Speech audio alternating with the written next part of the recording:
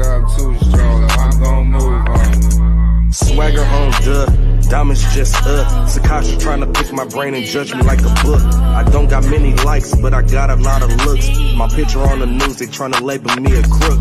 They say I do too much, I say I'm off the hook.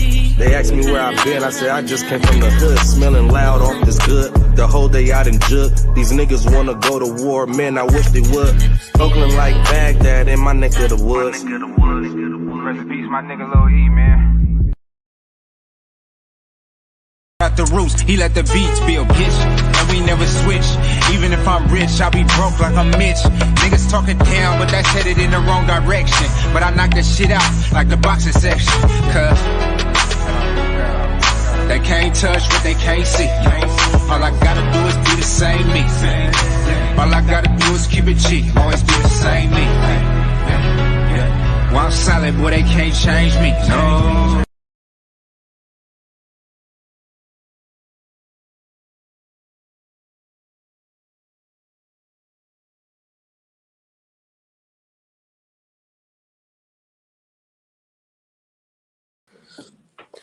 What's going on? What's going on, man? We live for the boxing section, man. Salute to everybody coming through here, man. Shalom, salute, man. Ross, what's up with it, man? Salute to you, my brother. Dre's finest. Rob Brown, salute to you, man. Yeah, man, we're gonna have a good time tonight, man. This gonna be a quick show. We ain't gonna be on too long tonight. Trying to get ready for the week. It's gonna be a real busy week this week. Leading up to getting ready for this Gervonta Davis fight.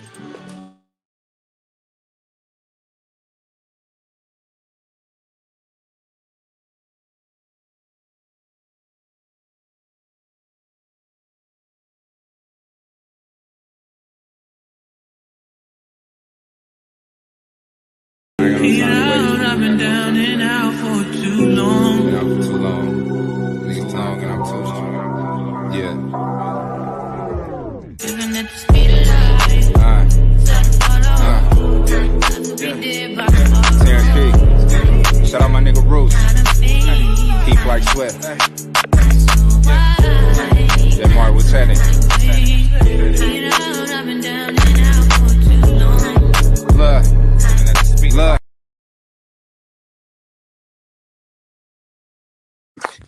Yes, sir, man. Shout out to my dog, man, Big Cletus, man. What's going on, man? What is going down? Highly anticipated. What's going on, big dog? My dog Jafar, man. What's going on? What's going on, man? 817 boxing. What's going on, big dog? How you feel, man? My dog, Big Cletus in the crib, man. Big Texas. What's going on? Oh, come on, Jafar. I did that last week, man. You weren't paying attention.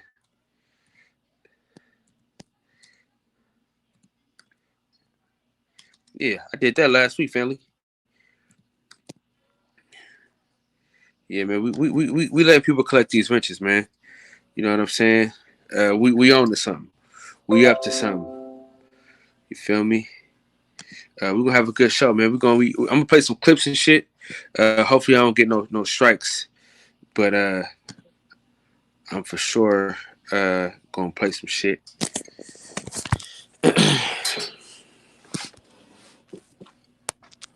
That's what we gonna do. Yes, sir. You know. I know you didn't recognize. I know you didn't realize.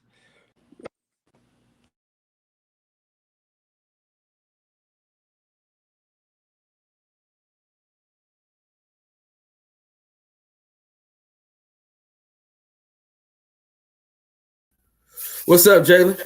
What's up with it?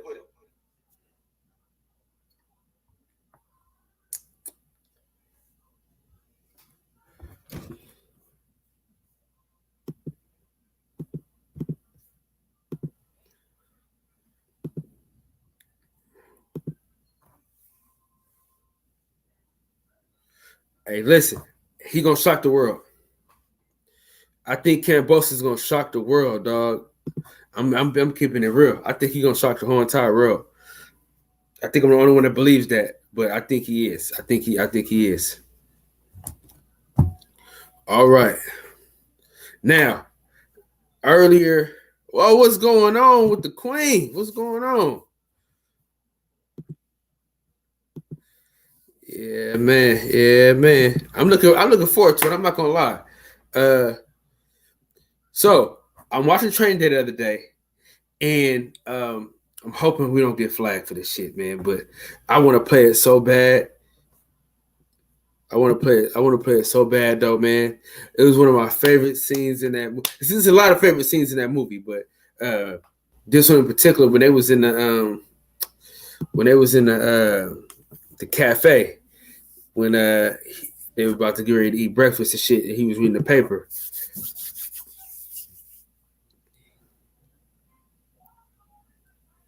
I don't know, man. I think he's gonna shock the world. If it ain't a good listen, I've been wrong before, but I've been right a lot.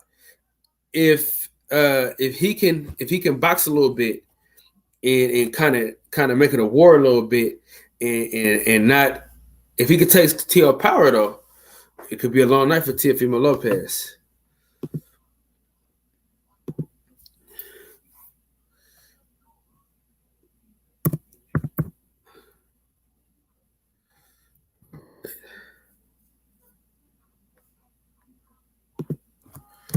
We're gonna do this right here because hopefully we don't get tagged for this. They don't hit us and shit.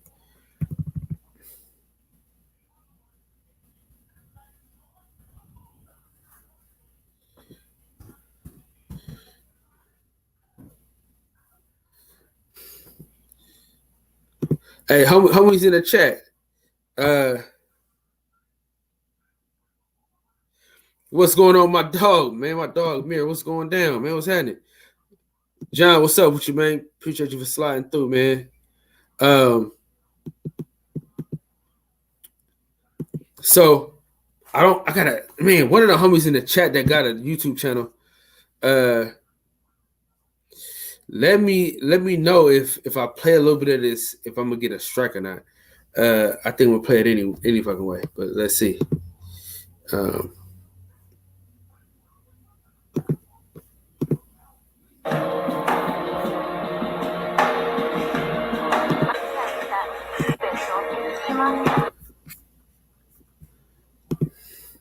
Yeah, so shout out to Netflix.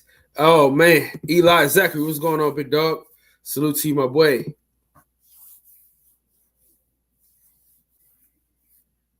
Nah, I ain't see it. Hold on. You know, every time we talk about JFL, I gotta catch it. Hold on.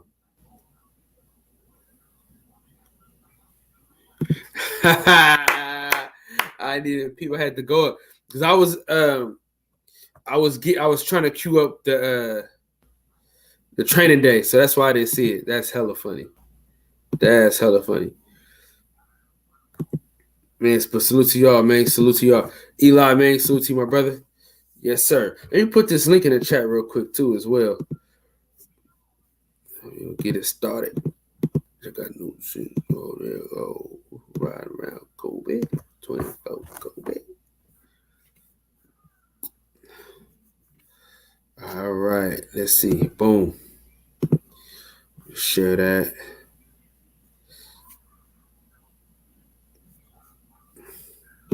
I'm gonna just do live. I'm gonna just do the commentary over it. I'm gonna just talk about the movie.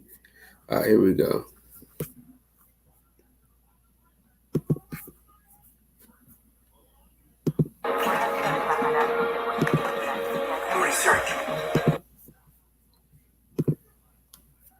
All right, so let me do this. Oh, that ain't gonna work. All right, so this is one of my favorite scenes, bro.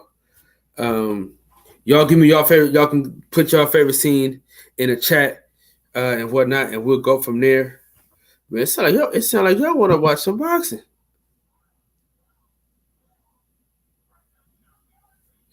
Oh, it's coming though. You know it's coming. You know that's coming. My boy in straight Street Fighter, man. What's going on?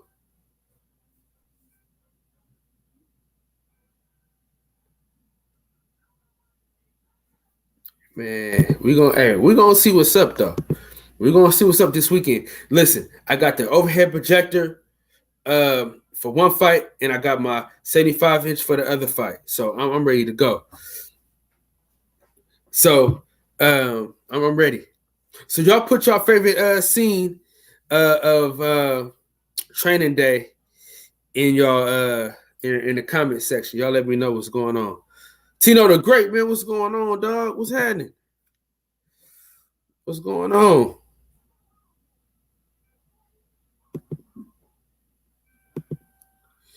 Yeah, y'all let me know what your favorite scene in training day was, man. We'll chop it up and talk about it. This is one of my favorite scenes, man.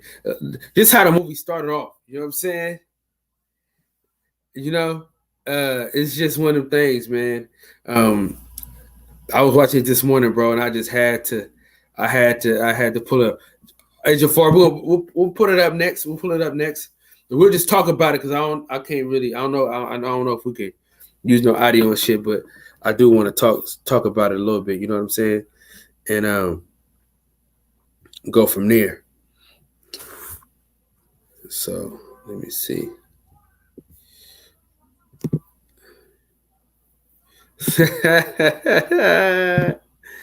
Well, you a fool, man. You a fool. John a fool, man. I need JFL to come on over here, man, so we can talk, talk about this movie and things like that, because it was for sure, a great movie.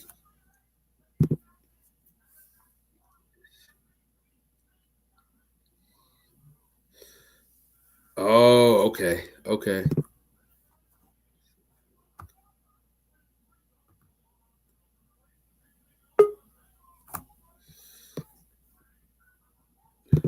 What's going on, OG? How you feeling? Favorite scene is when great, he man. How you doing, my brother? To his face and over him. Start him out. Oh yeah, okay. What'd you say?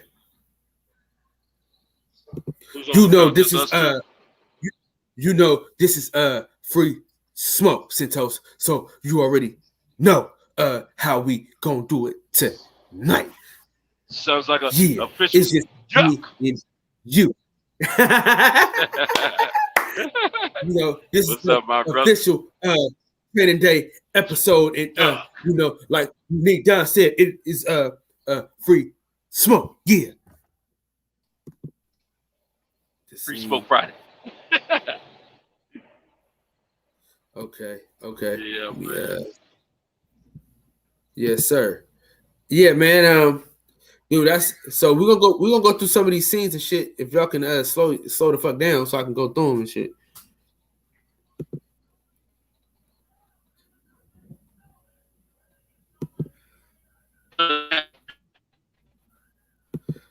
What's going on, Santos? Oh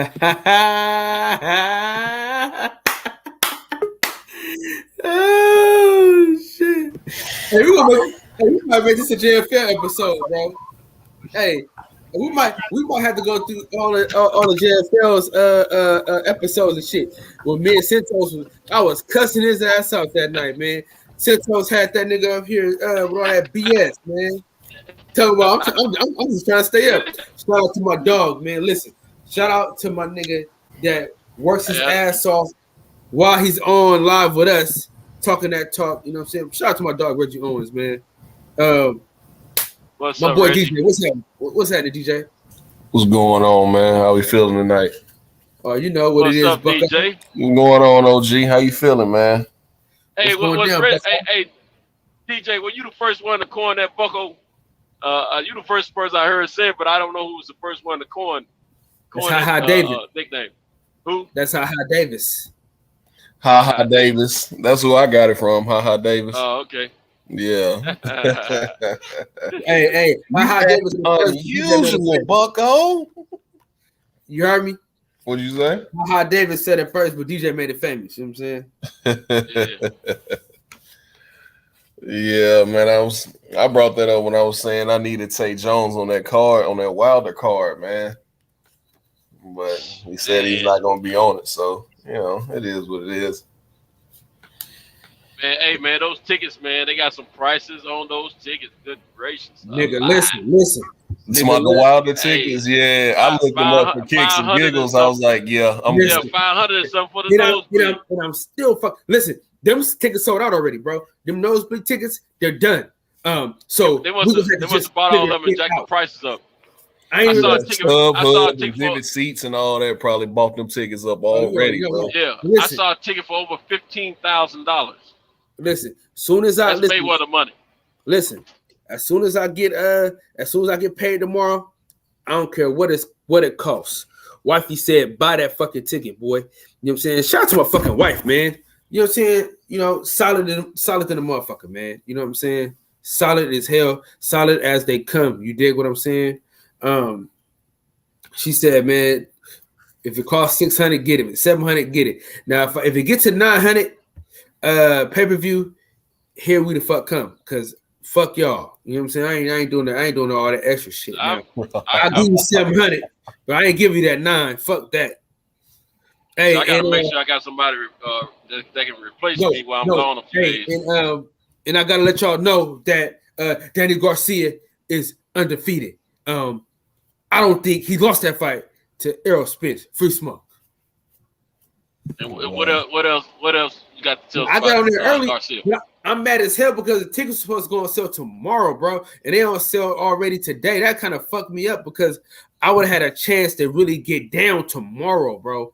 And I thought they were all capping about them almost being outsold. Right now as far as the pre-sale, because I didn't think the tickets were actually going to sell until like a month before the fight, like they did with Tank. And so they got them things out there priced already, man. I said, God, dog, they ain't it's fucking out of control, dude. It's fucking out of control. It's big business, man. Big business. That's why I hate man. But you got to think about it too, man. They got to compensate for reserving that Raider Stadium, bro. No, it ain't the Raiders Stadium, bro. I thought they said Allegiant Stadium. No, they did it first. They did it first, but they don't change the T-Mobile. Before they were talking about Joshua and Fury, when they were just talking about Fury and Wilder last year, it was the Allegiant Stadium. Now they don't switch it over to T-Mobile. I wish they would put in Allegiant Stadium. It might be a little bit cheaper on the tickets. My dog JB is in the crib. What's going on, JB? They can get more people in there. Okay, I'm about to share this. We're gonna look at these tickets and shit. We're gonna look at these. We're supposed to talk about movies and shit. Here y'all come talking about fucking boxing. It's fucking movie Monday and shit. I didn't know. I thought it was boxing night. No. Hell no, Santos. You know good goddamn well better.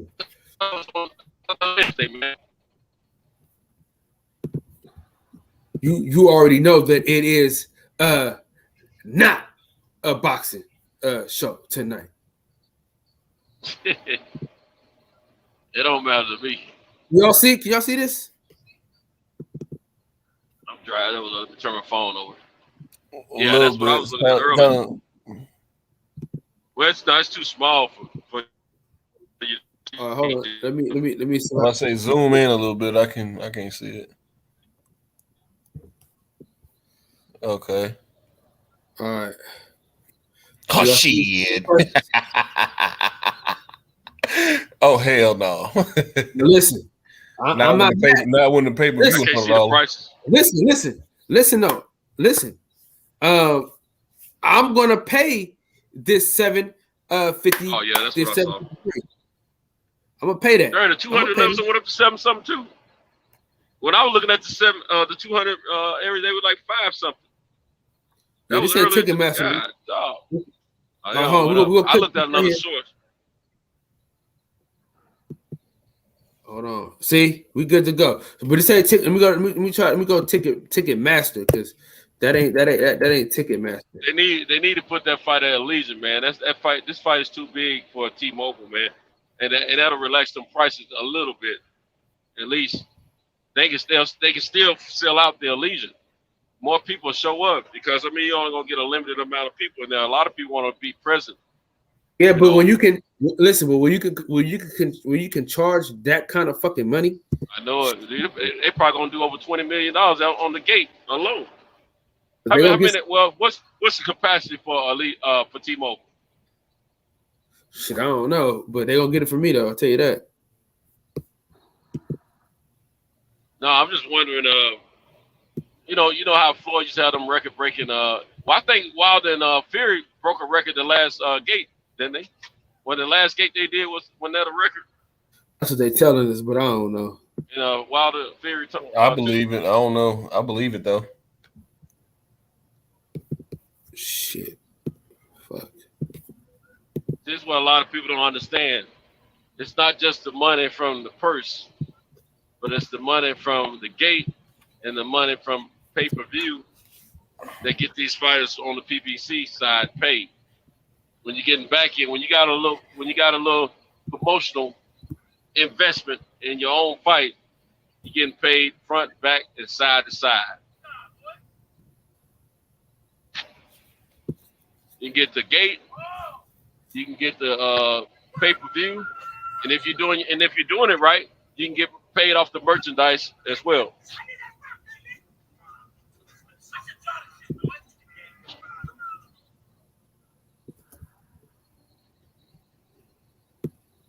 Let's see what's up.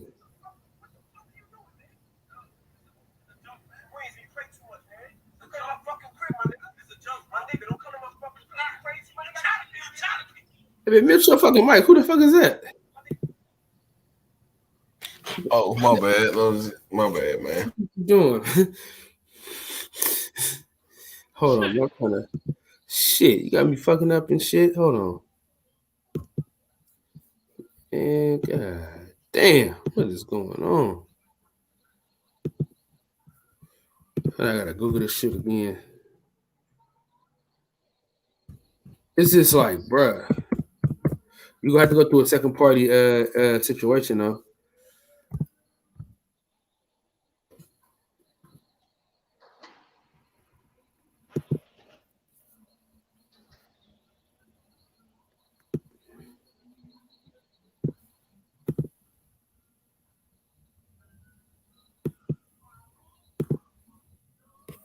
They saying they ain't even no damn event. What the hell is this?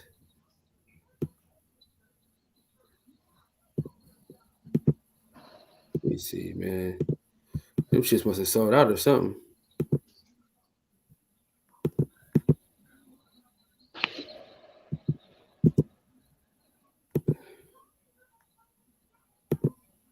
People won't give the man credit, but this is him. This Deontay Wilder commands this kind of a response nowadays. Since the fucking tickets are gone, man. You know who was that? Who was the first person he sold the Barclays out with? You know, that's his second home. This motherfucker, these tickets is gone. Look like they gone. Well, they said they were sold out. Hold on, man. Let me look at this T-Mobile and shit. No. Wait a minute. If you're in Ticketmaster or any other, if you click on a ticket and they go to process it and whatever the results come back at that point, it tells you if you can see available seats. 9 times out of 10, those tickets are available, even before they do a process. I went to T-Mobile, I think, and looked the prices up on their site yesterday rather.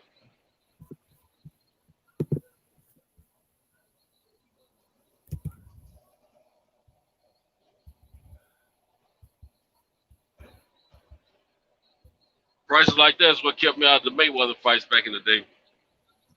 But I'm in a better financial situation now than I was then. Plus, since I don't have any bad habits like gambling, prostitution, drugs, or alcohol, which I didn't have those then, but I'm just saying I don't have these kind of habits. So I told myself I can afford to make this my habit. Now these fights. What the fuck? So they got these tickets ain't even on sale yet. They haven't gone on sale yet. What the hell website was I on? Hold on, man. Let me see this shit. It felt like I was on. You got Ticketmaster didn't show me any prices today, but at the same time, I wasn't able to pull it up on my account. No, on my account. Ticket Faster. How the fuck they get all these tickets and shit? Man, I'm gonna see tomorrow what's cracking, man. Hopefully Hopefully tomorrow, man, some shit can shake. Okay, she going. Okay, that was another second party website. Okay, fuck it. We good to go then. All right. Fuck you, Jago. Oh shit. All right, so we in good shape. God damn it, we might be okay. We might be all right tomorrow. Let's pray that we're gonna be all right tomorrow. I was hoping that the information was incorrect, but that's what I was seeing. What you saw. Oh, okay. Shout out to Reg. Thank God for Reggie Owens. He said Ticket Faster that's what tricked me today. Then Ticket Faster. Yeah, I ain't paid shit today. Hey, Reg, are you able to get some tickets from the box office at T-Mobile?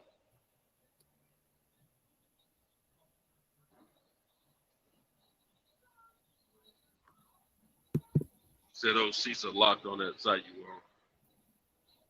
Hey, they could have bought them all and plan to resell them. You know how some of them organizations do. Listen, when them tickets go on sale tomorrow, I'm gonna have my money on deck in a see, because I was tripping. I got to hit Ted Jones and tell him I was on a fraud ass website because I was like, man, because they wanted you to buy 2 and shit. I'm like, man, I ain't finna buy 2 of these fucking tickets. So we good. I'm in good shape. If I can spend $500 to sit up top and look at Wilder, I'm cool with that. You know what I'm saying? I'm good with that. You know what I'm saying?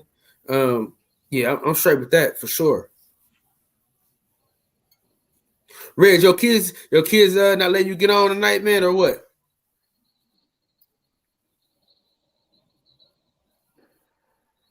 Hey, Deuce, I'm gonna let you cook. We gotta let Deuce Times get on here, man. Every time the Clippers win, I gotta give him his credit. Yeah. They don't tie it up. Yeah, they still gonna lose. I didn't see the game, but I saw the results a minute ago.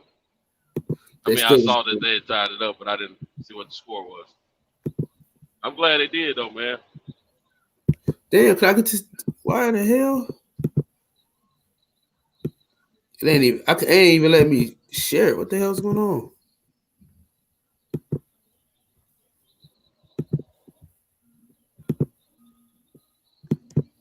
There we go.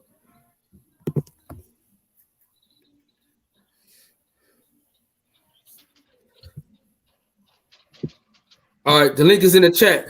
Okay. Hey, listen, Deuce, whenever you can get on, you know what I'm saying? I'm gonna let you get in. I'm getting close to my little bad area. Kai, when it cuts me off, you know how I do. I jump back on when I get to the other end of the highway. But right now, I'm cool.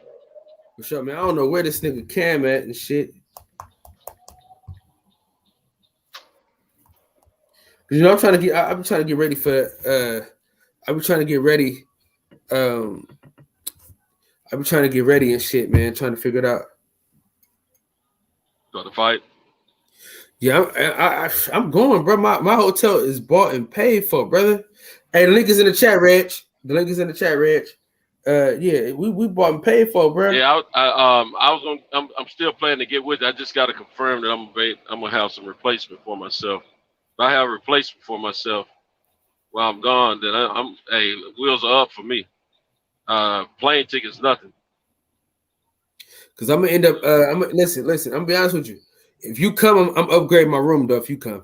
Yeah, that's right. I remember you telling me that. I don't want to tell you to do that until I know for sure. I might upgrade it any goddamn way. Shit, fuck it. Yeah, somebody gonna come at where he need a place to lay. Hey Jafar, that undercard is trash. I ain't gonna lie, bro.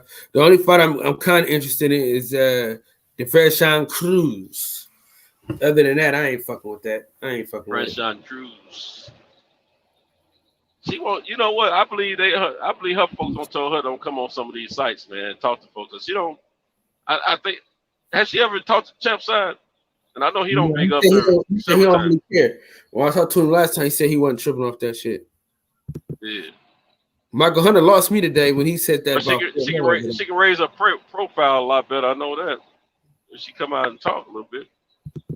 Yeah. Any of them can, you know.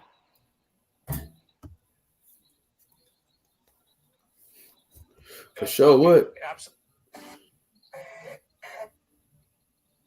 But you know, I noticed that the women with the higher profiles, they don't want to come out on these platforms too much. The ones with lesser profile, they'll jump on and talk.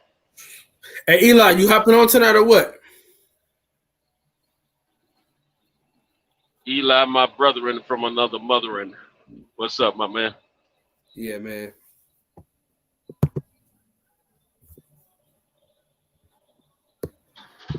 Let me take a peek at that chat before I get knocked off here. See what the goings on is. We got Reggie, we got Mir, we got what's the name? Yeah, President Jafar. No, I take it back. Robert Brown. Hitman is a friend of the show. He fighting. That's the other fight I'm interested in. That's the other fight I'm interested in. Shout out to Hitman. My bad. Yeah, Hitman. Shout out to everybody in the chat, man. I hadn't done my due diligence to say hello. Deshaun Brown, what up, my G? Pugilist, what's up, my G? John Lou Join. What up? Who's the co-main, Mir? Because I thought all I seen was all Mexicans. Now listen, I got some shit for y'all. I got some hot shit for y'all. I ain't gonna tell y'all who I'm. Shit. I told my nigga I wouldn't tell. Hold on. I ain't gonna tell this part. I'm tired of not being able to tell y'all niggas some shit, man. I'm tired of holding all these goddamn secrets in, man. I'm sort of secrecy though, you know what I'm saying?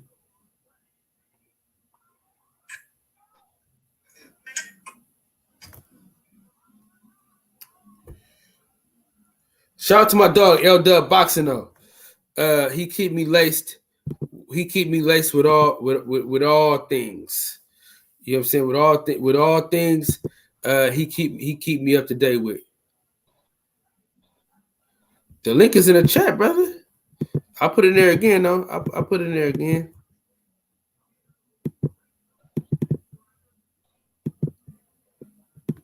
Here they go with this shit. They're gonna school me. Okay. Right. Since this is your fault. You and DJ, this is your fault, man. I was trying to talk about movies tonight, man, real quick. So Ugas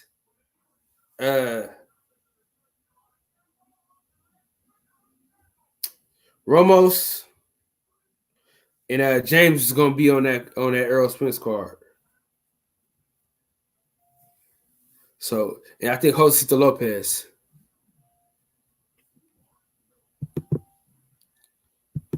I already dropped the link, so you can say whatever the fuck you want. You know what I'm saying? I don't really give a shit.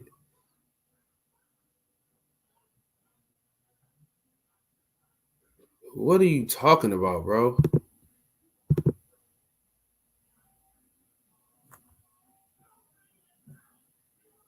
I don't even know who you are, fam. I don't even know who you are. Don't block them. Let these niggas talk. Let these niggas talk their shit, man. Fuck them. They're getting the algorithms up, so fuck them. I don't even know what he's talking about.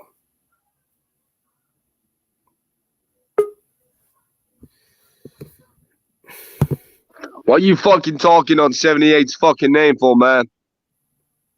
What are you talking about, bro? What you fucking talking about, bro? Why are you fucking disrespecting the family? Bro, what are you talking about, bro? You're in the WhatsApp group, man. Why are you fucking disrespecting the LDBC family, bro? Spreading your fucking false narratives. TBS, bro. Why you been lying on the fucking family, bro? Who raised you guys, man? Why you been lying on the family, bro? Bro, you're not even in the LDBC, bro. You're a troll, bro. It's good though. It's fine. You trolling, bro. You trolling the LDBC, bro. Okay, show your face. Show your fucking face. I can't see nothing, bro. Your camera's fucked. Okay. Who the fuck? These people are crazy, man. These people are crazy. These people are insane, bro. Hey, these dudes be on another planet. You know what I'm saying? I'm not H Money, you fucking idiot. This fucking guy, man. These fucking guys, man. Shout out to Jay Gibson, man. Shout out to Dump 88. Where these dudes come from, dog?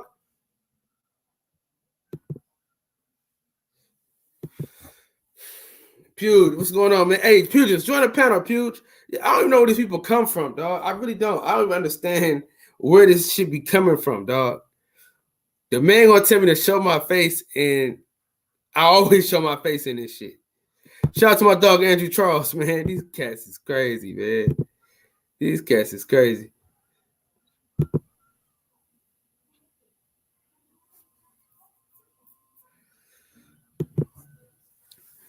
You know what I'm saying? Talking about the LDBC reject.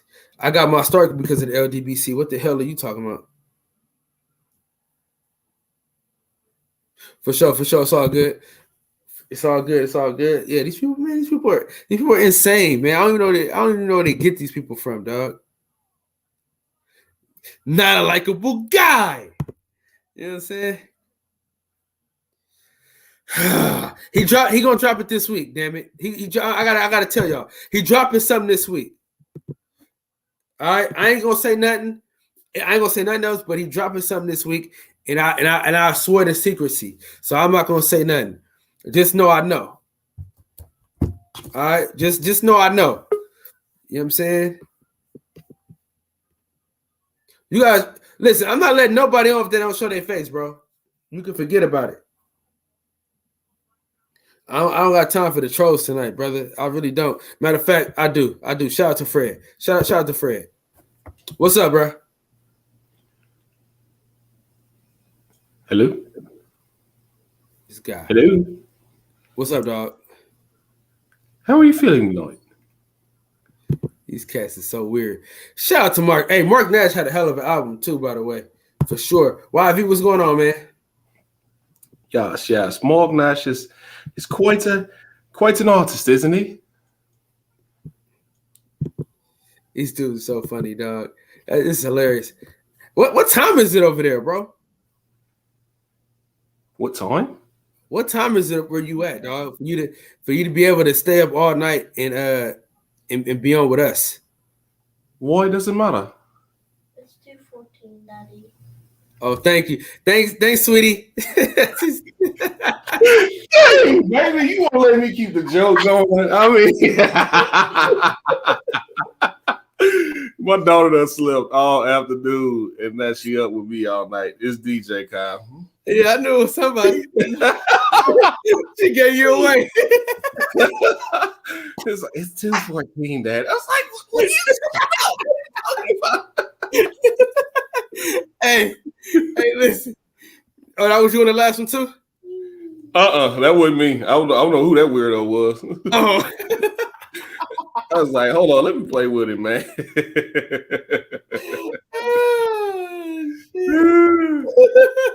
Let me get back right. Okay, is that better? Boy, she sold you up the river, boy. She always do. That's why I stay in trouble with her mama. Oh shit, boy, you sound I was like, yeah, and then we went to McDonald's. Oh, y'all did.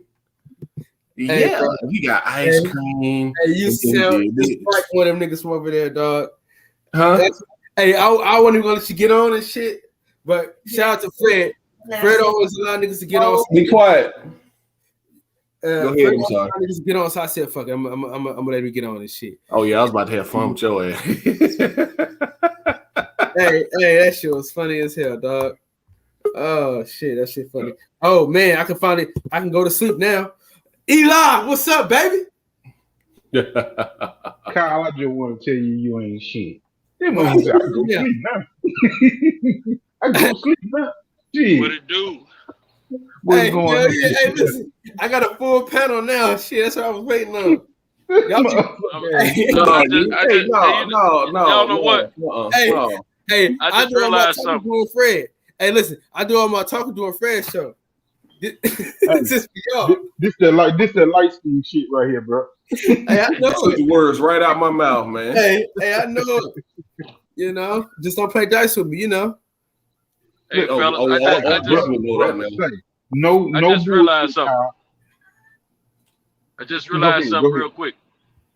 I just realized, man, after coming back, you know, getting on this better side of the highway, man, I'm in company of some of the best brothers I know. You dig what I'm saying? It's good stuff, man. Appreciate my that. panel, and what up to the chat. You know what I'm saying? I just wanted to get that off my heart, man. You know what I'm saying? Now, let it rip, Eli. That's solid, man. That's solid. We ain't gonna call right now. I'm gonna hold my shit in. Hey, check this out. This weekend, it was funny you talking about dice game. I went over my cousin's house and shit, right? Everybody came over.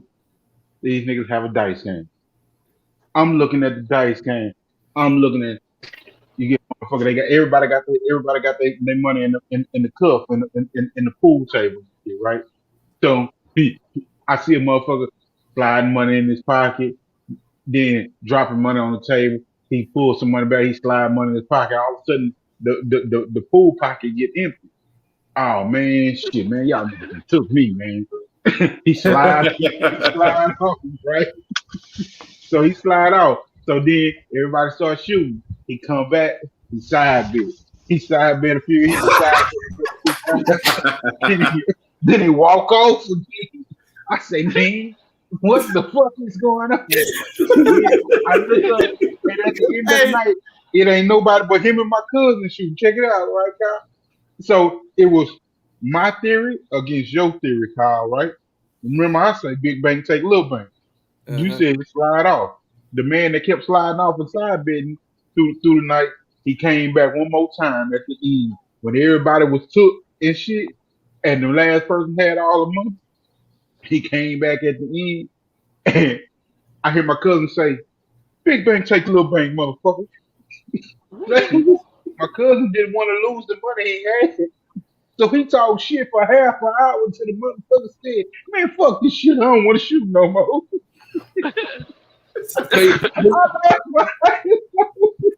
So he got up out of there with the money? He got up out of there with the money because he talked so much motherfucking shit for half an hour. He kept telling him, "Motherfucker, shoot 100 then, motherfucker. Motherfucker, shoot 200 then. Man, your sorry ass ain't trying to shoot." These motherfuckers talk shit for 30 minutes to the point where the man say, "Man, fuck this shit. I don't shoot no more." So he got. See, I told you, bro. I told you. You called. What I tell y'all? That nigga was watching the show, bro. No, it was my shit that won. It was the big bank take little bank. Keep raising the motherfucking bet up, man. Keep talking shit, and then they get frustrated and stop. Eli, I thought when you were talking on the phone, you said that you said. I thought when me and you were talking on the phone, Eli, you said that this cat had been hanging out there with Cal for about 2 weeks at dice game. Hey, the motherfucker had me laughing my ass off. Bro. And motherfucker, I seen the version of the person that I said down here, and I seen the version of the person that Kyle said. I said, look at this shit. This motherfucker keep putting a little bit of money in his pocket, keep walking off, and he come back, he side back. Hey, I say, oh, he finna disappear. But he got greedy. Who won all the money? Who won the money though? Them two both had money. But the one that was doing the talking all the side bit and shit, he thought he was gonna come back and get some more money off the dude that say big bank take little bank. But once our buddy started arguing with him for a half hour, shit, dude say, "Man, fuck this shit. I don't want to shoot no more." That's how he walked off with his money. I told you. You gotta cause a diversion. Listen, you have to cause a diversion to get the hell up out of there. But hold on real quick. I'm gonna do my final words and shit like that. Hey, listen, man. Shout out to everybody that came through. Hey, we're gonna keep it going. Nobody leave, man. Just me. You know what I'm saying? But shout out to everybody. Shout out to the panel. This we're gonna let Centos rock. I'm getting up early in the morning and I'm back on with y'all. You know what I'm saying? In the words of the great philosopher Lil E, I want y'all to breathe air and live life. You know, it's another one like the other one, same super hit. You know what I'm saying? I'm just taking a little break, but I'm right back with y'all. We're gonna have a fucking ball when I wake up. You know what I'm saying? When I get back up for work, I'm right back with y'all. So we're gonna do it like that. And appreciate everybody for coming through, man. We're gonna have a good time. We got Eli Zachary. You know what I'm saying? Shut the fuck up, Reg. Y'all make sure y'all niggas stay on. But if not, I'm gonna have my phone on a little bit, man, so I can be able to let niggas riding out on us right now with the money. so Kyle, let me ask you this before you go. Yeah. So what you think about your man's Keith Thurman claiming conspiracy as to why he didn't get that Floyd fight? Listen. I ain't fucking with Keith Thurman. Hey man, listen, a motherfucker gonna tell me, that's some sucker shit to talk shit and then sue. What the fuck else am I supposed to do? Why the fuck else wouldn't I sue a motherfucker that got money? He's a professional boxer. I'm gonna talk shit to his. I'm gonna tell him the same shit that I'm telling you. I'm gonna tell it to his face. You know what I'm saying? But I'm prepared for the outcome. You dig what I'm saying? I'm prepared. What's the outcome? Hey, let me ask you. Listen to what I'm saying. Whatever the outcome is going to be, I'm gonna be ready for it. You dig what I'm saying? I'm gonna stand on my square. You know what I'm saying? I ain't afraid of an ass whooping. You know what I'm saying? Let me ask you, are you gonna baby boy that motherfucker? Or are you gonna close your eye? Are you gonna pump your chin up like a motherfucking soldier? Or are you gonna close your eyes? Yeah, like a baby boy. hey, he gonna have to get the belt. He gonna have to get the belt. Cause I'm like this, I'm chinning up, nigga. You know what I'm saying? I'm gonna talk my shit. Listen, I'm gonna talk my shit. I'm gonna stand on my shit though. You feel what I'm saying? Listen. Oh, I don't know, Kyle. Me and you different, dog. I think it's a couple of them I can whoop, man. I was just about to say that, DJ. I think it's a couple of them I can whoop, dog. Like, that's what I'm saying, though, DJ. If you hit the nigga back, it's no longer a lawsuit. But if you get fired or you fall to the floor and you roll around a little bit, money is yours. So what I'm saying is, whatever the outcome is, I'm willing to face it. See, H Money, he ain't went nowhere. He ain't going nowhere. I'm going to fights. I'm going everywhere. You know what I'm saying? So you might see me, but what I'm saying is H Money ain't nowhere where you can see him. You know what I'm saying? So you ain't gonna run into H Money. You'll run into me. You know what I'm saying? So hey, it is what it is. But I'm gonna stand on my.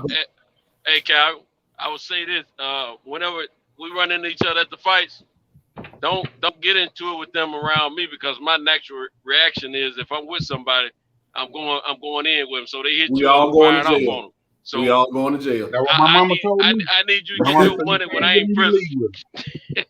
I can't watch you go out like that. Then nah, nigga, no. You mind your fucking business, Santos. Walk your ass off there. That nigga said, don't mess my butt up.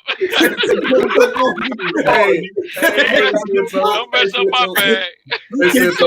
Don't block his blessing. What's wrong with you? Some awesome, man. My natural instinct. Your natural instinct to get your ass out of here, nigga. Well, Kyle, I'm glad you said something, because we all going to jail. Hey, listen. You know what I want y'all niggas to do? I want your natural instincts to pick me up off the fucking floor. That's all I want y'all niggas to do, because I'm falling the fuck out. You know what I'm saying? Y'all make sure listen, DJ, you film it. Santos, you pick my ass up, or vice versa. DJ, you pick me up. Santos, you record the shit. You know what I mean? I can say it's like it's a car wreck. Hey, gonna fall out like it's a car wreck. Hey, listen. Listen. H Money talking crazy to Deontay Wilder. You know what I'm saying? That's an instant death wish. You know what's gonna happen to him. Hey, he gotta watch out for Marcellus. That's who he gotta watch. Facts. I was right out my mouth. I was like, he don't know. He was straight. He forgot Deontay got brothers. Listen, Marcellus ain't playing. The amount. Listen, though, the amount of shit that H Money be. I don't really get disrespectful. Keep them. I just tell you I don't like the motherfucker. You know what I'm saying? I don't know if I called him a bitch before, but I don't really call him a bitch that much. H Money is an habitual bitch sayer. Like, he's called him in a bitch so many times. You know what I'm saying? I damn near thought that was his name. You know what I'm saying? It's like, bruh. He gonna snatch the man chain off.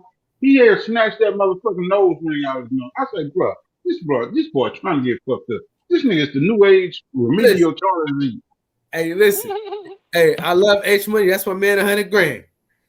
Man, y'all, come on. Let's keep it a buck, man. We know what time it is. H Money is building his channel, man, building his profile, man. Hey, you gotta love it. 100% mean You gotta all love that, it. man. But see, this is what I always tell people though, bro. One day you're gonna have to stand on the shit you say. You know what I'm saying? And I'm willing to stand on the shit that I say. You know what I'm saying? Because an ass whooping ain't never hurt nobody. You know what I'm saying? I done got my ass whooped before. Fuck it. But let me ask you this, Cal. Hey, listen, hold on real quick. But the ass whoopers that I got, they didn't come attached with a settlement.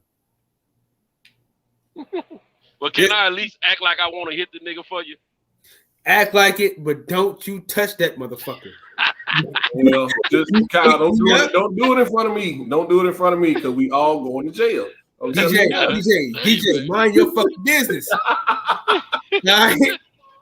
Listen, I'm gonna get. Listen. Hey. If the settlement, listen, I only want 350,000, and I'm gonna give y'all niggas 25,000 each to shut the fuck up. Okay, nigga, I'm gonna let him hit you then. I'm gonna let him hit you for that. Then I'm gonna let him hit you. And we'll just count the money up afterwards. Hey, listen, because the settlement gonna be 350,000. I'm telling you, I'm gonna sell out of court for 350,000. He got it. Ain't no him to pay me. You know what I'm saying? Hey. Wait a minute, hold on. DJ gonna hit him and fuck up the bag. Kyle gonna jump off the ground and jump on DJ back. Hey, listen, I'm a block DJ from my channel, from my Instagram, from my MySpace, my Mucko Space, my Facebook. You know what I'm saying? Just made me think, man. I just but goddamn, that motherfucker went back to MySpace. Hey, I'm gonna tell you, I just did some quick figuring, man. I got it all messed up. I just did some quick figuring, man. After he hit you, man, I'm gonna jump in the face like I'm gonna hit him, and I'm gonna let him knock me out too. And I'm gonna say, "Hey, listen, we in the money, we in the money, nigga." Hey, look, DJ, you motherfuckers gonna be out there flopping like LeBron. That motherfucker gonna be out there flopping like LeBron. Oh shit. Hey, listen. Man, I'm tell my jaw loose and everything. I'm gonna tell you all the facts, right? When I used to hoop, right? At Job Corps, shout out to Church out in Job Corps, right? Niggas, teams we played used to get hella mad because I used to fake, man, nigga. I used to fall all over the goddamn place, bro. And I'm a good actor, nigga. I went to school for acting. He's a flopper. Man, flop, city. But see, my shit was realistic though. You know what I'm saying? My shit was so realistic that it was viable. And the motherfuckers was like, man, you need a fucking Oscar, man. This nigga, nigga walk up to me and be like, bro, I don't know how the fuck you just did this shit.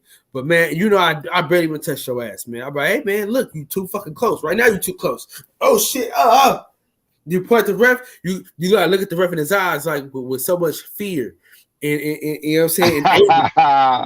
The motherfucker gonna call a foul on him every time. Man, I fouled out like so I played small forward. It might not look like it, but that's how I play big. Right? Boy, you was an extra small forward. Nigga, but I had heart though, nigga. I'm like Dennis Rodman out here in these streets, nigga. So basically, I'm posting up on the big dudes, right? Up here with the up, you know what I'm saying?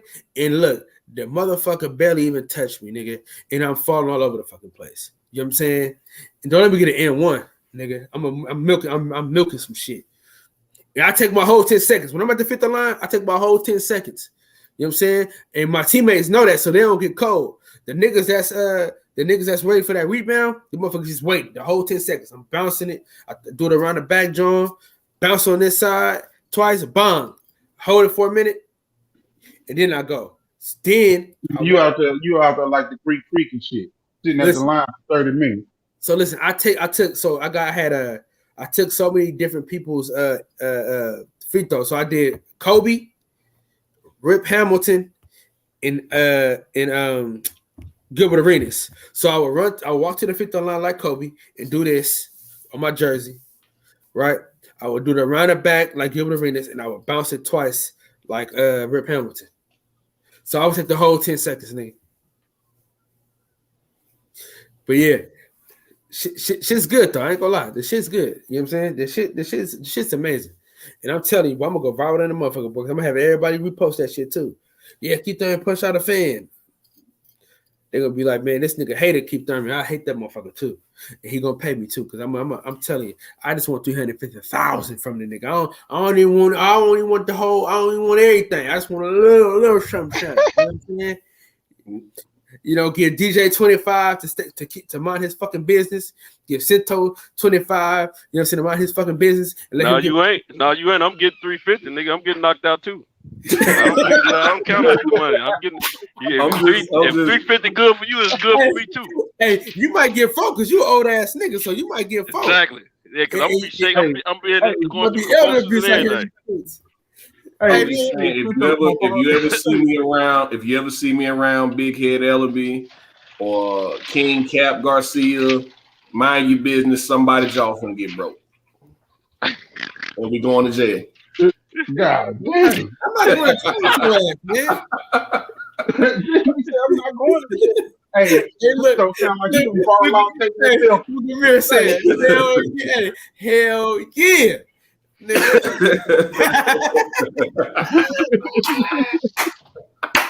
Hey, don't fall out just like you. Hey, the players gonna fall out with me with phone and hey, listen. Me and the nigga Sento's gonna be hugging each other on our way down and shit. Hey, I'm gonna be following Cal around the whole. I'm gonna follow him around the whole stadium. Hey, what a nigga keep Thurman. I'm gonna look to keep Thurman ass too. Yeah, I'm definitely gonna be. Hey, Cal, I see that. They gonna keep over there. Let's act like we want to interview. I'm gonna tell you straight up. I'm gonna say, how does it feel? Yeah. What's up? This your man Kyle in the boxing section, TBS. I'm here with this bitch ass nigga Keith Thurman. This fucking bum. Ducking ass Keith Thurman. Hey, how's it going, Keith? Hey man, doing you been? Fuck you. Bang. I'm gonna curl up in the fetal position, everything. Well, I'm gonna say this though. The way Bomac did Fred one time in one of his interviews, we just walked up and grabbed him. I'm telling you now, I'm turning around, I'm hitting you with the camera. Listen, Fred missed on a lot of money because he could have sued a lot of motherfuckers. Right. Because that Kenny Porter shit, I told him some years ago when we was talking about it. I said, nigga, you better than me. I'd have fell the fuck out. Boy, he'd have touched me, nigga. All them cameras, nigga, I'd have fell the fuck out. Boy, I'd have fell out. Boy, I'd have been twitching and shit, nigga. The whole shit, nigga. I'd have felt the seizure the whole nine, nigga. Nigga, boy. No, not twitching now. Look. We'll say the muff excited a seizure from my ass. Hey, listen. You know you gotta do the quick when people have listen. Well, cause see, I work in the hospital, so I know what it look like when niggas have seizures. So, nigga, all you gotta do is cock that mouth to the side, and nigga fall out. Kyle, you ain't shit. Oh shit! He falls. Oh shit, nigga, and it's gonna look so bad on camera, my nigga. It's gonna look so bad on camera. They gonna look so bad. The professional boxer knocks out a fan and puts me to a seizure. Nigga, I'm milking the face. I'm getting in the ambulance, nigga. Now I'm going to the doctor, nigga. You do on yourself a little bit. I'm pissing on myself, shit, whatever it takes, nigga, to get that bread, nigga. I'm getting that bag, nigga. On everything, nigga. I'm getting that cougar. Hey, you got to take this live stream down after we finish talking because this is Hey, man. You better take this shit down. Well, this straight evidence. Hey, Mir. Hey, Mir. I'm getting that cougar sitting on wires. You know what I'm saying? Vogues. Bitch, not missing the tires. I'm telling you, nigga. I'm telling you, Mir. I'm getting that cougar, nigga. Deck the fuck out. Drop top cougar after he get done. Well, after I get done with the nigga. You know what I'm saying? I'm suing his ass. I'm suing the fuck out that boy. He hit me. I'm suing the fuck out.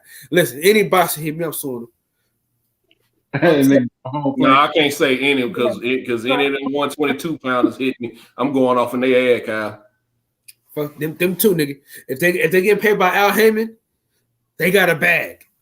You know what I'm saying? Top rank, I might have to square up with a nigga. You know what I'm saying? Top rank, you might have to square up with a nigga. You know what I'm saying? Because they ain't getting chicken like that. PBC, oh shit.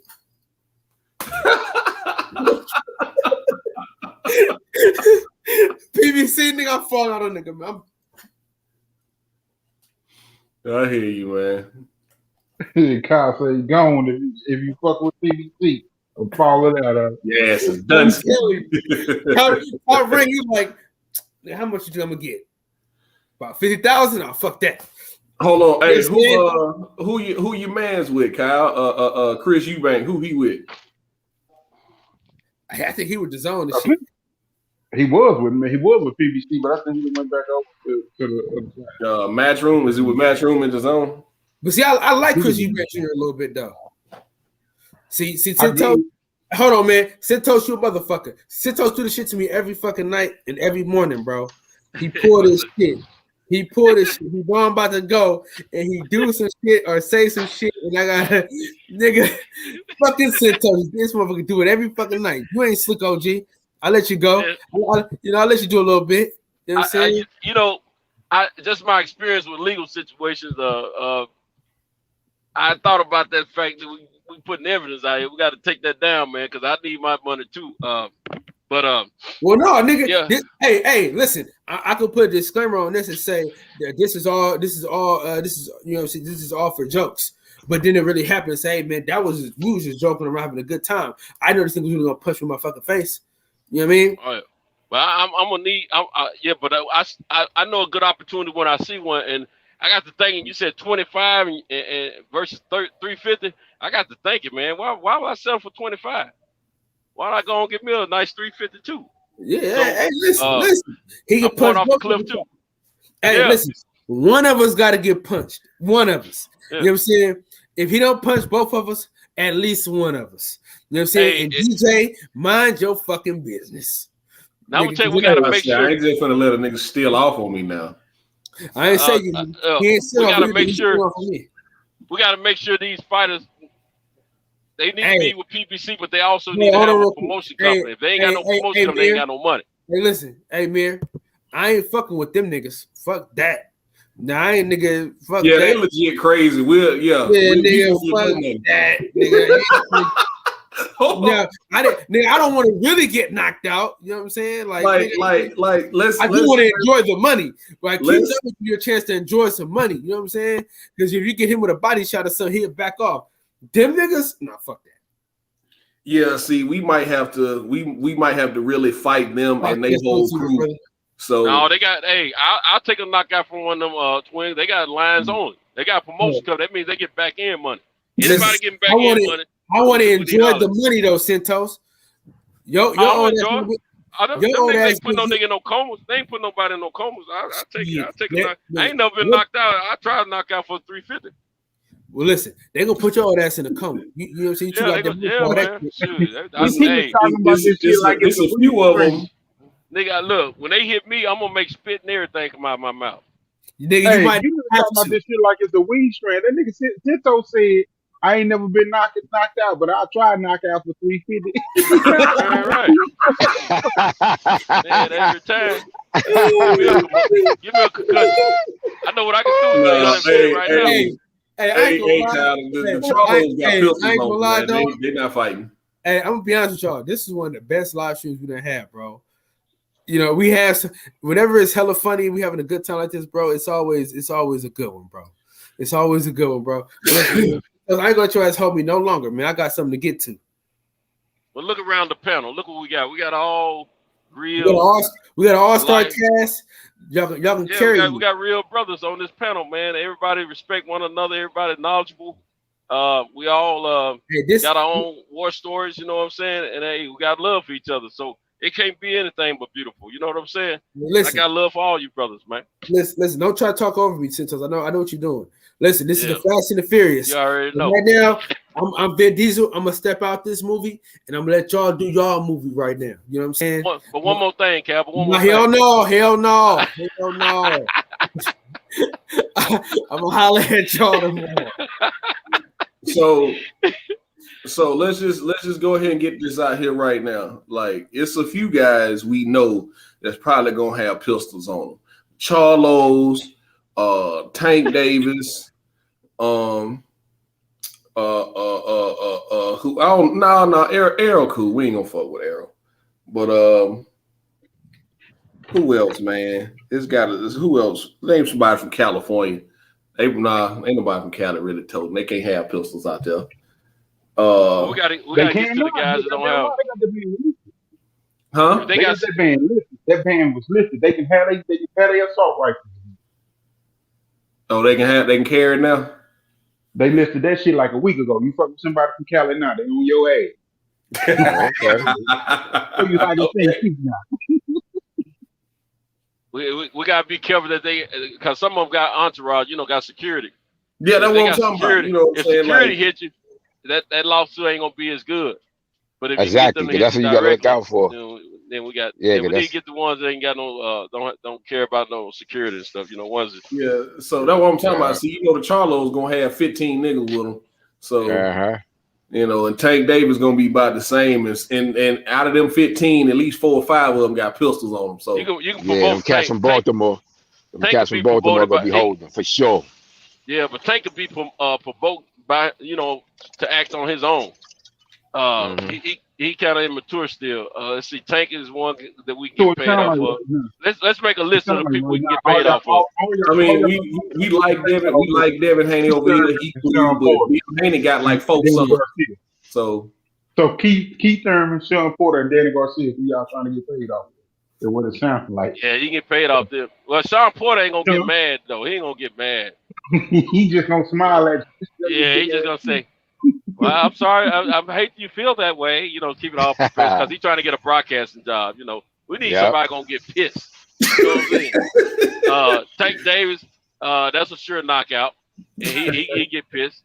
I'll take 350. Let's see. I ain't messing with Wilder. I want to live to see the next day. And he's taller than I am. Let's see. Yeah, because he ain't gonna fight you. You gonna have to fight his brother. So yeah, Marcel's crazy. Marcel's straight nigga, man. I ain't messing with him. Hey, if a nigga ain't got no money, he ain't got nothing to lose. You see what I'm saying? So I mean, he a pro boxer. Now he a pro boxer too. I think he a cruiserweight. Yeah, I know, but he ain't but he ain't got his brother. He ain't got his brother money though. No, he ain't getting that money, so he don't care. He still don't care. You know what I'm saying? Shout out to Marcellus though. He real dude, man. I like all them Wilders, man. I ain't copping out. I ain't no chump or nothing. But I just see the potential. I can't make no money off of it. You know what I'm saying? Yeah. So let's see. I'm stuck on Tank. Let's see. Who else would we can trick? The Charlos, we put them in it. We can. No. Tank gonna have some gorillas with him because he learned it from Floyd. He gonna have some gorilla security. True that, but you can say something directly to him and piss him off enough to provoke him though, because Tank don't reacted before. But it might be difficult now. He on a little different level now than what he was financially. But the Charlos, they can definitely be provoked. I know they Leos. I know how them Leos are, man. You can trick them into especially Jamel. Jamel will go off. Yeah, especially Jamel. Yeah, Jamel, he wild style kid. Jamel a dog, man. So he wild style. See, anytime a nigga keep his head cocked one way or the other, all the time, no matter if he's giving an interview or he's hollering at a gal, or if he just chopping up with some brothers, that nigga that'll go off on you in a heartbeat. Yeah, it's like that. He keeps his head cocked to the side, So it's like that. It's like that with them twins, though. You always got them when you got twins. You always got one good twin. You got one evil twin. And Jamel is the evil. Exactly. And Jamel is the evil twin. Because I just finished dating a twin. The one I dated was the good twin. Her sister, I grew up with them. Her sister was the evil twin. So every twins I know is like that. You got that one good twin, like the good witch of the east, and you got that badass evil twin. And Jamel is that evil twin. That's why motherfucker always looking to fight and shit. Always. He always looking to pop off. They got that evil streak in them. Now, see, the other side of that, man, we had some twins here. The good one ended up getting killed because the bad one got into it with some guys, and they saw him at the stove, and they thought it was the other twin, and the good one ended up getting killed. Yeah. That's happened up here too. Yeah, that's happened up around my way too. Yeah, the mistake, them identical twins like that. Mm-hmm. But you always got that one with that harsh, evil, more gritty streak, and then you got that one that's more friendly, more the softer one of the two. Always. And shit. And that's Jamel. He that one. Hey, always. I know y'all sound like some gold diggers waiting for the knockout. You know them girls that be shit. Her flying for the knockout, right? The girls at the basketball games. Yeah, exactly. The girls at the basketball game. Word, all the basketball games and shit. That's crazy. But yeah, man. Yeah, Kyle funny as hell with that shit though. I see he took all that shit about Keith Thurman. He come across, but Keith Thurman ain't gonna do. He wouldn't do. I wouldn't see Keith Thurman doing nothing. Especially now. Smart, man. He ain't gonna do yeah, he too ain't smart Keith now. Thurman from Florida? Ain't Keith Thurman from Florida? I don't know. Yeah, he used to be like that, but you know, his life's different now. His life's different now. I'm motherfucker married and shit. He done had a little success in his career, and he got that potential. Yeah, he got that potential. He's buying for a broadcasting job, just like there you go. That's what I was just about to say. Porter too. Yeah, they're looking for their life after boxing, man. Because he knows his mouthpiece is his check after boxing. He knows that. Hell yeah. Because they could get that. They could get that money, just like Paulie. Just like Paulie Malignaggi. You see, Paulie got that job. Now I know Paulie personally. Like Paulie, I know Paulie. Paulie was one of my little proteges in the gym when I was fighting the shit. And it's crazy because, you know, I never, because there was a lot of kids, man, that he came up with. That was around that time when they was competing together in the Golden Gloves and the Metros and all that shit up here. And you know, I out of all of them, he ended up getting that position a little higher than all of them. Some of them other guys was far more talented than him. You understand what I'm saying? But one thing Paulie had, he always had that goddamn mouth. He could always talk. And he always could talk, and that's why he in the position he in. You understand what I'm saying? So yeah, them guys looking for that job after, man. That job after boxing. I'm actually cool with Paulie, man. I like Paulie, man. I you know, sometimes we say some things we probably shouldn't say, but I like Paulie. I like his knowledge. Outside of the Wilder issue, he was the most credible person on that desk for those fights, man. Not the, you know, take the Wilder thing away. But all the other fights, man, when they got rid of Antonio Tarver and they replaced him with the others, you know, they both were named Magic Man. When they replaced one Magic Man for the other, they both had mouthpieces on. They both were very knowledgeable about the sport of boxing, and they had experience, and they both were former champions. So a lot of stuff they said and talked about, and they both quick tongue. You know, they quick tongue. You know, they respond real quick and talk fast. They knew what they were talking about. You know what I'm saying? Most of everything they were saying. So I like that credibility that they brought to the desk. And but I wish the situation had went the way it did for him. But he's on the best. I got a feeling that he might end up somewhere, maybe even with his own or Matchroom or something like that. You know, doing some things. But I actually communicate with Paulie directly, but not all the time. But every now and then, you know, I actually had some communication with him yesterday. You know what's funny though?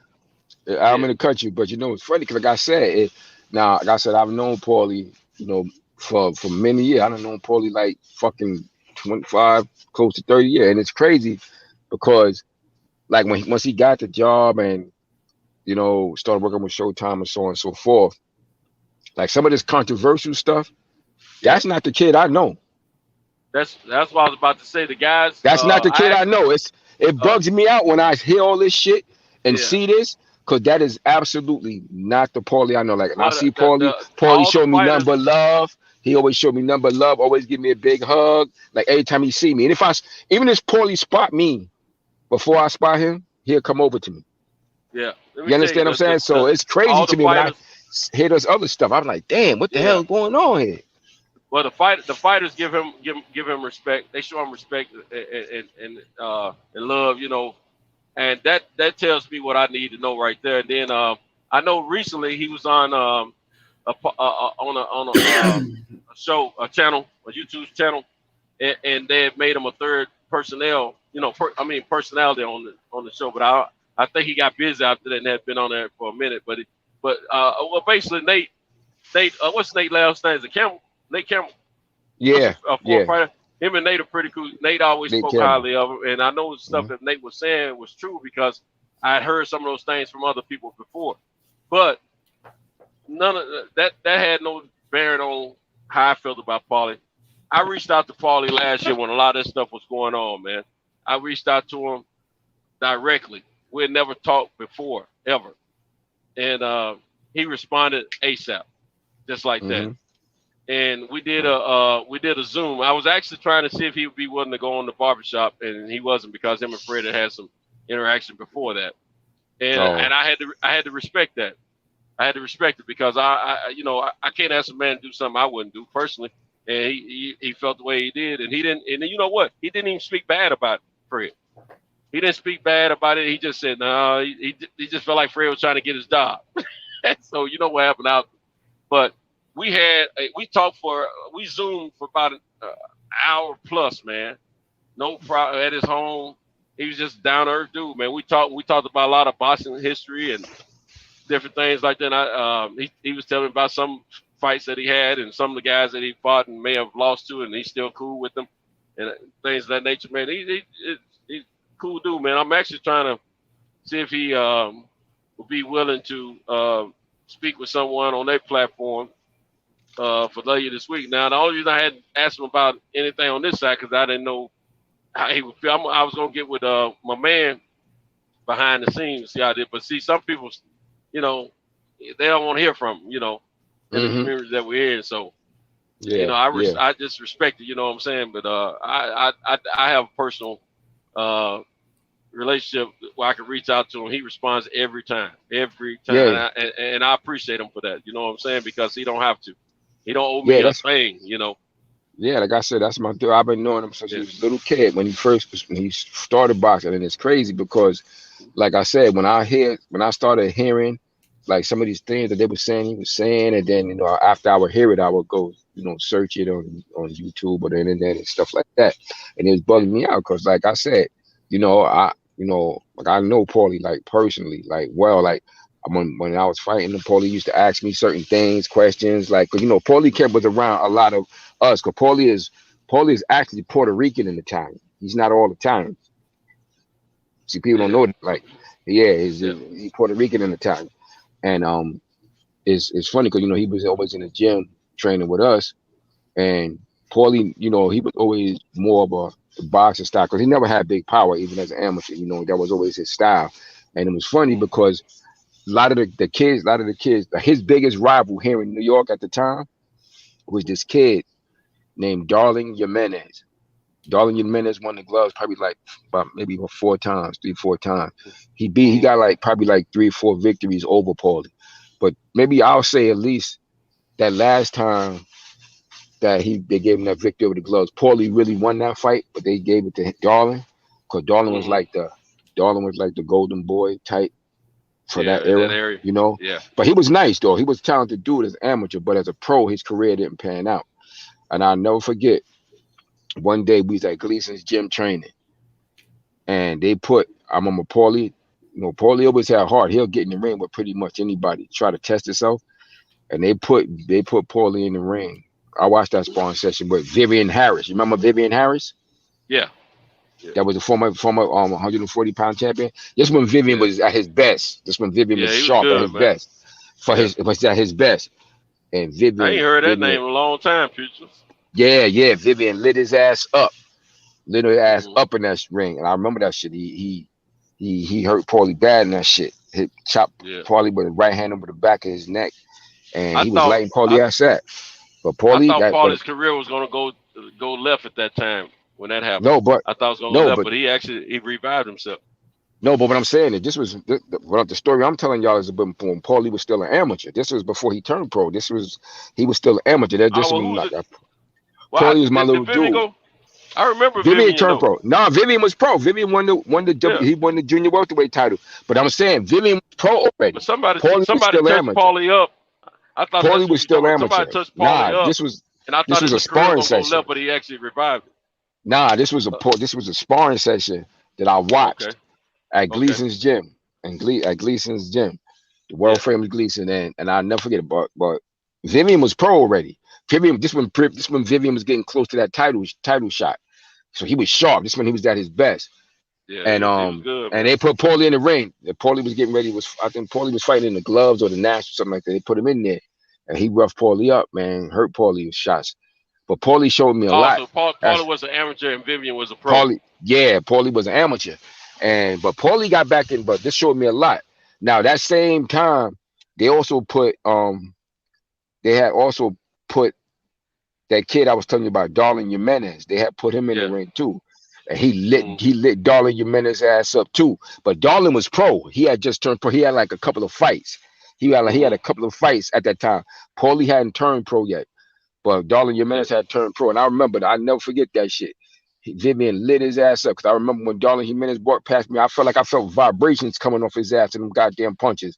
When he walked past me, that motherfucker was vibrating from all the punches Vivian was putting on his ass.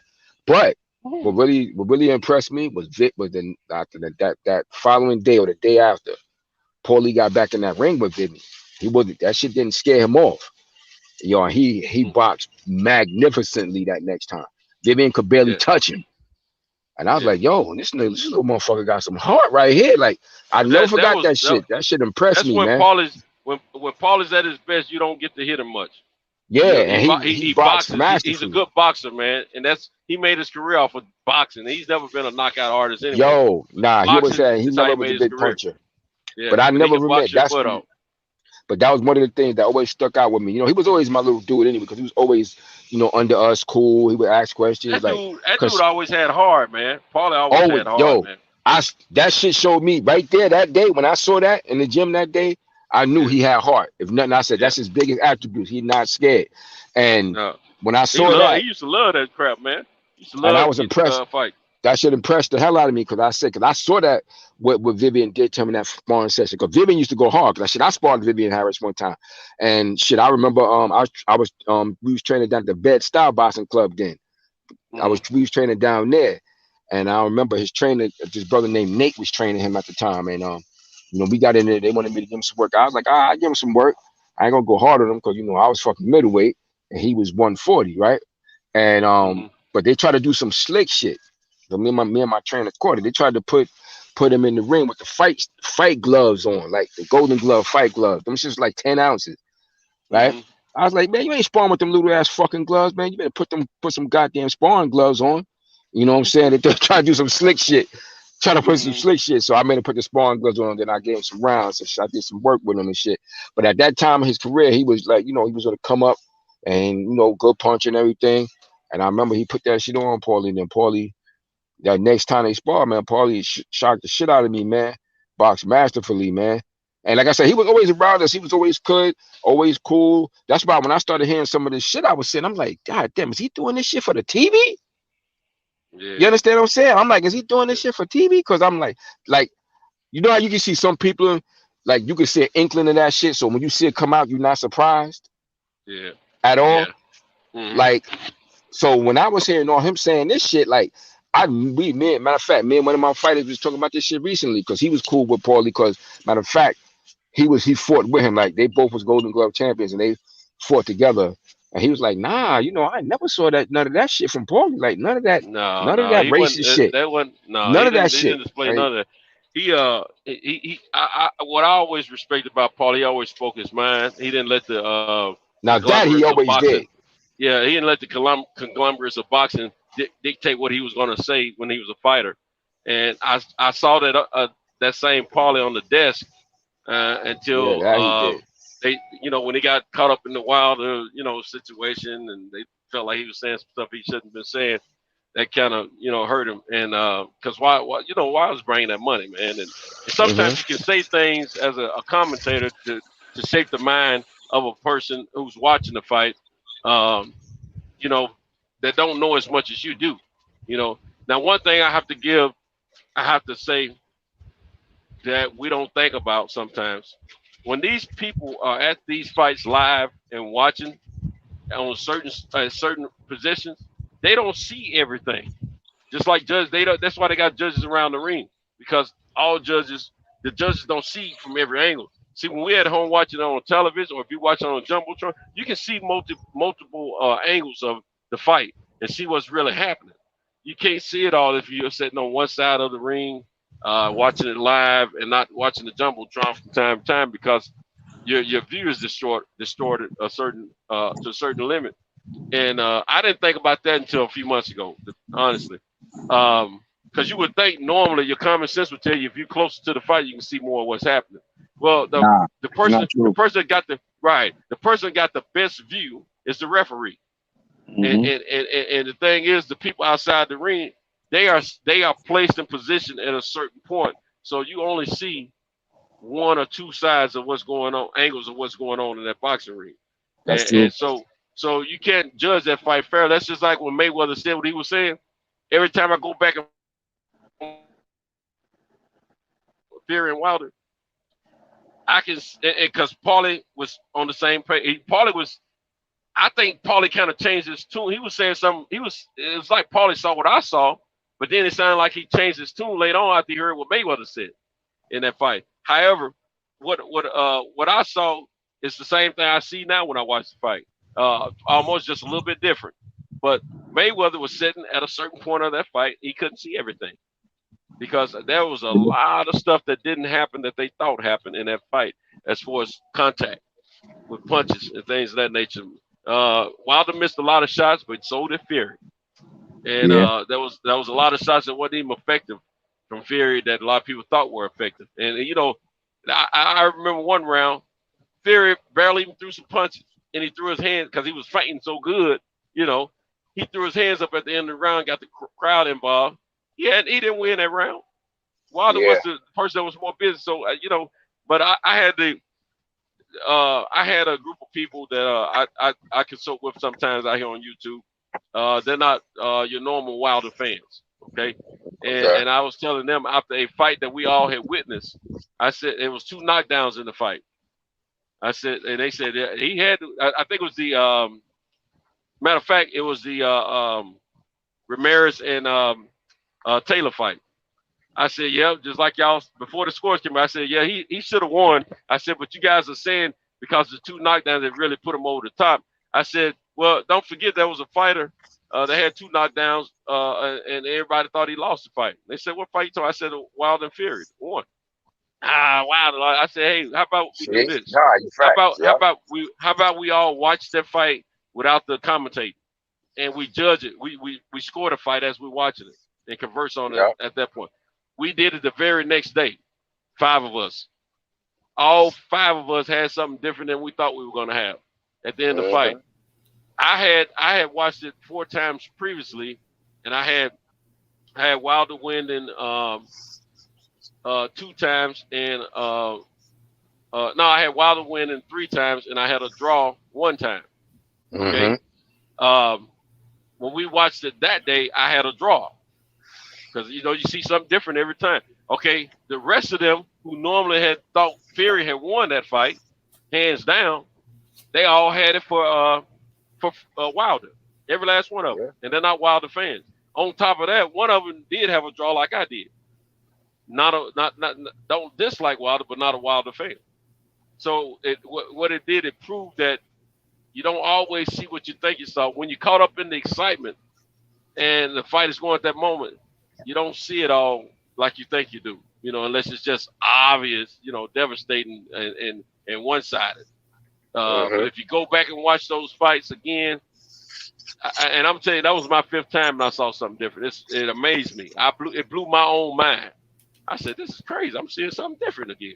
So if you watch, I'm gonna tell you, the second fight with Wilder and Fury, I went back and watched that. I've watched that 2 or 3 more times since the first time.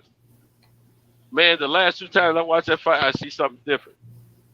After that last time watching that fight, I am convinced that as long as Wilder is healthy as he entered that ring, that's going to be a way different outcome of that fight. Because what I saw is a wounded soldier when he entered that ring. He was already messed up. And he did not it looked bad because of the blood and the wobbleness. He didn't have his legs and his mouth all bloody, his ear bleeding. It looked super bad because he wasn't blocking shots like you wanted to, and he wasn't giving shots like you wanted to. He didn't get beat down as bad as I thought he did.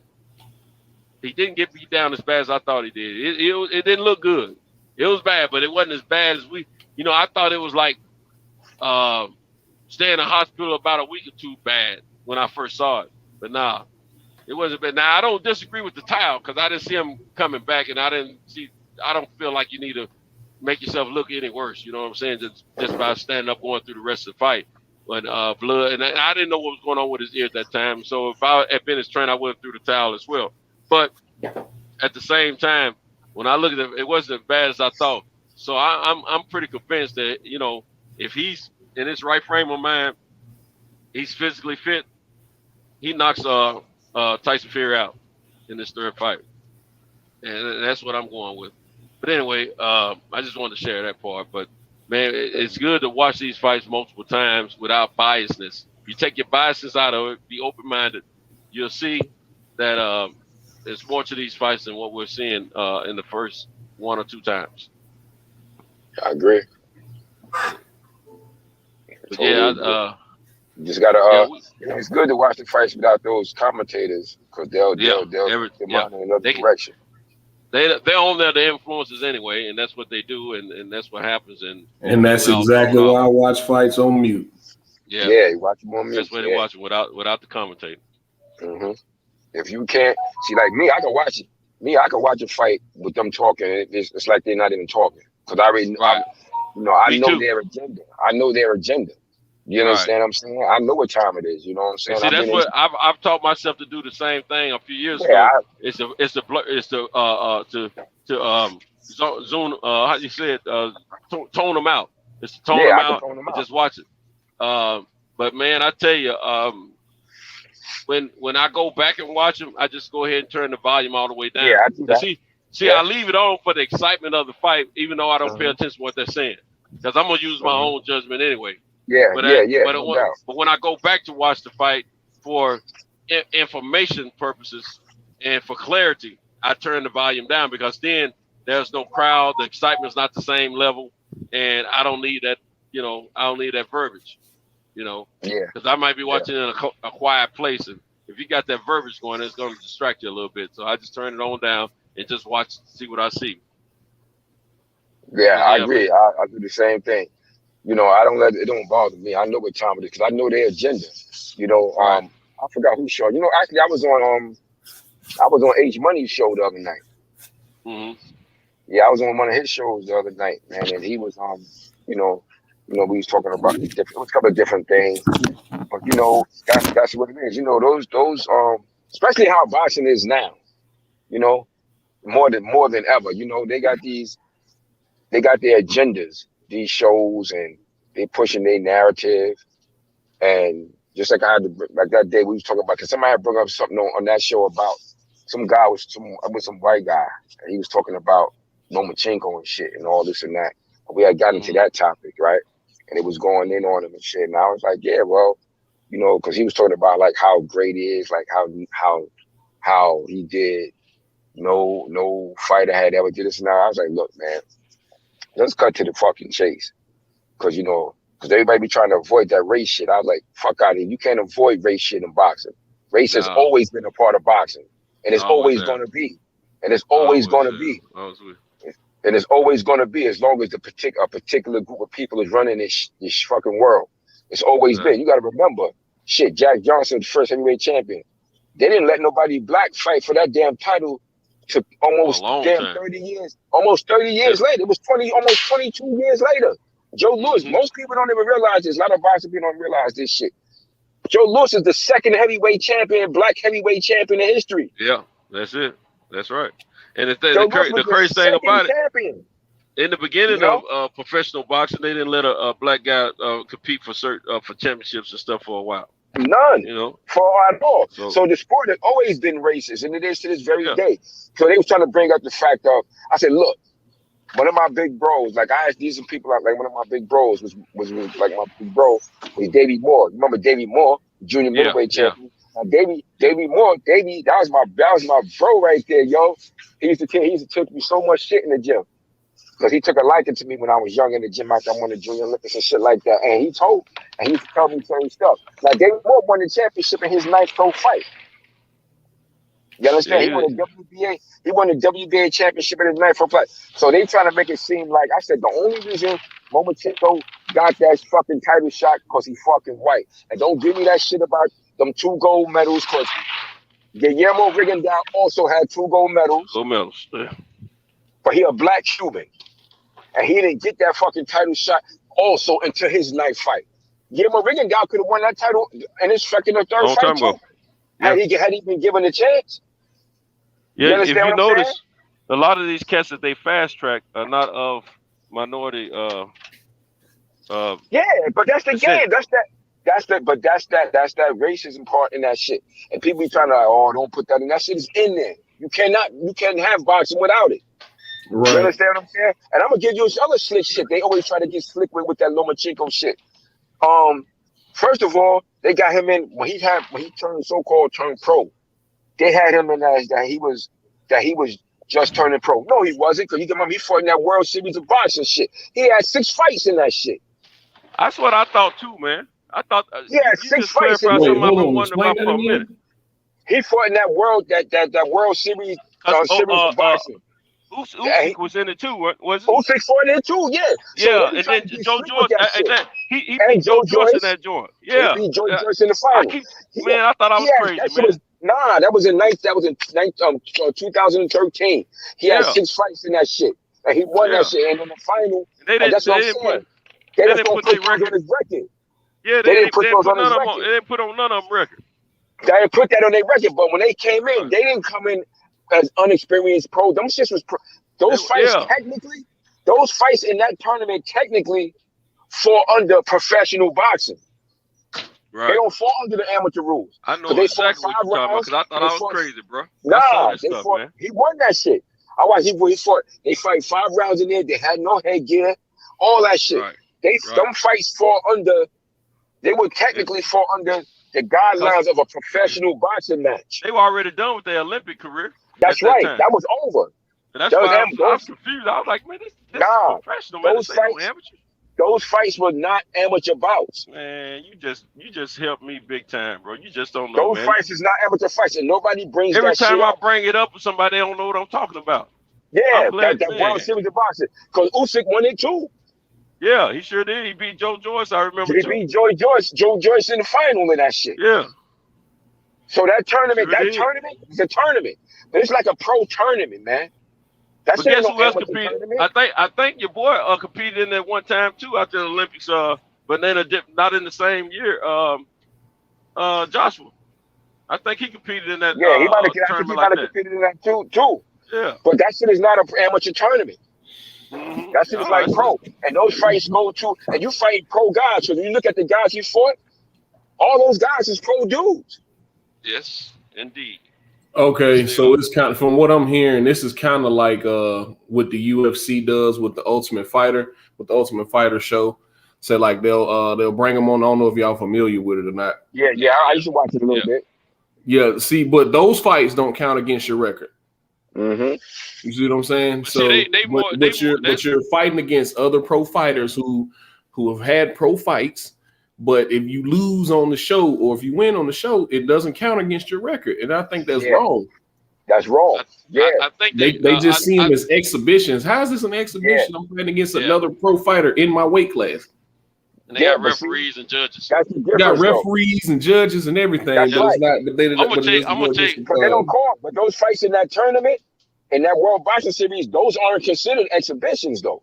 That's a tournament. That's an actual tournament.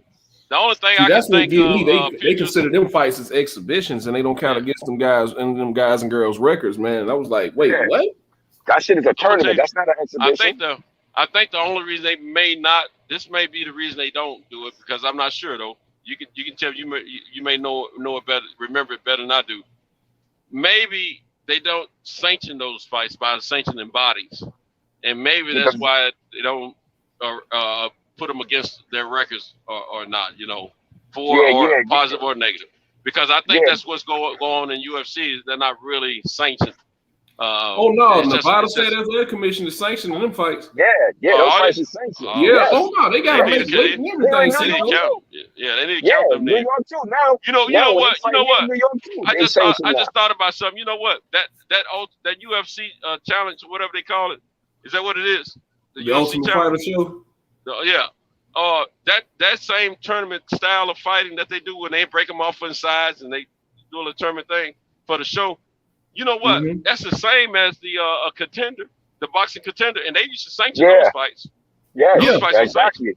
They fall under the same jurisdiction because I read the rules. I read the rules for that tournament. So technically speaking, that World Series of Boxing, technically it would be under the same guidelines as a professional boxing match. It's not under the auspices of an amateur boxing match. It's not. Yeah. Cause I read it. I remember when they was doing the tournament. It's not. It falls under that. So really, he wasn't even. So really, he was not coming in 0-0. This motherfucker was like 6-0. Yeah, they already had professional experience, man. They already had professional experience. Yeah. Coming in. I saw it myself. But they so slick. They so slick with their shit, man. Yeah. They so slick. And if you ain't on top of them, man, yo, they be gaming you. So that's what I'm saying. They trying to do all this stuff. And most of the time, that World Series tournament we're talking about. Yeah. Everybody they wasn't knowing. I don't remember any Americans being in it. And next thing you know, when those guys come to the professional ranks, they're fast track. Because I'm telling you, Joshua went through the same thing. They're fast track. Yeah. All of them are fast track. Every last one of them. You know. It took a long time before we saw Joe Joyce, but he's still being fast track. You know, he's not starting in the gutter. That's the way that what they doing with that. That's their way of like giving those guys, particularly from Europe, some type of pro experience before they come into the pro ranks. Yeah. I'm thinking that's what that is. I'm thinking that's where Joshua and your boy may have first fought each other. Him and Dillian White. As a matter of fact. Yeah, that's when Dillian White. I think that's when Dillian White knocked him out because I think Dillian White knocked him out in the amateurs. If I ain't mistaken, no, but they fought in an real amateur fight. Yeah, I heard him say amateur, but I heard him say amateur. It wasn't that series though. But it wasn't that turn. It wasn't that turn. But I thought Joshua, when I was researching stuff and looking at it, I thought Joshua didn't do so well his first time entering, and then the next time he did better. That's what I thought I remember, but I can't remember because somebody did a documentary. They did a documentary on him, how he came up through the amateurs and went on to the Olympics and all that. Yeah. And part of this tournament that I'm telling you about, he was in it. That's where I saw it. I got to pull that up again and check that out. I want to make sure I know what I'm talking about. Yeah, but I'm not taking anything from them guys. They good fighters, you know, and that's not what neither me or Peaches is. We're not trying to take anything from them. We're just trying to inform people that these guys have had experience before they before the mainstream world had known about it, and they're not recognizing what they did before they went mainstream, because those guys some of them had wins and losses, some had all wins. Before they come to the worldwide presence of professional boxing and you know, got to fight for these titles and all that, because that had a lot to do with Lomachenko fighting for that title as early as he did in his career with my man Gary Russell. Salido. And Salido too, because he lost to Salido first. That's right. He lost to Salido first. That's right. Then he fought Gary Russell. And how you go from a loss to another championship fight? Because that's the hookup. That was because they was pushing him like that. When they made that deal with him,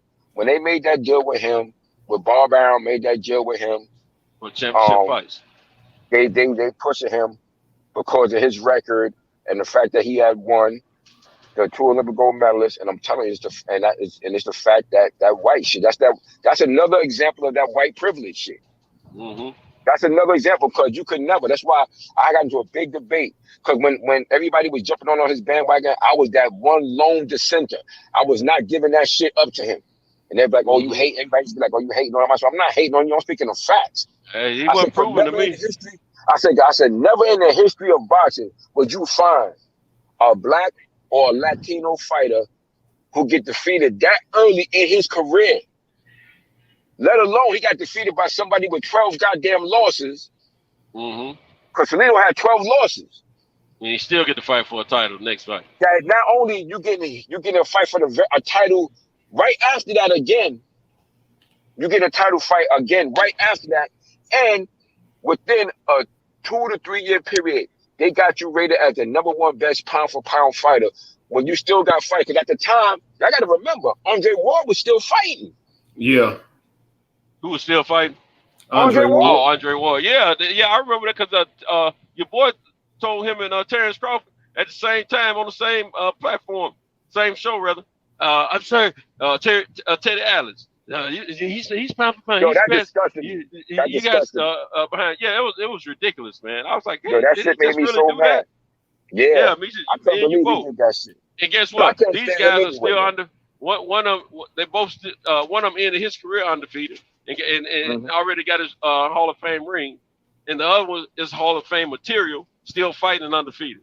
And this guy got, according to the record books, 2 losses. Yeah, that's what. And I'm saying that with asterisks. Quotations, because he could have more losses than that what they giving him credit for, because of the fact that it's tournament, you know. Now, because go ahead, finish. Now Rigondeaux had 2 gold medal Olympic championships, and then you had Clarissa Shields, 2 gold medal Olympic championships. Neither one of them were allowed to fight for a championship, their first pro fight, or second pro fight. There you go. I don't know. I can't remember how many fights Clarissa went before she got her first title. I'm thinking it's like a third though, but that still wasn't like what your boy did. It's a little different. Nah, it was totally different because he came in on that hype. You remember they had him on HBO. Right. They was He's a darling. He was the greatest thing since sliced bread. Exactly. You know what I'm saying? And then got the audacity of Bar Brown. He's better than Floyd. He's better than Ali. Oh my God! All that stuff. Work. I wouldn't believe in none of that. They sold him. Floyd and Ali. You got a loss in your second fight. They sold him to the casuals, man. That's what they did. They weren't fooling real fight fans. Hey, we just been sitting back waiting for somebody to get in that tail. That's all. It already got somebody that already got in that tail, and we knew somebody else was gonna get in it. Yo, I never forget that. I picked T.O. to beat him from the moment they made the fight. I did too. What about I picked T.O. My fighters, like at the gym that I'm training my fighters at, it was a big thing. Everybody was this and that. And I was that lone dissenter. They thought everybody was like, "Oh, you hating?" I was like, "I ain't hating on them." I'm saying, "Yo, it's the facts, man. Fuck that. I'm not giving him no goddamn prop because he ain't that good like y'all trying to make it out to be." Right. I don't care what y'all saying. I got 40 goddamn years in the sport. I done seen great boxers. He good, but he ain't no better than some of these kids in here. That was my thing, man. We've seen. Let me tell you, there's been so many great boxers come over the years, man, and then they want to say this guy was. When they start comparing him to Ali, I said, "Come on, now he ain't even." Bar Brown. Bar Brown full of man, shit. Bar Brown done promoted Marvin Hagler, Sugar Ray Leonard, Roberto Duran, Thomas. You trying to tell me he better than? Get the fuck out, Muhammad Ali. You crazy as hell. I was like, he ain't like y'all making him out, but I know what it's about. See, a lot of motherfuckers be scared to talk about that race shit. I don't. Because that shit is in the history of boxing. I was listening to somebody. I know boxing like the back of my hand. Yeah. Somebody was giving an interview, a former fighter not long ago, who normally keep it PC. I forget who it was. And the question came to that fighter about racism. And previously that fighter had said, if I get my memory serves me, that fighter was saying, "No, Wilder just lost the fight, blase, blase." Wasn't speaking foul or nothing like that, but just stating facts according to their opinion. But then they asked them after that, "Do you feel that racism is a part of boxing?" They're like, I don't think I know it is. It always has been. I mean, they spoke fluently about it. And I don't think you can ask a fighter who's speaking the truth. Back in the day, yesterday, today, or tomorrow, that could say that racism is not a part of boxing. Matter of fact, you know what? It wasn't even a fighter. It wasn't a fighter. It was a guy. I saw a little mini doc. It wasn't a document, but it was we call it a document. It was like an interview documentary style. This guy what is his name? I can't think of his name, but he's supposed to have been a fight fixer. They call him the Godfather or something. But anyway, this white guy, he was always real good at predicting who was going to win fights because he did his research and study of fighters, and he used to let the bookies and he let the mafia and all these folks, know who's going to win fights, this, that, and third. Then he started making money for himself, and he started help fixing some fights by getting in the heads of fighters or getting in the head of judges and all that. And this is a white guy. And another guy, the guy that was interviewing him, he kind of looked like he might have been China Latino or Italian or something, but I'm not sure. But anyway, he just point blank asked him, was racism a part of boxing? He said, sure it is. It always has been. And that's where the money is. I mean, this guy, I wish I could. I need to tell you, I need to send that to y'all, man. Uh-huh. I'm gonna see if I can copy it and put it in the chat in a minute here. Y'all just bear with me, man. I'm gonna that's the history of the sport. That's the history of boxing, man. Like my manager, he told me straight out because he cool with Bob Arum and all of them. He said Bob Arum don't like to. He told me straight out. He's like Bob Arum don't like to promote black fighters. Yeah, I've heard that more than once. I said why? He said because he feels that particularly, and this is recent years. And I'm not saying I'm not necessarily going back to the era when Sugar Ray and Ali and all them fight. I'm talking about after that, like in the more recent years, since about, let's say in about the 90s, like after the time, as we talking about it, after the time around after the maybe like the 96 Olympic with Floyd in them. From that point on, because he says that he feels black people don't support the young fighters coming up the way that. I kind of remember when he said it. Yeah. That ethnic, he said that ethnic. He said this something that this is my manager said that Bob Arum told him. He said because blacks don't support their fighters from the early in their career the way ethnic people fought their fighters. And they only support, he said that we only support our fighters once they become big superstars. So he says like we can't build a fighter and make money off of them while you build them. You only gotta hope that you get lucky that they become something big, and then that's when they want to follow them. So he don't protect. That's why if you notice a lot of his fighters is Latino, and once the Eastern Bloc fell, these fighters from Lithuania and the Ukraine and Russia, all this shit. And you notice he started having more and more fighters like that, which Lomachenko is from the Ukraine. You understand what I'm saying? That's his agenda. So that's why he go hard with that shit. And he pushed that agenda. It's always boxing, like I said, has always been that type of sport based around race. And you see it all the time. They be outright with their shit. Look at the way he talk about Terrence Crawford.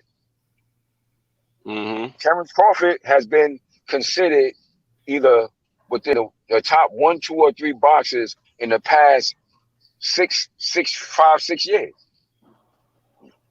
But look at the way Bob Arum talk about him. Exactly. But yet, that same Bob Arum was talking about this motherfucking Lomachenko who had a loss on his fucking record to a guy with 12 damn losses who Mikey Garcia whipped his ass, had him down 4 times, and had he not cheated and got desperate and hit and headbutted Mikey Garcia in his nose, to fracture his nose, probably would have got stopped or clearly got dominated. Hey, I just put that link in the private chat, and I put it in the main chat as well. Okay. You put it in the main chat? Good, because I'll get it when it's in the main chat too. All right, I'll definitely get it when it's check it on the main chat. But this is my point. So when people start talking that stuff, people be talking stuff about the game. I got a channel. I had my channel years ago.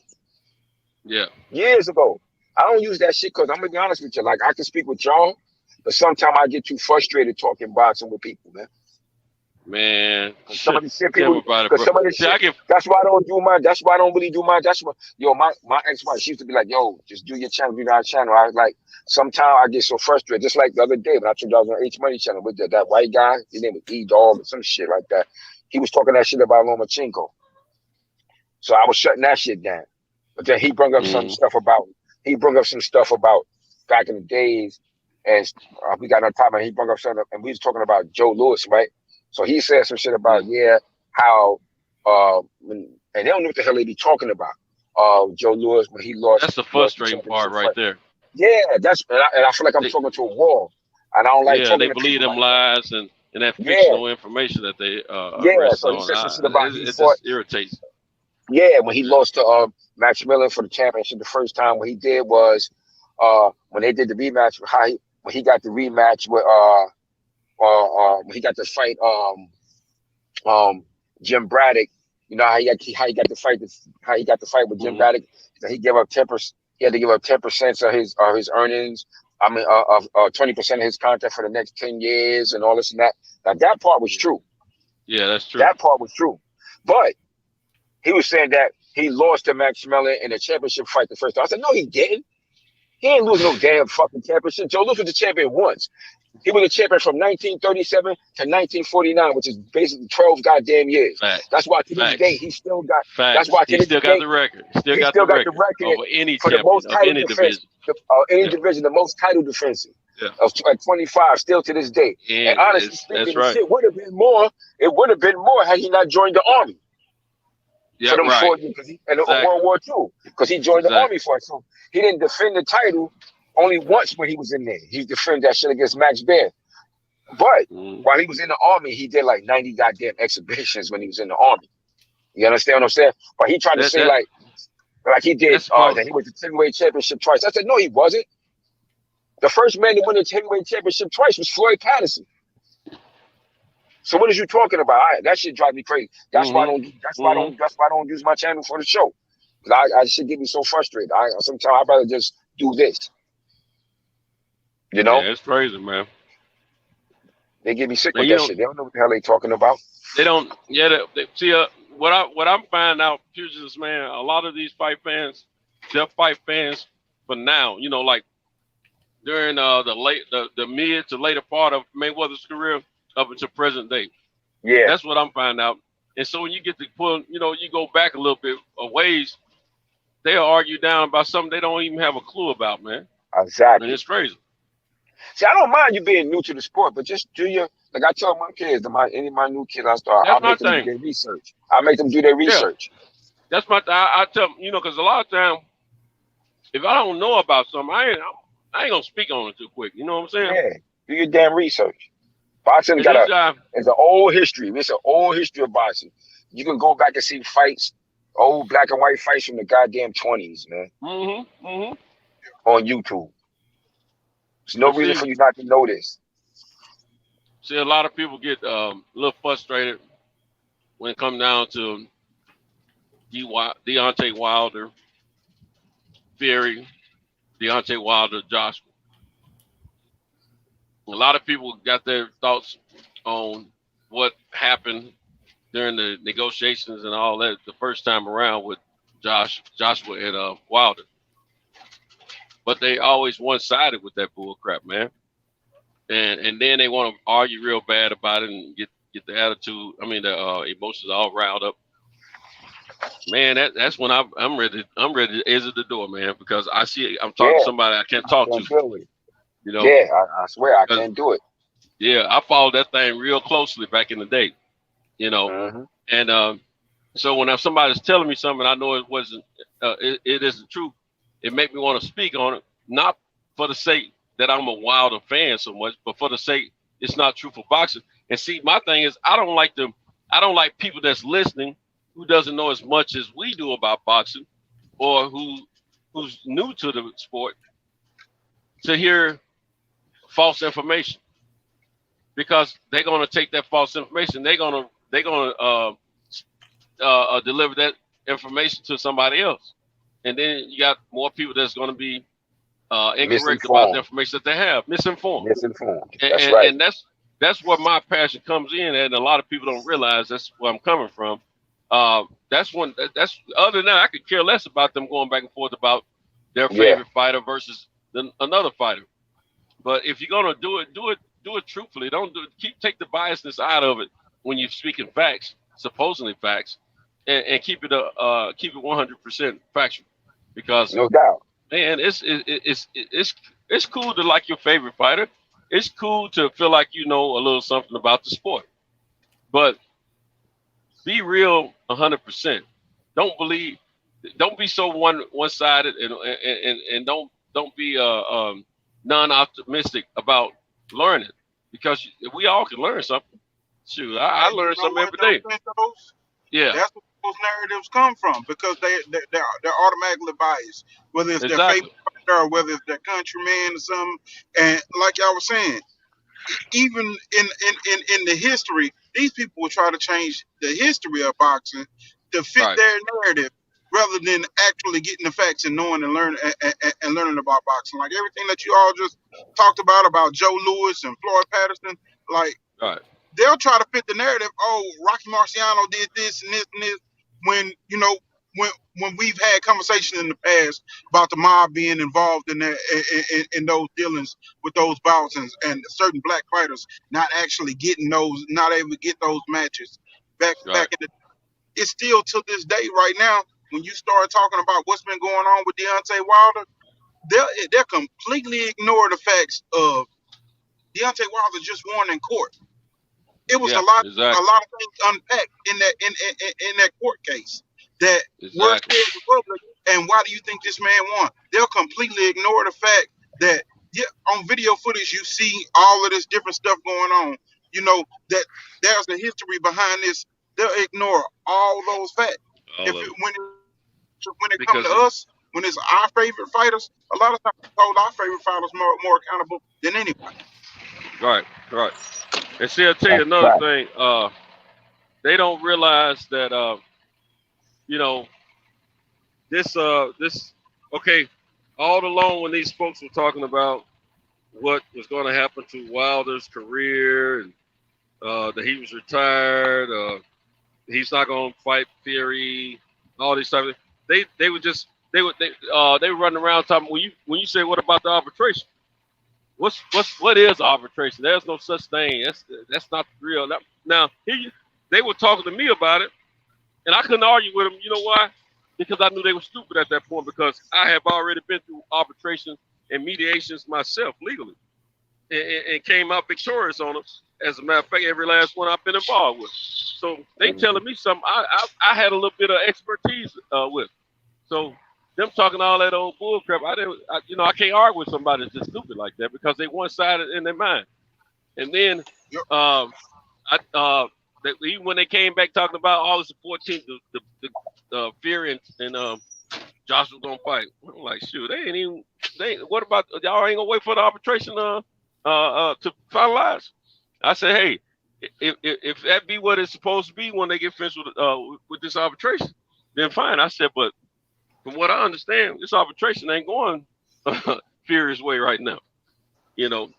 So anyway, I just said I'm gonna sit back. Huh? I said they was trying to speak that into existence. Yeah, they were. And then turn around, check this out. Now those same fans, if they're a Joshua fan, they condemning Fury. If they're a Fury fan, they're condemning Eddie Hearn. I've been telling all of them, I said, look, I don't care who you like. They lied. All of them were in cahoots together. They all lied. They lied purposely. And they know they did. They all were aware of the mediation, arbitration, whatever you want to call it. And they all knew that had to happen. And a decision had to be made before anything could take place. They lied. I said, I don't think they had no contracts or nothing signed. I think they just lied, trying to speak a fight into existence. They started cooking that lie up last year. They started cooking it up last year, man. And then when we got close to the December 5th date, they come with something different. You know, ever since your boy said, first it started off, I'm not gonna fight Wilder because of what he said about me cheating. Then it became, they got a undisputed fight with Joshua. Now, all that was to get our mind off of what really happened. You know, when Glovegate was going on, they needed something to get our mind off of that, and that's what they did. They cooked that fight up. You know. Hey, speaking of undisputed fights, now that you brought that up, I've been having a question that I had put in a private chat. I wanted y'all to What do y'all think about Jamel Charlo bringing on Juan Guzman? I saw that today, but I didn't. I saw that, but I didn't I didn't check it out. He brought who in? Who did he bring in? Guzman. Little baby Guzman, Mike Tyson, the former fighter. Yeah. From Dominican Republic. That's my Joe. When this happened? Today he announced it. He put it on his channel. Yeah. He went training with Derek James is the head trainer, and Juan Guzman is part of the team now. Oh shit! I missed that. That's my dude, Juan Guzman. Damn. Hey, did he retire undefeated? Nah, he lost. He lost one fight. One fight. I knew he had a hell of a back because what happened was he had a problem. He was having a contractual shit problems and with his fighting with his management and shit like that. And he was like semi-retired, like he stepped away from the game for a while. And he put on a lot of weight and shit like that. Yeah. You know, and then he decided to come back. Him and Gabor, they were some cold Cubans, man. They were two of the, they were doing their thing about the same time. He's from the Dominican Republic. Okay. I thought he was Cuban, man.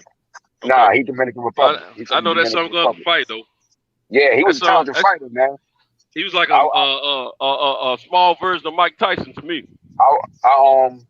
A couple of guys I was working with was co-trainers with fought in a couple of his cars here in New York. But he's a talented dude, man. But he just was having problems with his management and shit like that. Like he was fighting with them and it stagnated his career. You know, Big Floyd Sr. trained him for a little while. Oh, I didn't realize that. Yeah, Floyd Sr. had him for a little while, but he kept having problems though. Juan Guzman, like with his management and shit like that, and it stagnated his career. So he never reached his full potential. But he was a talented dude, man. What do you think that he brings to the table, being added to the team of Jamel? It's hard to say. Well, he could definitely, he knows some boxing. I can't say that, but I don't know exactly how he gonna fit in with them. That's very interesting. I gotta look into that some more. Like that's very, very interesting to hear that. But he knows some boxing, but I don't know how he will fit in with them though. What I saw today while I was watching the on the ringside with the lines on Jamel's channel, what I saw was Derek James was working the strategy and working the mitts with Jamel, but Guzman was like out there with him with the road work and was out there more the skills training as far as his head movement. Guzman was working with him with his head movement and stuff. What's his channel? Cause I don't follow them brothers. What's his channel? It's called Ringside with the Lion. Okay, I gotta check that. Yeah. Yeah, Guzman was a hell of a boxer, man. I mean, he's a hell of a fighter. He was good. Yeah. He just has issues with his management. Eli, you just remind me of something to think about when you just brought that up, man. You know what? We got that press conference tomorrow, the first one for the for WT3 or TW3, whichever one they want to call it. And guess what? You know, Wilder's supposed to introduce a new additional trainer before the fight, so that might happen tomorrow. Okay. I wonder, you know. I've been wondering who else was going to be on the team, because that's what people keep failing to realize. Malik has been on the team. His role has just changed.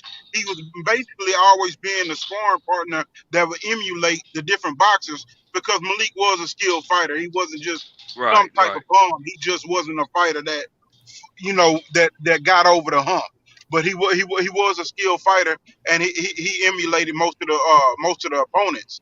But now.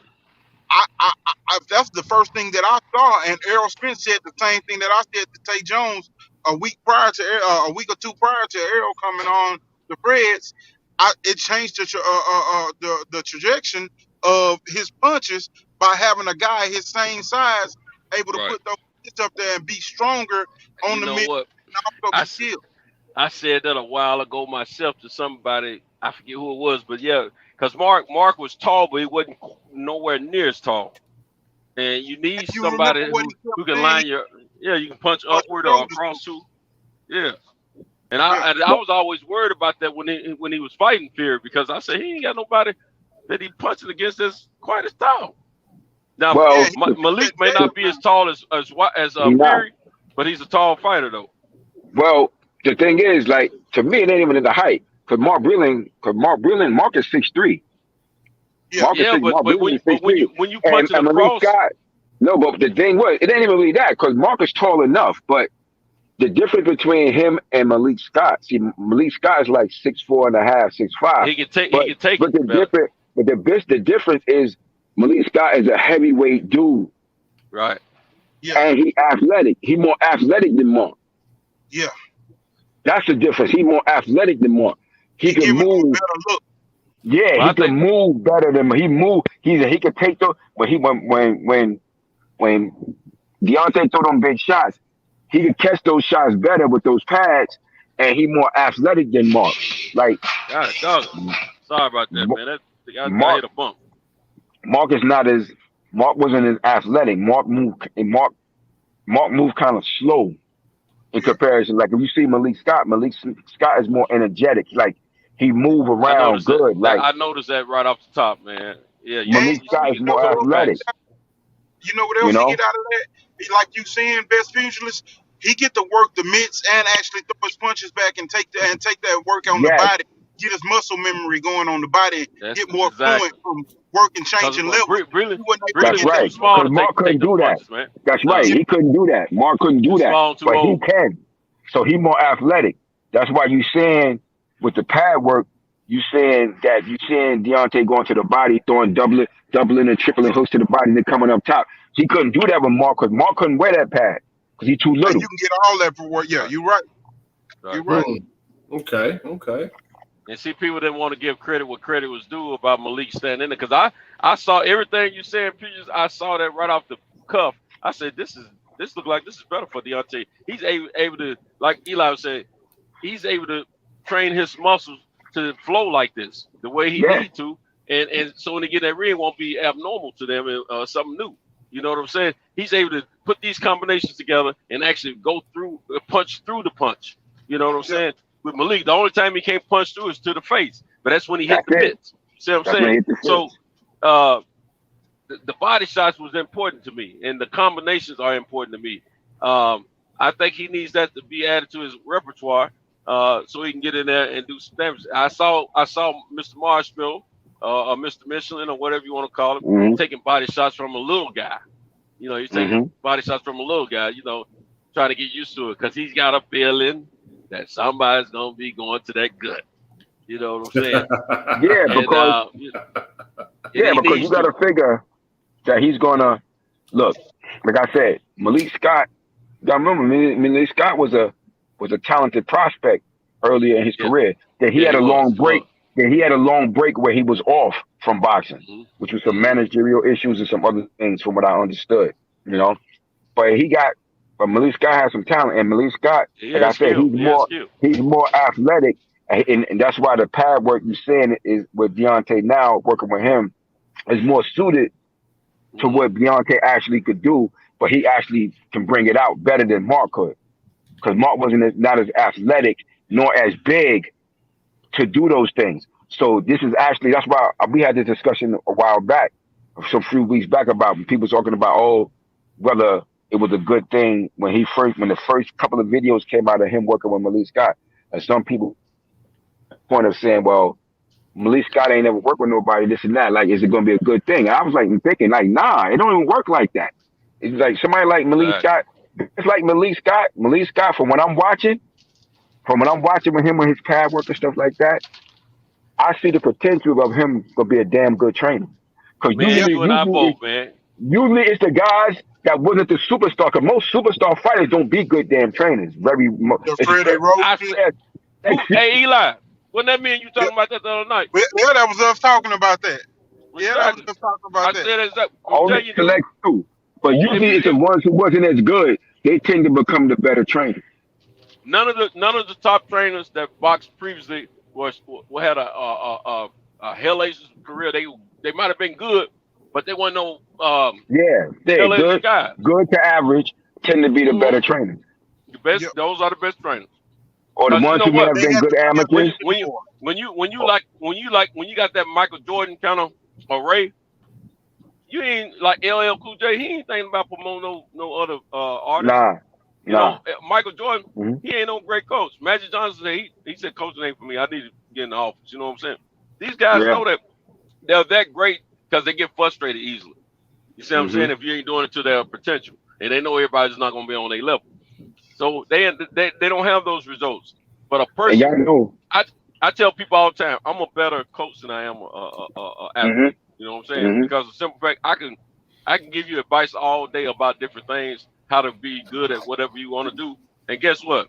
I'm the worst one to perform though and execute those same attributes that I'm telling you. I mean, exercise that execute that advice I'm giving you myself.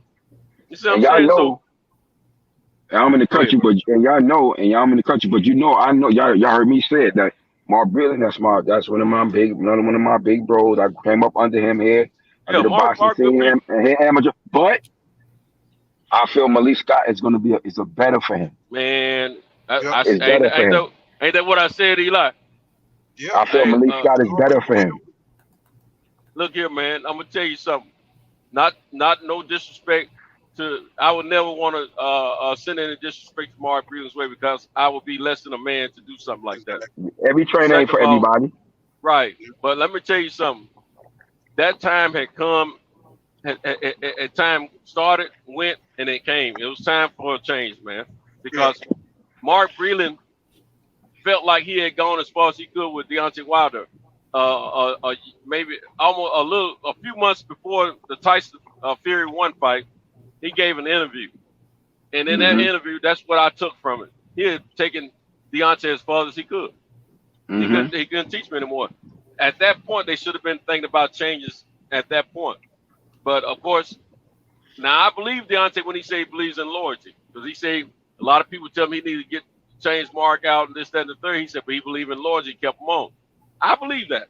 Because I know what Mark said in a interview way before that stuff came to a head. So that relationship was breaking down already. You see what I'm saying? No disrespect to Mark, no disrespect to Deontay. But at the same time, I still feel like I wish they had kept that behind closed door. Well, you know, the night of the fight, no one was going to dictate what was going to happen and everything. Wilder made his decision then. But at the same time, when they resurfaced all that information, all that talk that came out from both parties, I wish they had stayed behind closed doors because it didn't have to go that way. I totally agree. I totally agree 100%. Yeah, they could have saved each other a lot of disrespect, but Deontay, I wish he really would have, kept it to himself. You know what I'm saying? Yeah. But it is what it is. It's out there now. It's done. But sometimes for the best. This needed to happen to Deontay.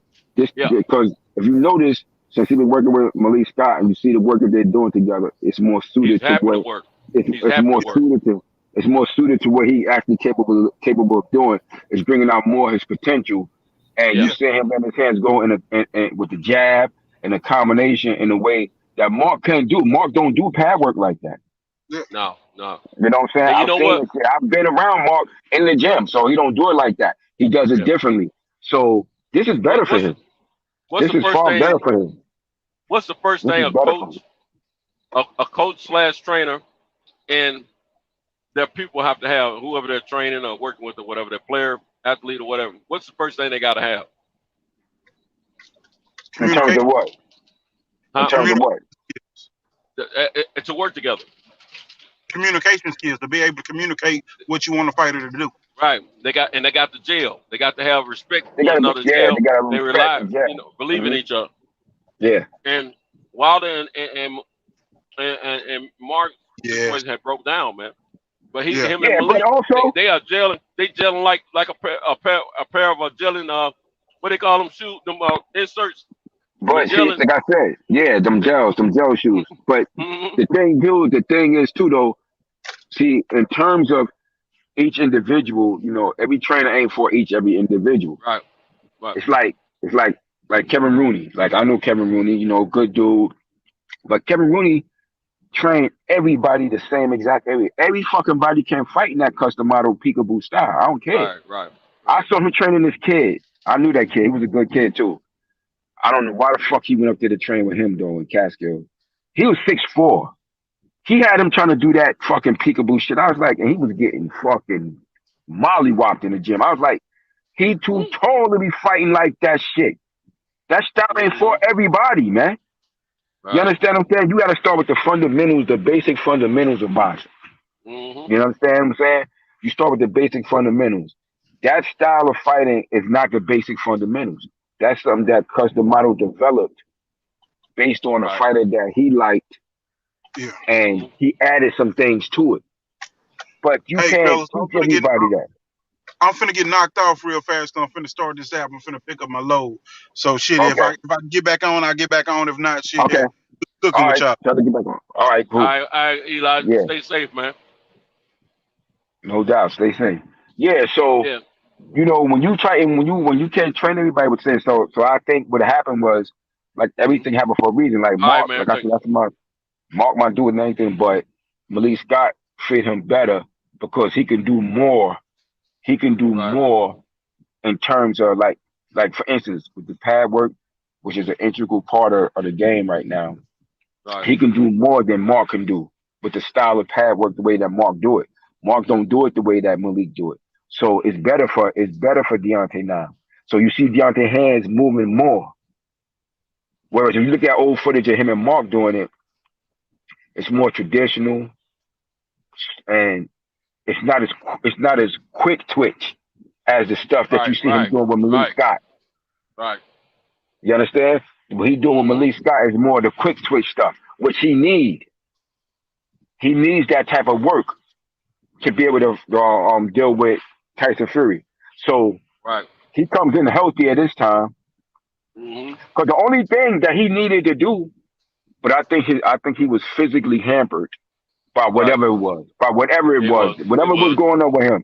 But because I heard somebody on when he was on Fred's show earlier, they brought up the fact of one of the last brothers that spoke was saying that he don't think Tyson Fury gonna fight the same way like he fought the last fight, that he gonna be moving that herky jerky. No, he not. Tyson Fury gonna fight the same way. He gonna try to come at him. He's gonna try to come forward. He gonna try to come at him because he feels like that shit worked. He won that shit. He has on his record a win over him as a stoppage. He in his mind and part of the reason it's like that is because Sugar Hill trained him. Sugar Hill told him when he watched the fight, because when he finally watched the fight, he told him, I don't know why you was moving away from him. Why? Because Sugar Hill is from the Emmanuel Stewart school of training. Emmanuel Stewart was an offensive minded trainer. He did that shit with everybody he fought, from all his great fighters all the way up to Lennox Lewis. Lennox Lewis became the fighter he became because of Emmanuel Stewart. It was a go get him attitude. You go get him. Don't wait for him. Go get him. Because Emmanuel Stewart taught his fighters your best defense is a great offense, good to great offense. He don't believe in that sitting back shit. So since that shit worked, and as far as they're concerned, it worked, he ain't gonna come out there with that moving stick and moving shit. He gonna fight the same way. Right. That's gonna work to Deontay's advantage this time. Because Deontay gonna be more healthy. He gonna let his hands go, and that's all he has to do. That's all he got to do is let his hands go. Because he's gonna be here. Be more accurate. But he's always pretty accurate though. He don't throw a lot of punches. He don't throw a lot. He don't throw a lot of. Normally, the last two fights with them, like with them two, he was just so hyped for that first fight. He was throwing all them goddamn bombs early. But that's not normally him. Normally, Deontay Wilder, when he's throwing them shots, emotions of happiness overtook him. Like you said, like the fights he had gonna make it Ortiz. work.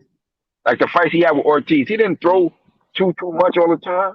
But when he throw, he pretty damn accurate. Specifically with that right hand. Yeah, but his problem is that he has a tendency. He's aiming for certain points. But he has that habit of, which all great punches fall into. He don't let his hands go all the time. He's looking for the road and everything, man. My bad, bro. He's looking for that big shot.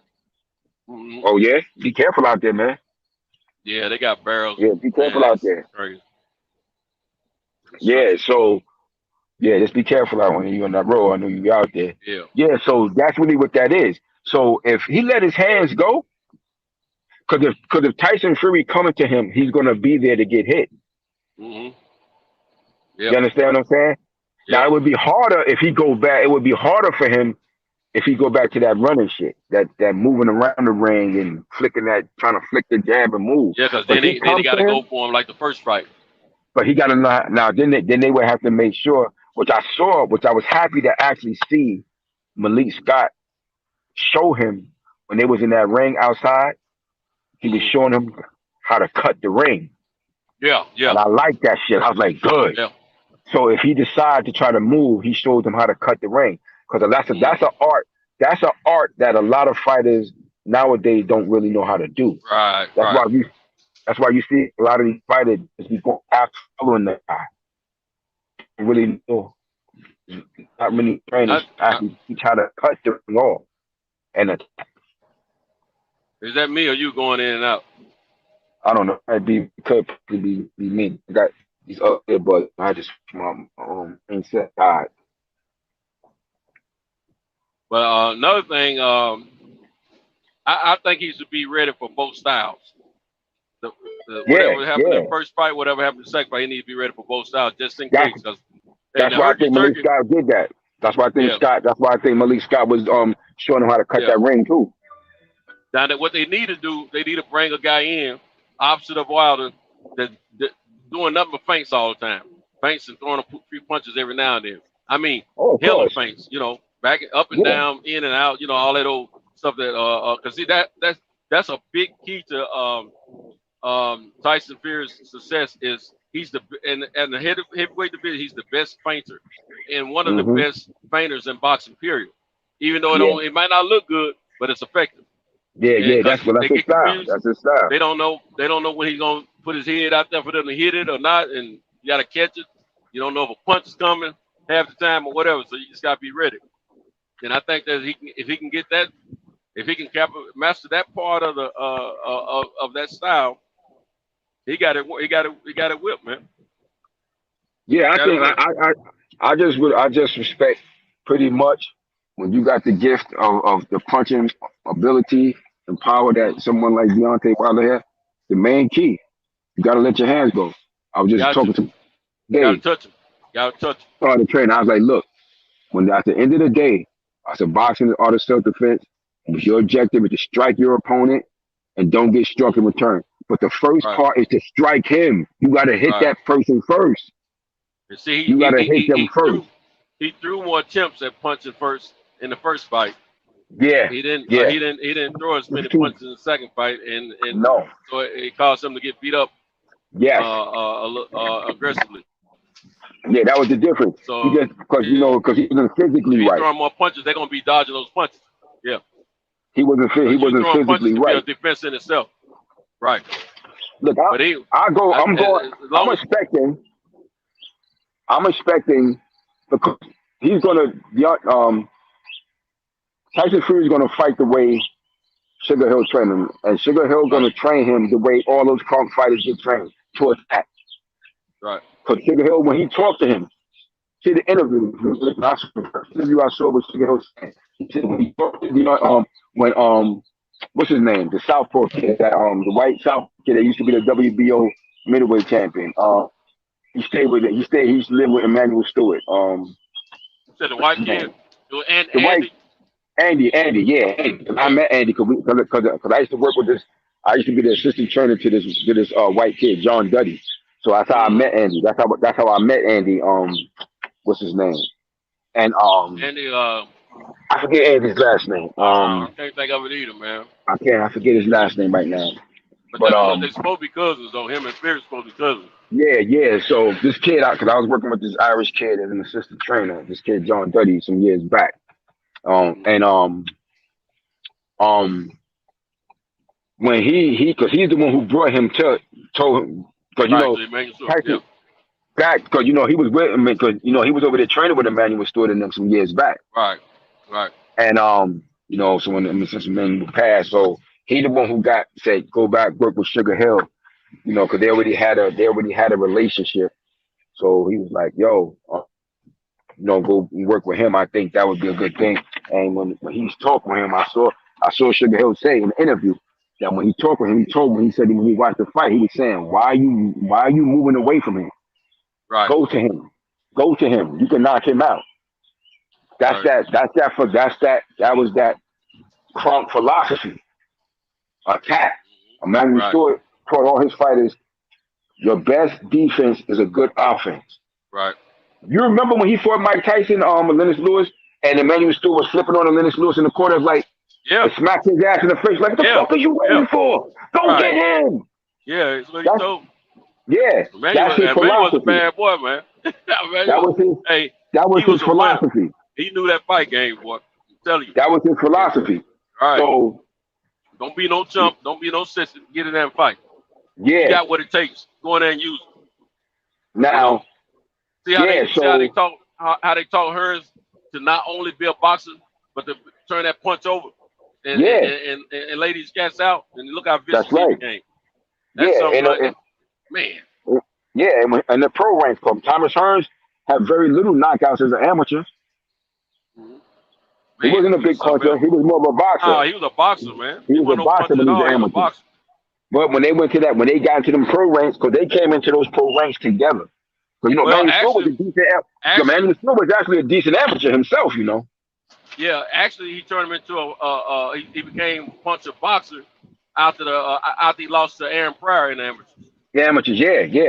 Because Emmanuel Stewart was actually a very decent, good amateur boxer himself. He just didn't go the full pro route.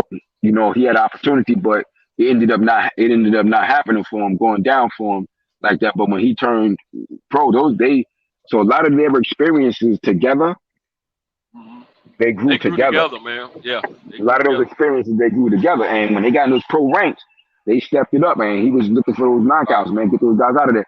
So when his nephew, who was his protege, and trained in that same philosophy, everybody that came through there was like, look, because when he saw the fight, he said when he saw the fight, he didn't understand. He was moving. Why are you moving away from him? You can step to him and knock him out. So I guess what he felt like what he was saying was that Deontay Wilder is easy to hit. I guess he had them Klitschko's too. He had them Klitschko's. He taught them a thing or two. Yeah, because he was with him before Emmanuel passed. He was Sugar Hill used to be with him a lot. So I guess that's what he felt like. Yo, why are you running away from him? You understand what I'm saying? He's easy to hit. You should be able to get him out of there. So they were like he came at him, and I was sure Deontay Wilder was gonna knock his block off. But when I realized, I said something ain't right with him. Yeah, something ain't right with him. When Wilder took that helmet off, I knew he wasn't right. I told my wife, me and my wife, my partner, man, we were sitting there watching the fight. Actually, it was two of my partners. I said, man, he don't look right. I said, I said, he still, is Deontay Wilder, but he don't look right at all. When he started moving around in that first round, I said, something ain't right. I said, but he punching though. But I said, his legs don't look good. Yeah, man. But he wasn't punching the way I expected though. With that man coming at him, I knew something wasn't right. Because when I saw him, I was like, his eyes should have been as big as fucking softballs. With that man coming at him and he ain't got to chase him like that. You understand what I'm saying? Right. So I knew when I saw he wasn't like that, I was like, something is not right with you. Because he should have been more thrilled about that shit. And he didn't look it. Right. So I was like, man, something ain't right with him. And then, ultimately we heard whatever the things that we've heard, and but clearly something was right. Whether you like Deontay Wilder or not, if you seen him fight before, you could clearly say something was not right with that brother that night. Whether you hate him or it clearly wasn't the same, as far as I was concerned. So I knew that he had to make some changes, and I think this time he should be good, man. I think I'm expecting him to do much better this time out. Right. I think he was somebody a trainer that's better suited for him right now. You understand what I'm saying? Sometimes these things are needed to happen in your career to help you get you to that next level. Well, I know Tay Jones said that that's one thing Wilder has said is that it was the best thing that's happened to him in his career for him to take that loss. Yeah. Now he know what time it is. Yeah. And you know what? I believe so, man. I've been telling everybody. I said, man, these next three opponents, they are in some serious trouble. Well, yeah, man. That happens to the best. They all are getting hurt, man. Bad. They all getting hurt bad. It happens to the best, man. The greatest have just had this happen. From Joe Louis to Sugar Ray Robinson, the history of this boxing, the sport is very deep and great. And those guys took losses in certain stages of their careers and didn't lose again for a long time. You understand? Joe Louis had that upset loss to Max Schmeling. He ended up retiring. He ended up retiring the first part of his career. He retired 55-1. Mm-hmm. You understand? He retired 55-1 that first time. And when and then of course, he had to come back because of the money situation. Right. He still ended up finishing with a great record, 68-3. I don't know this to be what I'm about to say. I don't know it to be factual or not. But if I had to guess, I would have to think that Joe Louis was the most robbed fighter in the history of fighting, man. As far as celebrated champion worldwide, the way it was, he was the most robbed by the United States of any fighter that I know of. I mean, it don't make no sense, man. They took all that man money and then say he still owed the money. Yeah. He did all them exhibitions. That was foul. That was real foul. How they did him, fighting for the country, and he's showing you loyalty. But he was very patriotic, man. Very patriotic. Very much. As most blacks was. Exactly. he was no different than most of the black people at that time. Although this country did us so dirty as a people, most black people, they was American to be a part of this American dream shit, just like everybody else. Loyal to the country he was born under, the government he was under, his loyal. That's why he went into the army voluntarily and did those exhibitions and gave those damn things away. You understand what I'm saying? But just think of Ali. Just think if Ali had followed suit and went into the service willingly. He'd come out there broke and owe the government a lot of money too, probably, man.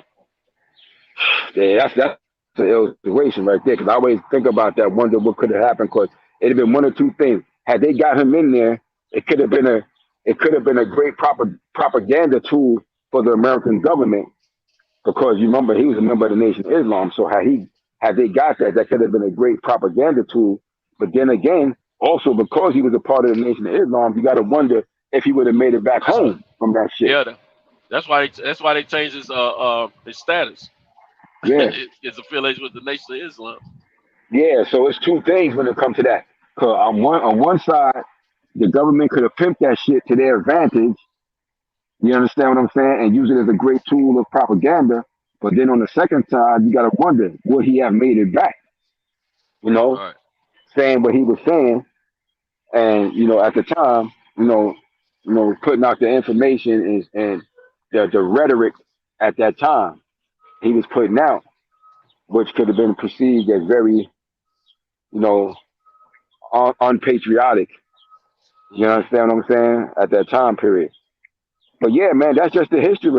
They did foul thing. Cause when I told you I was telling that, like I said, when he brought up that, when that guy brought up that story about the Joe Louis thing, they didn't even know the full story.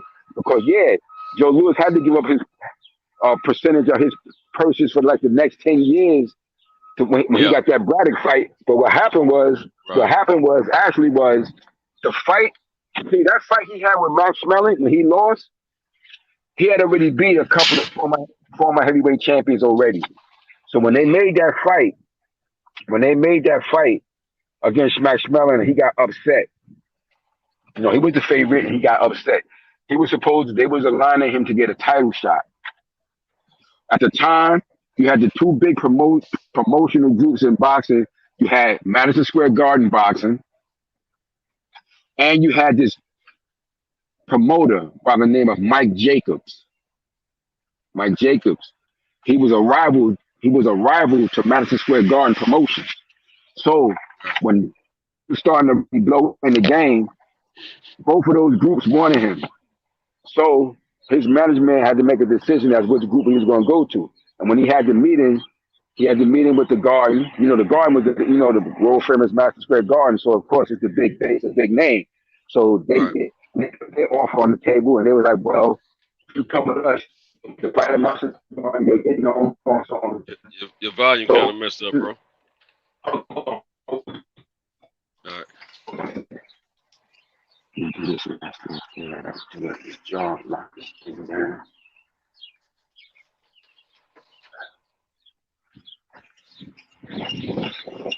Yeah, I lock this thing. I'm closing up in this shit. All right. Yeah, so they offered him that fighting at the Garden, get him known, this and that, so on and so forth. So he heard their offer. So they were like, "Yo, with the when Mike Jacobs told him what he could offer. Mike Jacobs like, shit, I can get you the championship." So they signed with Mike Jacobs. You know what I'm saying? And his management. So when that fight happened and he got that upset loss, it kind of changed the thing because initially it was expected him to win.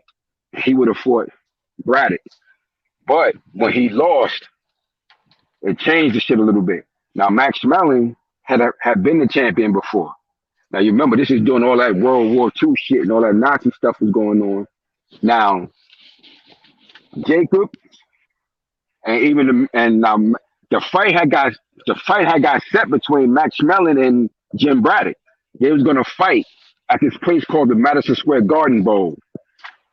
They had this shit called the Madison Square Garden Bowl where they used to hold fights at in New York.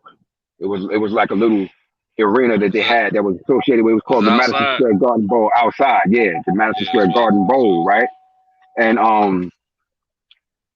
that fight was set.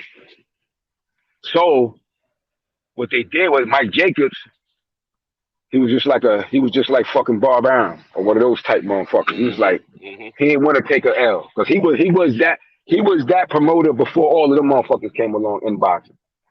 Mike Jacobs is the same promoter that kept Mike Jacobs is the same promoter who kept Sugar Ray Robinson from fighting for the world championship. I think he was tied in with the mob too. They all was though, but they all was. Yeah, boxing period was at that time. You know, he was on a powerful Jewish dude, just like Bob Arum. Right. Jewish dude. They all was connected. That was a part of it. That was a part of the culture at that time. Right. You understand? They was all tied. They was all connected to that. And what he did was, now he was Jew too.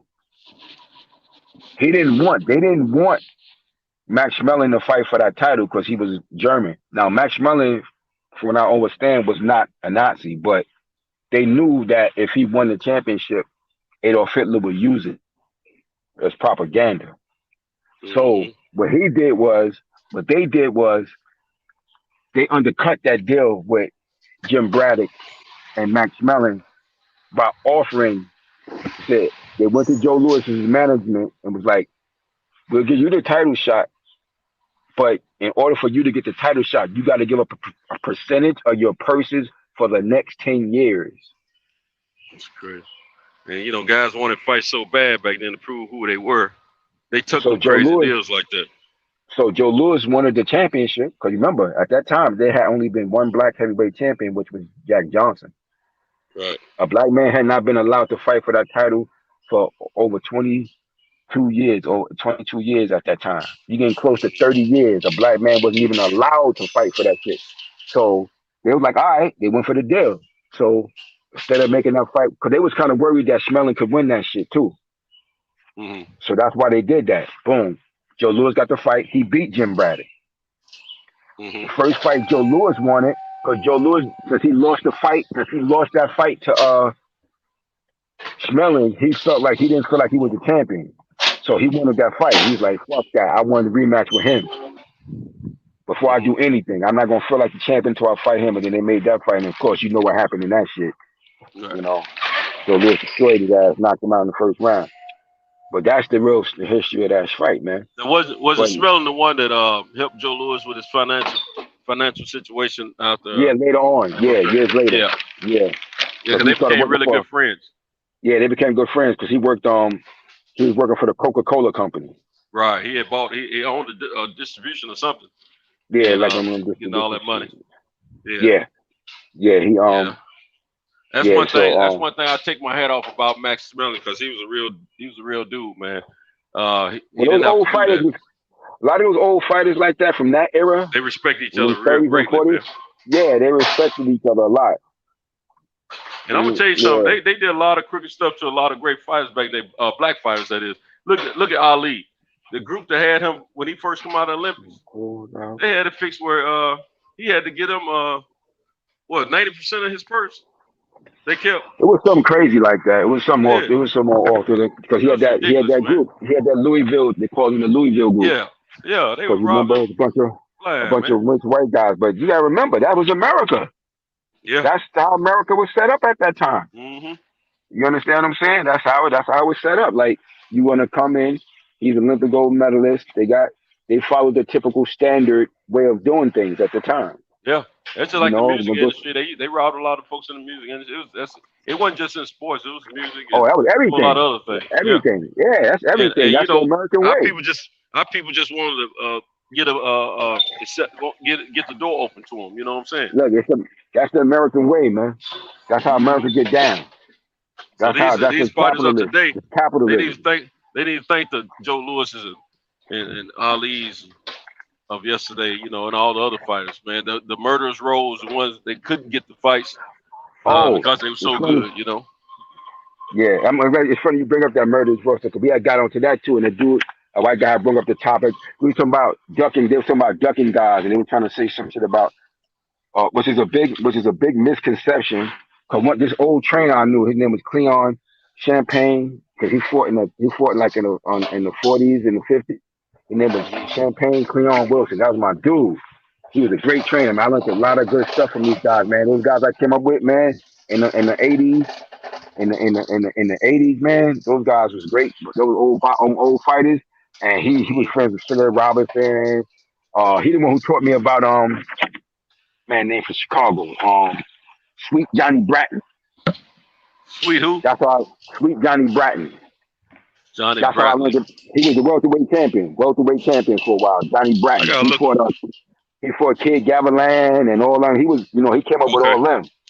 And he was a lightweight. This guy, his name was Cleon Wilson, Champagne Cleon Wilson. Yeah, he taught me about all those fighters and shit like that. That's how I learned about them. And I remember he was telling me about different fighters. Like, you always see this narrative about Sugar Robinson ducking like Charlie Burley and shit like that. A lot of people be saying that shit. He's like, that shit ain't true. He's like, that shit ain't true. He's like, look, and I did some research after that shit because I wanted to see, because everybody, like, he's ducking. Usually if you ducking a fighter, that means that fighter is going to be rated. Even back then, you're going to rate it. These guys had management and shit like that. Those guys, you had those fighters that a group of black fighters that was being avoided and shit like that. But some of them fighters was rated fighters. Now, I looked and seen. I checked through the whole 1950s, which was the Ring magazine did the ratings then. Mm-hmm. And then they talking about ducking, like, cause they trying to say, like, when we got on that topic of ducking, and he brought up the fact that, well, if you want to use that scenario, then you can say Sugar Robinson was such and such because he ducked Charlie Burley. So I'm looking to say that it ain't the same thing, because if you're saying, like, some people that say like Sugar Ray Leonard duck, let's say like Aaron Pryor, right? Yeah. Aaron Pryor was the junior welterweight champion at one time. Mm-hmm. You understand what I'm saying? So he would have been a serious contender to him.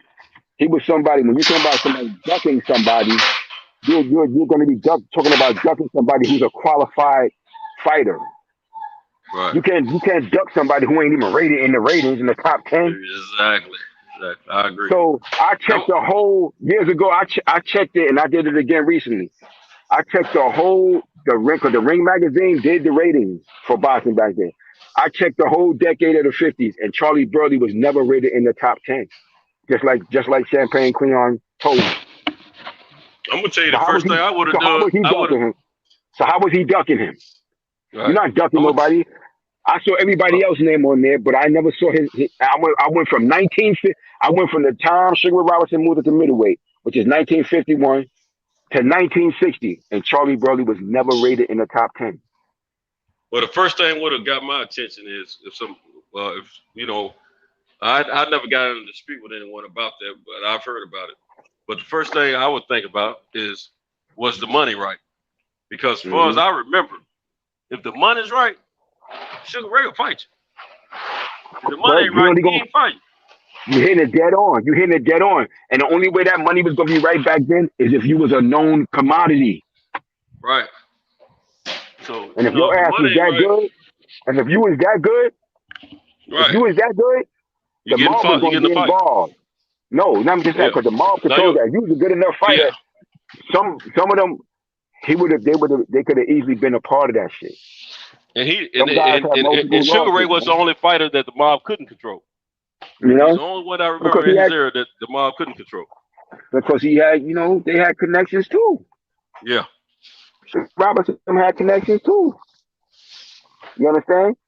He had connections with powerful people too, both white and black. You understand what I'm saying? He had connections as well. They was all connected. They was connected, man.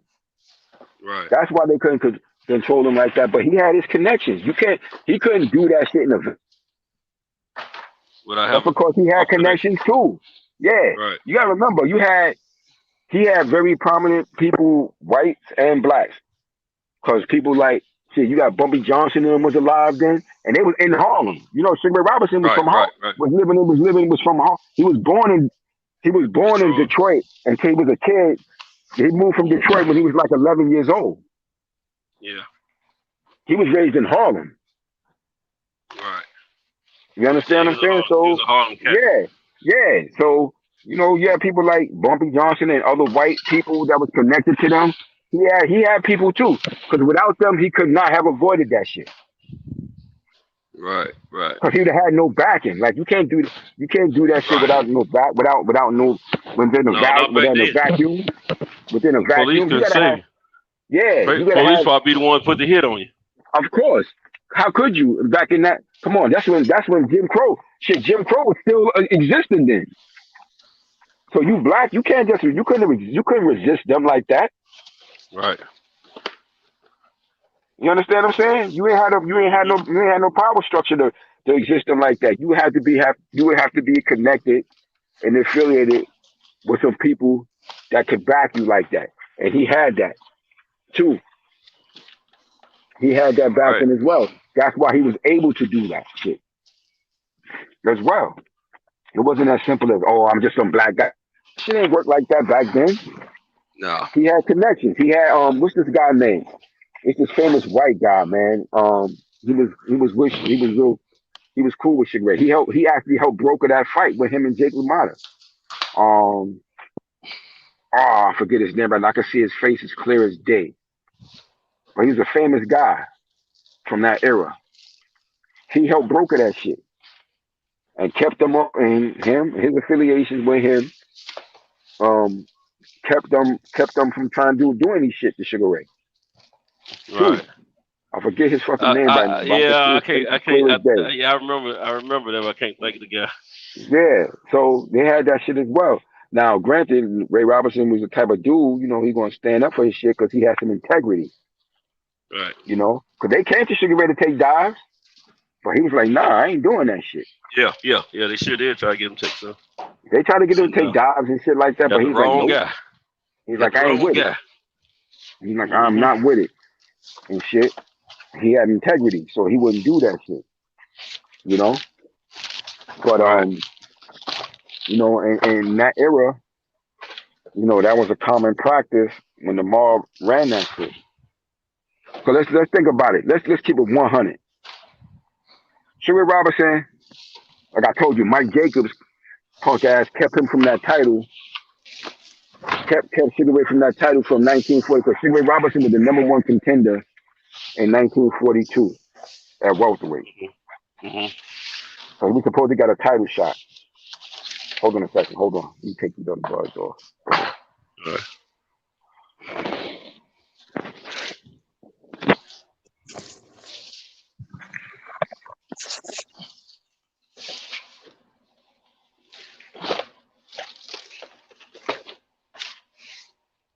Slip away.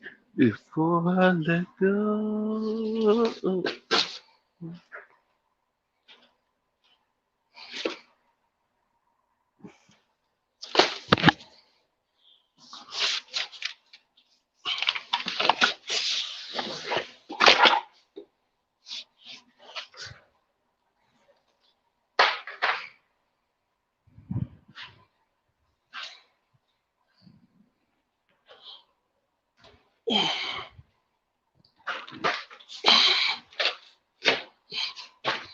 I wanna lose your sweet love. So don't say good night, don't say goodbye, say good night.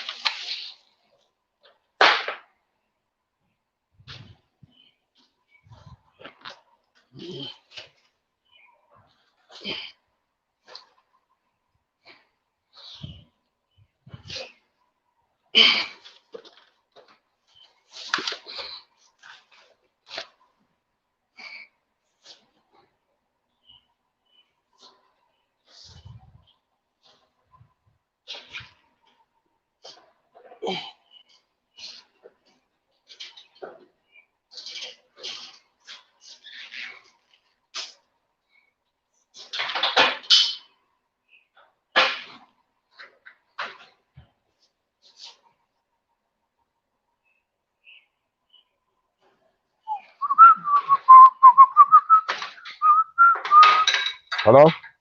Yeah, I'm still here, bro. You hear me? Yeah. Yeah. All right. Yeah. Trying to get this. What time you finish up? Man, gonna be a minute, bro. Probably about 9ish, I guess. Oh shit. I got well, that's part about what I'm figuring I'll PM? get back to. Huh? Where you at? It's night. Where you at? It's nighttime. Where you at? Yeah, it's night. All right. Look at this. Yeah, no. 6 out here. It's 5:30 out here. Yeah, I'm Central Time. Central Time. Okay. I got a pretty good size order going in one of these stores where you have to actually hand offload. I'm gonna call this guy, man, and see if he could meet me to get it from the back of the store and take it in with a forklift, take it out of the truck with a forklift or something. Shit. I'm thinking this might be the order he was talking about. Yeah, man. I forgot. I didn't get a chance to get back to you about what we talked about, man. I ain't gonna be able to do that shit because I gotta. That's all good. Yeah, my daughter, my son, and my daughter, they graduating. Yeah. Shit, so I gotta be here for that shit. Oh, absolutely, absolutely. Yeah, I gotta be here for that. Yeah. Me and Cal talked. If I do get to go, he's got a spot that I can latch on to. Okay. I was gonna wait to hear. I wasn't gonna make no decision until I heard from you, and also figured out my situation because I got to get somebody to replace me. Okay. On this end. Yeah. So, on that end. Yeah. Yeah, we'll. Yeah, I wasn't gonna be able to do that, so I can let you know the next time I talk with you. Yeah. All love, man. You know. Yeah, I would have loved to, man. I would have damn sure loved man. to, though. It's gonna be exciting out there, no doubt, man. Yeah, if I can just get in the area, I'm good. Yeah, right. You know what I'm saying? Just to get the little vibe from the folks that are hanging out there just during that time. But yeah, I'm going down to this fight here in a couple of weeks now, and in Atlanta. That's the tank fight, right? Yeah. And see, I knew the Wilder tickets gonna be up there because them tank tickets were more expensive than what they used to be. Mm-hmm. You know, they know everybody coming off COVID, man, want to see a fight bad, so they putting it on us, man. They putting them prices, them tickets on us, boy. I tell you. Oh yeah, I knew they was gonna do that shit. Yeah, I did too, man. I just didn't Yeah, know it was that's a gonna be. given. I thought it was just gonna be a little like $100 more for the low end on up. Shoot, it's more like let me see. It's more than $100 more. I put it like that. Now, yeah, you could have got some decent tickets. You know, like you could have probably been on the lower level or on the floor for about two something at that last fight he did in Atlanta, but not this one. So, hey, 4 something get you in Yeah, exactly. Right, in the the last fight, right? mid section. Yeah, in the mid section. I mean, it gets you in the high low level section. You know. All right, good. I see you put that link in both. You did it in here, and you said you put it in the regular chat too, right? Yeah, I put it on both. Yeah, because when I'm on my phone, I can't see the regular chat. I only can see the chat for the private, the private chat. Yeah. Well, you know, there's one that says comment. It says private and then comments. You click on the comments. That's the ones up front. But we can't. You and I can't. When we on the panel, we can't type nothing into the regular comments. We can just only type in the private. Yeah, but I you went only out type to in the the. private. Yeah. Yeah, I went to the. I went to my. Where I opened up the site, you know, and pasted it there to get it on the comment side. Mm-hmm. Cause I'm on my phone too. Yeah, man, Yeah, but I got your number though. Cause I was gonna call you. I said, shit, I'll probably talk to him I'll probably end up talking to him on the panel and shit. Yeah. I'm still trying to get my cousin on and shit. He was supposed to get on, but he got some other. I'll tell you too, cause I know you'll keep it yourself.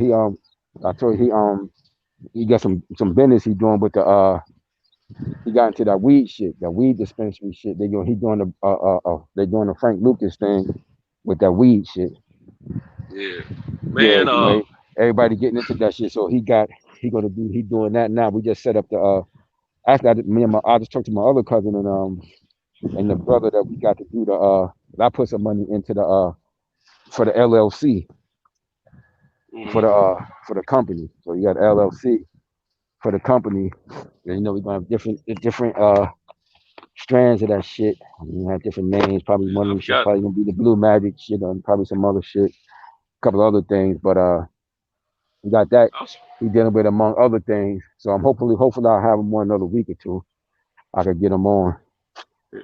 I was supposed to look up something. I was supposed to be looking up something. I forgot what it is, man.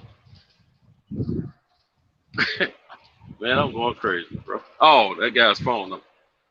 That's what it is. Yeah, I got a Texas guy. Let him know I'll be over there pretty soon. Mm-hmm. Oh, that ain't it. I got startled. But yeah, man. I was just gonna say real quick. Man, people be texting me to my phone while I'm on the joint. Oh, and yeah. I don't be looking at my phone all the time. I turn it face down most of the time when I'm talking or driving or whatever, just driving in general. Uh-huh. And so I'm not always looking. Man, get your truck out the way, stupid idiot. And so anyway, Eli had texted me, man, and unfortunately, I didn't see the text until just now. He had texted me before he came back on when he was asking about that Juan Guzman. And I'm just now seeing. So my bad, Eli, man. Nothing personal, man. I just be looking at the phone. Before he brung it up, he had texted you about it first, right? Hello?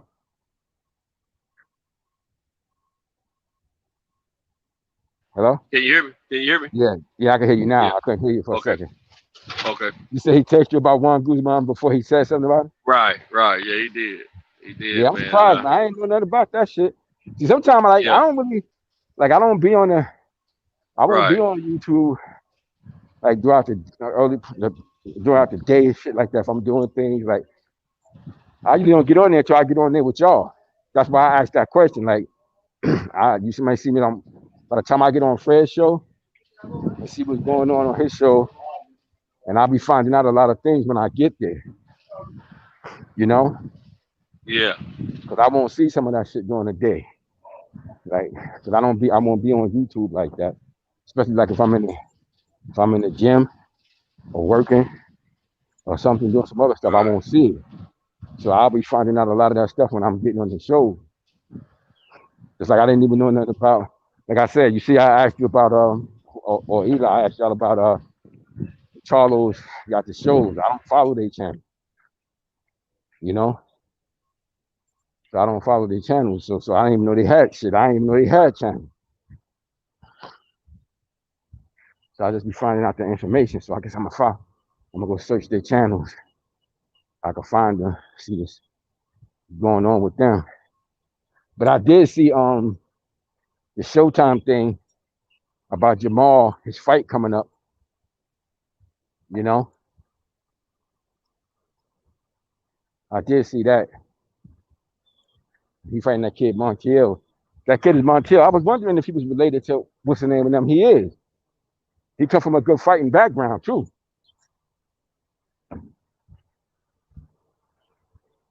Hello? Yeah, I'm here. No, can you hear me? Yeah, I hear you now. Who is this? That kid Montiel, the kid that Jamal the one he got to fight. That kid come from a good fighting background. Because when I saw his last name, I recognized. I was like, shit, that's the same name as what's his name, the former super bantamweight champion. And sure enough, he's from that family. So shit, he's from a real fighting family. Okay. Them motherfuckers can fight, man. His father, the grandfather, was a fighter, and I remember his uncle. Montiel was a good fighter. Yeah. Former champion, man. So he got some real boxing shit in his blood. Shit, he could punch too. I remember I saw him. I remember I saw him knock out what's his name. Now what's his name ain't what he used to be. My man who Ann Wolf used to train. Oh, James Kirkland. James Kirkland. I saw when he knocked out James Kirkland. He knocked out James Kirkland? Yeah, he knocked James Kirkland ass out. Okay. James Kirkland up. He could punch. This kid's a knockout puncher. This guy's a big puncher. Is he a Texan or Mexican? Mexico or from Mexico. Okay. Yeah, okay. He's Mexican, Montiel, and he got a good pedigree. He come from a good boxing pedigree. Like his family's boxing legacy. In Mexico. Somebody else said they did some research on him, said he's pretty good. Nah, yeah. He coming from that. I didn't know. Because I saw the name. As soon as I saw the name, I thought of his uncles in them. Because you remember his uncle Montiel, he was a good fighter. He lost I'm trying to remember the name sound for me, but I can't place it. You know his uncle. You know his uncle because you've been boxing. You've been in the boxing for a long time. You know his uncle. His uncle was a good little fighter, man. And he related to he fought. You remember Arce? Remember Arce? Yeah. You know they fought. Remember when all those little guys was fighting and they was fighting each other? Yeah, Montiel was one of them. Okay. He fought too. I think he lost to because you know that's when Nonito Donaire came up, those guys was just fading out and then Nonito like took over. Right. But those guys was the class before Nonito Donaire and them came. Okay. And Arce, Montiel, all of them fought each other. They was all fighting each other. And he's a good boxer. He's a good boxer. He's like that. Like if you know in Mexico, you got a couple of famous family fighters. Like you got like Chavez's. Yeah. Like now you got Canelo and his brothers and them. Yeah. And you might have like the name like Salvador Sanchez, anybody of them, like their family, like they carry some rank. Well, that family is one of those families. Like they're one of the legacy families in Mexico. Like they're known for boxing. Boxing. Okay. And it started with they say Marquez, them two brothers, they the were the Marquez brothers, yeah. Yeah, the Marquez brothers, yeah. You know, Barrera, he didn't have Barrera. He was a hell of a fighter. Eric Morales. Yeah. So you know, it's a lot of some legacy boxing family names out there. Well, that family would be amongst them. Mm-hmm. So he's I just now granted, James Kirkland ain't nowhere near where he used to be. He knocked Kirkland was out, a monster. Yeah, he got knockouts though. This kid's a strong puncher. So it's gonna be interesting to see if he can catch Jamal. But I just think Jamal is an overall skilled fighter. Because even though he is. They're overall skilled fighters, man. They good. Him and his brother both. They He showed overall me a little skills. something more. I always knew he had knockout power and things of that nature, but he showed me a little more when he fought Deverenchenko. Well, and Deverenchenko made him box. For me, he showed me more than that before. Like I expected him to do what he did to Deverenchenko. I was just surprised he didn't knock him out. I thought he was gonna knock him out. Because Deverenchenko was to me was more hype than he was good. Like he got a lot of hype because he was a good amateur. See, sometimes with all those Eastern Bloc dudes, they was good amateurs. Right. So that shit give them a lot of their hype before they really do shit. Before they really do shit. Yeah, he did good against Gennady Golovkin. But outside of that, he fought good against Jacobs too. Except he fought all right. He fought good, but he lost that shit though. He didn't win that shit. But he wasn't a fighter that was supposed to take over or nothing like that. Nah, I felt he beat Triple G though. He looked like he beat Triple G to me. Yeah, I think he did. I thought he might have barely pulled that shit out, but not like how some people I was hearing saying like they was trying to make it. I don't think he was getting fucked up too. That's why I said it's a reason why his fucking eyes was all bloody and cut up like that. I said it ain't no fuck. Y'all acting like the air was punching him or some shit. I don't know. Right. I don't be know what some people be saying when they be watching fights, yo. Man. I'm like y'all acting like his eyes just did that shit on his own. People don't want to get credit where credit's due, man. And so I tell you, man, okay. He was all right, but I wasn't viewing him like that. So I was kind of surprised. He was in a fight. I was kind of surprised that he didn't knock him out. Like I really thought he was going to knock him out, because I didn't view him like that. Like, but I expected Jamal to knock him out. I thought Jamal was going to knock him out too. But leading up to the fight. But now the fight that Jamal showed me some shit, because I looked at overall skill, and Deverenchenko ain't skilled like that.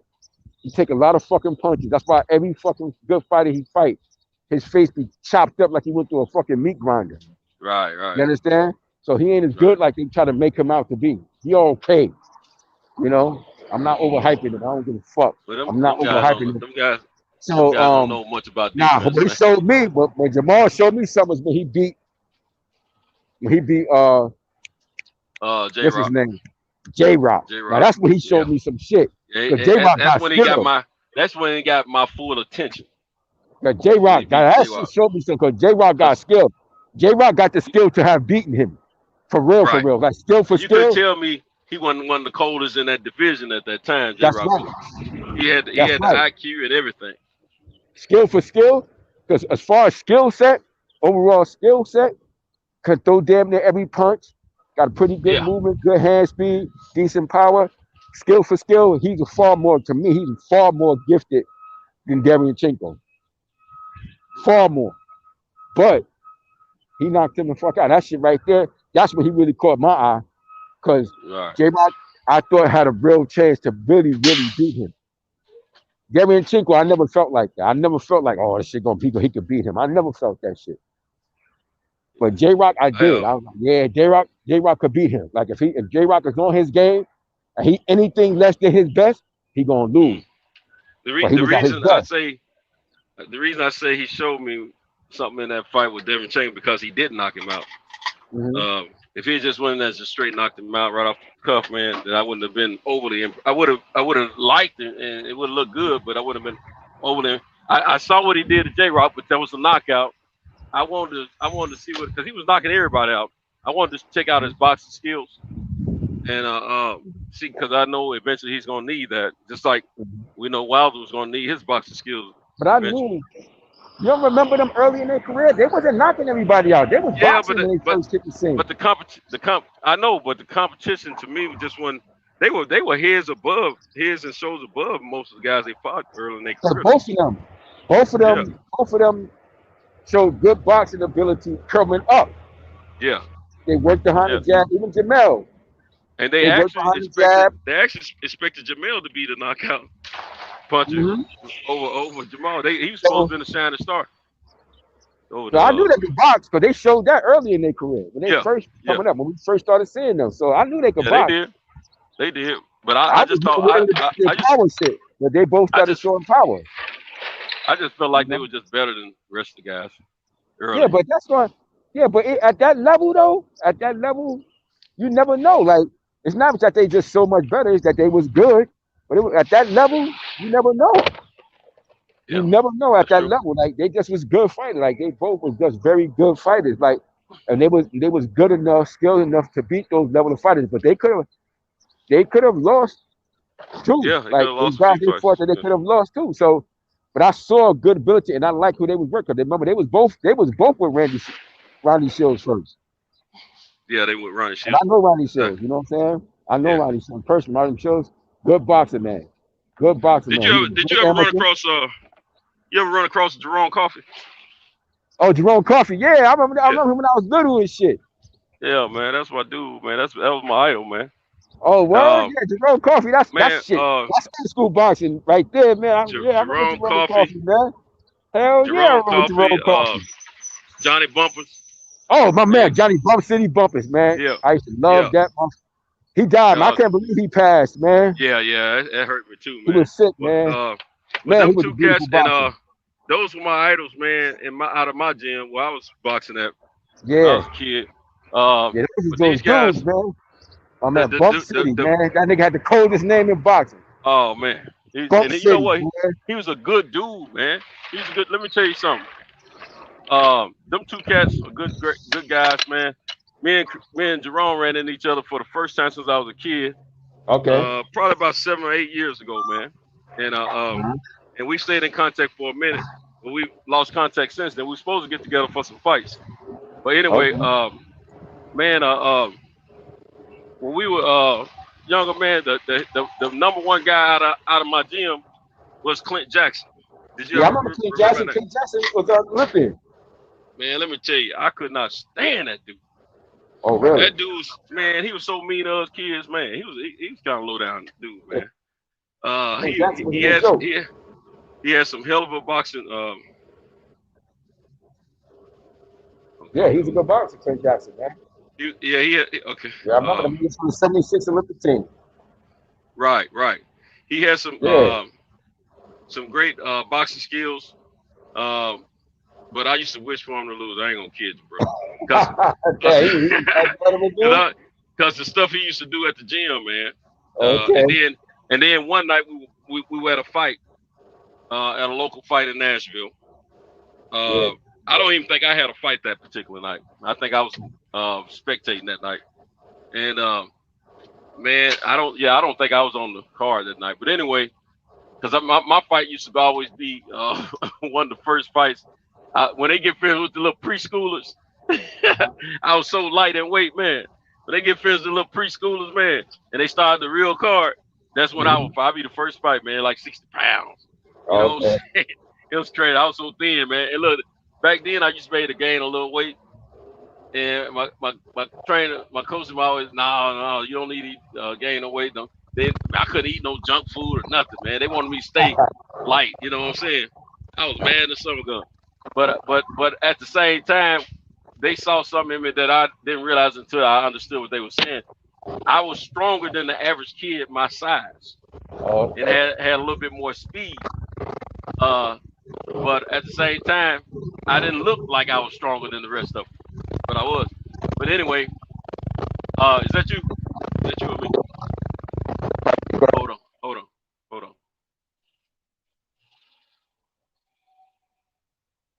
All right, you there? But at the same time, okay. At the same time, when I finally realized what they were talking about, I had to go on, abide and get with the program. And so, man, but anyway, this one particular night, man, Clint Jackson had a fight. It was a big card night because they had all the former Olympic fighters and Olympic trial fighters and stuff like that, national fighters, amateur fighters and all that. They were on the card. Jerome Coffey was on the card. Johnny Bumpers was on the card. Clint Jackson was on the card. Then we had another cat that's a little bit older than me. His name was Randy King. He was on the card too. And God rest his soul. But anyway, man, Clint Jackson, man, he fought this Jerome and Clint, they worked for the sheriff's department as correction officers at that time. you know, they were boxing for the team, but they also gave him a job. You see what I'm saying? And I can't remember if Johnny was working for them or not at that time. But Johnny, we knew he had been brought in. He wasn't originally from Nashville. But anyway, you know, he's from Tacoma, Washington. But anyway, man, Clint Jackson had a fight with an inmate. This guy, and Clint knew he was an inmate. And man, that inmate was whooping Clint Jackson's tail, man, whooping his tail, making him look bad. And he was a young kid for that age at that time. But he looked innocent and everything, but he was good. He's quiet, soft-spoken, and all this, but he had done something to get himself incarcerated. Man, he was whooping Clint Jackson's tail, man. But at the same time, he was respecting Clint because he knew he had to go back and be under Clint in the jail. Man, Clint Jackson, he was so disrespectful, man. He would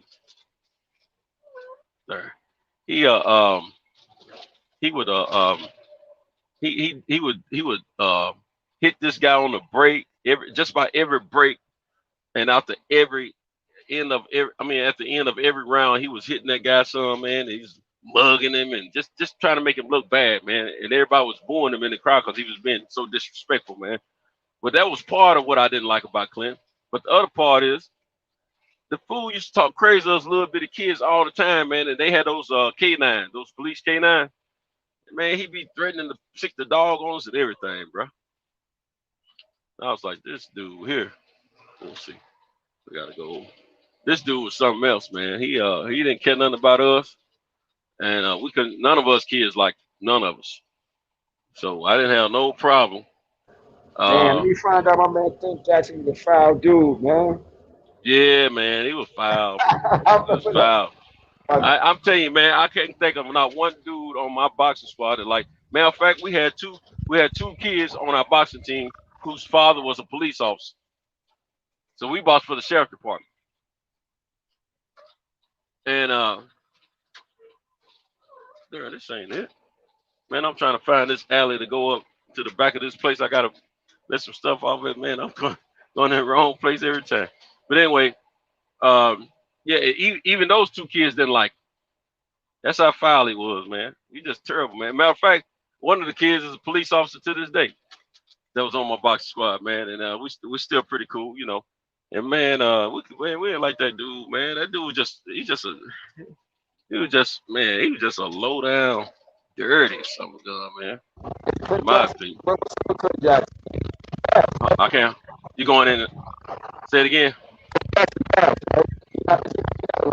don't know if it's me or you. Hold on, can you hear me now? Yeah, I can hear you now. Yeah, is Clint Jackson still alive? He passed. No. He died a few years ago. He ended up going to prison, man. Ain't that some shit? Wow. Yeah, ain't that something? They end up going to prison. I think I passed. No, this shit right here, I think. It ain't man, it's on here. But yeah, man, I got Rover out here watching. He'll be barking in a minute. But yeah, man, he was a foul cat, man. Foul cat. Did not like that dude, man. And then I remember I went to work at for this dealership. I just sell cars. I went to work as a manager for this dealership, man. And look, the dog saw me let my window down. He want to bark now. Man, we were talking about. I don't know how we got on the subject of boxing. I was telling them, you know, about when I was boxing, and we were talking about some of the cats we knew and things of that nature. Cause see, there was a small town outside of Nashville called Mount Juliet, where there was some white kids who used to box for a certain team up there in that area. Man, them white dudes were tough, man. They were tough. About three of them. They had more than three, but it was three of them that stood out. They were real tough competitors, man. They boxed for a minute. So I think we were talking about those cats. And when I found out the guys knew as much about the history of boxing in Nashville as I did, I asked them if they knew about the sheriff's department, and I asked them about Clint and a few other names like I'm asking you. And they knew Clint personally. Matter of fact, the part owner of the dealership loved Clint Jackson. They were like brothers running around. I didn't know that. And see, I was trying to place the guy from back then, but I never did see him and Clint together. I said, well, man, wow. I ain't gonna lie to you, man. I couldn't stand Clint. And that's how I found out Clint was in prison through there. They knew he was in prison. They used to communicate with him. But yeah, he was in prison, I think, down in Alabama or somewhere, and he ended up dying for some reason. I don't know what the situation was, but he died. But man, that's why I asked that question, because I thought that's why I asked, because you knew, because I think I remember hearing that. Because if I ain't mistaken, I think Donald Curry came through that same team. When they all part of the same team. Donald Curry, Ronnie Shields was around. He was boxing around that time in the amateurs. Ronnie Shields, I think Donald Curry was coming around that time. Or was he might have? He could have been later though. But I know Jerome Coffey, Ronnie Shields, and Johnny Bumpers, man, they all kind of hung together a little bit, man, back in the day. And there was somebody else. Somebody else is ended up doing well in their career. But Jerome had a stellar career, man. It just toward the end, it started falling off a little bit, But those were some good times for boxing in Nashville, man. Then the boxing kind of left the Nashville area and went toward the Knoxville area primarily. And that's what Roy Jones went through, the Knoxville area of fighting in the tournaments over there. Because, I think they had Tate. I think Tate was from the Knoxville area. Was it Big John Tate? Is that a name you're familiar with? Oh, Future's gone. Well, anyway, folks, look like I'm riding solo. I'm gonna get to these chats. Take that chat out, you understand? See what's happening. Everything Ronnie Shields, was good too. Salute family. All 22 of Montana wins were by KO. Oh, Eli don't take that. Eli was. I think you the one, Eli, telling me the guy was good. That was me yesterday saying he was decent with good. Yeah, that was you. I had a draw with Centeno Jr. Yeah, Kirkland. You good, fam? Big Damone. Let's see. Raul 1980. Lawhorn said, "Salute, family. What's up, my man?" And he also said J-Rock showed to be a little chinny. Hairstyle was perfect for J-Rock. Yep, that's true. So true. All that, everything y'all saying is 100%. Well, I don't like the way my truck looks like it's trying to overheat or something, man. Gotta calm down and lower your temperature. We ain't got time to be breaking down. But yeah, man, those were the days.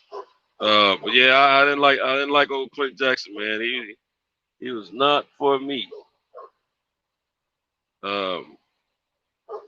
Anyway, let's see. Fugitive said, Darren, I got knocked out. Yeah, I see, but man. Hey, it always something happened to us, bro. I know that link was up there in the chat a little early. You might be able to still see it, but yeah, it shouldn't be too far. Let's see. Yeah, it's up a little ways above Eli's text when he first went out. I don't know if Cam or anybody's up, but if anybody's up, Cam or Kyle, if y'all able to, check on my man's them and see if they trying to get in and get them back on the live, my man. But anyway, I was trying to check something. I don't know what I was gonna check. Oh, Bump City. I mean, Big John Tate. But yeah, I think John Tate was out of Knoxville area, and he was great, man, until they boasted him, put him on television, and the next thing you know, he gets knocked out by Weaver. Let's see, John Tate.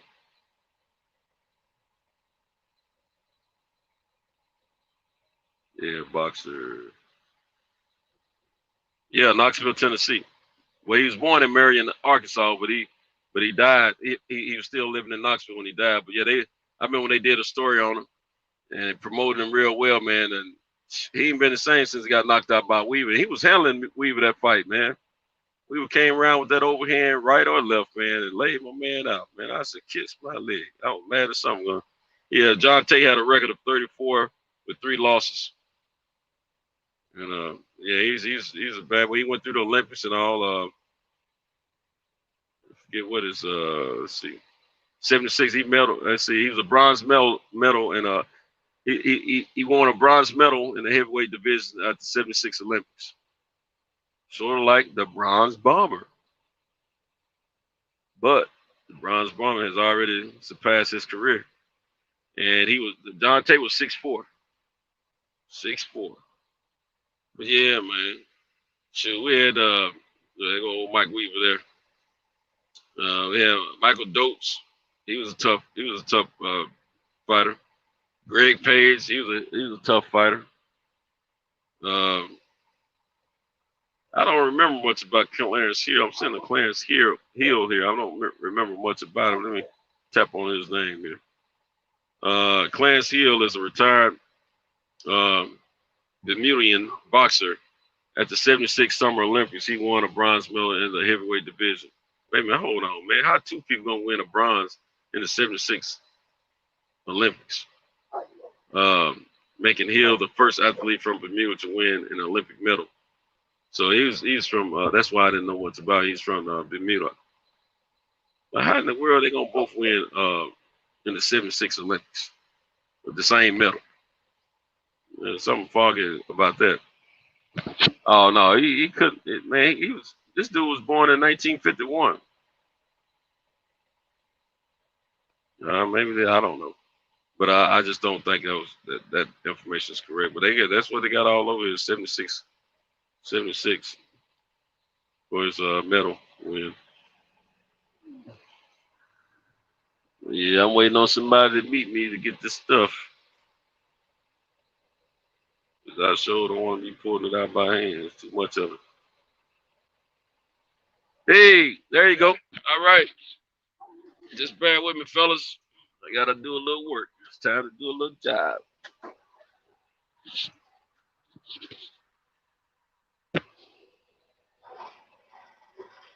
So I'm going to go on mute for a second so I can take care of this order.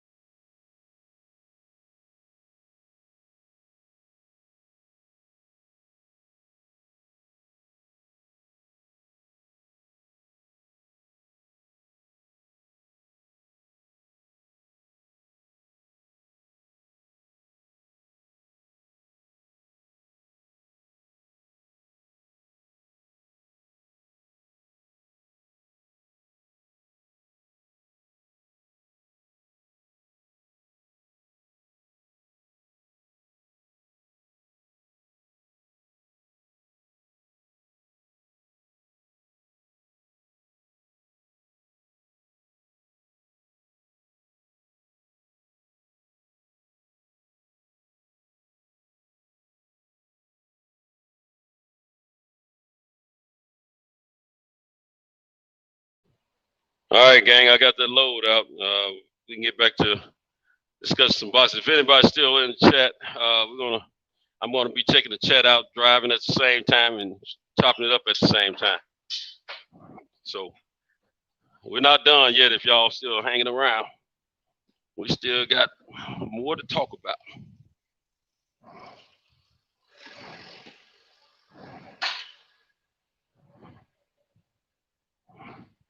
Just bear with a brother, and a brother will chop it up with you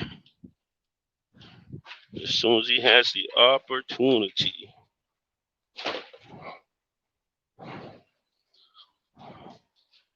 You dig?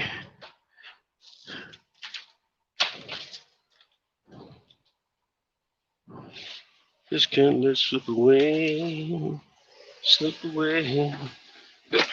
Oh, oh, oh, oh. Can I get a kiss? Good time. Can I get a kiss? Good night, baby. Before I leave. Y'all just bear with me. Just bear with me. As long as you can.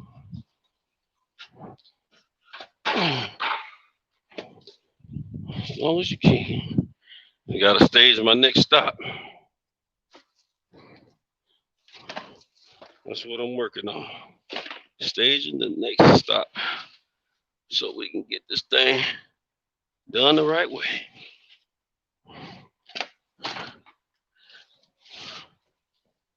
I'm all about them deliveries.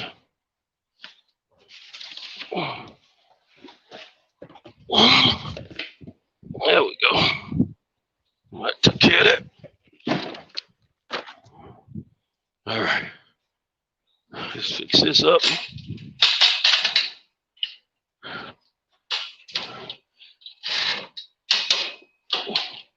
There we go.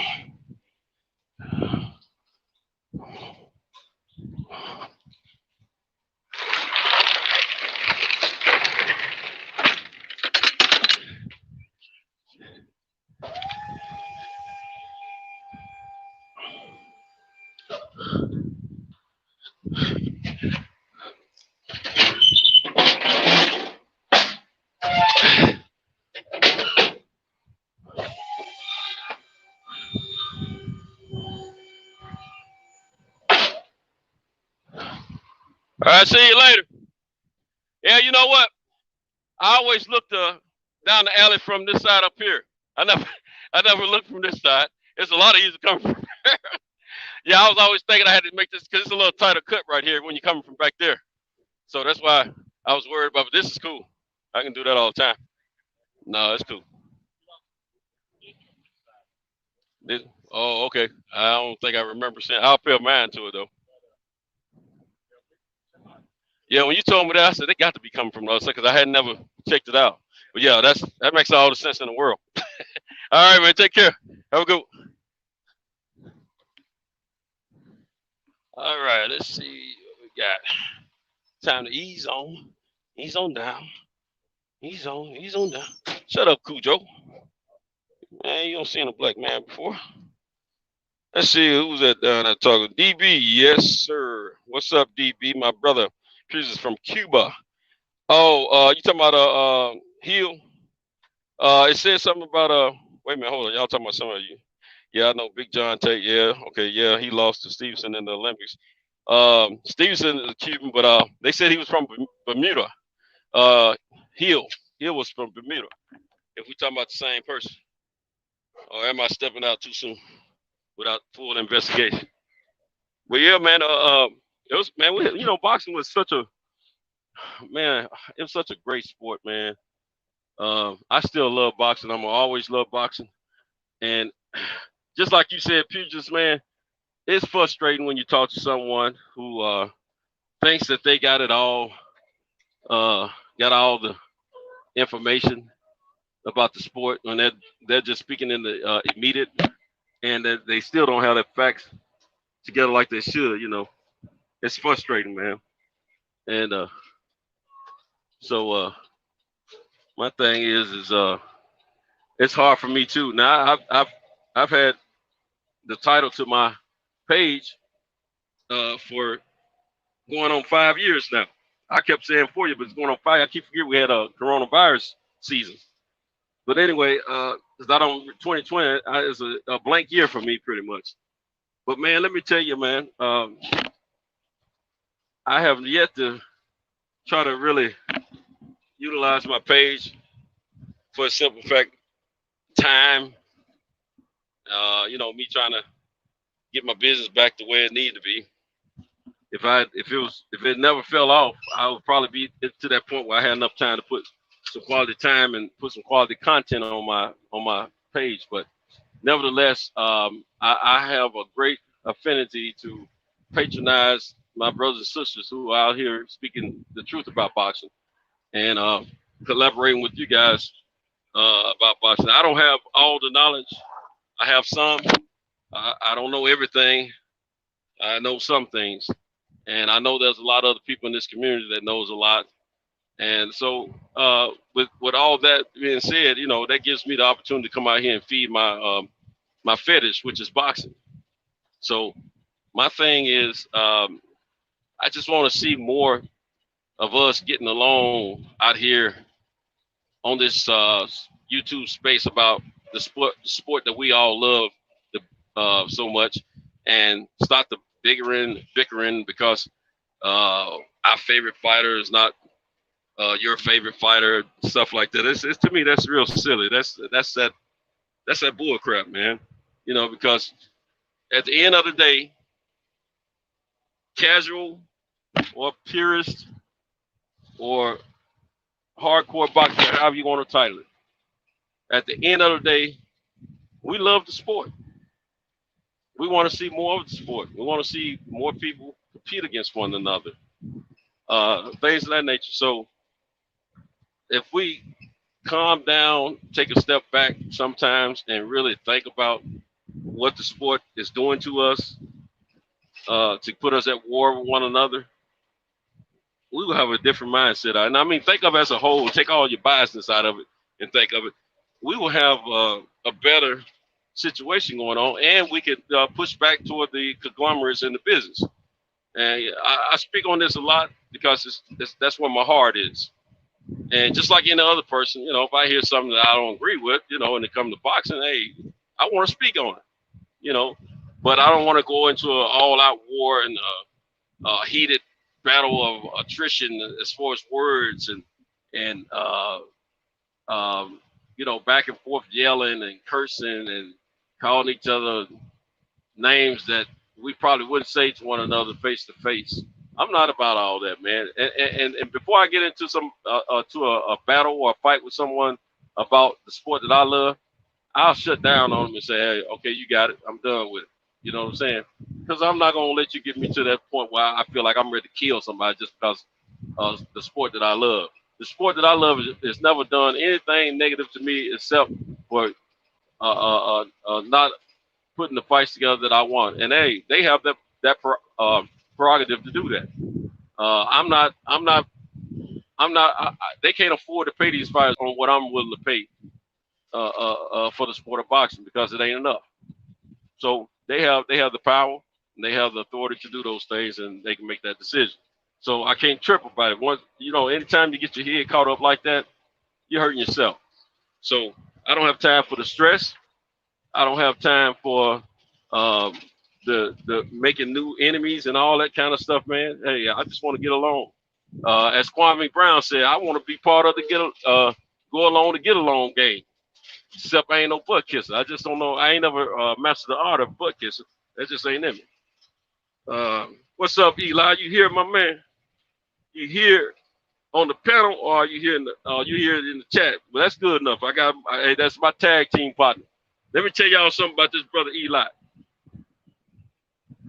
Nobody better say nothing about my Eli. That's my brother. You understand me? Anything negative about him, we got problems. Okay, I'm telling you now. Eli is a straight up man, straight up brother. I love him for that. You know what I'm saying? He speaks his truth when he speaks.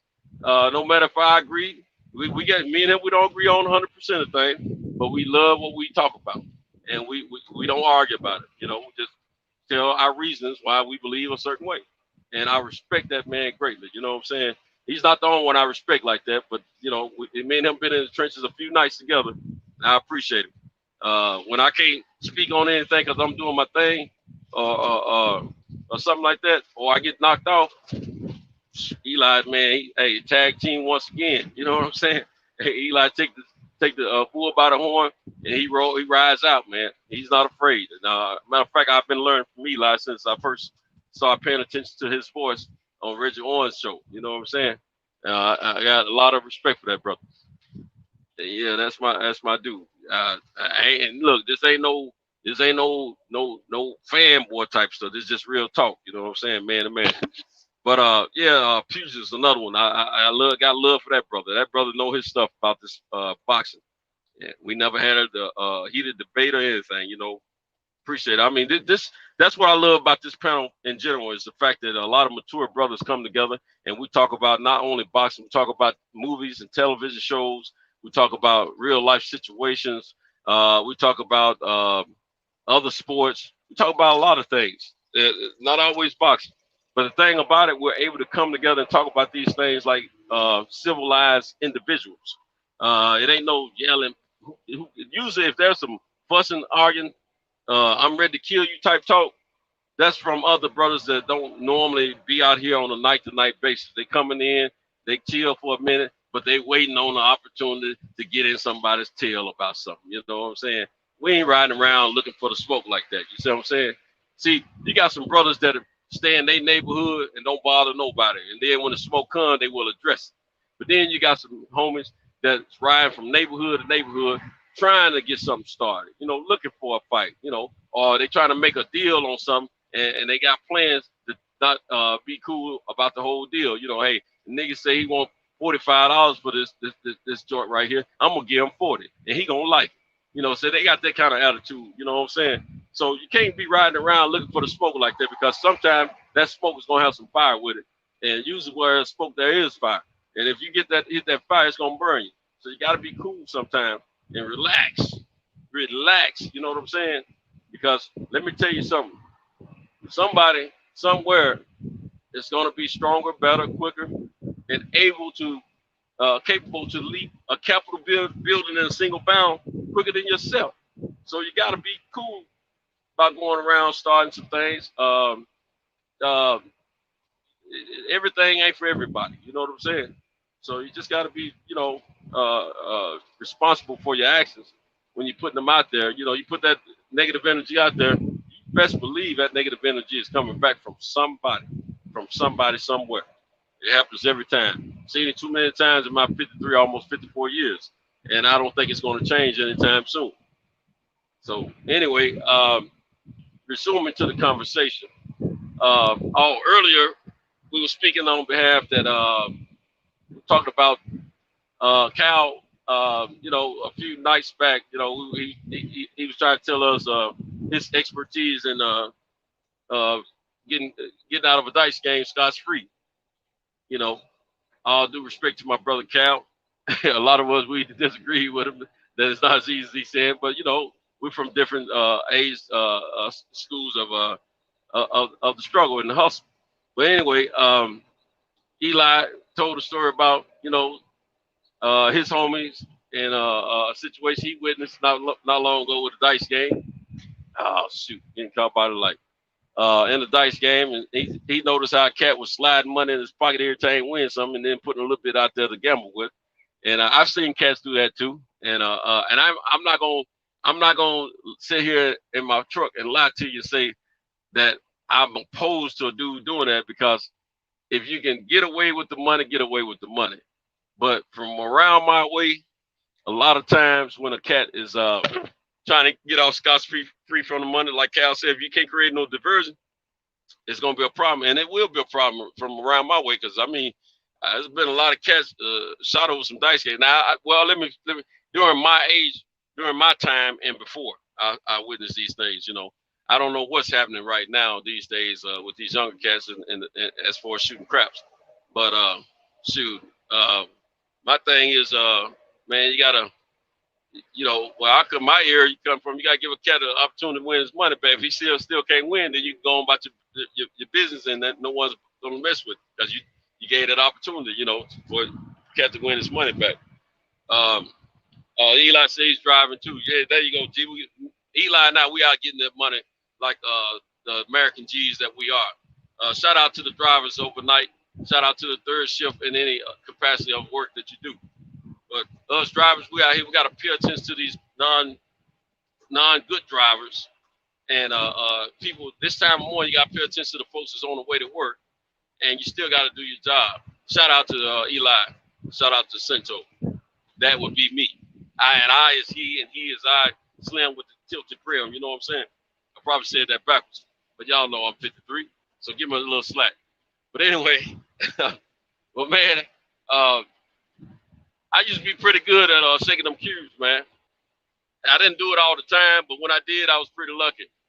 And I thought since I had so much luck shaking them cubes coming up as a teenager, I tried my hand in the casino, right? I thought I was going to be good with them, period. No matter what size they were, what the setting was, set up, the format, any of that. Man, first time I went to the casino, man, was in the Bahamas. Me and a buddy of mine, we went down, you know. You know, we took some of our funds down. I took, I think I only took about $3 grand with me. Because I didn't, you know, I figured that was enough money for me to enjoy myself by myself. Because I was, even though I had a little bank, I was a tight brother, you know what I'm saying? So I wasn't taking no 10s and 20s and 30,000 and all that. Forget that bull crap. I took 3,000. I said, if I can't kick it off, I don't need to go. So I go down there, man. And the first night I win a little money. The second night I win some money. I thought I was hot stuff, man. Third night I lose. We were down there 5 days and 4 nights, I think. Well, the third night I lose money. And I stopped at a certain point. Because at first I thought I was a ball. They were coming around, they was rating me and all that, talking about, yeah, we see, you know, we're just taking ratings and all that, you know, keeping up how much you win. You know, I thought I was hot stuff, man. I had my silk on, you know, that called myself. Look, I dubbed myself Silky Slim. You understand me? So I had my silk on, shaking them cues, man. Had my little rope on, you know, had my Jerry curl lightly juiced now. So I'm shaking them cues, man. I thought I was doing something, man. Then that third night, man, it just wasn't the same, man. And there was a lot of cats that had came over from Miami, some high rollers, man. I had lost so much money. When I realized, by the time I realized they were in the house, man, I couldn't even afford to get on the table that they were on. I was mad as the summer gun, man. And and I mean, these were no typical hustlers from around the way. These was, you know, these guys looked like they were on that mafia-like level, but they wasn't. I don't think they were mafia. I think they were more connected with the Colombians and Cubans. You see what I'm saying? But you know, these guys that walk around with suits every day. You know, they get the money. They ain't touching nothing. You know what I'm saying? That type of hustle. But anyway, man, I couldn't get on that table for nothing. I was mad or something. I was broke, man. By the time I got finished and figured I wasn't gonna play anymore, I was down to $200, man. And I said, I'm done. I said, because I know 200 go quick out of my hand. And all I could do was try to buy some souvenirs, right? I was gonna buy some souvenirs, man. Stuff was so high as opposed to what I wanted. Man, I came home with a bag of t-shirts. I came home with a bag of t-shirts for everybody in the family. And everybody said, bring me a gift back, bring me, you know, because we weren't, in my family, we weren't used to supposed to going out of the country, you know what I'm saying? That was kind of big for me at that time. When I come home with a bag of t-shirts with all these different sayings on. I just had t-shirts galore because, you know, I don't blew my money. And I had a couple little toys for my son. My son was just a few months old at the time. Wait and see. Now my son was he was a year old at the time. And my daughter, she had been born. I came home with little toys for them, you know. And my mom kept up with them toys that I got for my son. She kept up with them for a long time because actually, at the time, my son's mother, she was on that trip, man. She trying to get me screwed up with the popos, man, about my son, knowing I had a case already pinned it. And So I couldn't go over to their house, man. I was barred for about 6 months or longer or something like that. I couldn't go around with my son. My mom had to get my son in order for me to spend time with him during that time and all that kind of stuff. It was something crazy, black folks trouble. And so anyway, I'm hanging out. I come to my mom's house with all these t-shirts. My mom look at me like, "This all you got?" I said, "Yeah." I said, "Mom, I lost a lot of money." Now I was probably sitting on about $4,800 or $4,700 before I started losing. Now I had taken $3,000 with me, so I think I won 1,700 or 1,800, something like that, before I started losing money. But not only did I lose my wins, but I lost the money I took over there too. So I wasn't able to buy no nice gifts for anyone. You know what I'm saying? And the toys I got for my son, he was only able to play with them at my mom's house whenever he came over. And then they became a decoration for my mom. You know what I'm saying? She never did let him take them home with her. So it was just a trip, man. It was a sad vacation trip. And so ever since that trip, man, I don't get into worried about people, telling me bring souvenirs to them and all that. I usually don't tell people when I'm going out of town. I just go and I come back. You know what I'm saying? Because in case I lose my money, I don't have to worry about obligations. So that trip was something. So I got too happy down there. Hey, Eli, they got the stream in, bro. They got the stream in, my brother. If you any pugilists, anybody else who want to get on, we're taking all comers at this moment. So come on, get in backstage and let's ride it out. But anyway, it looked like Cal or either Cam is on deck. But anyway, I won't say Cam because I think it's a little early for Cal. But anyway, man, I just learned from there, man, because I just see one thing I learned. Once I start gambling, I don't know how to turn it off. The first time I went to Vegas, me and my wife, we were there with another couple. She had money, I had some money. Man, I lost all the money that I was gonna gamble with. The cash that is. Everything else I had I had my debit card and credit card. My wife, same thing like Bahamas. I forgot to tell you, when I was in the Bahamas, I was with a buddy of mine. Now my buddy used to get his work from me. Well, he wasn't as big of a gambler as I was. He wasn't as big of a risk taker. But the fool, he hit a little bit. He said he knew how to sit on his money and put it up, not me. I got to go down and think I'm all world, and I'm gonna gamble and make me I told myself I'm gonna make me $1,000 a day while I'm down here. Man, well, I told y'all what happened. I got down to 200. I was done. But anyway, after I got down to 200, okay, it wasn't no all-inclusive type situation. We had to pay for our own meals and all that kind of stuff, right? So we wasn't trying to eat, we trying to eat on that upper end level, Man, look here. I had to follow this dude around the whole rest of the time I was down there, eat when he said we can eat, go where he said we can go. And I felt like a little boy, man. I felt bad. I started to have some money sent over, but I said, man, bump that. I have some money sent over. I ain't gonna do them, just gamble it away. So I decided not to do that. And another thing that happened to me on that trip, we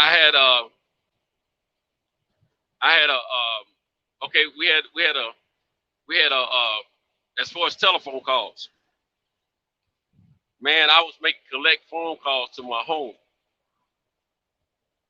Well, never been out of the country before.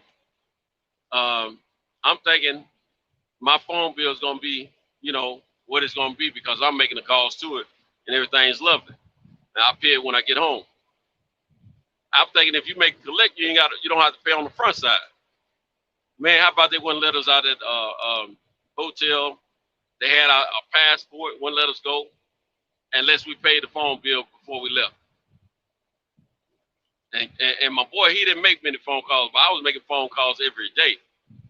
Man, I paid about $1,200 something before I could leave up out of there. Then turn around, I told him, I said, you telling me when I get home I won't have a phone bill. I said, I made all collect calls. They said, you got a phone bill. I get to the house, my phone bill is like $400 and something, I think, at that time. Man, I was mad as something. I one going time, so back to the Bahamas since then. So I was just mad the summer gone, man. And I started by I wanted to buy I ain't gonna say I started to. I did flip the idea of buying a condominium down in the Bahamas for like $5,000. I wanted to buy one so I have a little vacation site to come to when I was down there. You know what I'm saying? But I knew I had that case and I knew I was going away, so I didn't do a whole lot of anything because I didn't know what my faith was exactly at that time. But man, it was crazy times, man. So anyway, I go to Vegas a few years back for the first time in 08. I run out of money. Now I remember one night, me and the other guy, we wanted to go back to the casino and do a little gambling, hang out without the ladies. So the ladies were cool with it. So we need he had some money because I'm the only one that blew all his money because I'm thinking and look, as soon as we got off the airplane in Vegas, they got slot machines in the airport. Man, I don't gamble before I even got up out of it. I lost about $20. But anyway, I had to go in there and talk sweet to my wife, man, to get a few hundred out of her, man, just to go gambling with, man. So she said, I'm telling you, if you spend that, that's it. Man, I went down there, me and my boy back to the strip, man, and we now we can look at the ladies without getting smacked upside the head. But we weren't trying to holler at nobody. But anyway, I'm gambling, man. At this time, I was smart. Once I lost 125 of what I had, I quit.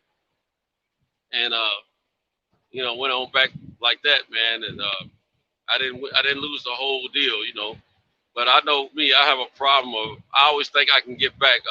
The last time I was in Vegas, I won over $500 real quick. Real quick, you know what I'm saying? Real quick. Man, I took a little break from action. We chilled and did a few other things. That I went back and thought I was gonna win some more, man. Lost all that plus 200. I was done again. Went home with a lot less than I was planning to. But I only took so much, and I said if I lose that, I'm good. And so I was okay. It wasn't as bad as the first time. But man, you got to be careful. You got to know when to fold them, know when to hold them. If you don't pay attention to that, man, you're gonna stimulate the casino every time. But yeah, I've had opportunities to enjoy myself. And it's an ambulance up here. But anyway, yeah, let's we'll get back to some boxing. Y'all want to talk about boxing? There's been some fights over the weekend. Thursday night, of course, Clarissa Shields won her debut. I did get a chance to see the entirety of that fight from the beginning to the end.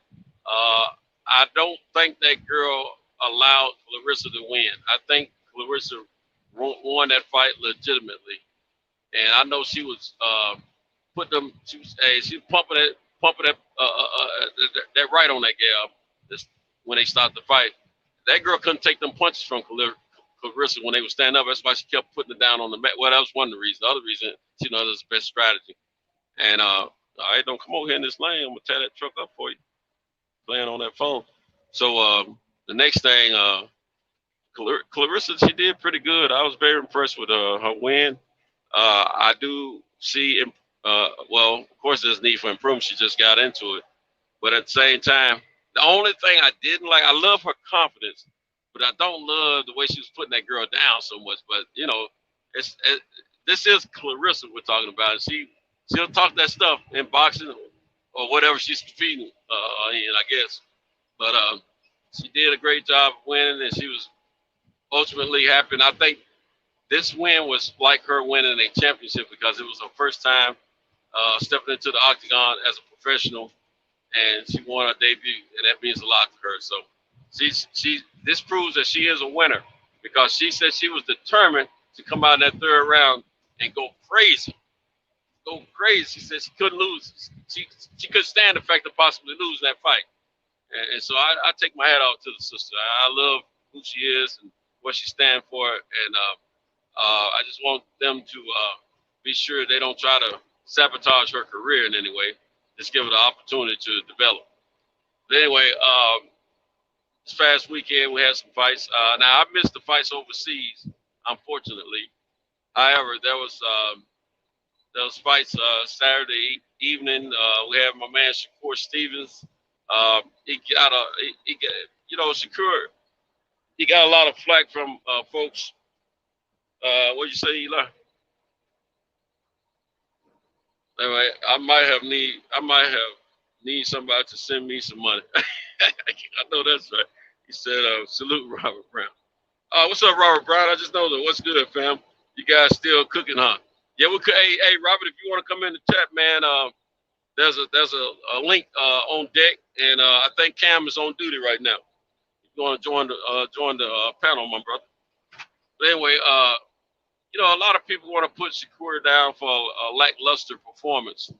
I'm gonna tell you something. I hear what everyone is saying, but I also understand that when two people are in that ring, only those two understand what they're dealing with one another. But there's three people in the ring, two fighters and a referee. But the two fighters understand what they're giving and taking from one another. And so I'm just gonna tell you, man. I mean, I'm not upset with how the brother fight. Yeah, I would have. We all want more action, but if it takes for you to be a little standoffish and pop shot to win your way to the victory, I'm cool with that. Because at the end of the day, man, you want to win. That's just part of competition. You don't go in there just to, stand still, let a guy punch on you and bang on you just because you want to impress the crowd, man. You go in there, and the name of the game is to hit and not be hit. Stick and move. Ain't nobody got time for all that, letting somebody bust them all upside the noggin, man, trying to prove that they tough. Only tough people get in that boxing ring. So I don't have a problem with the brother's performance. This is me speaking on that. If everybody else does, I respect it. But the brother did what he had to do. He got the victory, and now he said that the next fight will be better. And I'm sure it probably would. But at the same time, Shakur, hear me, my brother, as I speak to you. Do not, I repeat, do not jeopardize your health or your record just to appease people like myself, because none of us are going to step in that ring and fight for you. If you feel like you want to win the fight, go in there and win the fight, my brother. I have no problem with that. The brother showed superior boxing skills. He's the least hit fighter in the business. Let him do him, man. He's a young kid, man. Let the guy develop. Let him do his thing. Let him create his career. Sure, you never know. Well, he might turn into a brawler later, but at the same time, man, let's be supportive of his brother, man. Let's not talk about, like Tim Bradley, somebody put him to sleep. Yeah, I was sleeping too, but guess what, Tim? I drive for a living, and I was tired just naturally. You don't drive for a living. You sitting there on the panel, you're supposed to be have some kinship with this brother, man, as far as being cool with it, and you sitting up talking all that yang, man. Man, leave that brother alone, man. Let him fight his fight. Then about talk about you headbutting. All them headbutts you went through throughout your career, man. So leave that kid alone, man. Big head rascal. Anyway, now we got that out of the way. There was a kid that fought over the weekend. What's his name? Simpson. I think his last name's some Hill. What's his name? He had a little catchy name. He was on the barbershop not long ago. Anyway, I didn't see his fight, but he won. He won this fight over the weekend. Shout out to him. Then there was, let's see what Robert Brown said. He said, give me a few minutes. Okay, Rob. Word up, my brother. Eli talks everything was good, fam. Everything good, bro. He's speaking to Eli. Yeah, in Eli's behalf, everything's good, Rob. like I can speak for Eli. I'm sure it's all well. But anyway, yeah, man. I said, kid, his name was Slick Nick. Slick Nick, that's his name. Slick Nick won his fight over the weekend. I got some sounds. Let's see who this brother is that's coming on. That just came onto the panel. Oh, that was Cam. Oh, Cam. What's up now? Or is that? It's either Cam or Cal. I don't know which one, but shout out to whichever one it is, and we appreciate the you guys hosting the platform. But anyway, yeah, Slick Nick, that's his name. He's the one that won his fight over the weekend, and shout outs to him. Well, I guess it's official now. It's not going to be a Valdez and Jamal Herring fight. It's going to be Shakur Stevens and Jamal Herring. I hate the fact that those guys are kind of not technically stable mates, but we're going to say they're stable mates. They kind of run in the same circle and kind of kick it the same. They have the one common factor in common, which is Terrence Crawford. They're both buddies of his. They both fight under the tutelage of Terrence Crawford. So shout outs to those guys, man. They're going to fight. That's friends making money together. So I'm cool with that. I just hate that one of them have to eliminate the other for the sake of the sport of boxing. But it's going to be a good show between the two of them. It's one of those fights that we want to see. But it's also one of those situations where Bob Arum is figuring that he can get off a little cheaper by keeping his fights in-house. And Bob got to get out of this old thinking. Him and his crew got to get out of this old way of thinking, of putting fights together as far as matching them up, as well as, the locations of fights taking place. I heard either Fred or somebody on Fred's show was saying talking about the fact of Shakur only having about 1,500 people at his fight. Well, let me tell you something. That's not Shakur's fault.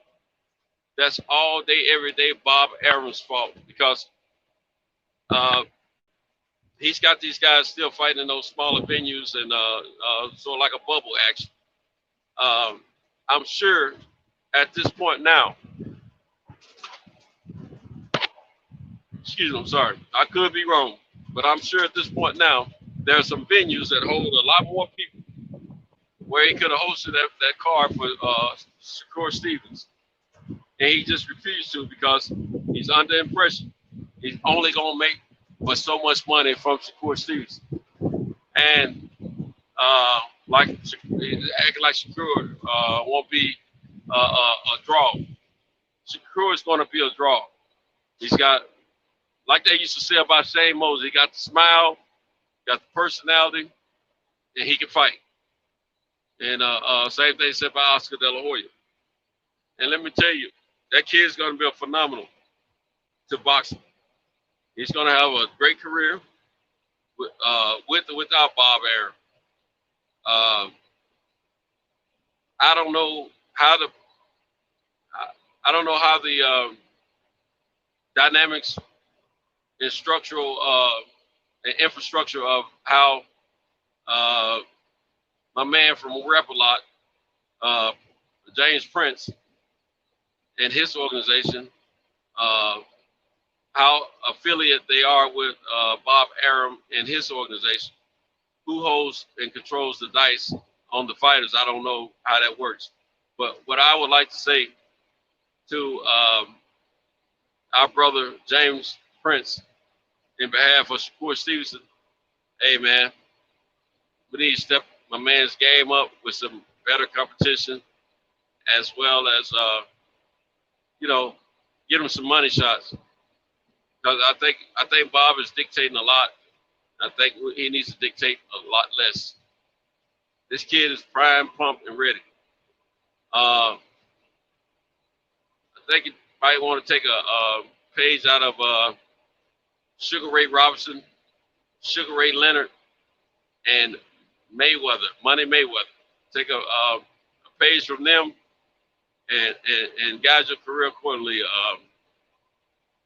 Shakur Stevens, get your money, man. When your contract's over, make your money. Because they all are eating off of you right now, as far as Bob, his wife, his buddies, and anybody that's next to him. That's what he's doing. Eating off of you, man. So don't let these guys always dictate your career for the long haul. If you got a chance to buy yourself out of your contract, then do so. It worked for Floyd. If you feel that, if you believe in yourself that much, it can work for you. Don't be afraid to be out here without a promoter.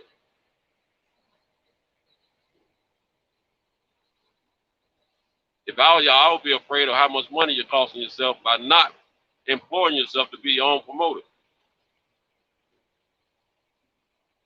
I just believe in not stepping over dollars to pick up pennies. When you're doing that, leaving too much money out there.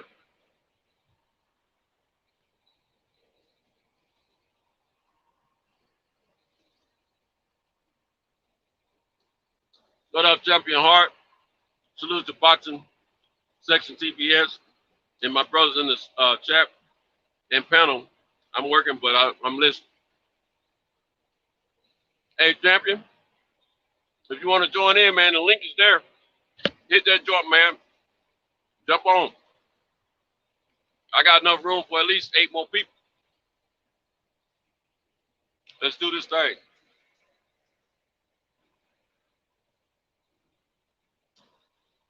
Less than about 20 minutes, I'm going to need somebody to come on and help me out and tag in on me, because I got to make a phone call.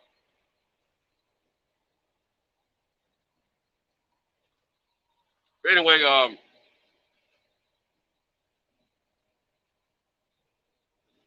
there's a lot of news that came out yesterday that the pre-sales are about sold out.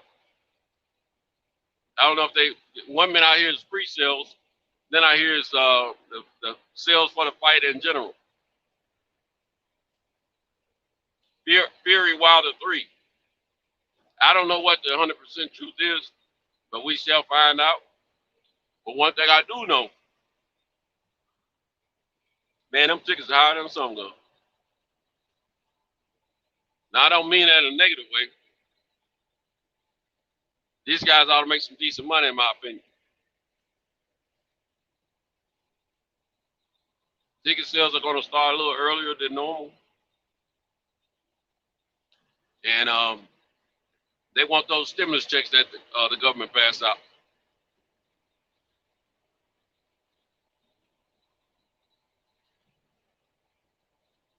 So, for me, I plan mentally to be at that, if not at the fight, but in the presence of the city for the fight. But I want to be at the fight.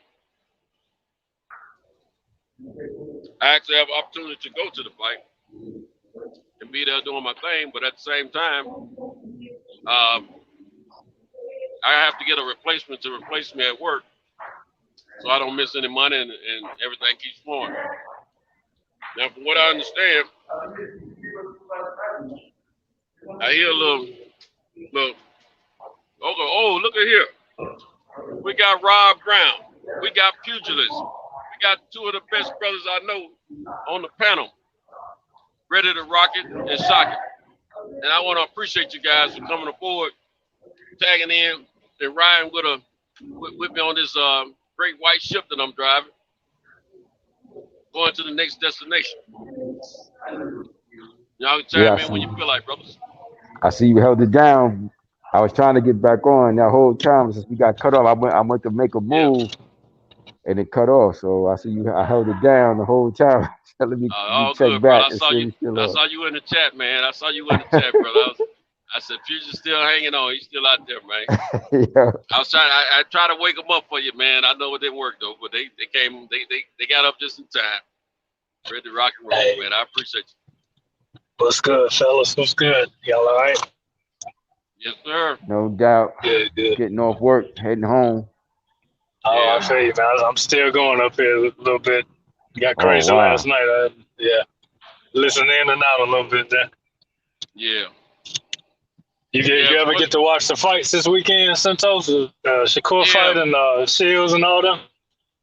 I watched what I could, man. You know, I dozed off on some because, you know, I'm gonna tell you my problem on Saturdays, man. I don't go to sleep right after I get home from work.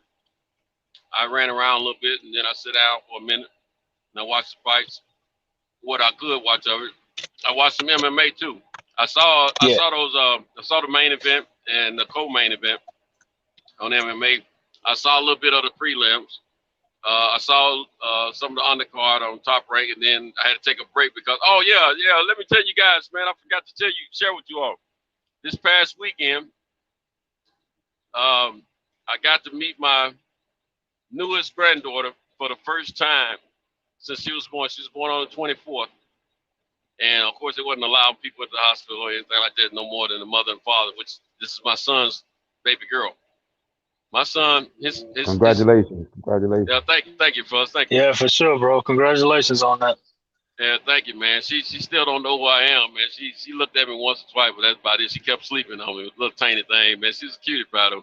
But I got to meet her, and I didn't want to hold her, My son, he held the whole time. I didn't want to hold, it's a little early. She's still a little small baby, I'll wait till she get a little bit older and a little bit more familiar with the world.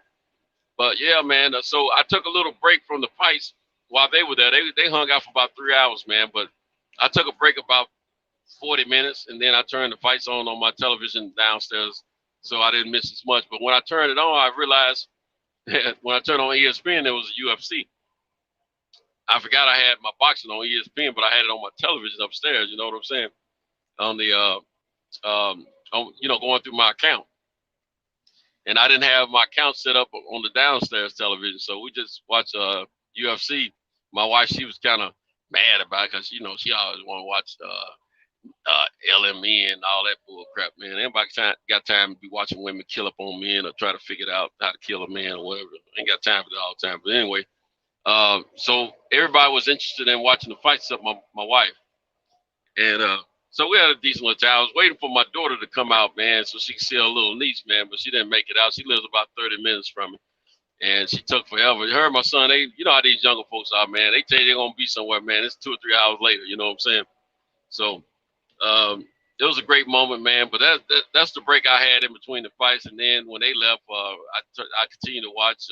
But before they got there, I kind of dozed off a couple times, but for the most part, I saw what I needed to see.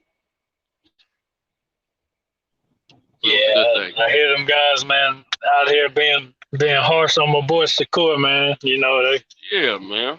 They kind of, especially Bradley, man. They kind of, I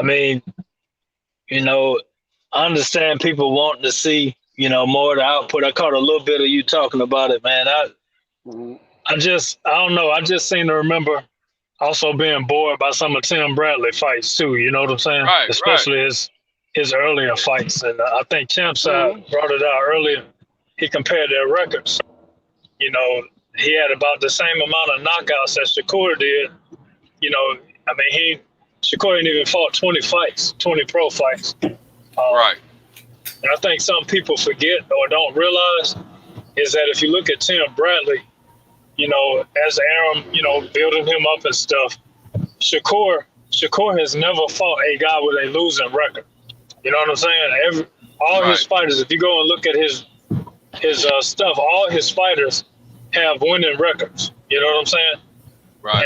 And I just kind of feel like the last 2 fights, he took the Toka Khan Clary fight on short notice. I'm pretty sure Shakur didn't have much tape on this guy, so he kind of figured it out as he was in there. He talked about not feeling good, not feeling right. He went in there and got the job done. Listen, Shakur could be bored, man. He could be bored with these little fights, man. He just trying to stay busy and do his thing, but it take 2 to fight, man.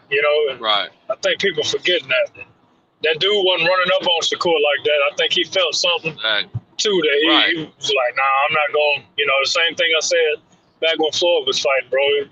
Floyd ain't got this, and Floyd pillow fisted. I don't see too many people running up on him though. So something keeping them at bay, So same thing they say about Devin, man. You don't see people walking through Devin's punches. How everybody feeling this morning? DJ, what's up, my brother? Yeah, man. Just finished watching an older fight, man. I'm pretty sure my guy Best Pews being up from that northeast area. Man, what kind of job you got, man? I'm about to call in and talk to somebody about that. I'm jealous. I'm out here. I own my operation. I can't even look at a fighter, man. That's man. I'm a player hater tonight. So I'm just messing with you, bro. Pews, you remember the name Poison Jones? Yeah, Junior Jones, No, man. I don't remember. I don't remember him. I know him. That's my homeboy, Poison Junior Jones. I like that picture. I remember. That's my I don't homie, man. remember him, but I know him. Yes, sir. Right? That's my. That was the truth there, bro. That was the truth there. Yeah, man. Just finished watching his 2 fights with Marco Antonio Barrera when he knocked him out in that first fight, and just pretty much beat him from pillar to post in that second fight. So They didn't think he was gonna beat Barrera either. Remember no, that? man, he didn't. Yeah. Nobody really gave him much of a chance. I remember that fight as a kid, man, but I was just like, I'll go back and check out some of these old fights. You know, every now and then I just go check out some older fights and just see if they are as I remember them. I just saw his face on some site on the internet, man. Him and another cat, man. I forget what it was about. It was yesterday, as a matter of fact. I just can't remember what site I saw it on.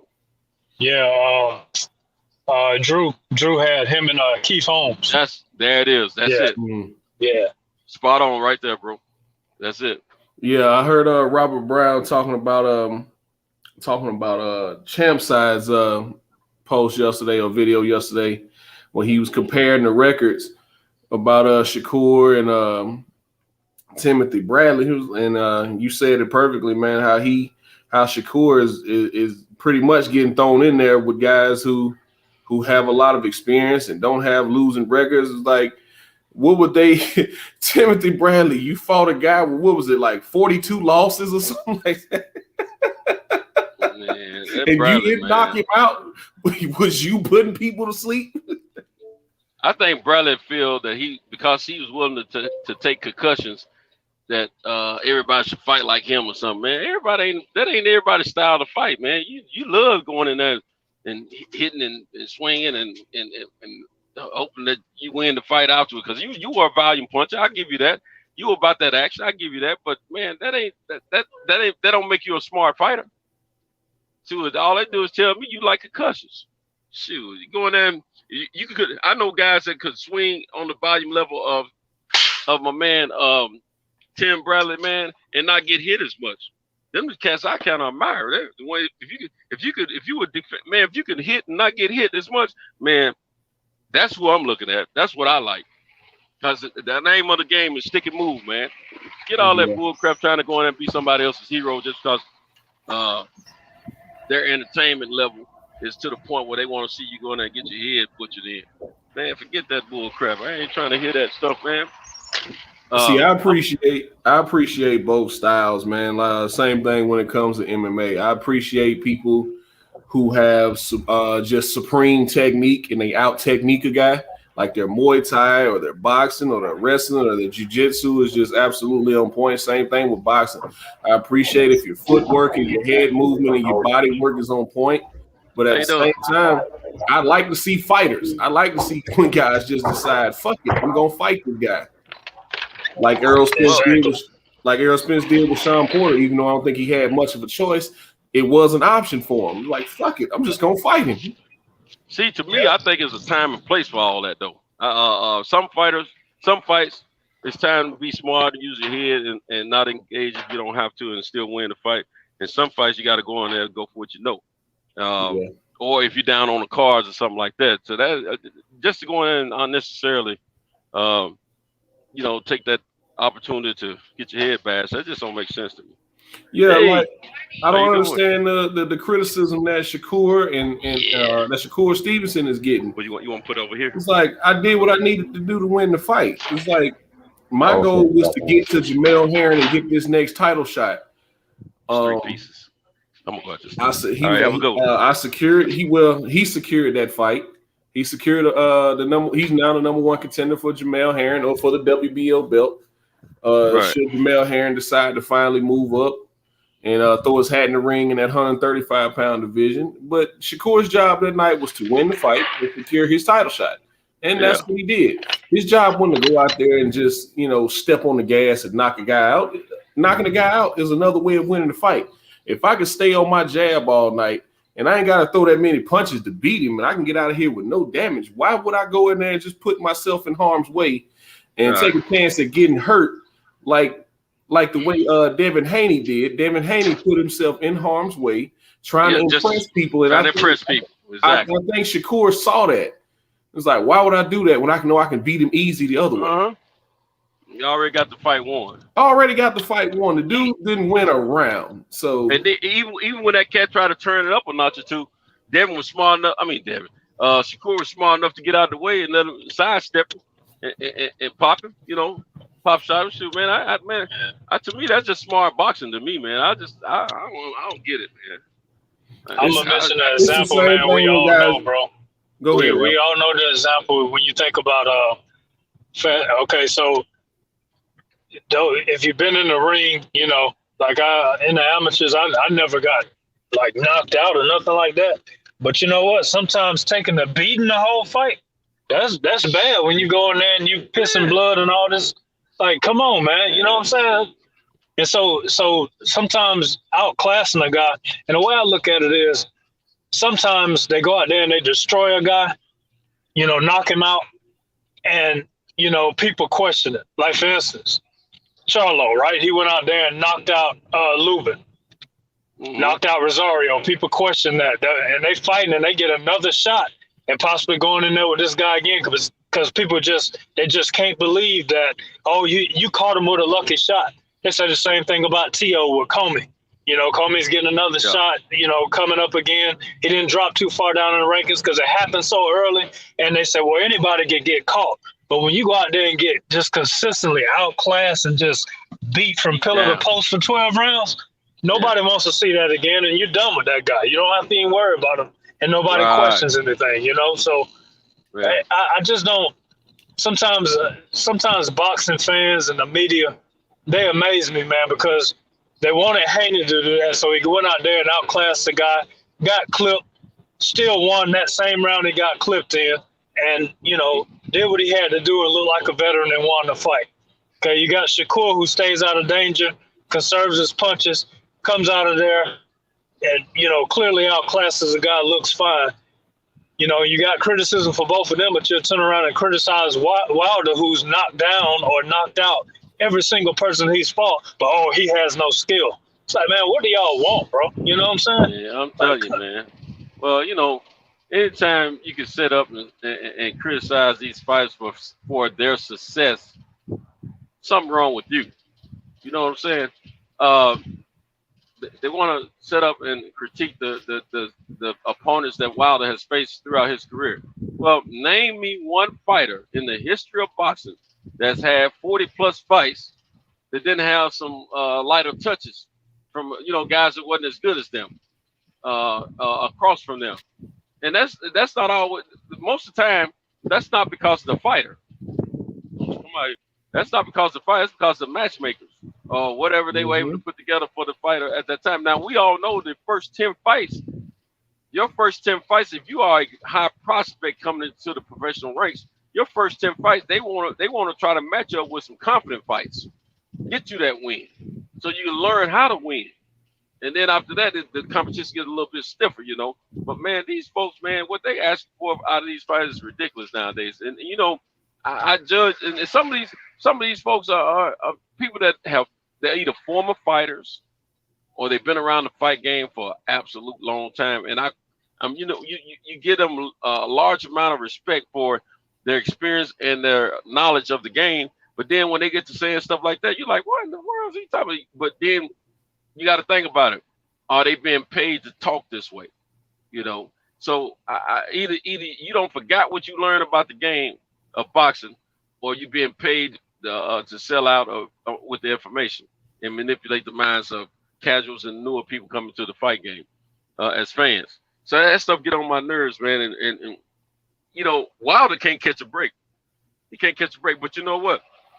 These folks that's coming down on Wilder talking bad about him, they just don't know. They putting fuel on the fire, man. And I appreciate it, because all they're gonna do is make him hurt somebody severely.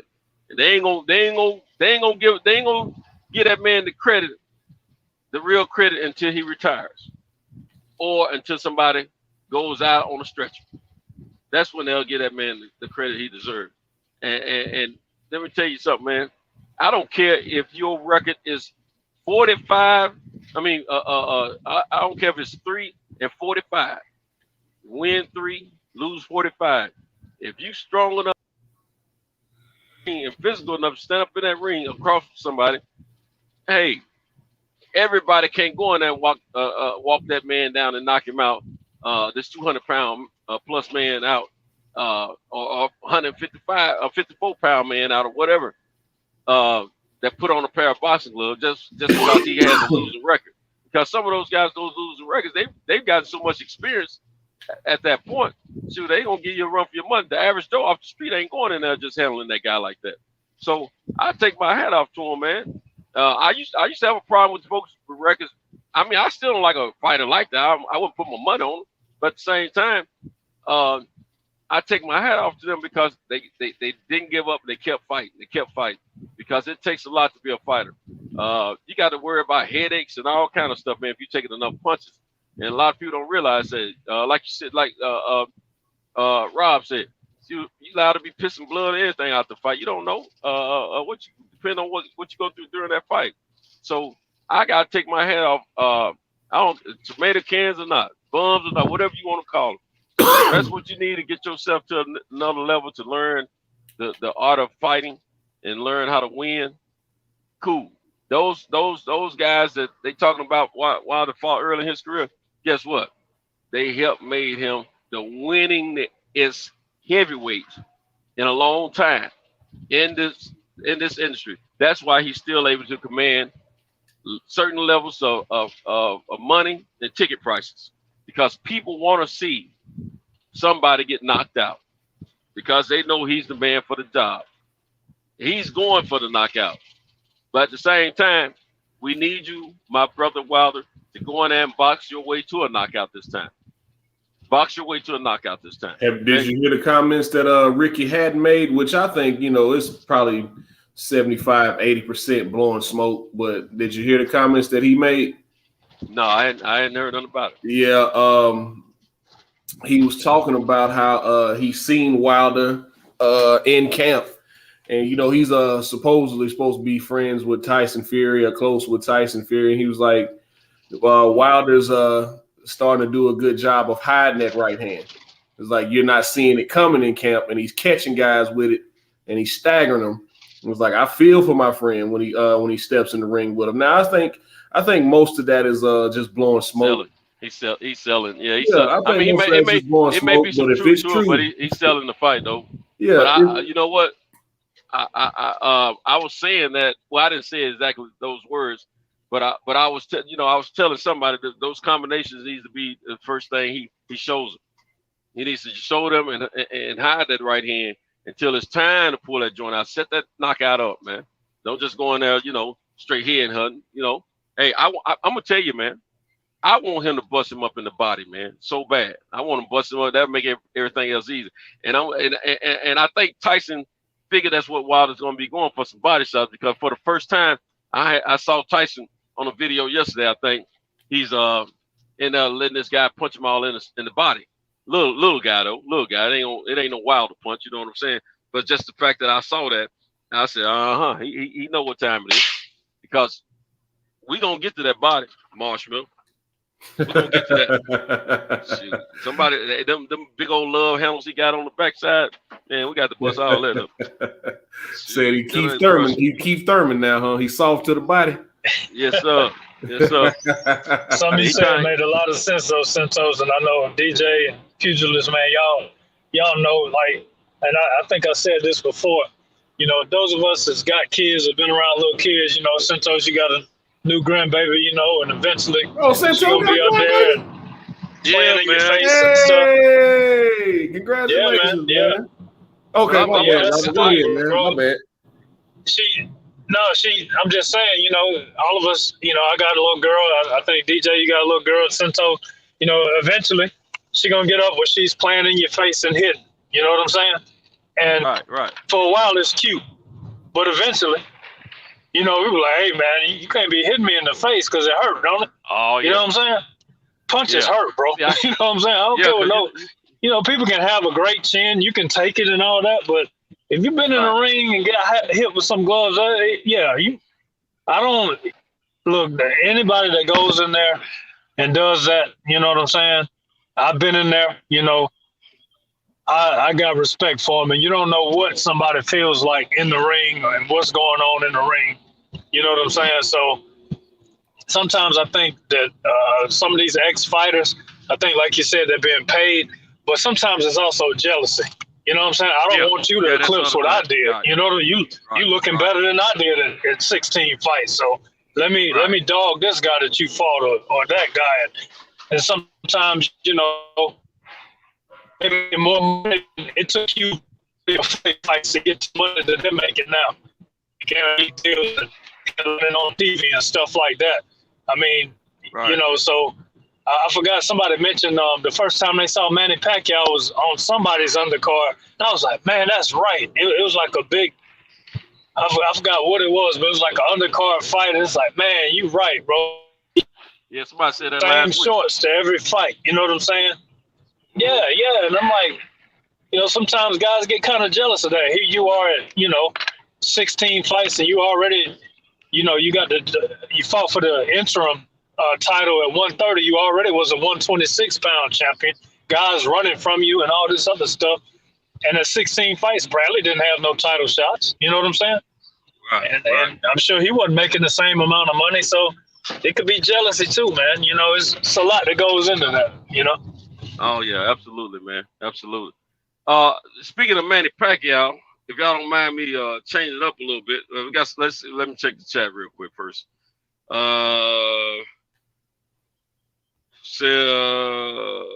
Eli, salute to champion. Oh, okay, champion house. Oh, we already saw these. Okay, back to the. Let me see. Maybe some private chat.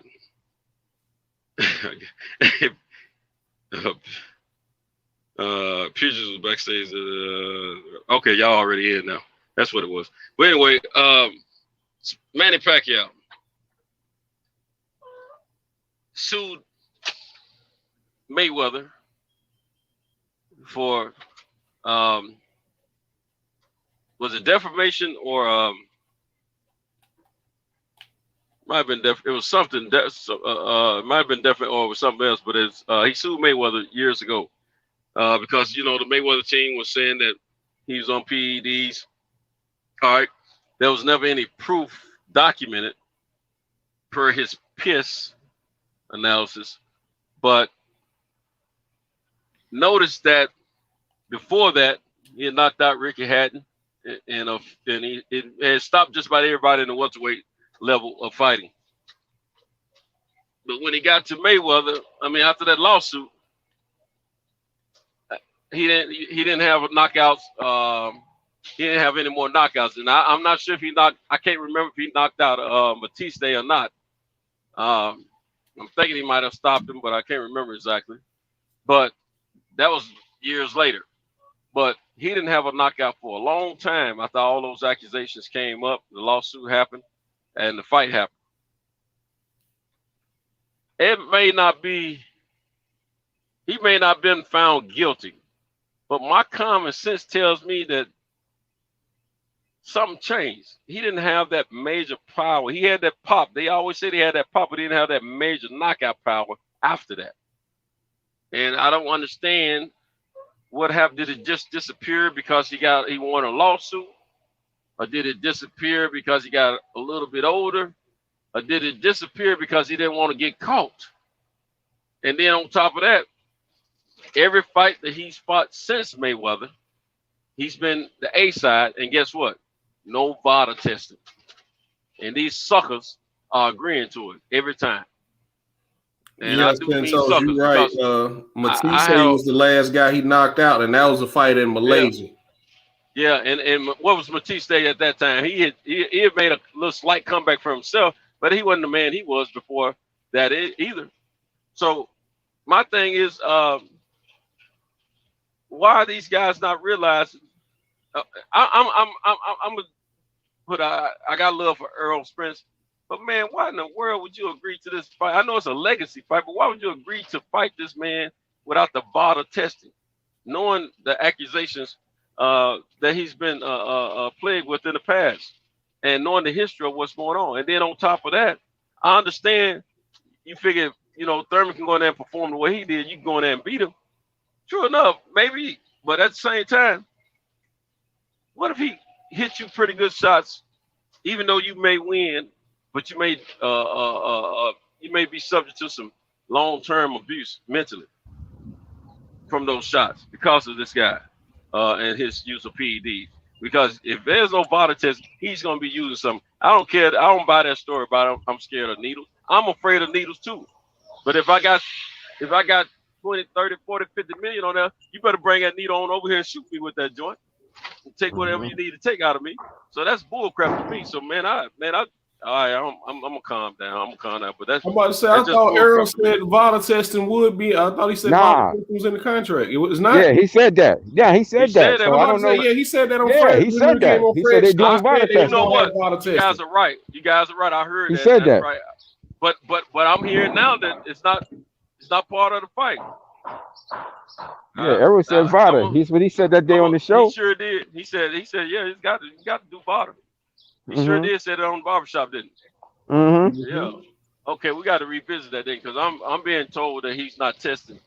They're not doing VADA testing this time. That's what I'm being told.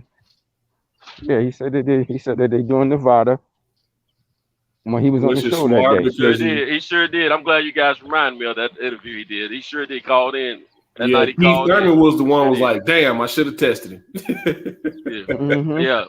Because I told the people I was talking to yesterday, I said, but I'm just surprised with Earl Spence not requesting that he do. But I know man's the A-side, but the thing about it, Earl is one of the top fighters for PBC. So why wouldn't PBC push the issue of that? You know what I'm saying? Yeah. So, but yeah, now I need to revisit that, man, because I mean these cats. Okay. All I'm gonna say is you can't be scared of needles if you got tattoos, bro. That's all I'm gonna say about that. That exactly. That's a many of stickings right there. Many of stickings. And that's why you know what, man. To this day, I do not have a tattoo. One, I never have, and never will. Same here, I don't like needles. And guess what else I don't have? I don't have any piercings. Bump that bullcrap. I was a sissy for the needles when I was a kid. I'm a sissy for the needles now. I'm telling everybody in the world, I'm a sissy for needles. Okay, I flinch and everything when I go to the doctor. I don't like them. Can't stand them. Hit me with a brick. I'll take the brick over the needle any day. No, man, give me anything you can give me a shot for. You got a pill for it. Give it to me. You ain't sticking with that. Yeah, I'd rather have the pill too, bro. I ain't laughing at that, man. I ain't got no tattoos, no piercings either, man. I don't deal with needles either. Yeah, I don't got no tats, but I could deal with the needles though. I got to a point when I got a certain age that it didn't bother me. I got a piercing and I got an earring. I got my earring, but that's about it. But I didn't do the tattoos, not because I don't like needles. I just didn't like tattoos. Don't get me wrong, fellas. I ain't talking down on your piercings if you got them or whatever. I'm just saying me. You know, I'm a sissified person when it come down. Anything that's got to stick me that's small and got to go through my skin. You know what I'm saying? I know a lot of people like that. I don't like. My daughter don't like them either. She studied in the medical field, man. But check this out. She had to get used to them, but she still don't like. But anyway, man, look here. Like I said, if they got multi-millions of dollars, I do what I got to do. But man, my daughter just got accepted into a nursing program. My oldest daughter. That's cool, man. Check this out. I go to the doctor, right? I got my annual next month. But look, the doctor I go to is a black doctor's office. 90%. No, ain't no 90%. 100% female. Okay. Black, Asian. I finally saw the first minority hiring that they did. It was a white chick. She don't look like nothing either. They hired her about a year ago. She's the only one I ever seen her. I've been going to this doctor for the last few years. But check this out. I mean, these females be cute in that office. From doctors to assistants and all that. Man, look here. They get coming out with them. They say, well, we got to get shot. Oh, man. I shrink, man. Look here. I shrink up, man. And look here. It take me, man, probably about 5 minutes of a ceremony just to get ready for that shot, man. To this day. And I don't care how punkish I look to them. That's why I am to them. I let them know y'all gonna see me act like a little girl in here. I'm telling you now. And I'm macho to that needle comes. I said, "Oh, here we go." I told you, I tried to tell you, you know. And then when after they give him the shot, guess what? I'm a man again. I'm like, yeah, that wasn't so bad. I said, I'm taking them better now than I used to when I was a kid. You know, but man, I be wanting to cry. I ain't gonna lie to you, man. I do everything but cry up before I get that shot, man. But yeah, man, I can't stand them joints, man. But like I said, you do what you got to do, man. And multi-millions of dollars, shoot, I can get enough strength up to take that pain. Sure can. Mm-hmm. Oh, he definitely did. He definitely did some enhancements, some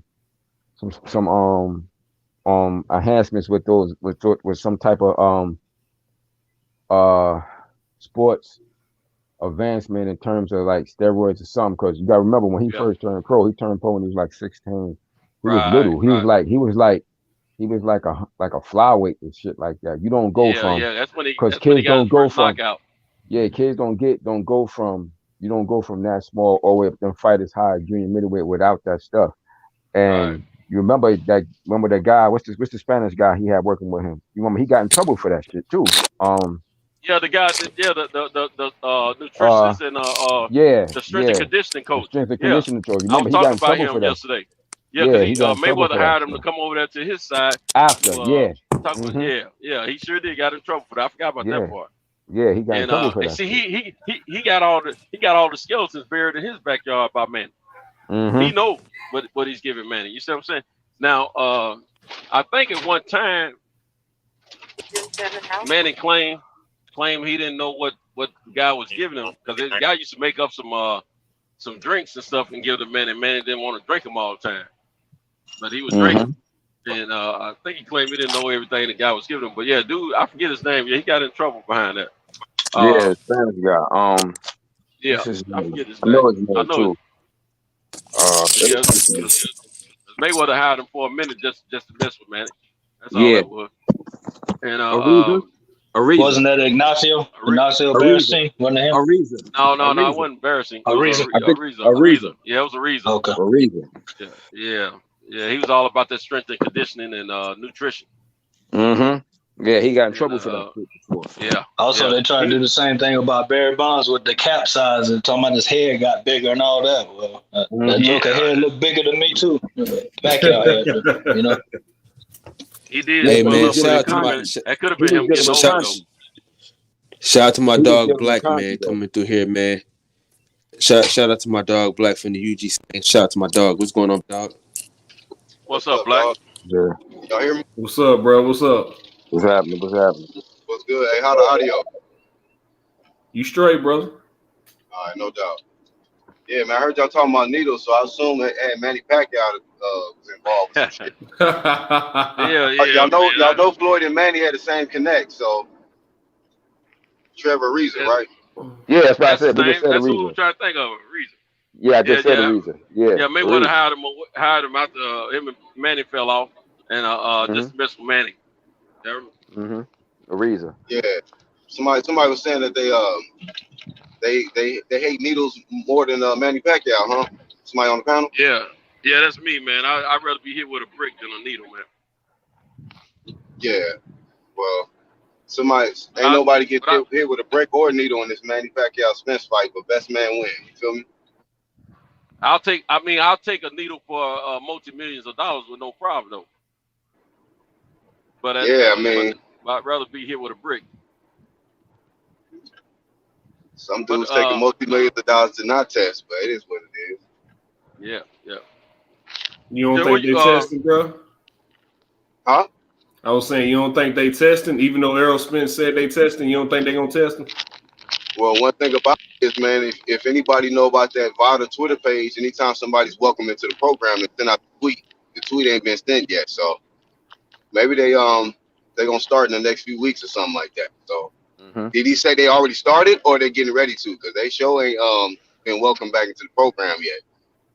They probably get ready to. They fight ain't getting ready to. Yeah, they probably get ready to. Because I think Errol is just now about to start his camp because he was just on Fred's show a couple weeks ago, and he said he's been training, but he's about to get down into the nitty gritty, which tells me he's just about to start camp. Yeah. So they might start testing them throughout camp, and they probably won't test them again until after the weigh-in. Mm-hmm. Hey, is this a predominantly Errol Spence panel where everybody feel like Spence? This is a boxing fan panel, man. No. All right, no doubt. No, pretty much. hey, say how you feel, bro. Black, you know good and damn it's an Earl Spence panel. we might get a light debate, but you might get a light debate, but no disrespect in arguments, man. Yeah. So we respect Manny over here, though. You know, don't we respect Manny. We respect Bud. We respect, pretty much everybody except Keith Thurman, Ryan Garcia, and Tyson Fury. That's pretty much it. Yeah. Pretty much Keith Thurman. Especially Keith Thurman. I don't like that guy at all. I'm praying he punched. Hey, and I will say this. That's a clear open enemy. That's a clear and open enemy to Kyle. Kyle don't like him. Yeah. No matter who, at all. No matter what fighter. No matter if we have a fighter that we don't appreciate as much as the next fighter, we give credit what credit is due on this panel, man. So credit. Speaking of that, man, except for when it comes to Keith Thurman. Except for when it comes to Thurman, he gets no credit for anything. The same confidence for Spence to win if there is no VADA testing. That's my question to y'all on the panel. Yeah, I do. Y'all still favor him to win with no VADA testing? Yeah, because he's better than Keith. He better than Thurman. He's better than Thurman. But just because he better than Thurman, does that mean that he better than Pacquiao without testing? Yep. Sure do. All right. Sure do. As soon as the fight was announced, I was like, "Oh yeah, Errol Spence about to retire, man." I'm gonna go on record. I've always felt it was 50-50. I always felt it was a 50-50 fight. With or without the PEDs, I think Manny is a good fighter and a strong fighter naturally as well as he ain't knocking nobody out without the PEDs though, unless they just weak. Period. But I think he's a strong fighter. Spence had a knockout in a while too, so is Spence gonna knock him out? Yeah, but Spence ain't knocked him out. But Spence wasn't working with Blu-ray either. Those last 3 fights that he didn't work with Blu-ray, they went the distance. But all those fights, the 11 before that, he did. Yeah, he had no strength and conditioning since his last and knockout. That means something, man. When you fighting, that means something. When I was fighting, when I first started working with I did a lot of the old traditional boxing stuff, but when I first started really working with a conditioning coach, saw a significant difference in my condition. You're going to. Thing. It's a different level, man. As far as skill, when you looking at Errol Spence in comparison to, let's say, the reason why I said Keith Thurman, because that's what a lot of people basing the possibility on now of Manny Pacquiao beating him is because he beat Keith Thurman, who's younger and considered at that time one of the top younger guys in the game, right? So, but also you have to look at it. Like if you matching up, if you was going to really match up Keith Thurman and Errol Spence, who would you have picked in that fight? See, Errol Spence is to me, a more athletic, a more phenomenal fighter than Keith Thurman was, period. When you hear things about, like, for instance, now we know who been the preeminent boxer the past, this era was Floyd, right? Now think about it. This whole time since Floyd been considered that best, how many fighters have you ever heard sparring with him or in the actual fight where you heard people saying that guy got the best of Floyd, either in the real fight or in the sparring session? Errol Spence is one of the few people you ever heard that shit even mentioned about. Yeah, I felt that. You understand what I'm saying? Floyd didn't want to get that Keith Thurman work, so he threw that Spence in there. But yeah. So you believe the conspiracy? Nah, I don't believe it. The kid talent show that shit. He nice. Who you talking to? You understand what I'm saying? Yeah, I'm asking. Not that it's just the kid talented shows that. How is it a conspiracy that he avoided Keith? He avoided Keith Thurman. Floyd avoided that fight, but you talking about Floyd? When you said conspiracy, that's what you meant. Oh, I thought you was talking about the sparring session. No. I believe the sparring session. I was asking my man because he commented about that. I was saying if he about that. I just want to know what the conspiracy. At that point, to me, it's not even a conspiracy. It's not even about ducking him. At that point, Keith Thurman had not done enough to be fighting Floyd Mayweather at that stage in his career. You can't do that right there, man. He had not done that. He had not done enough, man. He became number one, bro. He became number one in the enough WBA. at that point. At that point in Floyd's career, we knew Floyd was going to be getting out of the sport. So Floyd going to be doing the type of fights that's going to bring him a certain amount of money and prestige at that point in his career. He wasn't going to be trying to fight nobody. Hey, man, just say Floyd didn't want to fight him. You can't say he didn't do enough, man. He wasn't going to do that. He wasn't going to do that. Boxing is a business too. And people, y'all got to understand this shit, man. Like, me having been a fighter, you got to understand that shit is, when you work that hard to get to whatever somebody like that gets to, that shit is not easy, man. Like, people who haven't fought or casuals think that shit is one of the hardest things in the world to do. And when you accomplish what that guy has accomplished, it's not as simple as that shit. It's a business too. And at the end of the day, you have to find, you're going to try to make the best business moves too. That makes sense. And it didn't make the most sense. It didn't make the most sense for him at the time to do that. Why? It didn't make the most sense for him at the time. Because Keith Thurman was not, Keith Thurman, that's right. That's right. He wasn't celebrating enough for that. You got to be able to sell those fights. He didn't get his second belt until after Floyd had retired. But that's right. That's right. Everybody wanted him to fight Berto. Right now, he couldn't help Floyd break any records on pay-per-view. So why would he? Why was he going to do that? Y'all bodying yourself. Hold on, real quick. Y'all bodying yourself. Berto couldn't help himself pay-per-views either. What are y'all talking about? We got a live one. I like him. It made no sense to do that. Let him roll first, Trisha. Let him roll first, and then we're going to eat it. We're going to eat then. Don't trip. Go ahead, bro. It made no sense because you remember, Berto was going to fight Floyd before he got upset. Say what? Floyd was going to fight Berto before he got upset by Ortiz. So you understand what I'm saying? Put that fight together a while That's right. So it made more sense for him to do that, man. It didn't make sense for him to fight Keith Thurman. It was also a favorite for Al Heyman, though. Plus. Hold on, real quick, Santos. That fight with Berto was a favorite for Al Heyman. That wasn't just that had a lot to do with Al Heyman. You know what I'm saying? That Berto fight had a lot to do with Al. It was a fight Al Heyman tried to put together in the past, and it didn't happen. Y'all give me a second, man. I'm going in the house. I'm gonna be right back on. Hold up. Okay. Yeah, don't you go nowhere. Don't go too far, bro. I'm still hungry. Nah, that's all good though. But like I said, it got to. Yeah, I know. I've seen him on H Money's channel, man. I know him. He's cool, man. It's all good. See? Yeah, that's my guy. I like this conversation. Hey, he don't got me re-pumped up. Pump it up, man. Hey, DJ, I think I got that sciatica shit, man, because this shit hurt like a motherfucker. Your side, sciatica on your side, you feeling that pain over there? Bro, this shit fucked up. That's why I didn't go live. That's why I didn't go live on Sunday, man. This shit fucked up. Can you stand up straight? Yeah, I can't walk though. You might have to try to get in the hot tub as hard as you can stand it.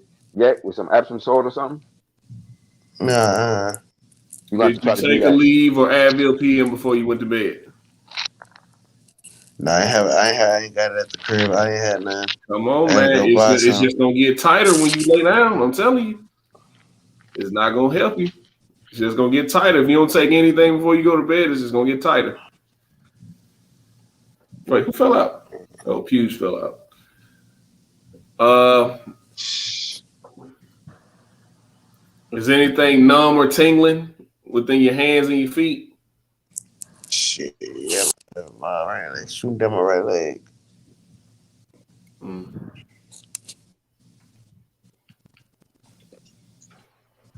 No, you ain't hitting that nerve yet. Yeah. Okay. We back on the left. Black.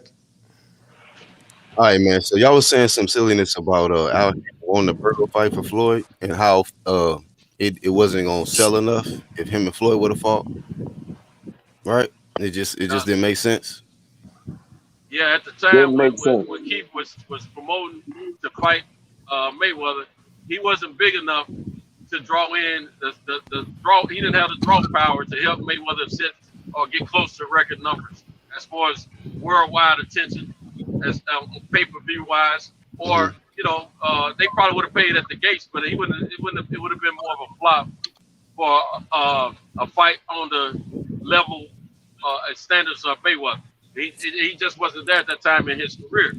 By the time Mayweather was on his way out the door, Keith Thurman was on a 2-year hiatus.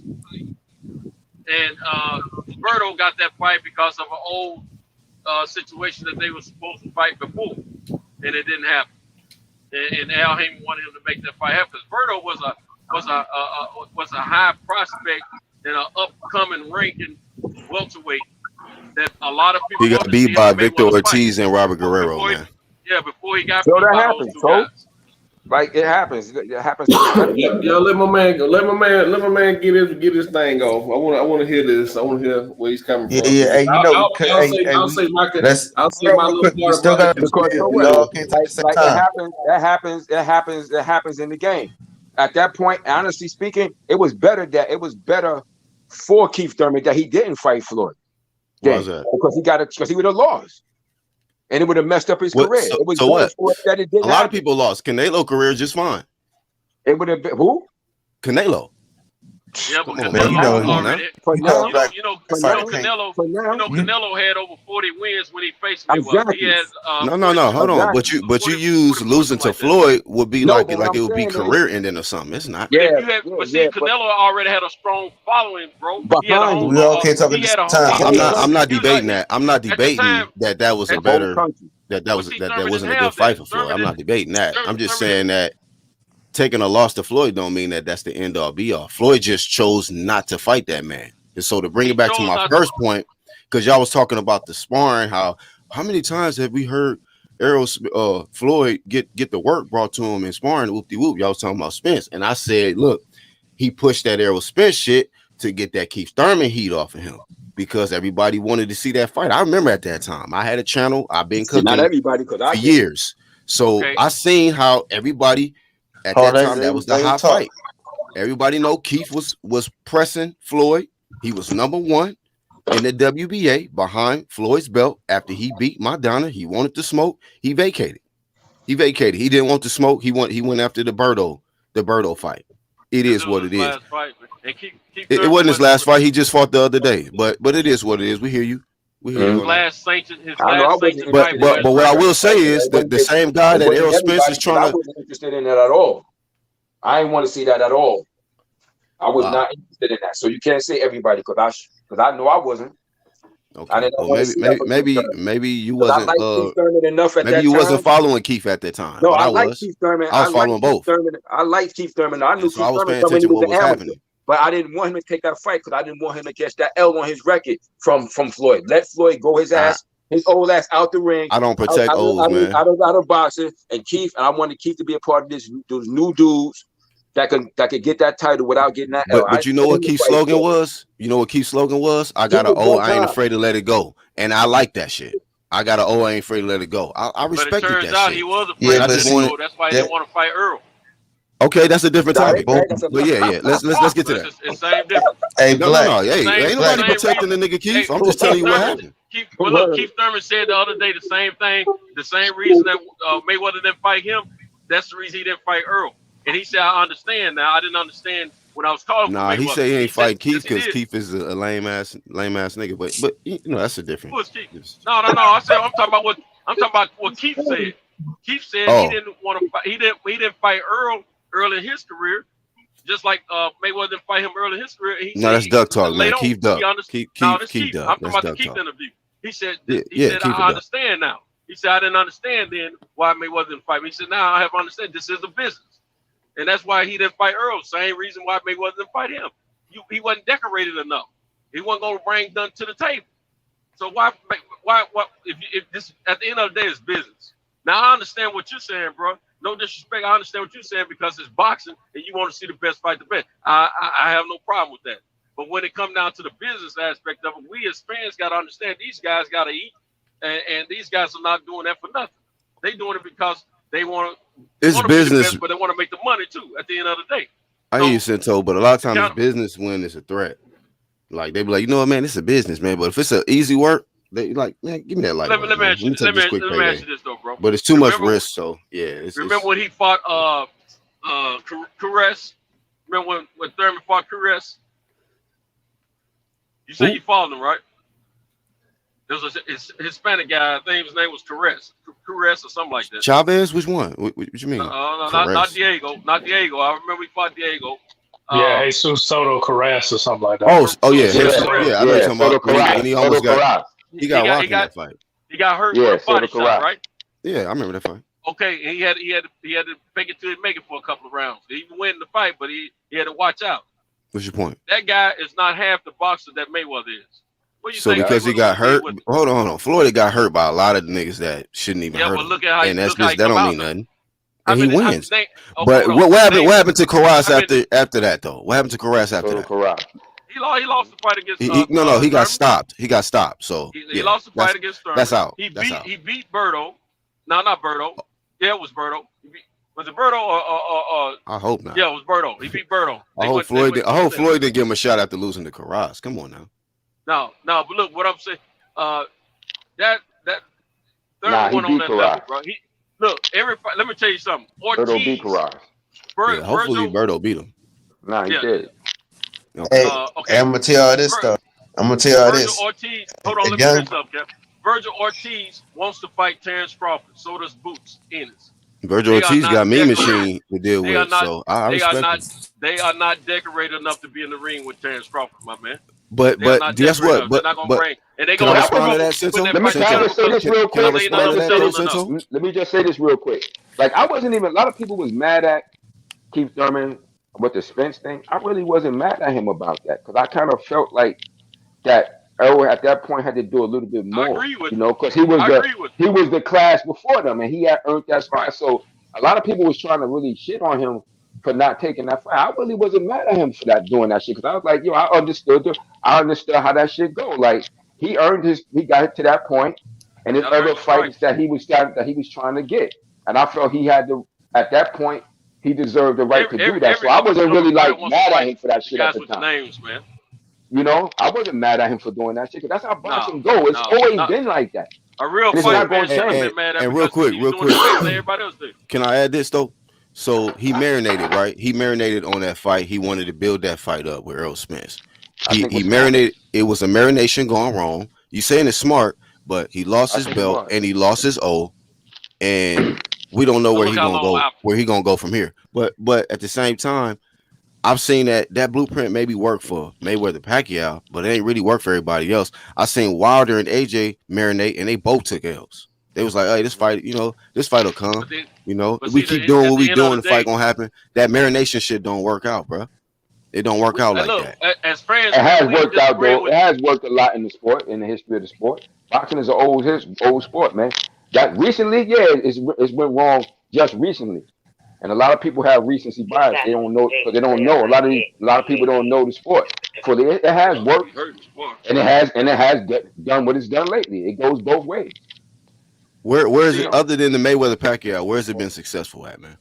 I'm getting ready to explain it all to you. Let me explain it to him.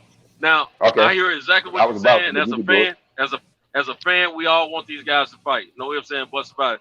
But we gotta also respect these guys are trying to earn a living and do their job at the same time. Now, I see other dudes jumping at opportunities, man. They on some big champ shit and they making bread, man. Shout out to Taylor, Crawford, all them guys. You call out some guys. You call out some guys that are lost, like the heavyweights they've lost, but them heavyweights are still getting money. Wilder's about to get a big payday. Joshua don't have some big paydays, so those guys' careers are still going. AJ getting more than all of them guys. Man. Ain't duck shit. That's fine. He ain't marinating. AJ got more endorsements than everybody. Fighting his mandatories. I just think if you on some big champ shit, you're gonna get the big paydays, man. When you're on some little champ shit and you ducking and marinating, you getting the kibbles. Why he didn't fight? Yeah, why he didn't fight Wilder when they offered him $50 million? So he ducked too. He didn't want the $50 million. Hold on. He ducked too. That's a whole different. All right, so that's a whole different argument. But y'all talking about $50 million? Is he gonna make that in his next fight? Who? And if he did, Wilder. No, AJ ain't making. Wilder. Wilder Hold on. Why are we talking about AJ? AJ? AJ made way more than that against Ruiz. No, he didn't. What are we talking about? He did make way more than that against Ruiz. How much did he make against Ruiz? He made like 75.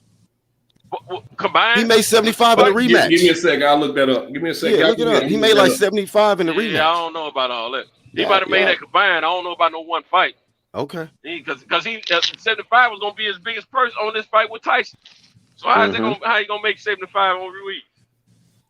Go look it up. Oh, somebody handling that for me right now. No doubt. But anyway, but I was just making a point that, you know, when you're on some big champ shit and you're not ducking mandatories and you not trying to marinate and you just go after it, you're gonna get the big dollars, man. You get paid the most. Canelo going after it, right? Well, these guys, it's like this, man. These guys are still fighting. The ones you name it now. Keith Thurman, he dug a hole for himself with all that big talk and things like that. I wasn't upset with Keith Thurman because he didn't take the Earl fight because I felt that the logic behind it was correct. Don't fight a guy that's not going to help you sell tickets. And that's Earl wasn't selling a lot of tickets at that time, not like he's doing now. Just like Keith wasn't selling a lot of tickets when he wanted to fight Mayweather. You got to remember, every guy who's coming up, they want the big fights because it's not only going to be for legacy, but it's also going to give them stature and it's going to give them money. And you'd be a fool not to, as a fighter, not to want to fight the big names. You're stupid if you don't want to do that. You don't need to be in the game. But at the same time, if those guys don't want to fight them, at the same time, if it don't make all the business sense, I can't be upset about it. So I don't care if I like the fighter or if I do like the fighter. It's just a matter of I understand there's a business that go along with the fight. This ain't like the homies in the backyard fighting in a tournament or something, you know. Now, if it was tournament style fighting, things would be a whole lot different, but the money would be funny too.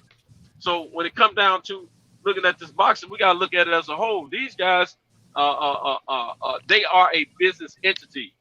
Yeah, unlike you and I, you know, they get Joshua. I see a lot of that going on PBC. Some people get paychecks. Some people get paychecks, and some people got a 1099. How much? At the end How much he made? 60 million. Okay, so that just tells you he made over 50. So that means my argument stands. Now, let me ask you that. He made over 50. Yeah, but look how long it took him. It was 75 in his. Yeah, but that's all good. That's cool though. Like, what if he had taken a loss? What if he had taken a loss? How much would he have got? No, but see, that's the point I was about to bring up. Because see, the key is not to just to take those fights and you're going to make some money and you could lose. Like if you really think you got a fighter, if you really think you have a fighter that could potentially be in a very good to excellent fighter, you gotta be careful because you remember years ago, you know who they did that with, and now he made that one great payday and never did nothing else. The rest of the career was Jerry Cooney. Jerry Cooney got pairing with Larry Holmes, but that's the only money he ever made. You understand what I'm saying? Because he lost that fight and he didn't do nothing else after that. You know why? Because he wasn't prepared for that shit. That man is on the Forbes, bro. Y'all know that, right? He wasn't prepared for that. Now that happened to be a good friend of mine. I know AJ is like in the top Forbes. He way higher than Wilder. I'm just saying. You know, that nigga rich as fuck. You know, just keep giving y'all facts, man. That nigga been on some big champ shit. AJ's making money. He's worth over 100. I'm just saying, y'all talk about business, right? Y'all started talking about business, and when y'all talk about business, right? Making business move and what makes the most money. How come the dudes that's on the big champ shit making the most money and not marinating and ducking like a lot of the dudes y'all trying to protect? Just saying. Nah, that's the only person you can mention is him. That's the only person you can mention is him. We don't do no protecting. We don't protect nobody on this end, bro. That's the only person you can mention. We ain't about no protection. We all about fighting, the boxing, the and here heavyweights always make more money than everybody in the history of the sport. Floyd made. Black. Go ahead. What was your original point, bro? I was trying to catch your original point when you was talking about Manny. You know, I just wanted to catch your original point. What's your prediction on that fight, bro? Let him talk. Go ahead, Robert. No, I was just trying to get to the original point. You know what I'm saying? I was trying to hear the whole Pacquiao thing you was trying to say and what you were saying about, you know, the Pacquiao Spence fight, bro. What I asked was, you know, is y'all sure that they doing VADA testing? Because initially, you know, I'll be checking the Twitter page, and they have not been welcomed back into the program yet. So it is still some time. It's in August. It's June 15th today. So that's a big factor. Hold on, that's a big factor in making my predictions on who gonna win this fight. If it is VADA testing, maybe I'll change my pick. But if it ain't VADA testing, and depending on how many weeks VADA testing it is, that's gonna determine my pick right now. So my pick right now, Robert Brown. If you asking me, I'm going with Manny Pacquiao. Going with Manny Pacquiao. If you look, cause A-side Manny, a lot of people think letting him do whatever he want, like Keith did, is gonna be in your favor because you young, you athletic, and you strong, and all of this. Okay, you see what I'm saying? You let that man do whatever he want, and we see how strong you are. Fight night. You feel me? Keith Thurman found out round 1 what that Manny Pacquiao work is about. And he sat his ass down. And so that's all I'm saying. If maybe Spence put it on a fair playing field and they go about it the right way, but the rumors is Manny Pacquiao declined VADA testing. So my question back was, does he take this fight? And if he does take this fight, do y'all still favor him to win without VADA? Feel me? So now, that's where I stand. I agree with him. I heard the same thing about he's not doing the VADA test. That's why I brought it up, fellas. Also, as far as those two fighting, even playing field, I call it 50-50. You know, I don't know who will win, but I think they both have an equal chance. I never bet against Manny, and I won't put nothing on this fight, period. You know, but at the same time, it'd be an exciting fight if everything's even playing field. But I don't, you know, Earl did say that VADA testing was a part of this fight, so I got to investigate that further. You got to investigate what further? The issue about VADA testing, because Earl said that VADA testing was a must in his interview when he called into the barbershop a week or two ago. And now we're hearing that Manny said that VADA testing is not a part of this thing. So I got to see what's real. And A-side Manny, if A-side Manny is saying that, I'm going with that. And it really just means, what does Earl do? Do you still go through with the fight like Keith? Probably so. Or do you stand your ground? But I would. Or do you stand your ground and just move on? Like, look, if it ain't VADA, then like Floyd stood his ground, right? Right. Against Manny. Floyd was A-side, so he was gonna be that way or no way. Earl A-side. A lot of people think Earl A-side allegedly. No. Manny's A-side. But Manny's A-side. To set the standard, that'll be some shit. Like, you know what? Whatever. You ain't getting the fight with Earl Spence. I'm scrap season. I'm gonna do this. I'm gonna do this now because you don't want to do it my way. He could do that, but maybe the money's too good. So scrap season. Yeah. I just Keith made that same mistake. So I just feel like I agree with you. Earl trying to surpass. My thoughts on it, Sito. Earl's trying to surpass Keith. He took over. He took his leftovers out, Sean, Danny, and he's trying to take out Manny Pacquiao, something that Keith couldn't do. And I just think he's gonna fall short too. You feel me? I just feel like that path ain't gonna get you too far. Manny Pacquiao gonna be right there to stop it.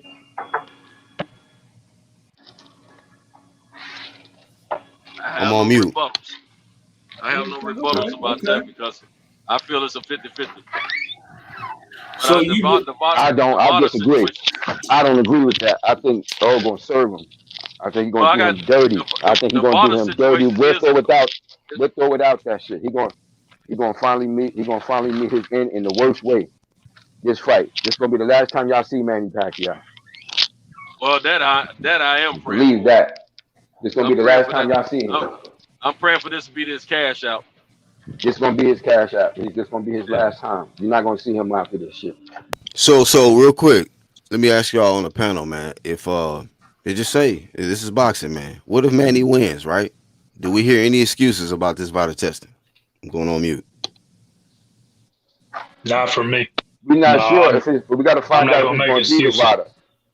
I'm not going to make excuses either way, man. I'm just not, I kind of feel like if you suit it up, because I kind of feel like VADA testing should be automatic in the sport anyway. But if you suit up in the ring, knowing what's going on, you know what I'm saying?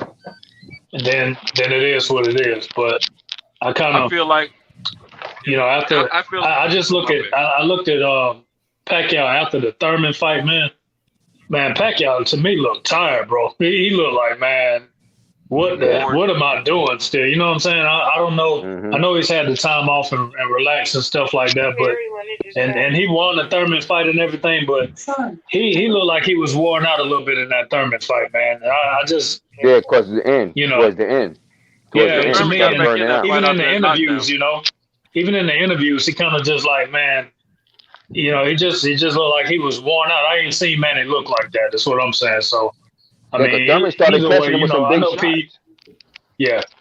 I mean, I know PEDs are a big deal, but guys, I also feel like PEDs take you so far. That's right. No doubt, bro. I see it going similar to the Danny Garcia fight and Errol just beating the fight out Manny. It's gonna come a point in that fight where Manny just gonna realize, okay, he's gonna get old in the fight all of a sudden, is what I'm saying. He's gonna realize I'm not 30 anymore, and I'm in here with a fucking dog. And Errol's just gonna. I don't think Errol's gonna stop him by any means. I'll be surprised if Errol stops him. A lot of people picking that. I just think it'll be. It's gonna come a point in that fight. I say around the 8th, 9th round where Manny's gonna be like, "Fuck, when is this shit gonna be over?" Hey, I'm gonna be real though. Minus the PEDs and the testing and all that shit. Still, stylistically, I'm picking Manny Pacquiao to win. I got you. I respect that. I respect that. I can understand why you're doing that in both aspects. Because when I look at the different styles that Manny Pacquiao been in there with, the big punchers he been in there with. He's been in there with guys that's super fast and strong and stuff like that. But I don't think Errol Spence has been in there with a style like Manny. And I know that how good Errol Spence is. Don't get me wrong. I don't sleep on the nigga. He can really fight. But I know Manny Pacquiao, his experience and how he going on them damn flurries and them explosions of punches. And trying to steal rounds. Yeah, man. And then just catching Errol, like how he gonna deal with that offense from Manny Pacquiao when he start coming at different angles. And then we got a southpaw versus southpaw, so people got to remember that. Like this is gonna be a very interesting fight. This ain't typically gonna be like how Errol have his way with the orthodox. It's be like easy work. You feel me?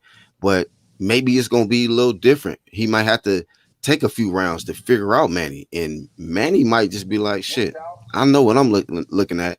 So I don't know that, but I just favor him all around. And if Errol wins, hey, he wins. I'll give him his props. And then again, he might also do Manny like he did Sean Porter and just decide, fuck it, I'm gonna fight him.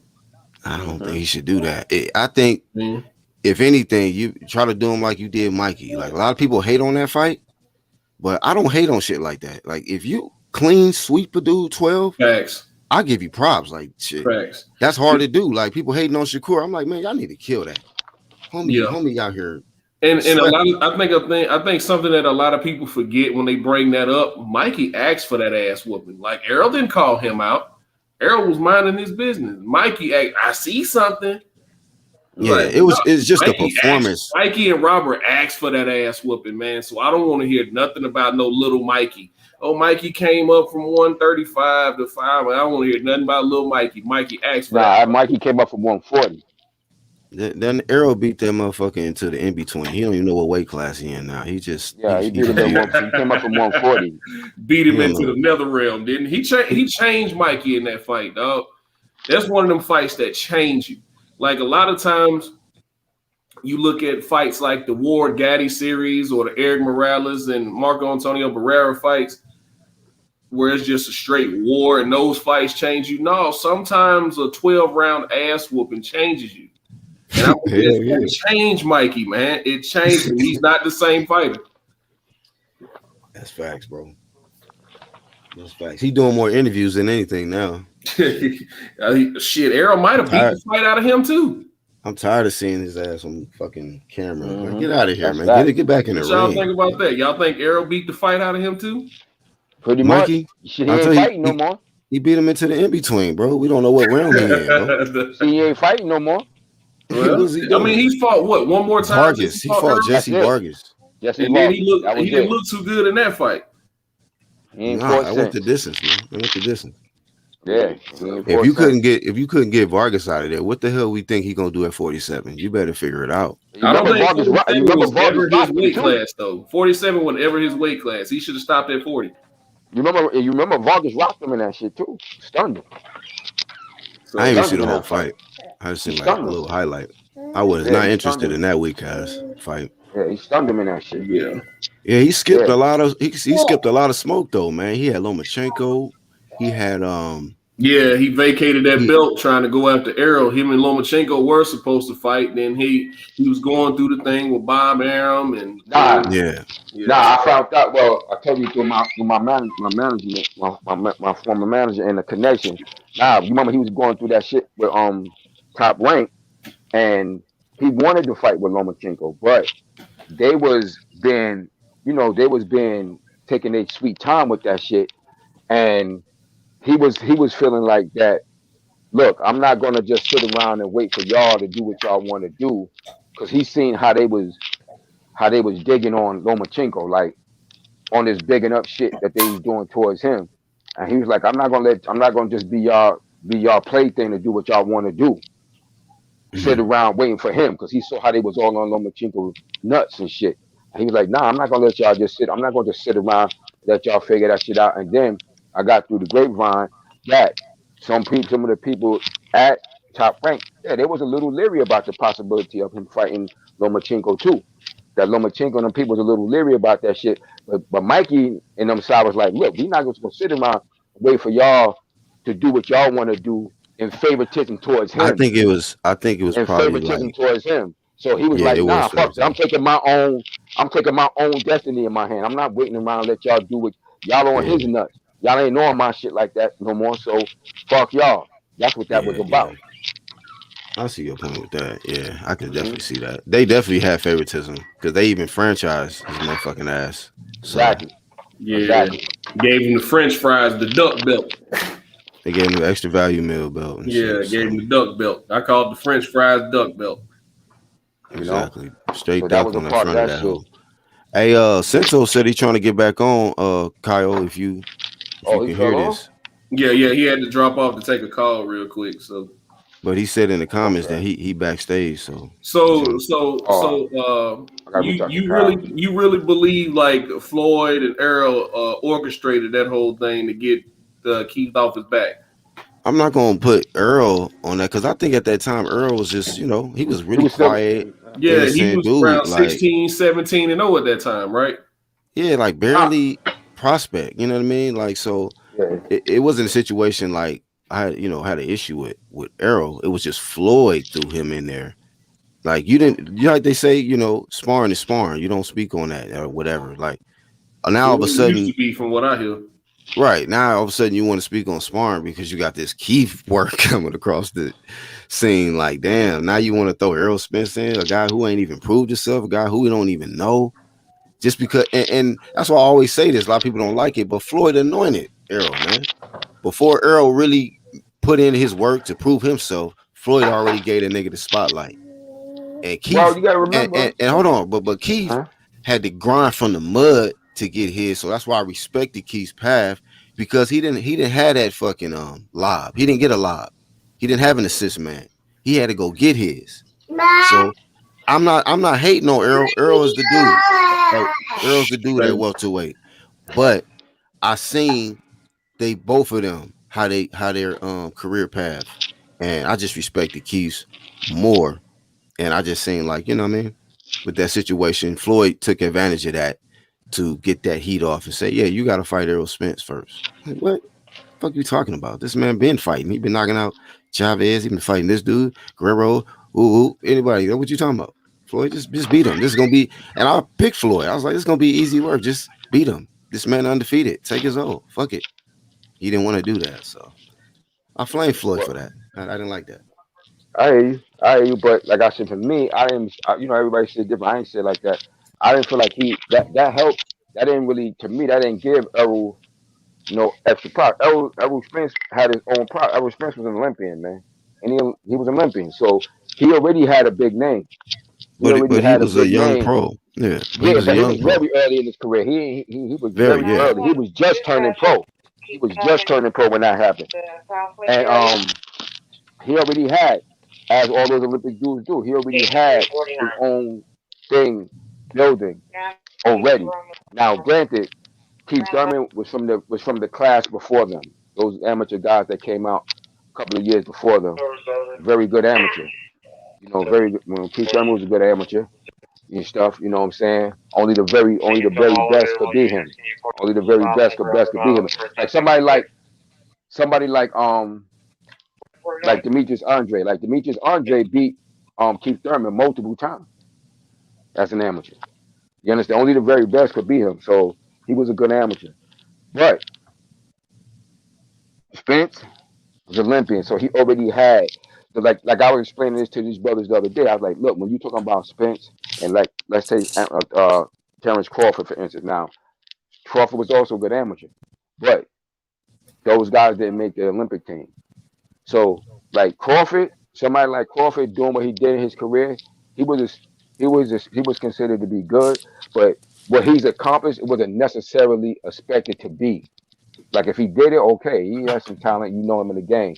But people like Errol Spence, even Marcus Brown, all these guys that was in that Olympic team, it was all expected to do well as pro. You understand what I'm saying? And Spence had that on him. You understand what I'm saying? That's part of the reason why he was even getting the opportunity to spar with Floyd like that. You understand what I'm saying? They was expected to do well and coming out of the gate. But just for the fact that just for the mere fact that there was a top flight amateurs, the best in their divisions representing America at that time. And so he already had it. For those particular individuals, it was set for them to get to a certain place. All they could do was mess up. But it was predicted for them to get pretty much where they are. The ones of them that was the most elite of those groups. So for me, when I heard about it, because I already knew who Errol Spence was. So when I heard about that, I wasn't really surprised. Like, yeah, because that fucking boy can fight. You understand what I'm saying? He nice. You know understand what I'm saying? A lot of people wasn't really understanding. I was telling people earlier, I was like, yo, that boy dangerous. He gonna be the man in the welterweight division. I'm telling you, he gonna be the man in that division. A lot of people was like, well, I'm not really sure. So I'm telling you, that boy's the game. And he has proven himself to be exactly that shit. Proven himself. You know, like he showed, because when you got that experience, having been a top flight amateur that he was, an Olympian, that's why like when he had to go over there to England and win that title. Like that's a tough ass environment to go fight in. Hell yeah. That's a tough environment. Outside of the fact that now granted Kell Brooks was, I would say, I'm gonna be honest, I felt he probably was a little bit damaged goods because of the fight he had against what's his name, Gennady Golovkin. But at that point he was still good, because you remember early in that fight, he was fighting damn good. He was giving Errol the business a little bit early in that fight. Errol had to really settle into that. Yeah, he had to settle in and really get on his grind and get into that zone, because he had been off for a long time. Because you remember all the negotiations that was going back and forth with that fight and him even getting that fight, and it took a little longer than it probably should have. But he got into that groove and he was able to pull that shit off. And to me, that was just a testament to what I have been telling people. I said it's that pedigree, that guy is one of those dudes that possessed that shit. And of that group of fighters who came out of that, I think he has the highest pedigree out of all of them, man. Yeah, I think he has the highest pedigree of all of them, of all those guys, man. Yeah, I mean, honestly, what you saying? Oh, go ahead, Sento. Let me. I just remember something while I was holding my breath while I was underwater trying to get back in. Thank you, Cal, for letting me come up for air. But anyway. Yeah, like, damn, can I get a life raft? Anything? Yeah, man, I was desperate, man. But look, but anyway, I just remembered, man. I forgot earlier, but you know what? Keith Thurman's career was prolonged and paused for a minute early in his career. He was a highly touted and a highly profiled prospect when he come into the professional ranks. And he got healed up over something. He had a situation. I don't know if it was from an injury or something else. I don't know what. I can't remember exactly what it was, but something held him up for a minute. He had to take a pause for the cause from the fight game, and then he came back a year or two later and resumed his career. I think it was if his that hand. hadn't happened, was his hand. But if that hadn't happened, I think you're right. I think it was his hand. But I think if that hadn't happened, he probably would have saw Mayweather fight. But that stagnated his career a little bit. Yeah, it was his hand, if I remember correctly. He still became number one, though. That don't mean nothing. Yeah, but 2 years make a world difference, my brother. He didn't have that many fights before. For him, but to fight back and still become number one, like he fought through all of them contenders, man, to become number one to the belt that Floyd had just won. So keep like, hey, man, hey, it's my turn. It's my time, right? Like, the best time for him to have seen a Floyd fight is when he had got that second belt, and I think it was too late for that by that time.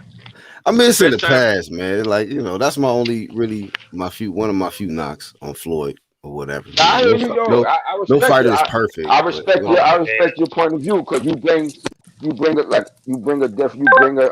way to look at it. I mean, this about it. It's not just about the Floyd. Like, for people that know me, it's just about a lot of different situations where dudes become mandatories. And then people will say shit like, well, what has he done? Who has he beat? I'm like, well, he beat everybody else to become number one. Mandatory. Like we can't keep shitting on these contenders when they do what they need to do to get in position to fight the champ. And then they say, well, who if you beat? Oh, you don't sell enough. And like, well, then damn, this whole system ain't even honest then. Why you got the whole ranking system then if these dudes can't even get a shot? So it's just about the whole situation. Even with, like, I caught a lot of heat with the Dylan White Wilder situation when Wilder was like, nah, I ain't got to fight him a whoop-de-whoop and whatever. I'm doing this and that and fighting Ortiz twice and all of that. I'm like, well, just give this man a shot. He's been number one for 3,000 days. Like, you know what? He was lying. He was capping and lying when he was calling them days out. He was number one because him and Brazil was supposed to fight eliminate. But also, he had the opportunity to fight Deontay Wilder had Eddie Hearn been willing to put the fight between Wilder and Joshua together, and he refused to do that. And the other way he could have got the fight with Wilder if he was willing to fight Ortiz first, and then he could have fought Wilder. Since Ortiz was an old man and couldn't fight. Like I said, that's just another scenario. Maybe that's not the best one, but y'all get my drift. You feel me? Like, we respect what you're saying, but you got, I like to put things in perspective and factual. This guy. Same thing with Ryan crying ass Ryan Garcia. I flame the fuck out of him too. Like, how you gonna get to number one and say, no respect now you speaking my language. Go ahead. Cook on that. I'm speaking on that whole shit. Like, you want to get to number one, and then you want to act like now the champ don't matter, or the belt don't matter. Like, what the fuck did you fight a title eliminator for, bruh? You know what I'm saying? Like, why even fight to get to that position? It's go time. Every time he get a good fighter, every time he get a good opponent, he gonna get sick. He gonna get a mental issue.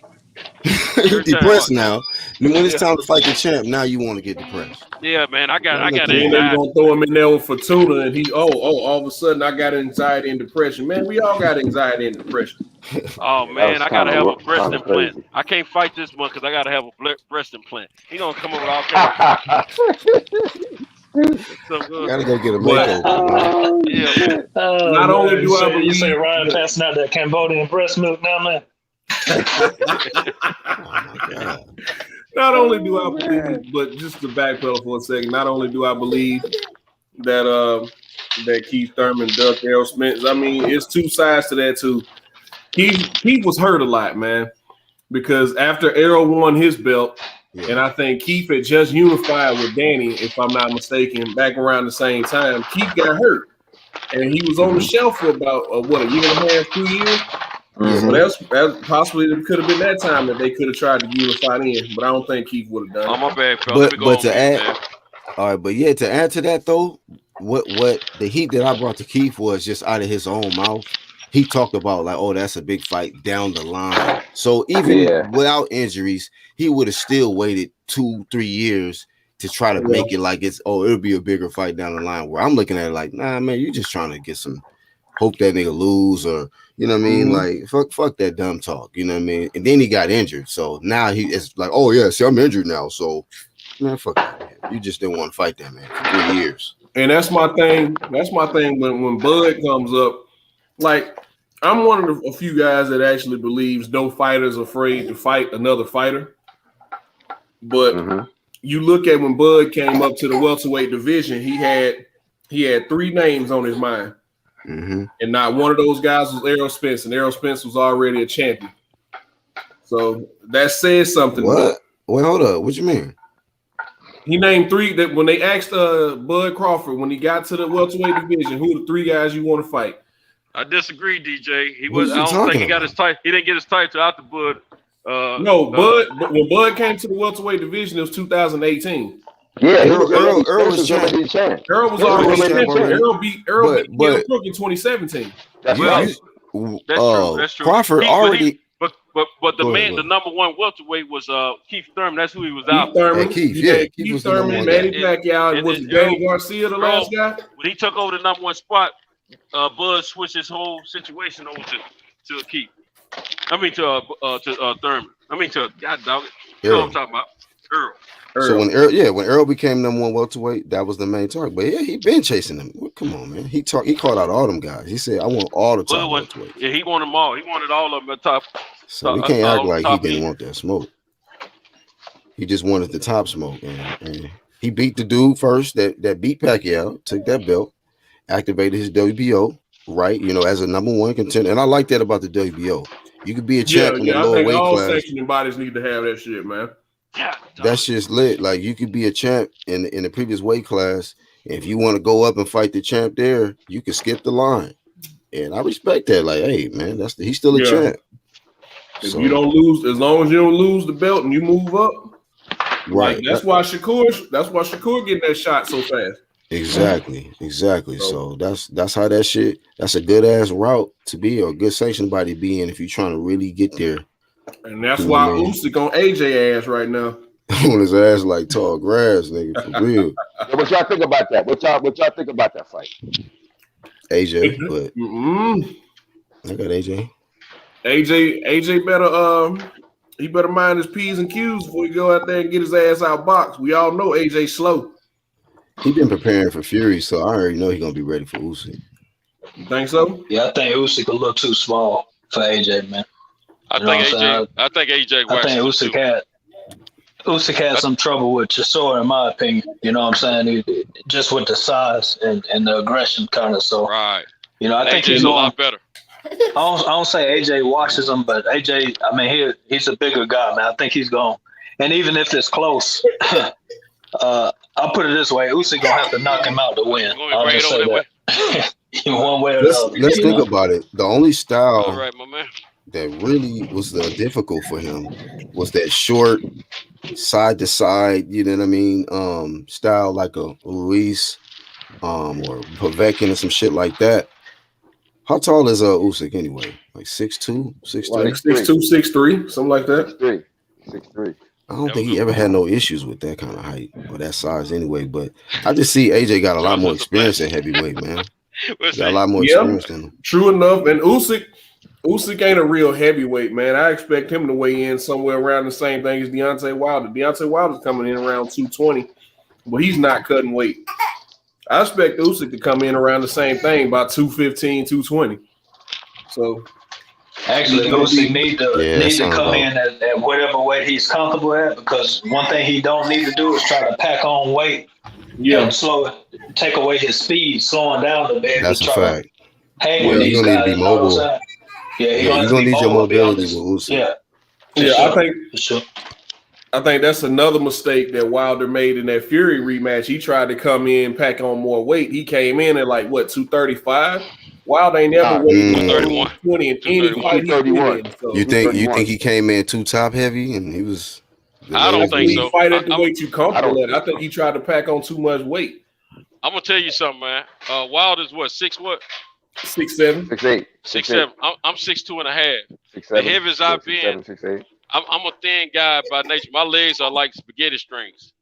The heaviest I've been is 246, and it was all from the waist up. and my legs was never hampered. And I think Wilder's legs were much stronger than mine. And I think 231 is okay for a guy of that frame.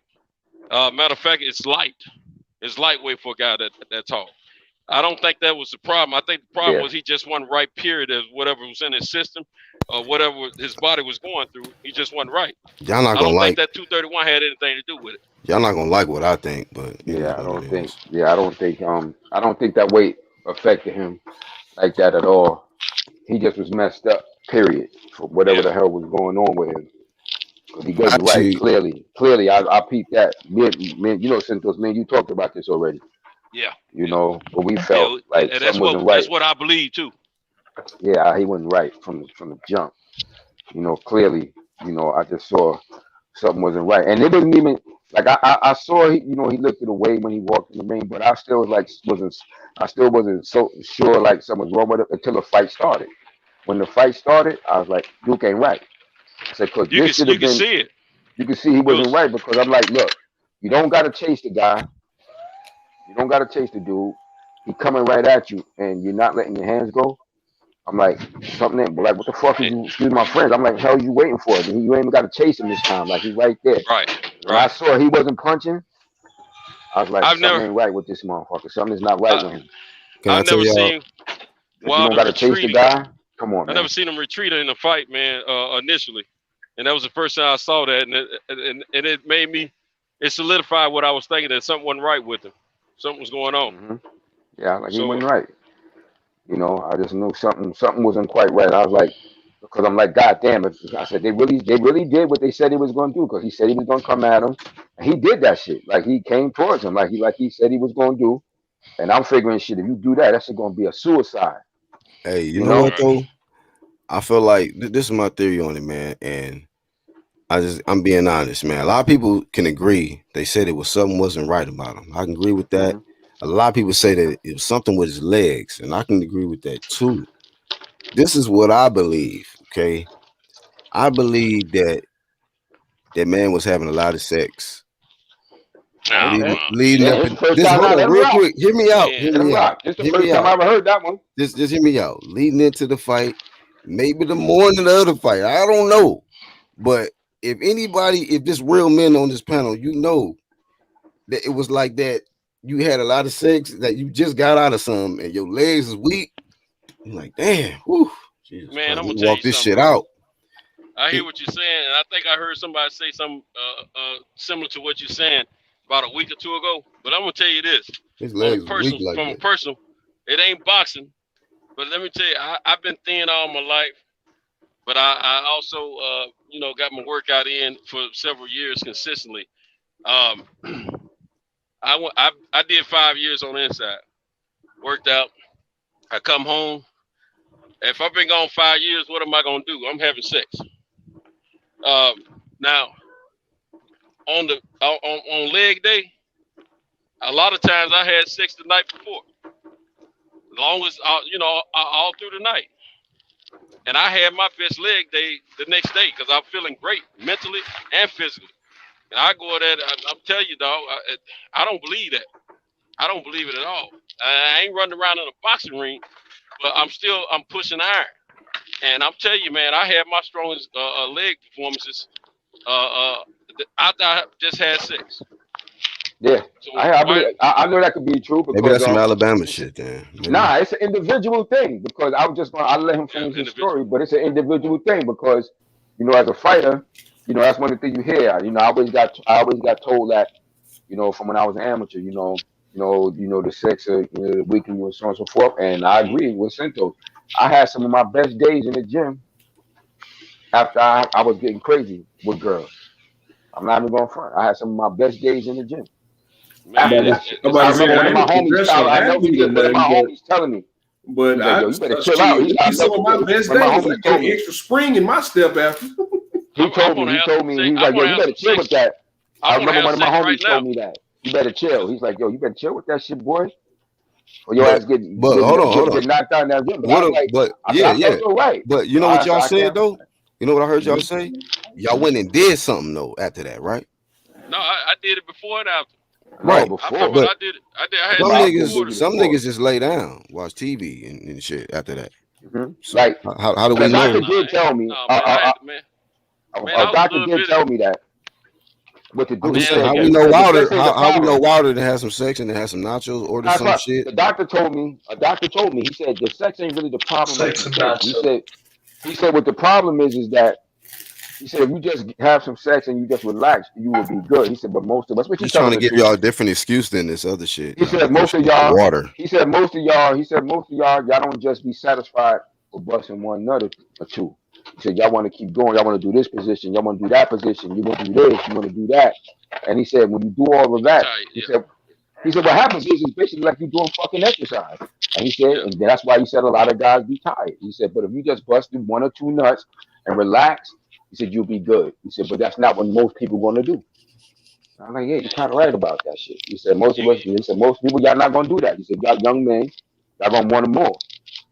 But you can bust your cup. You can bust your couple of them and still be ready for some action. But the thing is, like you were saying, like the doctor told you, if you're doing all these different positions, that's what he said. Requiring you to use your muscles, a lot of your leg muscles. You can, man. You ain't even got to be going to do nothing. You can, man. How many of y'all don't have a cramp while you having sex? I know I have. Maybe I have. Maybe talking about went to another place, man.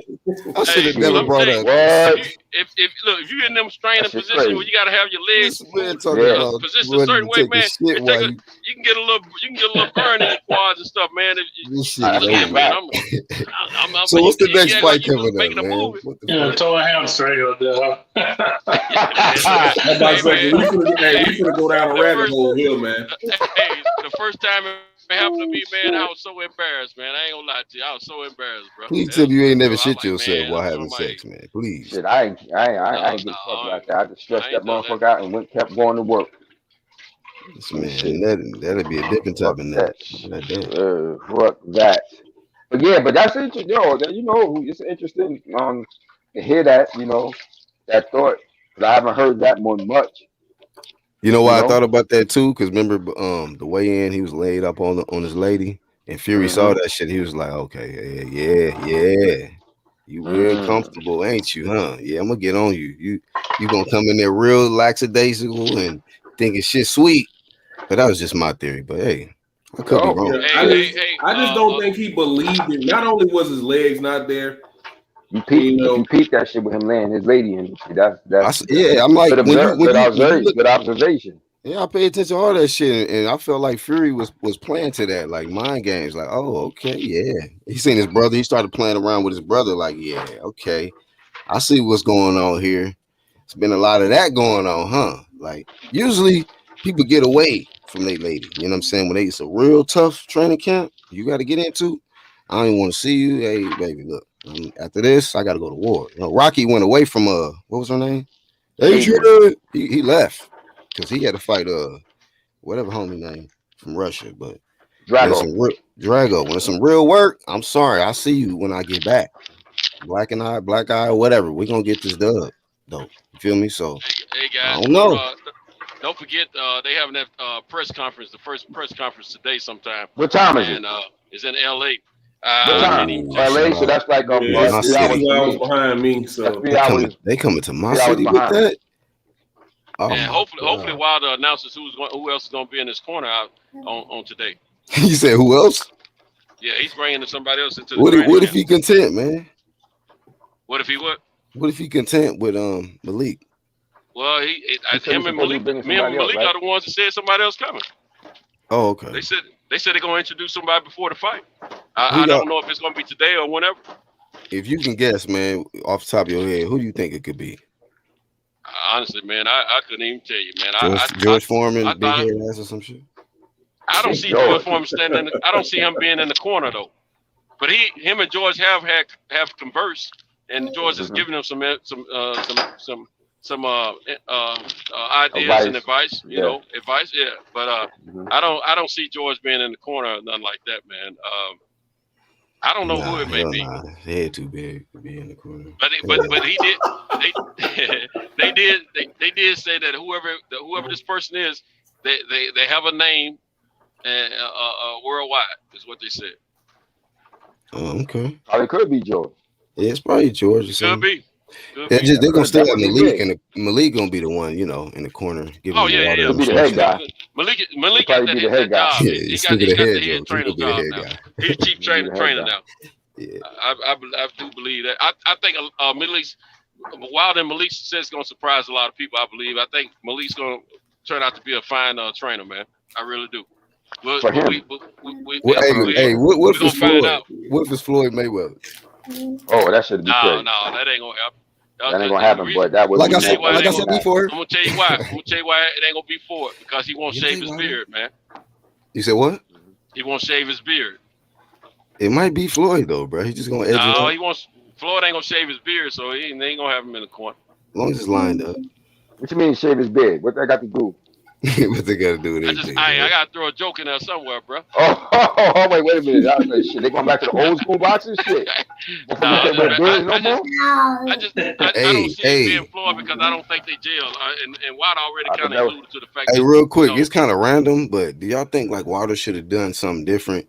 Like, is he doing something different with his hair? Because usually when people lose, they do something different. Like, you know what I mean? Like AJ grew out the afro. Like when he got his ass beat by Ruiz.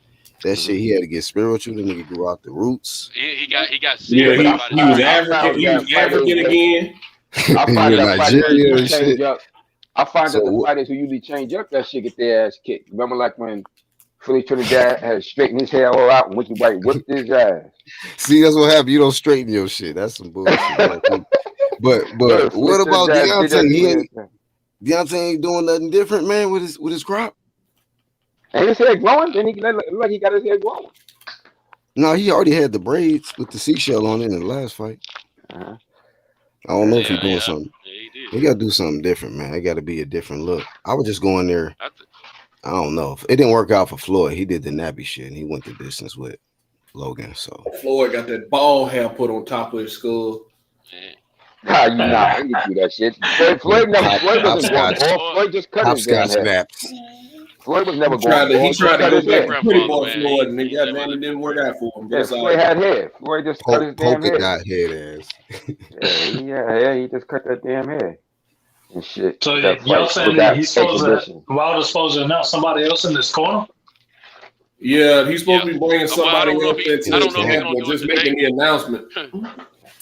Why is it always? I don't know if he's gonna do it today or if he's gonna wait till right before the fight to do it or what. But they said before the fight they will make that announcement. But I don't know if it's today. I'm just wondering. Who could it be? You said it's a worldwide. It's probably not somebody big. I would think it'll be like a, you know what I'm saying, just maybe some cut man everybody knows or something like that. I don't think it's no. I don't think he wants too many voices in his ear. Yeah, I don't think he wants to. Taylor Bell said it'd be a cut man or some random person. Lotus is not no random person that ain't got nothing to do with boxing. I think. You know what I mean? I think whoever it is, they're gonna be the ones that watch the gloves the hands get wrapped and all that kind of stuff. Yeah. I know I was hoping for like a Virgil Hunter or Cunningham or somebody to be with him. But I thought about Virgil, but that's not nothing who is to Virgil? announce. But I thought about Virgil, but who is Virgil gonna be chief second to? He gonna be exactly. He's a head guy. He's a head guy. He's a head trainer. Yeah, that's all I was talking about before Malik Scott. You know what I'm saying? I thought Malik Scott may have been more on the conditioning side until I heard him talk about him putting together a game plan. So I think that's the big one. I wonder if Ronnie Shields. I want Ronnie Shields or somebody like that. That's ran through my head. That might make sense. Because Ronnie Shields close with Mark Breland, so that might not happen. Oh, that's right. Yeah, him and Marcus, they from the same. Yeah, that's a deal breaker. That's a deal breaker. And also, Ronnie Shields with what's his name right now? With Charlo, man. Charlo got a fight coming up. Charlo and Wilder is cool, but that's a funny situation with the shit. Are they? Hell, Jamal and Deontay. Jamal said that's his favorite fighter. No, Jamel. Oh yeah, Jamel. Jamal. Mama Jamel said that. Wait. Because Shields is Jamal's trainer. Shields is Jamal's trainer. Shields is Jamal's trainer. Jamal's got a fight coming up. He's Maul's trainer now. Some saying. He used to be both their trainers. Jamel and Errol got the same trainer. Now, So that's what I'm saying. Jamal and Deontay cool though. Yeah, that's why it'll be funny if Errol move up to 154 and Jamal is still there, because Errol said he got one more fight after this Manny Pacquiao fight, and after that he's moving up. He's got one more fight after Manny, and then he's moving up. And Fred asked him, "Well, what if Jamal's still there?" He was like, "All I know is I got one more fight at 154, and I'm moving up. At 147, I'm moving up." They all gonna move up at the same time. I believe they will too, man. I believe that's what they're playing. Even though Errol said they hadn't talked about it, he said, "I believe that's what they're." Yeah, he said that, but I believe they moving simultaneously, all three of them. Yep, it's gonna be like a smooth as close as they rotation. are, and then on top of that, Earl and Mel, they have the same trainer, man, and that they ain't trying to. Yeah, so they won't fight. Yeah, they ain't talking about getting a separate trainer or nothing, so I don't see that happening. What y'all think about this fight, man? What y'all think about this fight with Tank and Oh shoot, Tank all day, bro. I still favorite Tank. I'm rooting for Tank all day. Shit, that kid's a tough fight, man. This gonna be a tougher fight than that last fight. It's gonna be a hell of a experience, man. Experience. It's gonna be tough. Kid, I ain't taking nothing from that kid. And he got one thing he got going. He got a damn good trainer in there, man. He's a technique gonna improve. What's the name of him? He gonna be a deer in the headlights, bro. Trainer, man. And he but check this out. He's really good with the mental preparation. And this kid got talent. Like it ain't like he can fight. Like he got talent. Like he got this kid got real ability. And I didn't realize he was that much bigger than goddamn Tank too. I was like, shit. But they look like that's why the knockout gonna look so good, because he did. You gotta have more than talent when it comes to that chin check. Because I'm gonna tell you, my man Aries get it. What's my man said reporting? Ellie Setback. Yeah, Ellie Setback. He was interviewing Aries, man, before he fought my man Hurd. And he said, "What do you think about the Tank and Mario fight?" He said, "Man, Tank." He said Tank gonna knock him out. He said, "You really believe that?" He said, "I know so." He said, "Tank is hurt." Somebody might need a mute. Somebody washing dishes, bro. Nah, it's me. That's me. Let me turn my thing off. Hey, they said that Tank is hit. Said he hit hard. Said he hit hard, man. Said if he hit you, he hurts you. I don't care what division, who you are. He said if he hits you, he hurts you. It can be heavyweight or the lightest weight. He said it don't matter. He said, I'm telling you, I've sparred with him many times. If he hits you, he hurts you. He hurts anybody. And you talking about a 154 right there. This guy 140.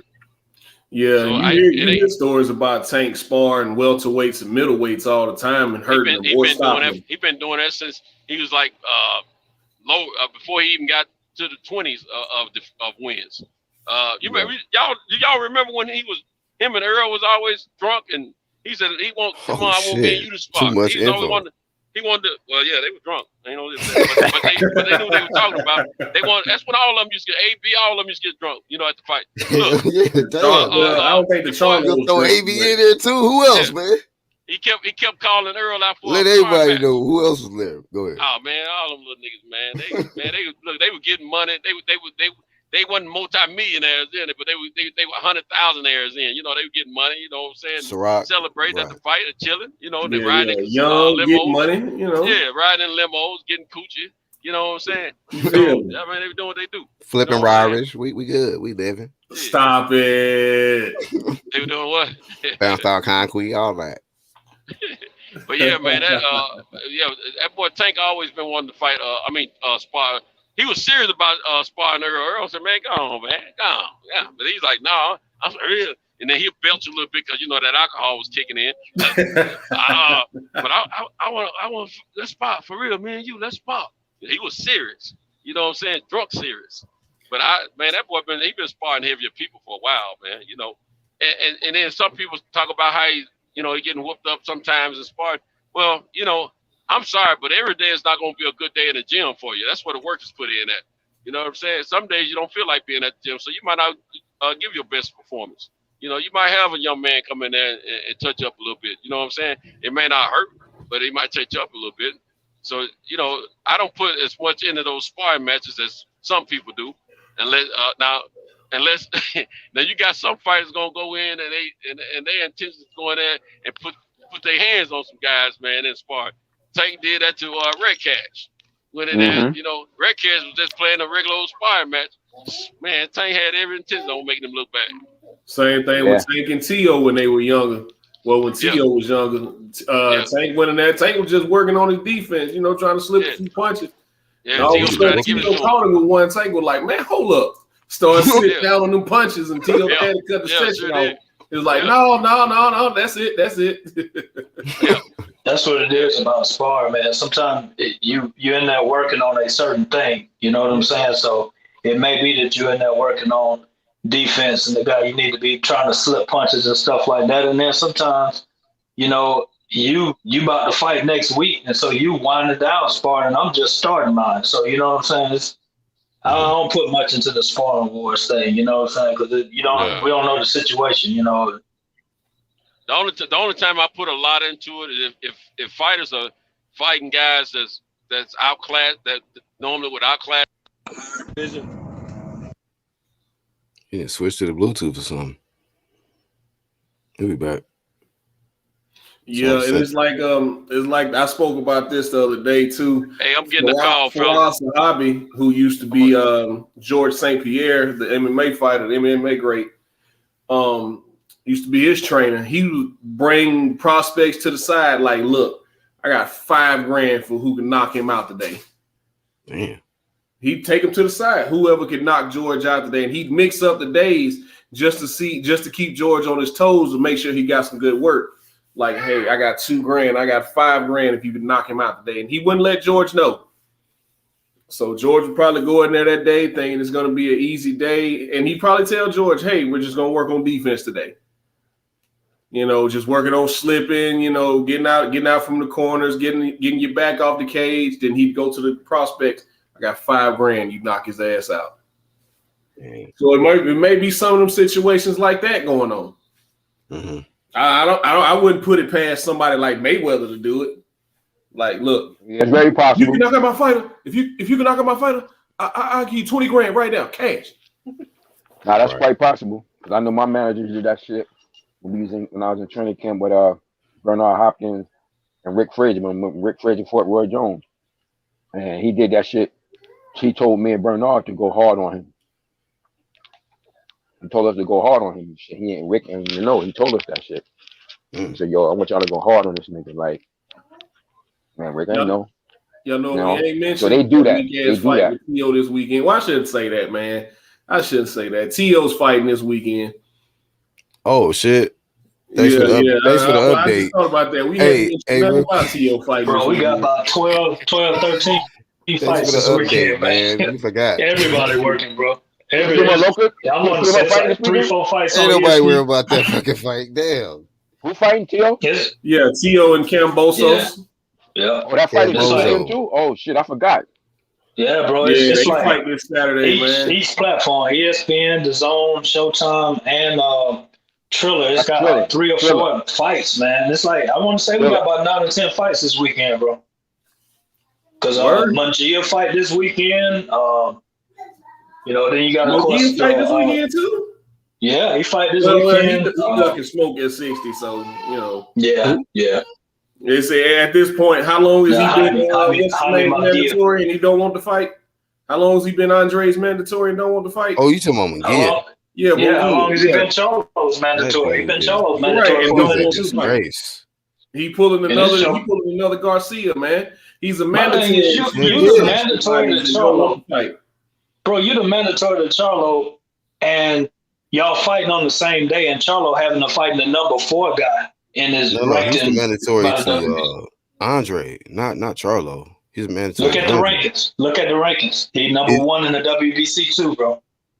Oh hell no!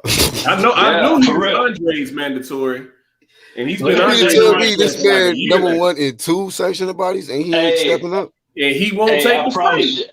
Hey DJ, like I knew he was ducking Andre. I didn't know he was ducking. You got the web up, man. Check the rankings, bro. It'll show. Hold on, let me get my phone back out because I knew for a fact he was Andre's mandatory and he didn't take the fight. Why Mauricio won't order this shit? I don't know, man. But Golden Boy's still on that shit. He not ready, man. He 36-0, bro. Either shit or get off the pot. Yeah, 36 years old. They gonna keep saying the same thing. Let's see. What am I looking up? WBC rankings. All right, let's see what we got. Middleweight, right? Yeah, middleweight. Yeah, middleweight. Yeah, let me look this shit up. Yeah, heavyweight. Damn, you right. This excuse me. This is a PG I say show. my shit loading. Cruiserweight. Damn near cussed. Light heavyweight. Super middleweight. All right, here we go. Yeah, that man is this is almost worse than Ryan. To be honest with you, because he's number 1 and 2. Exactly. Yeah, but you gotta. That's it's partly Oscar talking about. Yeah, we're not quite ready yet. What you see, Charlo? Then you got Munguia right there. Munguia. I'm just saying, at least fake the injury and fight later, right? Don't fight on the same night. You know what I'm saying? Like, hey, what's this dude name that he fighting? He's fighting Ceremento. No, not. Okay, Munguia. Munguia. Munguia is fighting Ceremento. The guy that Triple G just mollywop. Oh yeah, that's right. Ceremento. So he's ranked number 13. So he's fighting the dude who's ranked number 13. He's number 1, and he's fighting the number 13th ranked guy. Mm-hmm. Yeah. His highest rank is. And Montiel is the highest ranked guy that's willing to fight Charlo. You know what I'm saying? Montiel is like number 4 in the WBC. He's you know, so it's ridiculous, bro. Wow, McGee is a disgrace, man. Yeah, exactly. And matter of fact, he's top 5 in all sanctioned bodies. He's number 5 in the IBF and number 5 in the WBA. Is he? But I say because I went to the WBC website. So. That man is a all-time duck. This is it right here. Wow, that's terrible. Yeah, that's terrible, man. Like I said, shit get off the pot, man. You know, McGee is trash. WBC protecting him too. That's sad, bro. That's sad. I actually did a video on that dude like 2 weeks ago. Yeah, they protecting them. They protect their Mexicans, man.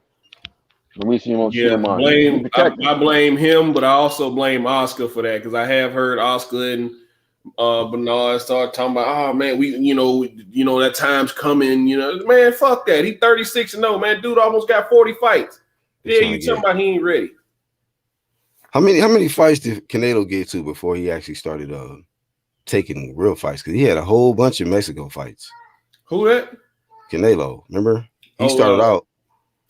Shit, I don't know. Hold on, let me see. Let me look up his record. So I'm not saying that he's doing doing what Canelo did with taking a bunch of Mexico bums or whatever. But I know he had over 40 fights. He had like 44, 45 fights. But by the time he fought Floyd, that's why I don't buy that he was too young crap. Yeah, so the Hispanics, they love to get like 40, 50 fights before they try to make that money move. Like, yeah, they kind of rock that. Sure. Then he was fighting on Floyd's undercards and all that type of stuff. They really thought he was going to beat Floyd. And man, I remember that fight. People be getting mad when you.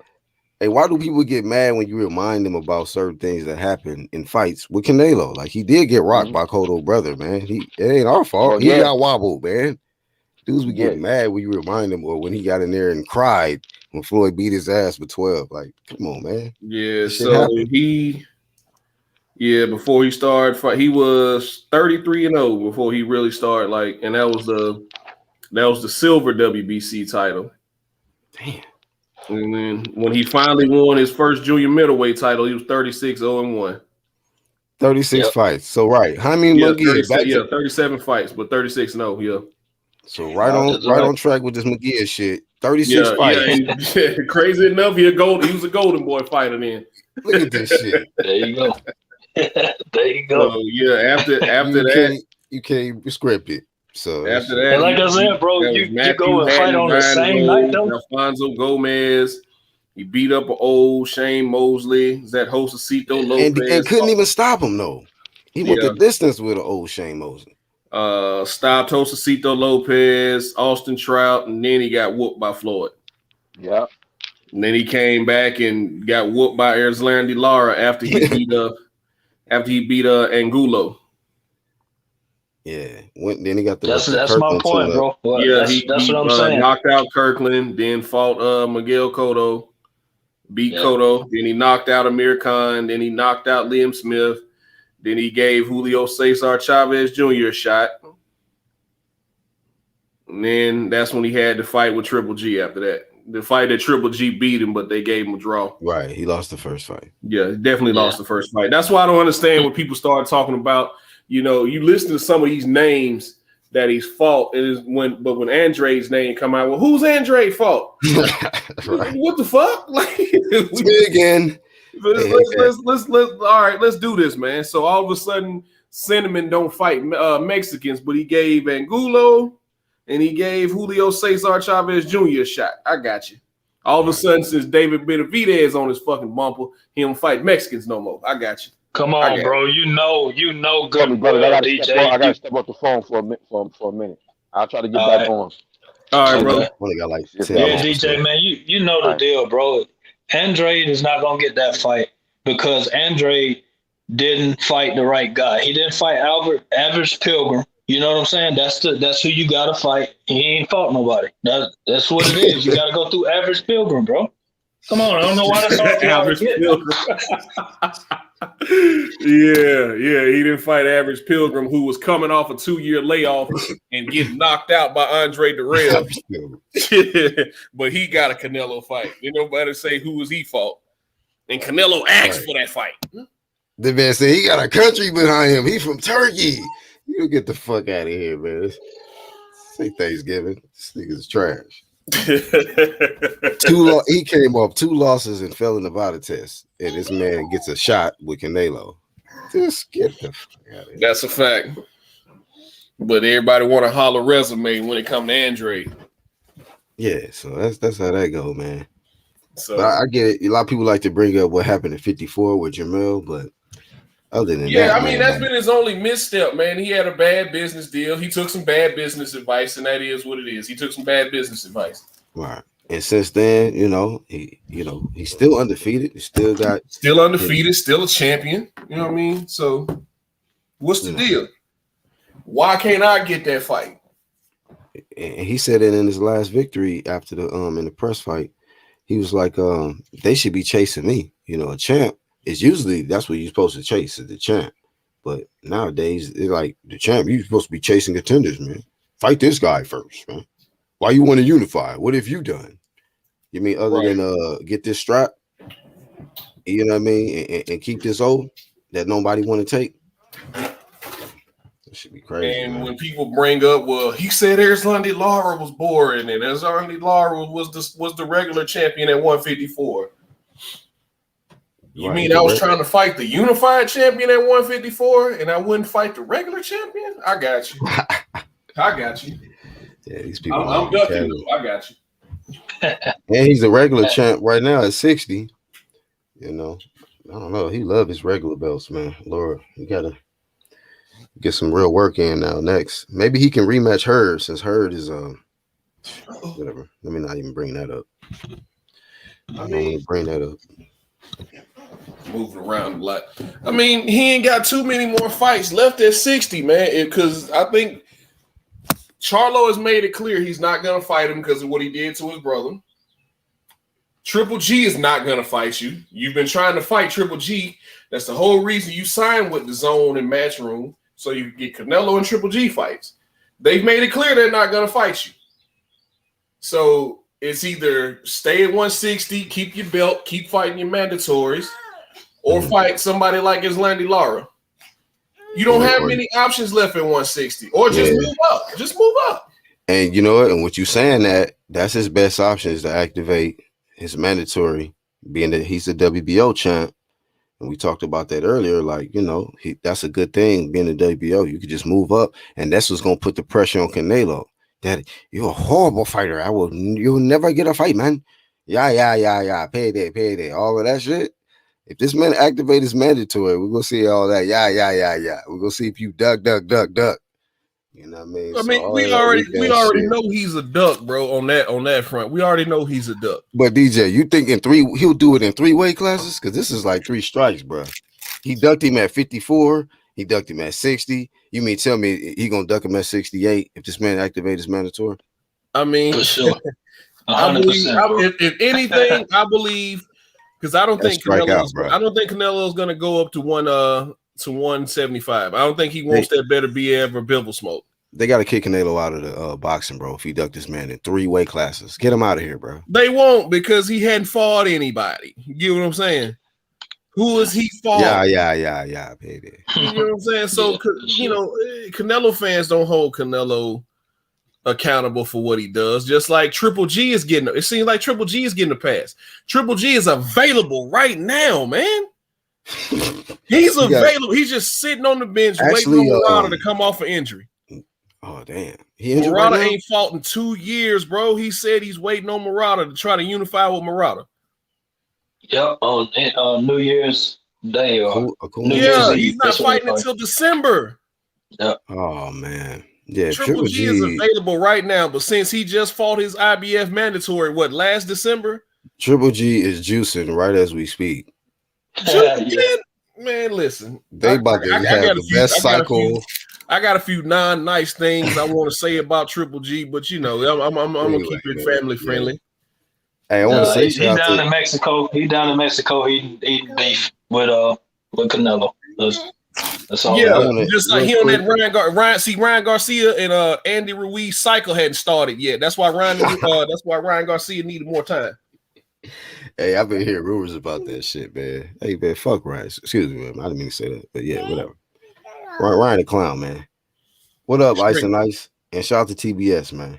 Great platform. Andy Ruiz cycle hadn't started yet. So. Eli in the chat, man. I got for Eli, he's asking about the fights this weekend. So on the zone, I think at like 3:30, you got the Munguia and Zarameta fight, and then Beck the Bully. I don't know if you guys familiar with him. He's fighting. He's fighting Rosado, Gabriel Rosado. He's fighting on that undercard. Wait. This weekend? Yeah, man. That's a good one right there. Yeah. Gabriel Rosado a dog, man. He a dog. Yeah. He beat Danny Jacobs in the last fight, man. I don't care what nobody say. But but DJ, have you seen Bektemir fight? Who? The guy he about to fight. Have you seen him fight before? Beck ain't no joke, bro. Beck I ain't seen him. Watch this fight this weekend, dog. I promise you're gonna think you're looking at a heavyweight. That joker looked like a heavyweight from the neck, from the chest up, man. Gabriel Rosado, and I'm gonna look this guy up. What's his name again? Bektemir. Just put in, Beck the Bully. I can't spell all that, man. Beck the Bully? Beck with a B. B is a boy. Okay, Beck the Bully. Gotcha. Yeah. And he's at middleweight, right? Middleweight or super middleweight? He's a super middleweight, I think, or / light heavy. He go between 68 and light heavy because he was gonna fight Kovalev, but Kovalev popped. Right. That's right, and he wanted to fight him anyway. So you know something ain't right with this. Oh, okay, yeah, okay, I remember this kid. Hey, hope he can scrap, bro. I don't see. Yeah, he can. Yeah, he can. He's the real deal. And he might actually stop Rosado, man. Yeah, you got it. That's gonna be a good one. So they got that at 3:30, and then the ESPN. They got a New and what's the guy, Desmarais, something like that. I remember Monster was fighting this weekend. Yeah, and then Michaela Mayer, she's Maya, whatever her name is, she's fighting on that undercard for ESPN. And then of course you got the pay-per-view with Anderson Silva and Chavez Jr. Nobody care about that fight. Yeah. No. The Showtime card starts at 9. You got the headliner Charlo against Montiel. You got Pitbull Cruz. He's fighting. I think he's fighting Francisco Vargas. And then the guy that Fulton just beat, Angelo Leo. He's coming back. He's fighting Alameda. And then the Triller card, you got Teofimo and Cambosos. Yeah, nobody care about that shit, man. I'd rather watch the women, man. The women going for undisputed. Franchon Cruz, she fighting. Yeah. I like Franchon. She's cool. Yeah, she going for undisputed, and then I think Michael Hunter, he finally got up off the couch and fighting Mike Wilson.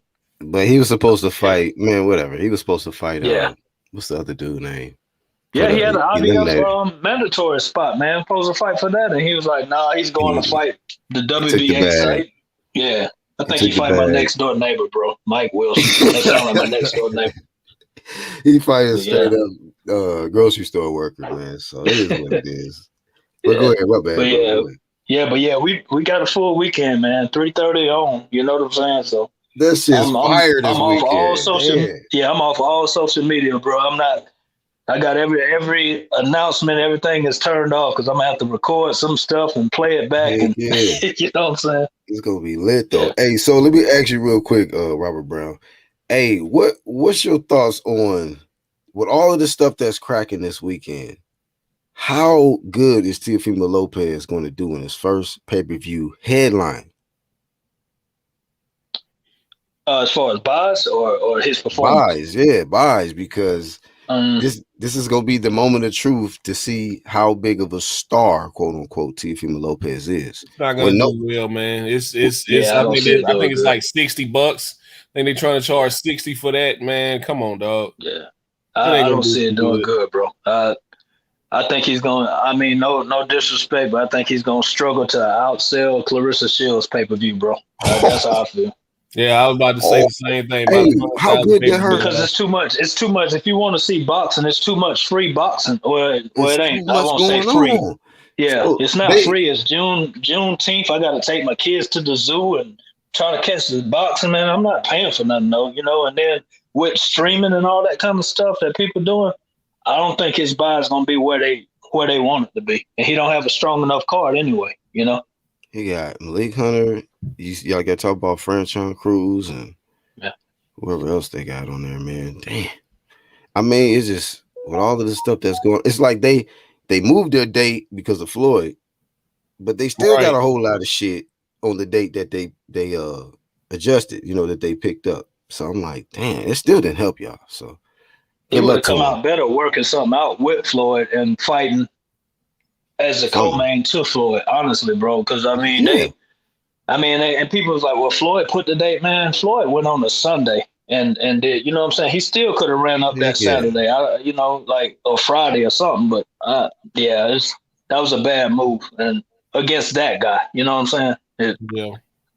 It may do well in Australia where Kambosos is from, but I don't think it's gonna do too good. They should have just kept that same day, man. I wouldn't have changed nothing.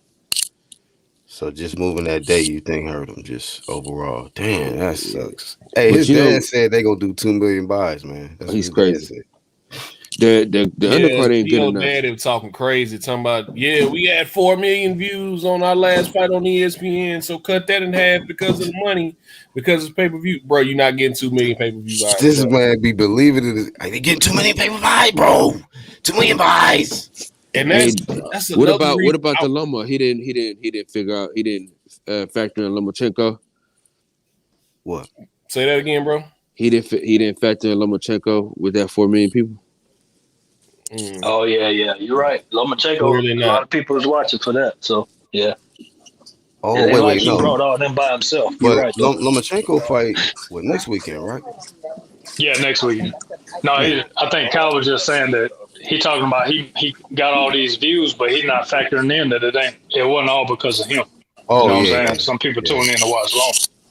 Right, and it was the magnitude of the event. Yeah. But this ain't the same type of event. You just fighting the mandatory. Some random guy from Australia. So I haven't seen many people spell Kambosos' name the same each time they talk about him. So like I said, they may know him in Australia, but I don't think they, Right, and then it was they two names. It was they two names together: Teofimo Lopez versus Vasil Lomachenko. Not Teofimo Lopez versus George Kambosos. Like what the? Right. Who the fuck is this guy, man? And I think too, it is next weekend. Oh man, go ahead. I'm sorry. I was just it's all good. The undercard just not good enough, man. I don't know why people think that they can just do one good fight and then it can carry, bro. It's you're not Earl Spence, fight, right? It's Franchon Cruz. That's the undisputed. That's it. And then I'm gonna say my boy Hitman, but that's about it. Oh, who's that? You said somebody named Hitman on Undercard? Yeah, he was on the show. He been on my show before. Okay. Yeah, Brandon.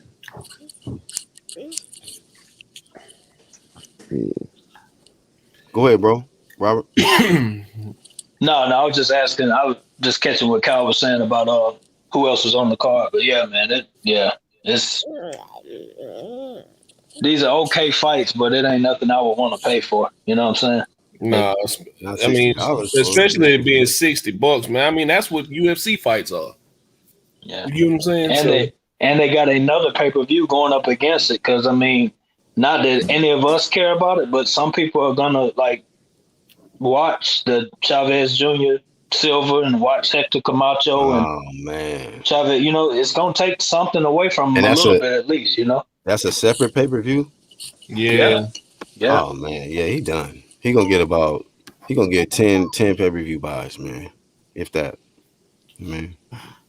But you gotta crawl before you walk. So take his 10 pay-per-view buys and it'll work from there. Y'all think he'll outsell Crawford and Khan? No, what fight was that? Was it Crawford and Khan when they did like 80,000 buys or some shit? Oh yeah. A lot I of think it's people gonna like to be bring numbers that up like too. that. Yeah, you're right. I think it's gonna be numbers like that or lower. As long as he do better than that, right? Man, that's gonna be hard to do, bro. Honestly, that's gonna be hard to do. A lot of people try to clown the Charlo's first pay-per-view. I think they said they did like 100,000 or something like that, but T.O. might not even do that. Hey, I got a question for y'all, right? So you see how they bring up Bud numbers? We seen them immediately. Charlo numbers, we seen them immediately. What are the numbers on Andrew Ruiz and your boy? Oh shit, good question. They see that's what I'm talking about, man. And they try to say it's no. Give me 1 second, Kyle. I'm gonna try to find look it up, bro. But you see what I'm saying? You know, they say there's no race in boxing. You know, boxing is not racist and all this crap. See Jamal Charlo really disappointed me, man, because I was a real big fan. Of course, you know what I mean? Everybody knows that, man. I had the hoodies, the sweatpants, you know what I'm saying? Well, sweatsuits, whatever. But now it's like, dude, who am I rooting for, man? OJ? Right. Yeah, I feel you, Kyle. You're right, man. You're right. They do play a factor because they don't never tell. It's hard to find our numbers, you know what I'm saying, and what our gate did, but they'll quickly take, like, even this about the Wilder fight, you know, you guys are talking about trying to find tickets.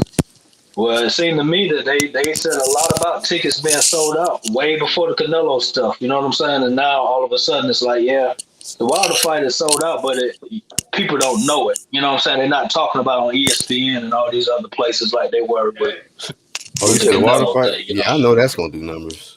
That's definitely gonna outsell T.O. shit for sure. Oh, for sure. T.O. ain't not even in the same universe as what he about to do. So I know Wilder, and the one thing we can't, you can have whatever opinions about Wilder, but they gonna do numbers in this third fight for sure. Yeah. In fact, they could pay you $50 to watch the T.O. fight, and it still wouldn't do the numbers at Wilder. You know what I'm saying? They could pay people to watch it, you know. Well, we all know Kyle Davis ain't buying it. You know what I mean? I don't like that guy anyway. You know what I'm saying? I used to like Teofimo Lopez, man, but I don't like the guy he's become. Me neither, bro. Andrew Ruiz, Chris Arreola did 126,000 pay-per-view buys. Oh Lord, that was less than the Charlos, huh? Look up the Charlo brothers. It was less than the Charlos, I think. That's a good headline, right, TBS? Mm-hmm. Hey, Ruiz versus Riola does less than the Charlo buys. During the pandemic. That's according to Reddit now. That's according to Reddit. They did it during the pandemic. During the pandemic, and it was $25 more. Shocked emoji. Upload. Charlo brothers. Well, Charlo twins. If it's less, we gonna be like, oh shit. Pay-per-view buys. You gotta factor in. You gotta factor in 140. I think they did like 140 or something, or 160 or something like that. That was the rumor, like 160. So why can't they be on pay-per-view again? Those are not terrible numbers for a pandemic fight, like pandemic. For their first one, right? Yeah, especially in the pandemic. That was their debut pay-per-view. So I mean, hey, you can't hit 500,000 out the gate. Unless you're Earl Spence Jr., you know what I mean? Then once you scrap season, you got to be on a different level, right? Yeah, If you try to outdo him, that's a man down. Let me see. Charlo's pay-per-view number. Yeah, according to Box Rec, they did close to 120K. No exact number. It says the Charlo Twins is expected to generate more than 100,000 bars with a chance to top out at 120,000 from Coppinger.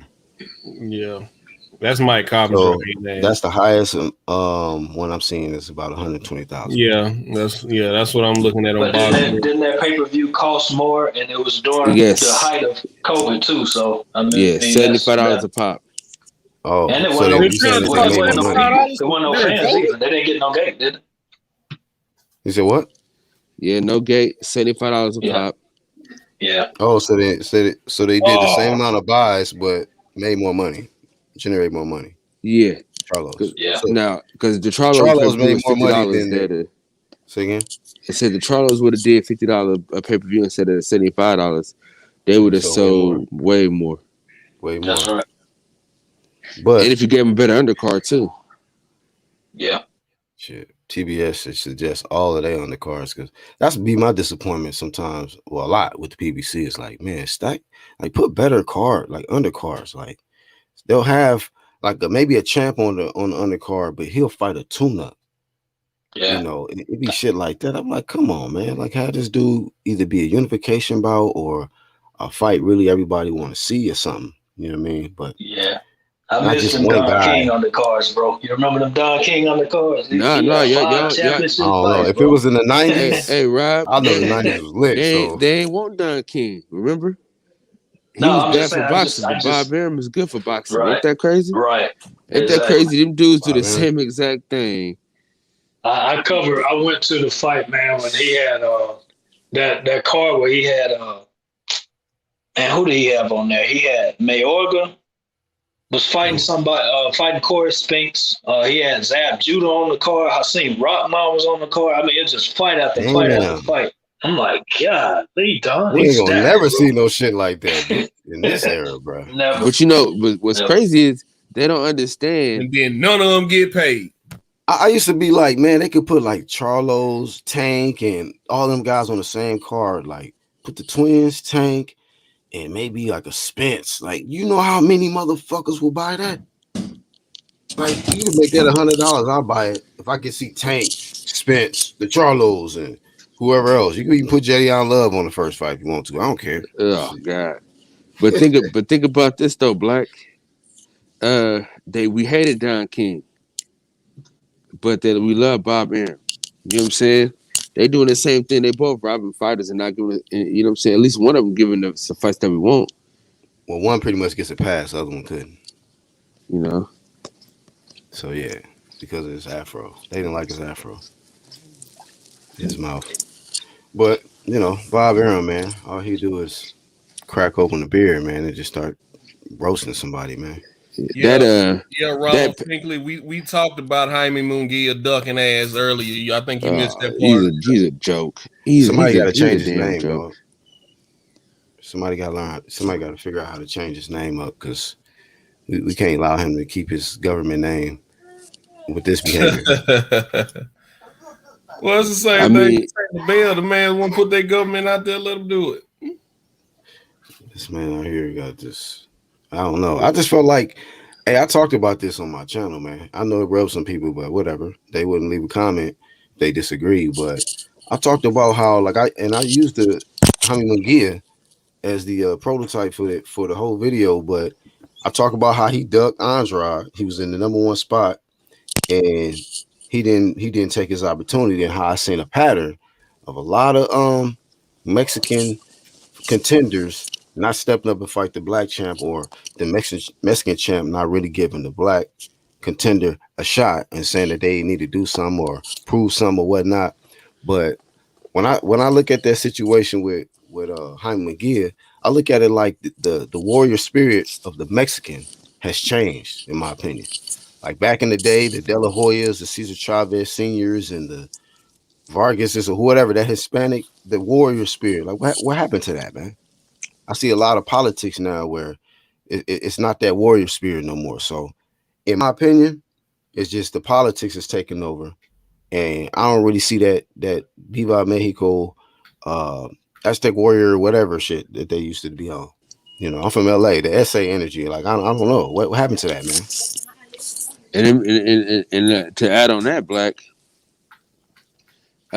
you say what you want about Oscar De La Hoya, man, but he fought everybody. Everybody. So I mean, I know the difference between the vatos, them essays, the ones that's just really gonna fight anybody, and then the ones that just like, yeah, I don't know, like that Ryan energy. Like, yeah, it's a lot of Ryan energy, crying Ryan Garcia energy out here, man, lately. More than I see the De La Hoya energy, the Fernando Vargas energy, the Trinidad type energy, the what other Herrera and Morales. You feel me? What happened to that, bro? I don't see that no more. That warrior Mexican, whatever Hispanic Juan Manuel Marquez, you know them guys, man. What they at? That's like that energy dead or something. Like what are that? You know, I'm trying to see if that shit's still sparked out here because it's looking very few and far between when I look. You asking me? So I don't know, man. Like I ain't seeing too much big champ shit on that side. So, but a lot of talking. A lot of politics and payday, shit like that. But whatever. Yeah, sure. Like, you're right, bro. And you know they love caping for other fighters. But Devin Haney said that he had some mental issues. That's why he got caught with a punch. You know, they said everything about him. Oh, he's a liar. Oh, he's not focused on boxing. You know what I mean? Crazy. That's how they do, bro. But Ryan got to get his. You know, he's young. He's you know, look how he got up from the knockdown. He fell on his face and got up. Nigga, fuck out of here, bro. Where he got dropped by Luke Campbell. And if Luke Campbell wasn't such a pansy, he could have did a lot more. Like, talking about he got heart after this man drooed on the canvas for 2 seconds. Y'all talking about look how much heart he had. Or as my man OG Shelton would say, he's 135 pound Danny Garcia, which I think that's disrespectful to Danny Garcia.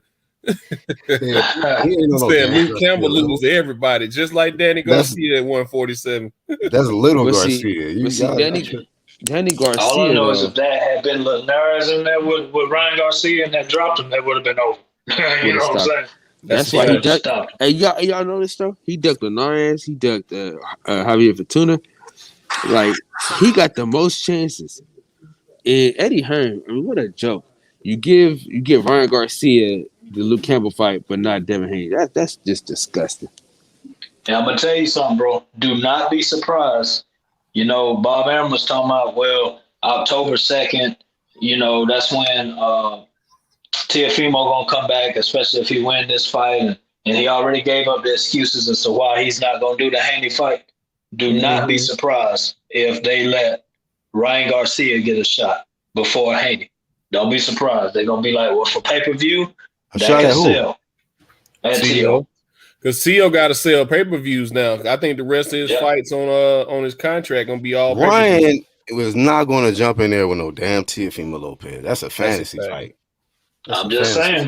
He'll get the opportunity before Haney does. Is what I'm saying. He would if he wanted to. He would get that shot, but realistically, Ryan, after that, he probably have nightmares about the Campbell knockdown.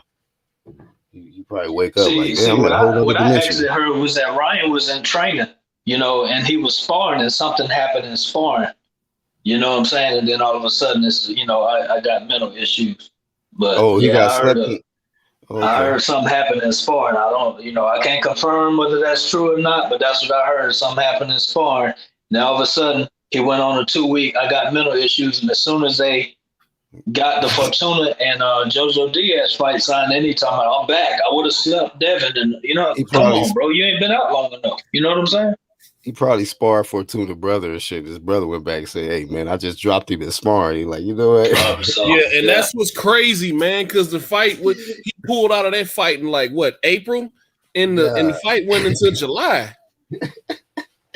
How you know he was gonna still be depressed by the time the fight came? All you had to do was just keep training. He probably would have went away in 2 days. This man said, "Man, you know what? Just pull me out the fight, but I ain't feeling too good today." He should have at least checked it, done like Fury and checked into a fat count facility or something. You know what I'm saying? Listen, I got a stomach ache, man. The fight is off. That y'all want me to believe he part of this supposed to be like this four-headed monster at 135. Man, get the fuck out. Hey, Ryan is a hoe, dog. I don't care what those great say. bitch, man. That man said, "Hey, man, I got a migraine, man. Please pull me out this fight." Hey, I would say you can sue him, but I don't think he got enough heart. You said what? I said I would say you can sue him, but he don't have enough heart though. Sue him? Yeah. You know that's right. We got a sue Keith Thurman campaign right now. Sue Keith Thurman campaign. No, that's your campaign, Kyle. I told you we going to jail. Let one of these let one of these fighters below 160 touch me, dog. We going to jail. We finna tear some shit up. He said we going to jail. Cause if he hit Kyle, I'm gonna hit his ass. Then next thing you know, his entourage gonna hop in. We all going to jail. Nah, I thought you messed my money up. Kyle trying to get paid. Definitely don't need to do that. Bro. We brought that up earlier too. Now certain guys, you know, they probably gonna have pistols on them. Like the Charlos, they entourage probably gonna have pistols on them. Tank entourage probably gonna have pistols on them. So, you know, we gonna pick and choose. We Sean Porter ain't gonna pop off and do nothing. Damn. It's like, well, what we say earlier, Kyle, get your overbite you feel that way. Yeah, he might bite you though, bro. He might bite you. Man, listen. He said he'll bite the goddamn bumper off your car, Nick. What the fuck you think you going? Man, listen. Sean Porter can hit me if he want to.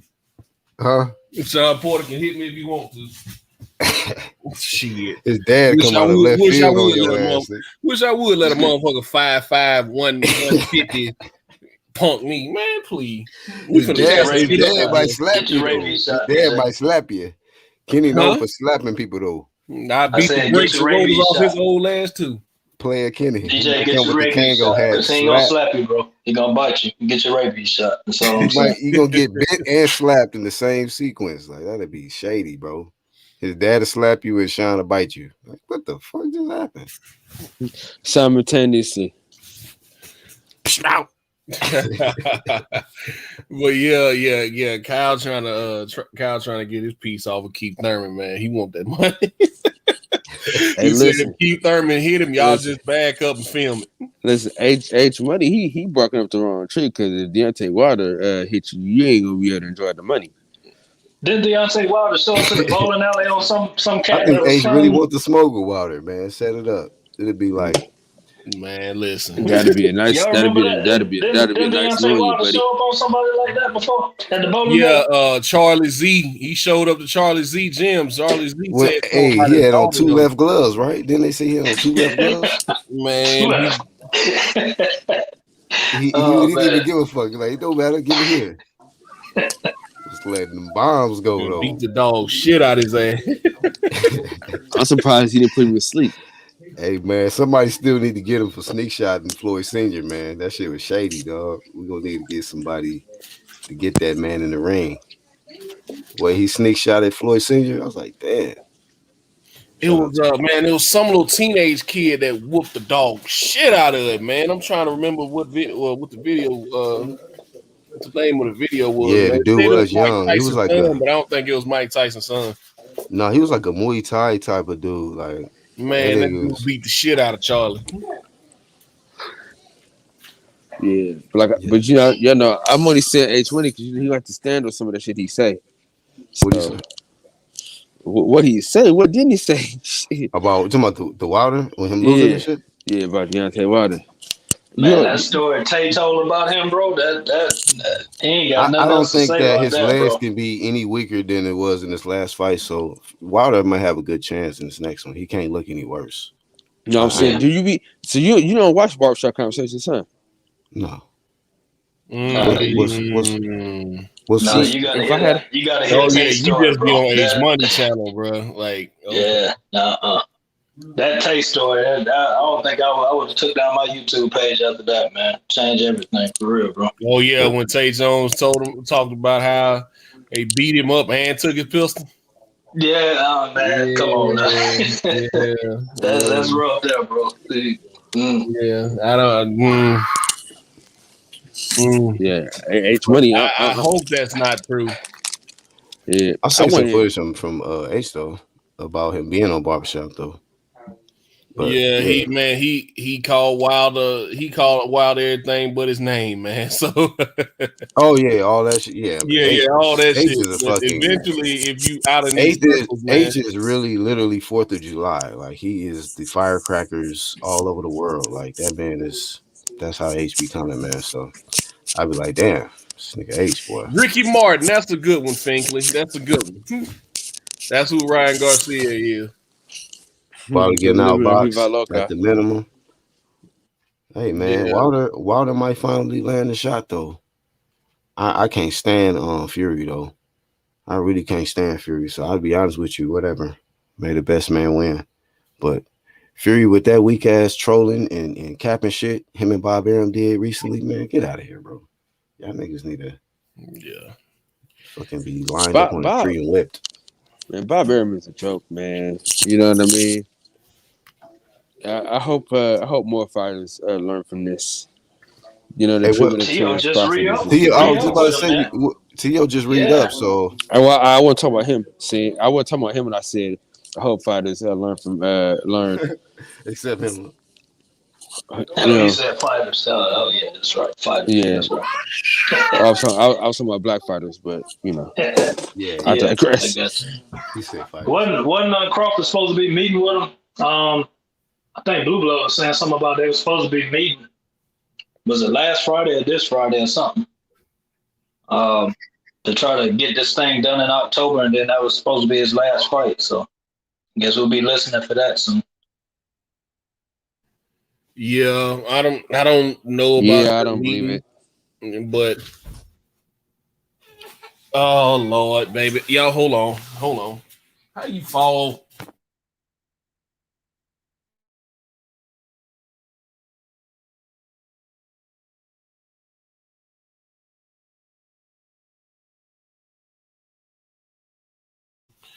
All right, but like I was saying, I don't know anything about the meeting, but it's going back a little bit. I really hope, and I really believe it'll happen. I really hope Nakatani stops Lomachenko next week.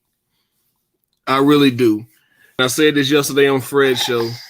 Well, a couple days ago on Fred's show. I really hope Nakatani stops Lomachenko so it can take Lomachenko off the chessboard for Bob Arum, because it seems like he's dangling that fight out there between Tio and Devin, kind of using that as a buffer. Hey, Tio, maybe we can put you on pay-per-view with Lomachenko next in a rematch.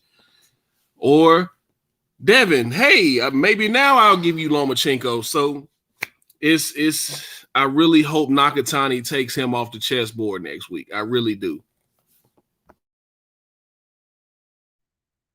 Yeah, we'll see. That could be something, because Nakatani ain't no joke now. But that'll be, because it's amazing to me how, Tio wasn't gonna fight, do the rematch and everything, and that's what Bob was trying to throw out there. And he threw out every excuse under the sun. He having a baby and all this stuff. It's like, bro, you already making excuses for October? Like, come on, man. Yeah, he was saying how he want to fight before his baby gets here, which I get it. You want to be there for the birth of your kid and all this stuff. So you want to fight again before October, but you got to take care of Cambosos first. I was always thinking December for them to fight, since, they're pretty much on the same timeline. I was thinking either at the end of the year or first of next year for Tio and Devin to fight. But I just want a clear pathway to that undisputed fight, to the true undisputed fight. because I know Triller's promoting this as the undisputed lightweight championship this weekend, but it's not. Everybody ESPN even said that during the Shakur fight. They said that Tio was the undisputed champion. It's like, no, he's not, bro. He's not. He is not. I don't care how much y'all want to make it. He's got it. Him and Haney fighting for undisputed is, to me, the path for that pay-per-view that everybody wants. I mean, it's the undisputed lightweight championship of the world. That's the true championship. Is them two fighting, and they on the same schedule. Bob Arum already claims he's got October 2nd ready, and they could fight October 2nd, but he's already making excuses about it. So I don't know, man. He has how did it fall off? Huh? How did Black just fall off? I don't know, but he also has a date reserved in for Madison Square Garden, and I think November or December. So, what you got to add on the matter? Since I just can't talk by myself. You done? She said she'll fight Ryan. That's what she said, bro. And slap the piss out of him. She said, Ryan, don't duck me. don't duck my baby, Ryan. Well, yeah, duck my baby. It'd be. But yeah, man, I think that'll be a great time for that to happen. It'll be, in T.O.'s backyard. You could sell that fight then between him and Devin. That would be a big sale. That's easy money to me, but I want a clear pathway for that fight to happen. So I really need Nakatani. You already have a forever fan in me for doing what you did to that scumbag in your last fight. But I really need you to take, if he's listening or if any of these people's listening out there, if this some way gets back to him, I really need for him to knock Lomachenko out or just beat him next week. Just take him off the chessboard for Bob Arum. I mean, you just hate to see somebody fall from grace like that, but it's Bob Arum, so forget it. Bad thing about it is Bob just also threw the name of Jose Pedraza out there since Pedraza won last week. This past weekend. He was like, that could be his first fight at 140. You know what I'm saying? To get ready for Taylor. So it's Bob pulling people out the woodworks, man. He pulling all kind of dudes out the closet to throwing away. You know what I'm saying? So I kind of feel like I feel you on that if Nakatani take care of Loma, but even if he does, I think Bob will try to find somebody else. You know what I'm saying? And T.O. going back and re-upping with them. Man, that's like, come on, man. He was almost, I know he was going to have to go back anyway because he is still under contract, but I don't know, man. That's just a rough one there. Puge? I just got back on, so I don't know what y'all was talking about. We were talking about, the old guy, which I really hope somebody finds a way to get him out of boxing because he's blocked so many big fights in the past. And you've had a lot of fighters leave him. I mean, how many fighters have to sue him and leave him for other fighters to get the picture to not re-sign with? Now, if you're a young fighter coming up in the game, I get it. You need a promoter. You need to get that bag. But once you've gotten to a certain point in your career, you've won a couple belts. I don't think any big fighter or any up and coming like somebody in a TO's position should ever re-sign with Bob Arum because you look what happened with De La Hoya, look what happened with Cotto, look what happened with Mayweather, look what happened with Mikey Garcia, look what happened with Manny Pacquiao. All of them left him and got bigger money and bigger fights. So the question remains is why would anybody re-sign with Bob Arum? And I was just saying, all this came up because I was saying I really hope Nakatani beats Lomachenko. I want him to stop him so it'll be definitive, but I really want him to beat Lomachenko next week so it could take Lomachenko off the chessboard because Bob Arum's dangling that Lomachenko fight out there for T.O. and Devin, since he doesn't want to make the Devin Haney fight because he doesn't want to deal with Eddie Hearn, you know, going back to the whole thing with the purse bid, and then it happened with the Fury and AJ negotiations. You know, them two started to point fingers at each other, so he just don't want to deal with Eddie Hearn right now.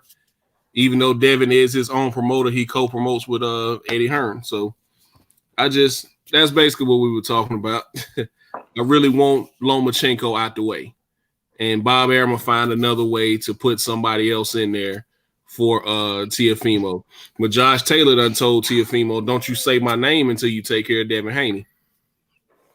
You remember, he's been promising Bud the winner of that Josh Taylor Jose Ramirez fight for almost a year now.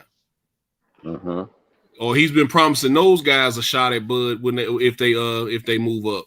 So that's what Josh Taylor wants. But Josh Taylor has I think he has a mandatory defense coming up soon. So I had to look.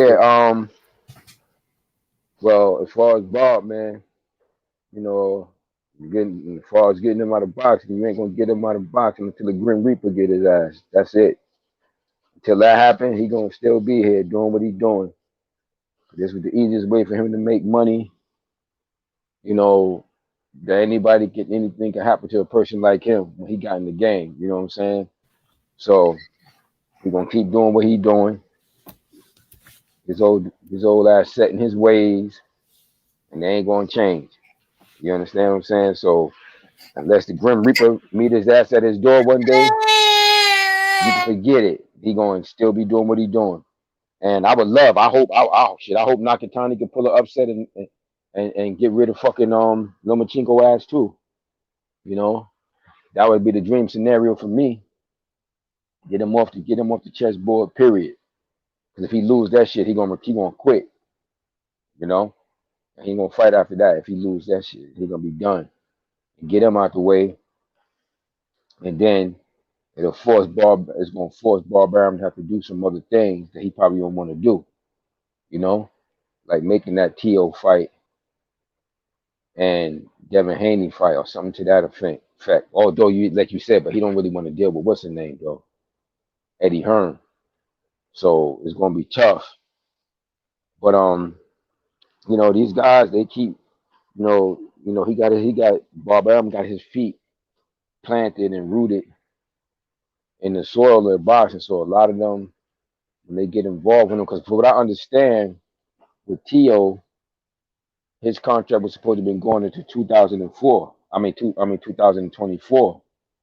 But this new deal, he got a year off of it, off of that other contract, and a certain amount of more money. So I think that's how they trying to play it. Like, look, we a year, we managed to get a year off of the contract we would have been still stuck to.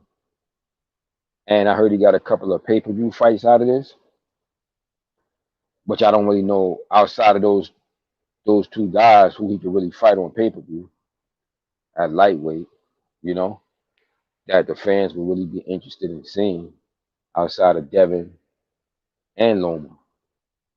So I don't understand that shit, like how he just was going to set him up for like 2 or 3 pay-per-view buys. So I'm still trying to figure out what he plan on doing there, you know. So hopefully, man, like I said, first, hopefully Nakatani can pull up some kind of upset and knock this dude out, and that'll force maybe the dominoes will start to fall for him, you know. Good luck. Start falling in another direction, maybe. You know, that's what we go. I guess that's what we just be hoping for. You know, that fight with Loma is when this weekend too, in Nakatani. Next weekend. Week? Yes, next weekend. No, next weekend. Okay. Following weekend. Yep. Yeah, the only way you're right though. I don't think I think in the chat they're saying I think they're right about that. You know, if it's closer, Loma gonna have to get. I mean, they're gonna have to really knock him out, break some orbital bones, something like that, to get him off the shelf. Because even if he loses, it's gonna be. He's one of them dudes that can continue to lose and still get fights. So, you know, I don't know, man. It don't look good to me. And like I said, to hear them already throw up that excuse, because remember, this was Devin Haney's last fight. I haven't heard that he re-upped with Eddie Hearn, but he's his own promoter, so he's kind of a free agent. He could do a deal easy. And, you know, I know we talk about crossing sides of the street and everything, but now you got a guy that's a free agent pretty much, and he can do what he wants to do. And then you're already saying, well, no, it's just, man, Bob, like you say, Bob wants control of everything, and he wants to dictate what people do, and he just, because he won't even let his best people fight each other. So, and I don't think Crawford is going to get that Taylor fight unless Crawford decides to re-up too. He's not going, like, Taylor's his money man now. He's not going to feed him to Crawford unless he's got his hooks in Crawford too. You know what I'm saying? So, yeah, that's a good chance of that.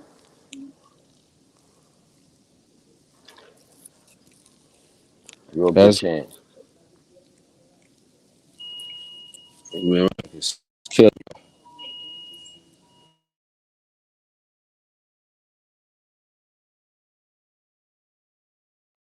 You know what? I thought about that too, about Josh Taylor being the money man over there at Top Rank now, because it's funny how everybody that gets brought up to fight Josh Taylor, whether it be T.O. or Bud, you know,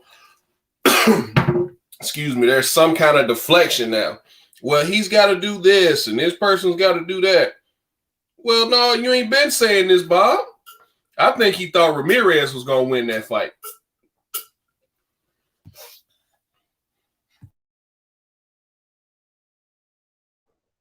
Yeah, I think that's what he wanted too. I think that's what he wanted to happen.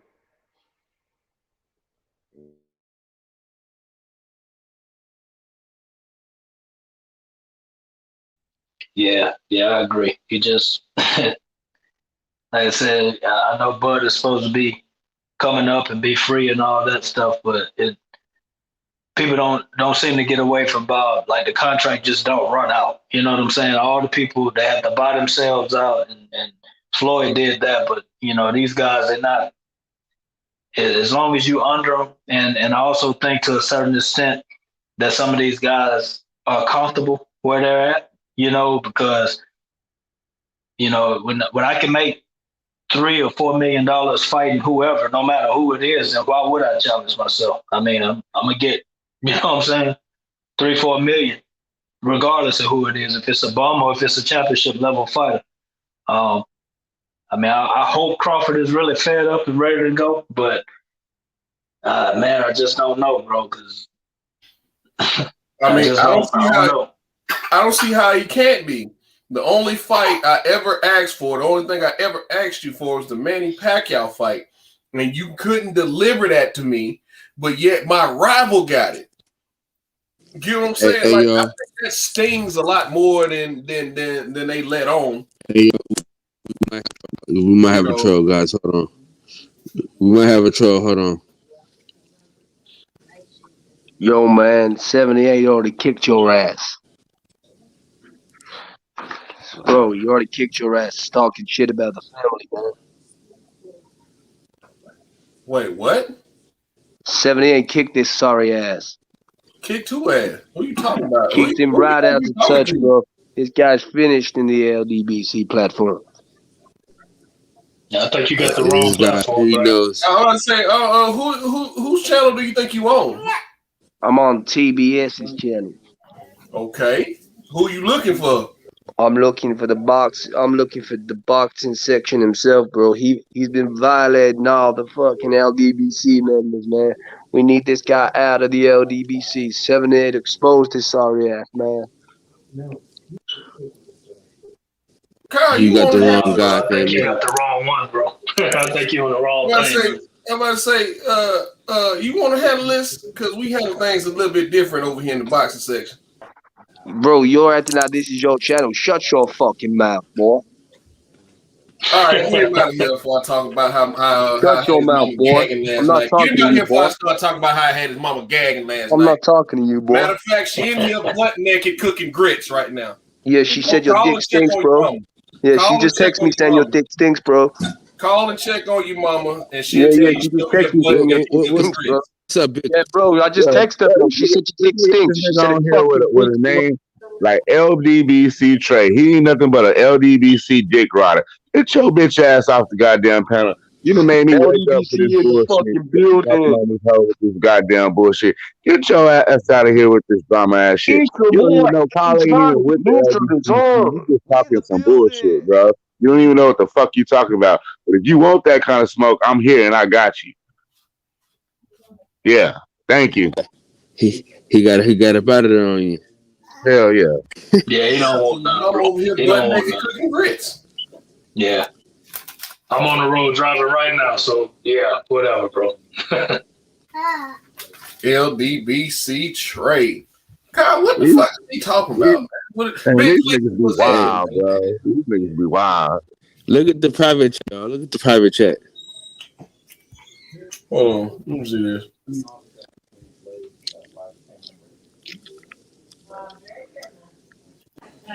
Stop ducking smoke. Crazy. Bro, you got on. We gave you the flow, and you said the same thing 5 times. Like, get the fuck on, man. You know, in the words of the great philosopher Frederick Hawthorne, man, I don't like to censor anyone. Nah, bro. See,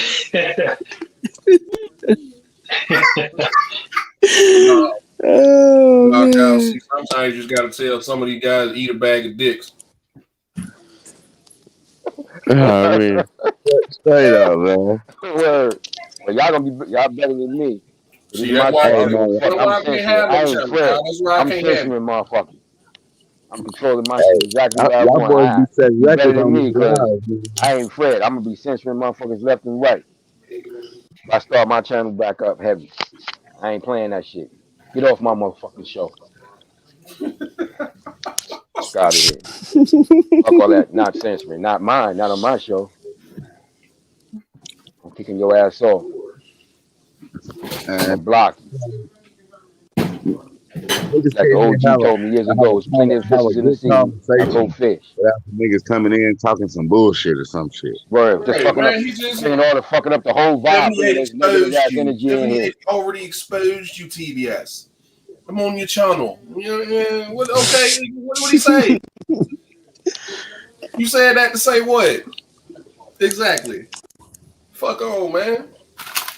I don't even know. Listen, I don't even know where I get these people, dude. I'm be honest with you, man. The hate is real, kid. The hate is real. We were talking the subject before we were rudely interrupted by that troll with the hairy back was Bob Arum's place in this sport and how personally I hope Nakatani stops Lomachenko because I want it to be definitive and I want him off the chessboard so there can be a clear pathway for this undisputed fight between Devin and Tio at the end of the year. Tio's from Brooklyn. Madison Square Garden. Bob Arum has a date for Madison Square Garden. What better way to do it? Yeah. Yeah, that would be dope, but I said this dude agenda is Bob Arum agenda is crazy though.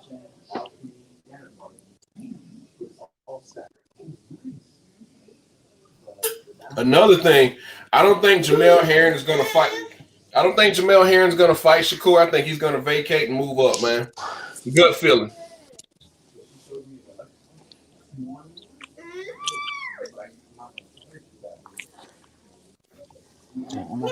Hot like that. Don't you throw no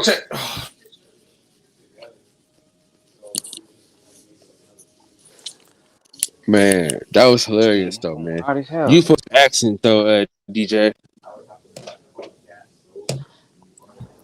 Say what? You put accent. I try sometimes.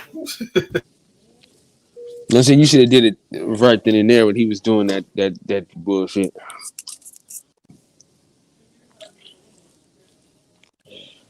It'd be funny if we wanted to hear this shit. You know what I mean? And they don't be saying absolutely nothing.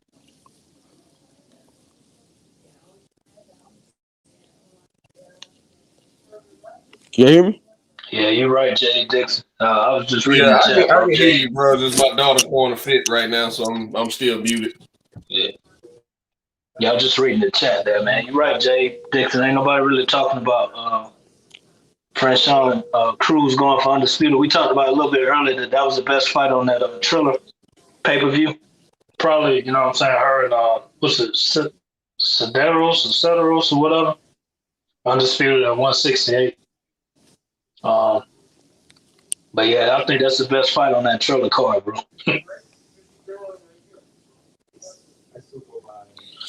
What's going on, Dead Game? Salute, family. What's happening? What's happening? Dead Game coming out of Louisiana. What's happening? Just want to chop it up with y'all for a minute. What's good, bro? For sure, for sure. What's going on, brother? How we feeling?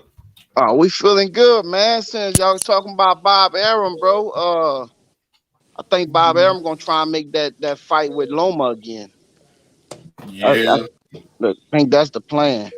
I think he wanted T.O. to take. I mean, the reason why I say that, and the main reason, other than me, just wanting Loma going off the board, I think another reason why he wants to make that Lomachenko fight because he wanted T.O. to take the Lomachenko rematch off from the get-go. But T.O. didn't do it. I think that's really what started to piss Bob off. Once T.O. beat Loma, and then he started getting into it more and more with Devin Haney, started going out here trying to negotiate his own purses. And then the thing with the purse bid happened, and he's still talking back and forth with Devin Haney. I was like, no, you still owe my Golden Boy rematch. You beat my Golden Boy. You got to give him hey, Kai, I got to give him a chance to win the money back.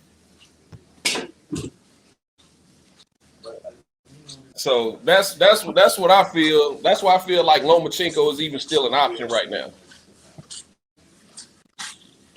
Yeah.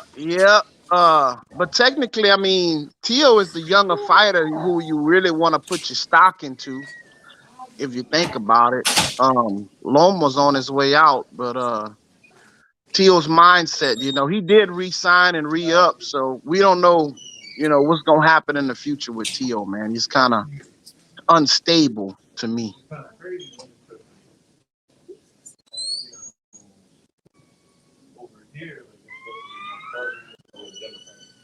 Yeah, man. I mean, it ain't no telling what Bob promised him. I know he's gonna be fighting on pay-per-view after this next fight with Kambosos. If he gets past Kambosos, I know he's gonna be fighting on pay-per-view next. So there's no telling what Bob promised him. Bob always dangles these little carrots out in front of his little bunnies' faces. With Terrence Crawford, it was the Manny Pacquiao fight. I said a couple days ago on Barbershop Conversations on Fred's show, I hope Shakur Stevenson is watching how he's treating T.O. and how the world has treated Devin Haney and how he's also treating how he treated Bud Crawford. Don't let them dangle that Oscar Valdez fight in front of you because you're not going to get the fight. Oscar Valdez has shown you through 2 weight classes he does not want to fight you. So when it comes time to renegotiate, like I said, I don't know how long Shakur Stevenson is locked up with Top Rank. When it comes time to renegotiate your contract, don't let Bob Arum dangle that fight out in front of you because he's not going to give it to you if you haven't paid attention.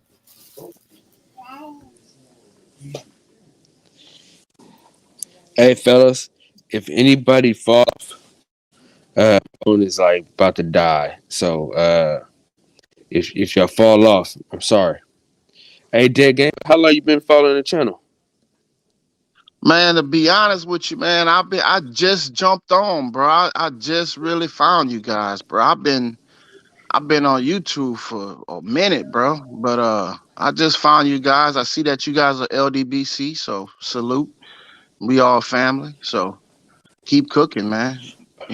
Oh no, I'm not LDBC. I've been exposed by 78, so I'm LDBC anymore. I've been exposed. Okay, I got you. About to say, if you hadn't heard, he's been exposed. So that's the second or third guy tonight, right? Or is that the same guy that came on and said you've been exposed? Oh, the same guy, man. God, that's what. Life, bro. Yeah, man. Make sure you hit that subscribe button, man, and keep coming through, man. We on every night, man, every morning. Okay, I'm gonna hit the bell, man, because I like the way you guys cooking, man. Yeah, man. So give me your thoughts on some of these fights coming up this week, man. You got the TO and Cambosos Unified Championship, and then you got the Juneteenth card over at PBC with Jamal Charlo, and then you got the Duck Master himself, Jaime Munguia, fighting this weekend. So what's your favorite fight coming up this weekend? Oh, it would have to be Lopez, man. I think Lopez is gonna stop this kid, bro. Too skilled, next level stuff. I know that kid sparred a lot with Manny Pacquiao and all that, but I think there's levels to it, and we'll see, bro. I think he had a lot of sparring. George had a lot of sparring in the U.S., so I think Lopez will stop him, though. That's the fight I want to see. I want to see the whole show, though. I thought Jennifer Lopez was gonna be on it, but I think that canceled. But I want to see the whole show. The whole show should be nice. Yeah. Charlo, I'm with Charlo all the way. This kid's supposed to be dangerous. If you look at his highlights, he's a knockout artist. He's taking it serious, but Charlo should stop this kid, man. Charlo, it should be like a Cambosos almost type performance. He should stop him like Earl stopped Cambosos. So Jaime, I don't know, bro. I don't know about that fight, bro. Jaime should do it because, but they're not fighting, bro. They're not fighting nobody, bro. These guys are all ducking. They all ducking, bro. So, Lopez is the fight I want to see the most. Word. What's that other guy y'all were telling me about? Robert Brown and Hughes. What's that other guy's name, man? The one who gave Rosado's fighting. Back to Bully. Back to Bully. Yeah. Okay. I'm gonna lock that in the phone now. He's gonna be on the zone, right? Yeah, he's fighting. Him and Gabe Rosado fighting on that undercard. Yep. Okay, cool. I'm gonna lock that in now. I'm streaming all this stuff, but yeah, I'm gonna go ahead and lock that in now. That's right, baby. We're gonna watch that fight.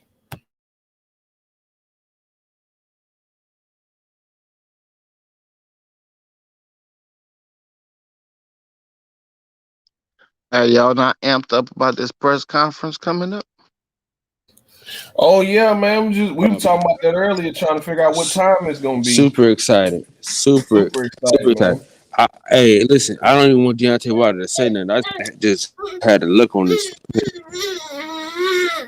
I just want him to give Tyson Fury the death stare the whole time. That's it. Don't even say nothing. Don't just look say at shit. him. Let him talk whatever, man. Exactly. It's hard to argue with yourself. What time is it today? Is it like around 4 or something like that? I don't know. It'll be later if you're on Central Time or the East Coast, because I think they were in LA, right? I think somebody said they were in LA. So if it's like 3 or 4 that time, it'll probably be like 6 or 7 Central or East Coast, something like that. Yeah, it's Pacific. It's 2 hours behind me, and it's 3 hours behind Eastern Time. So it'd be like 6 then. Okay. Yeah, if it's at 2 out there, it'll be 4 o'clock here. So Yeah, man. Very excited about this press conference. Like I said, I just want Wilder to death stare him the whole time. Just turn your chair and just death stare. Hey, Kyle. Yeah. What's up, fellas? You heard me, Kyle? I ain't hear you. Broke up. What you say? I said that dude sound like he telling you better not go to no fights. He gonna fuck you up. Hey, listen. He ain't Keith Thurman.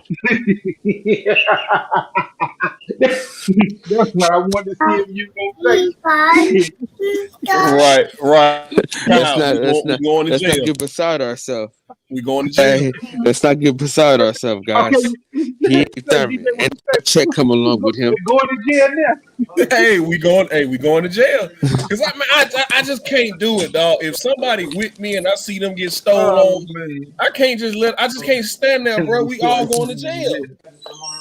And then came here lying on 7-8. Shit, I'm gonna text 7-8 in a minute and tell him, say, man, we doing here lying on you like a motherfucker. They trolling their ass out. Yeah. Man, we need him to hop on, man, one of these days. Hey, Taylor Bell said in the chat that the press conference is 1 p.m. Pacific time. So yeah, so what's that's that? 4. That's 4. Yeah, 3 o'clock Central Time, 4 Eastern Time. Okay. Looking forward to this, man. I ain't gonna lie. Okay, man, I'm looking forward to this. Hey, I'm about to charge his phone. Y'all can hold it down. Y'all can hold it down, but I gotta try to charge his phone. But y'all can hold it down. You know what I'm saying?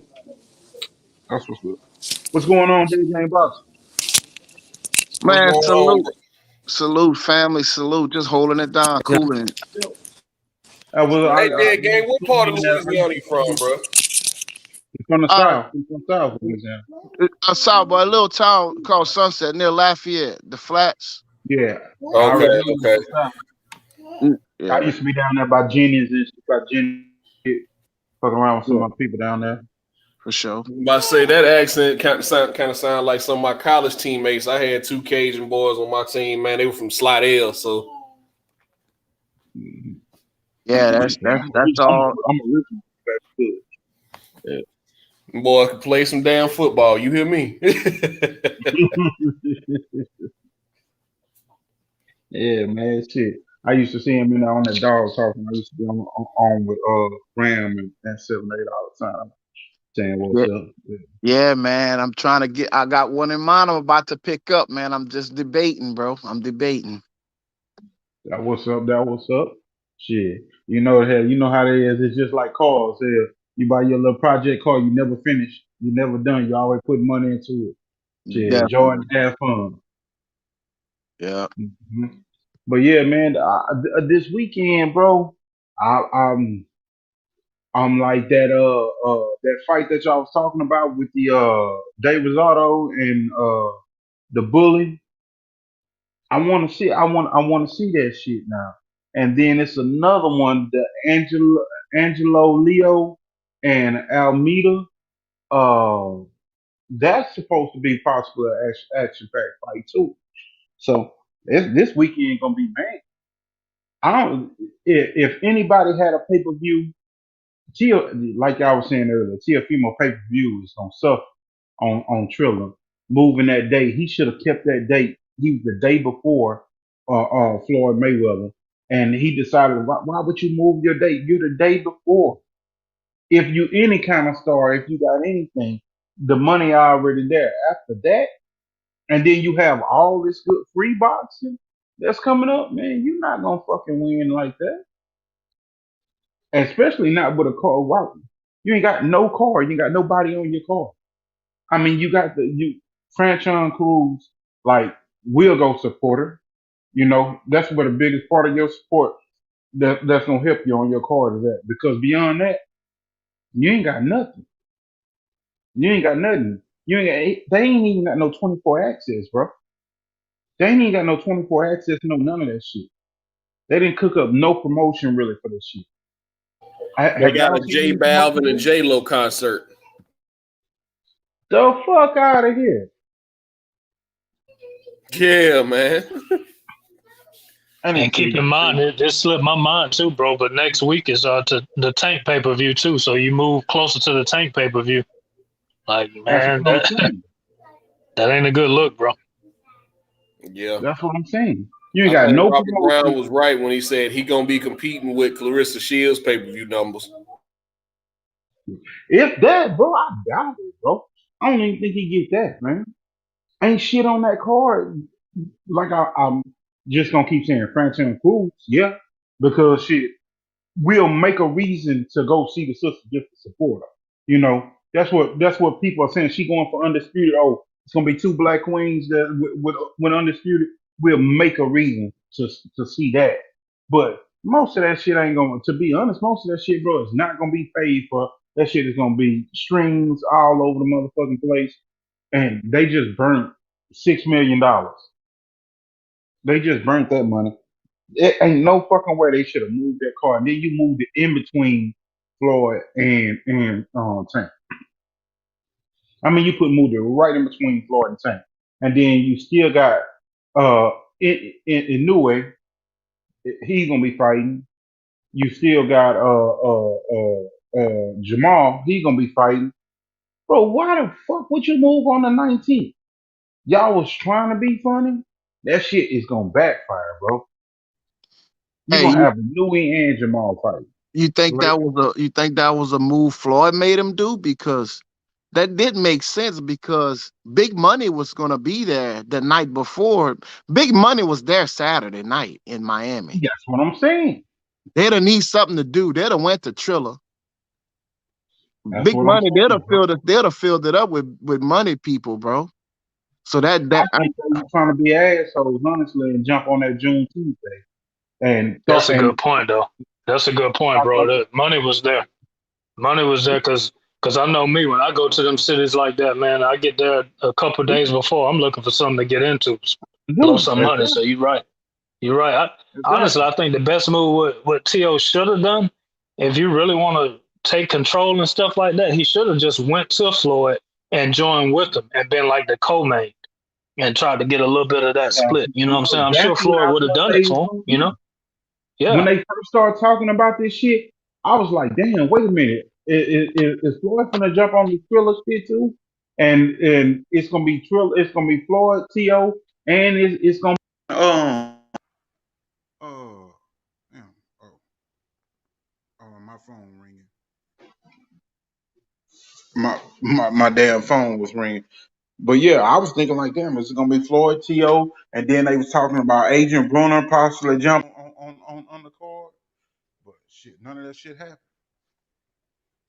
Yeah, see, originally I know even T.O. said that the original plan with Triller was to have De La Hoya come back on the card with him. You know what I'm saying? So I don't know how true that was, but I just think,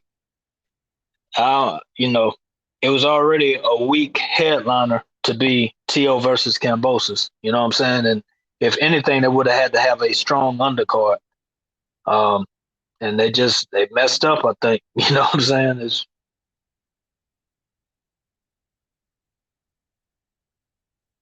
Yeah, man. T.O. ain't finna sell no tickets or pay-per-views, man. I don't even know how the gate is gonna do.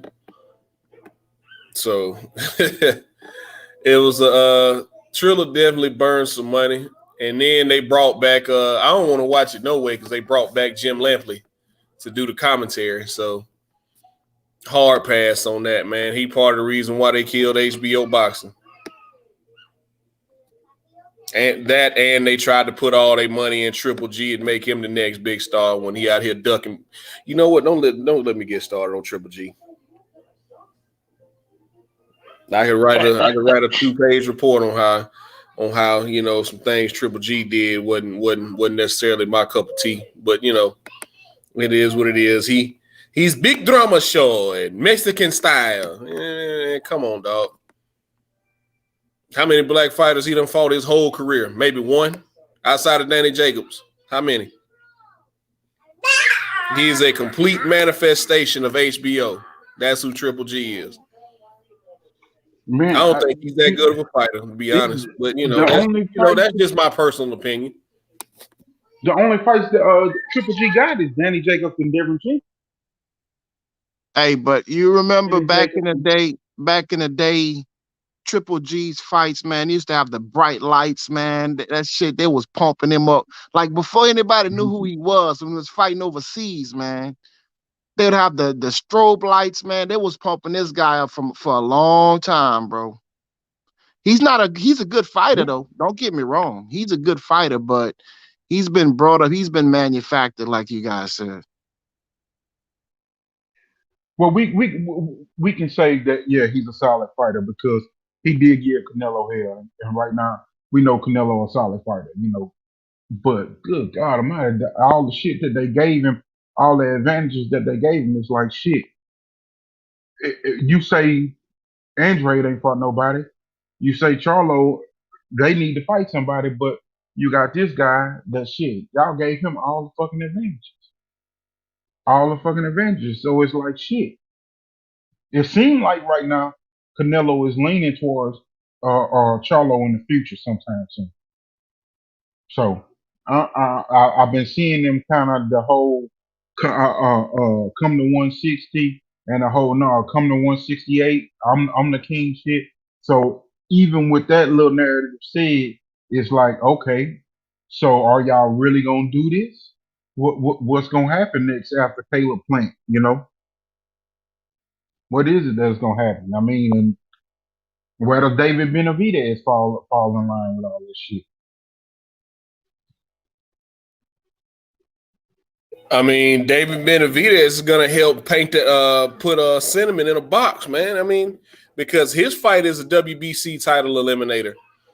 That's why I don't understand how can you request to fight, as Robert Brown says, average pilgrim. How can you request to fight him when David Benavidez never lost his belt in the ring? So now this is David's second fight this year. It's a WBC title eliminator, which I think they're going to franchise Cinnamon again.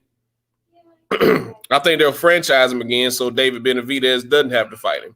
So he can stay away from David Benavidez. Because it's the box is getting smaller and smaller on Cinnamon. He's moved around the sport to where he wouldn't have to fight,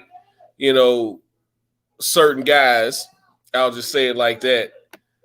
He's moved around the sport the way he wouldn't have to fight certain guys. And it's just that box is closing in. He's running out of places to run because he's not going to run into Better Biev. Because I believe Better Biev and Joe Smith Jr. are headed towards a unification bout from what I've seen. So is he going to go up there and fight the winner of that fight, which I believe would be Better Biev, or is he going to stay and fight or is he going to stay down and defend his belts at 168? I believe it'll be Better Biev too. But isn't Bivol also going to be in that conversation too? Say that again. I say, isn't Bivol also going to be in that conversation at 175? I don't think he's going. Yeah, he's also a champion at 175, but Better Biev and Joe Smith Jr. are both on top rank. So a unification between those two will be an easy fight to make, and I think that's where it's headed to. But I don't think he wants any part of Bivol either, even though some people believe Canelo could beat Bivol. And Canelo is not going up to 175 to fight any of those. I think he did his little belt grab to say he was what's that four division champion? Because that's 50. He wasn't a champion at 147. I think he was only a champion at 54, 60, 68, and then 75. So I think that all that was a little belt grab. All it was a belt grab. Same way that Rocky Fielder. That's who the fuck was Rocky Fielder? Right. Well, we don't even know what he's doing right now. That motherfucker in the school cafeteria or some shit. We don't know what the fuck he's doing. God damn, Rocky Fielder. That's what gets me about guys fans when because I'm on all these different social sites, man, and I'm on all these platforms talking MMA and boxing, and I see these people talking about how Andre doesn't deserve a fight and with Canelo. I was like, well, what the hell did Rocky Fielding, Abney Yildirim, Julio Cesar Chavez Jr., Angulo. What did these guys do to deserve a Canelo fight? Tell me that. No, nothing. At least Andrade has been a champion in 2 different weight classes with Cinnamon, and Cinnamon turned the fight down. He didn't want to fight. He found a way out of fighting him. He didn't even want Undisputed. Undisputed was right there for him. You got 3 or 4 belts. The last one sitting right here on the same fucking TV network as you. And you ran from that motherfucker. Man, he saw 168 was there for the taking after David Benavidez lost his belt on the scale. It's like, oh man, I believe I can whoop Callum Smith. Wait, who is that? Is that Billy Ho? Is that Billy Ho a champion up there? Wait a minute. You know some real shit, bro. Caleb Plant got the other belt. Hold on, I can beat all them guys.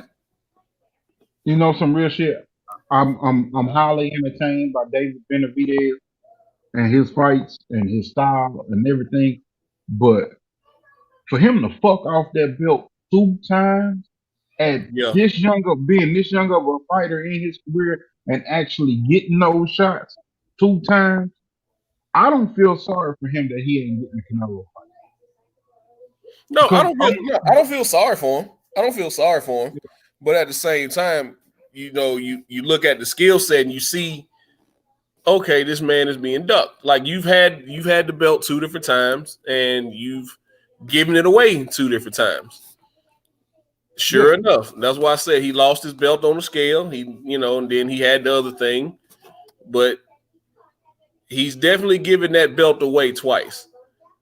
But I also believe he wants to smoke with everybody. I believe he wants to smoke, but goddamn it, you gotta be disciplined. They're like Caleb Plant said, "What the fuck, man?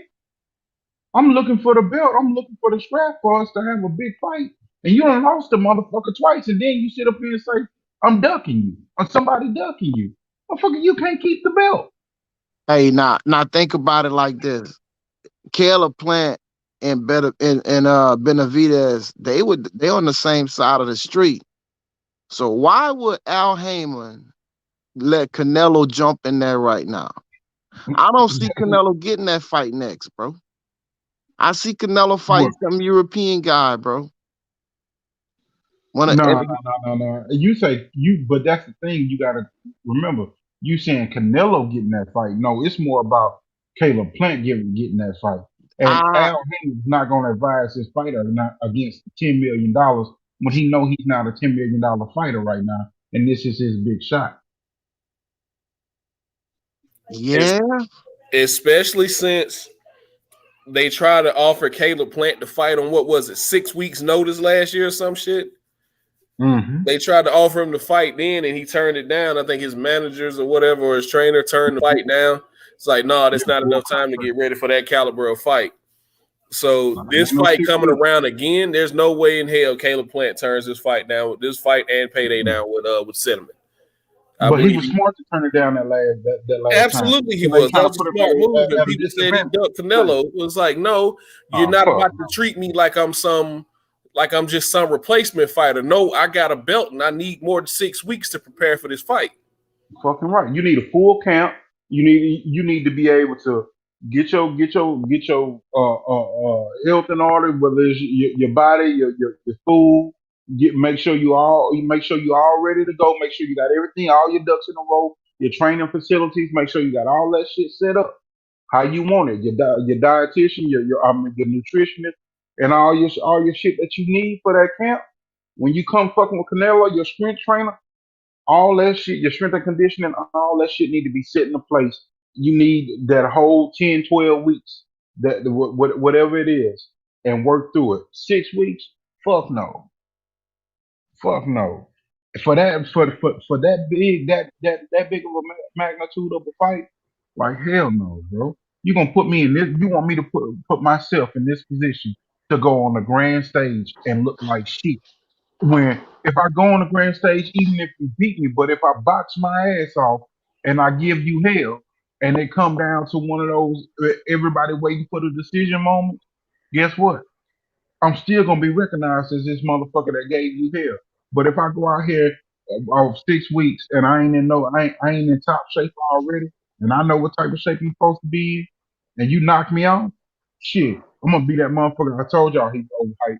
He was this, he was that. He wasn't. They overplayed him. He wasn't nobody. You know that's what everybody would say if Caleb Plant would have took that 6 weeks. Yeah, that's gonna be his best chance because he's gonna need all that he got. Because for me, I really kind of wish he wasn't taking a fight because I still don't think he's ready because he don't fight enough. Because by the time they fight in September, he only been on fought one time, and this would be like Canelo's fifth fight. I mean, fourth fight this year. Canelo's sharp, and I'm gonna keep it funky. I'm gonna keep it funky with y'all. Only reason Canelo taking that fight because they know he could beat Caleb Plant. Canelo ain't fighting nobody that he don't think he can really beat no more. That's the only reason he's taking that. Because Caleb Plant is him when he fought Floyd, and he know that shit. He know that. That's why he taking that fight. That's why he want that fight now. Caleb Plant in a little while longer, if he was fighting more regular, could beat Canelo. Right now, he can't beat Now, Canelo. what do you see? Since you are the boxing expert, really, as far as the experience and everything goes, what do you see about Caleb Plant that's weak in his game right now that is there to be exposed from Canelo? He don't got enough experience. He don't fight enough. Period. He got the talent, but shit, Canelo. You could say Canelo had the talent to beat Floyd. He don't got the experience to beat Canelo. And he don't fight enough, man. Canelo, by the time they fought, this gonna be like Canelo's fourth fight this year. Canelo is in a real fight mode right now.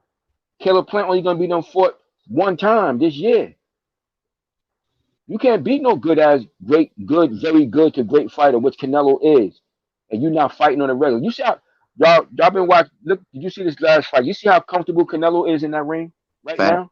I agree. Yep. He comfortable as hell in that ring right now. Yeah. Caleb Plant that's a big hindrance to a lot of these good talented young fighters. They just don't fight enough, man. And you're not gonna beat no great fighter. You're not gonna beat no great fighter like Canelo Alvarez, who got the experience and he has actually been regularly fighting this year. It's gonna be his fourth fight. He's comfortable as I hell. think it's caliber of opponent too. That looking at Caleb Plant has been able to get away with a lot of different little things that if he was at a higher caliber fight, he would have to be more disciplined in the ring on. Exactly. And coming into a fight with Canelo, those little things, if you get lured into dropping your hands and trying to taunt or trying to style for points and shit, you can't do shit like that in the ring with Canelo. Cause you be you fuck around and get caught with some shit, and then you be trying to recover and he be beating your ass up. You know, or you be thinking, oh, you done got mad trying to get your lick back and trying to keep up with him on some shit, and then fuck around and he'll rope a dope in your ass and then catch you with some shit, let you punch yourself out. So yeah, he's sharp. I Even can in see this that. fight, even in this last fight against Saunders. Saunders won a couple of them rounds with a little bit of his movement and his boxing and shit like that. But Canelo was comfortable, relaxed as hell in that shit. And then eventually he just set him up for that big shot, that one shot. Wow, that shit was over. You understand what I'm saying? But he gonna walk him down. I see how that fight gonna go with Caleb. He gonna walk Caleb down using that high guard. He gonna be shifting to that. He gonna shift some of them jabs, come fire them hard ass heavy left hooks to the head and to the body, and keep coming forward. And Caleb eventually, he gonna fold to that shit eventually, man. He gonna fold You to it know, that's eventually. exactly what Jay Dixon just said. Canelo was just gonna walk to him and punish Yeah, his he body. gonna walk to him and he gonna keep that high defense up, blocking all that shit, eating that shit up, and he gonna keep driving him back. And when he's saying that he's not effective, he's gonna start having doubts, and that's when Canelo just gonna be more comfortable and end up catching up to him. About I would say probably like around between the seventh and the ninth round. I wouldn't be surprised to see that shit end between then. But I do Jay think Dixon say plan is open for right hands. Gas is out. It's just coming off a hand injury. He's predictable. Doesn't have the power to keep Canelo off him. and has never fought on a big stage like that. I agree. I have to agree with pretty Yeah. much everything he said. I just don't think I don't think it's a good time for them to really take that shit. Like but I know but Canelo and them know that shit though. That's why they taking that fight. Canelo ain't taking no Canelo is not trying to take no fights. He ain't winning, big. For sure. He ain't doing it. They That's why he ain't managing the fighting. shit out of that That's why shit. he ain't fighting Boo Boo. Because he done avoided him twice. He done avoided him at 54. He avoided him at 6. That's why he ain't fighting him. He That's avoided why he both. ain't He fighting avoided both Charlo. of them. He That's why he avoided ain't Jamal. fighting. Yeah, that's why he ain't fighting Charlo and Benavidez. He not taking them shits. He trying to, And the he's one trying to thing make about Charlo is the most money, and they trying to do it slick. They trying to do it in a real slick way. They trying to do it to make it appear that it's something more than it really is. And a lot of people the is one thing falling for that shit. the one thing about Charlo that's different is he can move a little bit. He got a nice stiff fucking long jab that's gonna be in your face popping, and he got some power to him, and he can catch and shoot. He can catch and shoot good too. So Yeah, and he's a big fighter. He's a big durable fighter. So those I are the like things Charlo in about that him. fight. It's Yeah, gonna be a good fight. If they fight, I think it would be a great fight. But I would go. I would be leaning towards Charlo. But Canelo, if anybody could pull it off, Canelo could do it. he's a veteran. But He's a vet. he could do it, and he got the like I said, he got the skill set and experience Yeah, to be able to go through it. But he gonna be in for a tough one that night if he fight Charlo. goddamn He right. know that shit. But He know that against yeah, him, Boop, Andre, or Benavidez, any one of those three. That's why of those big three that we all want to see him fight. That's why he not fighting none of them just yet. He ain't gonna fight none of them out of until he out of see all out of more all of them, kinks in their armor. It's just like why he fought my out of boy all Danny. four, out Like he of go ahead, go ahead. Benitez, out of Benavidez, Plant, Charlo, Andre, I picked Benavidez and Charlo to have the best chance of beating them. But Charlo probably Benavidez for the best sure chance. has the best shot to beat him. Blu-ray brought up this point last week on Fred's show. Canelo is a counter puncher. He walks forward and wait for you to throw stuff to counter. Benavidez throws a lot of punches. Yeah. He's very active, so he's gonna make Canelo throw more, which means he's gonna get hit more. Now we all know Benavidez gets hit a lot, Yeah. but with him doing that, Canelo's also gonna get hit. So I mean, I think he'll make Canelo throw more punches than he wants to, which will open him up to get knocked out. I mean, I believe Benavidez has the best shot. Now you'll have to knock Canelo out to beat him because there's no way in hell they're gonna give you a decision over him. I think Triple G found that out. I feel that too, but I think Charlo jab, staying in his face, Charlo ability to slip punches and have that punching power to make him respect him at the same time. I think it makes him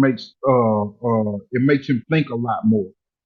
Yeah. Because that ability to keep a jab in his face real good, and that jab can hurt him itself, and then having the punching power to actually make him think about committing to shots.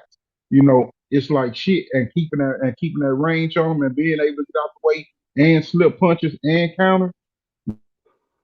Well, but David particularly with Benavidez Charlo is and very good at Benavidez, punching. particularly with them two, because those guys can punch a little bit.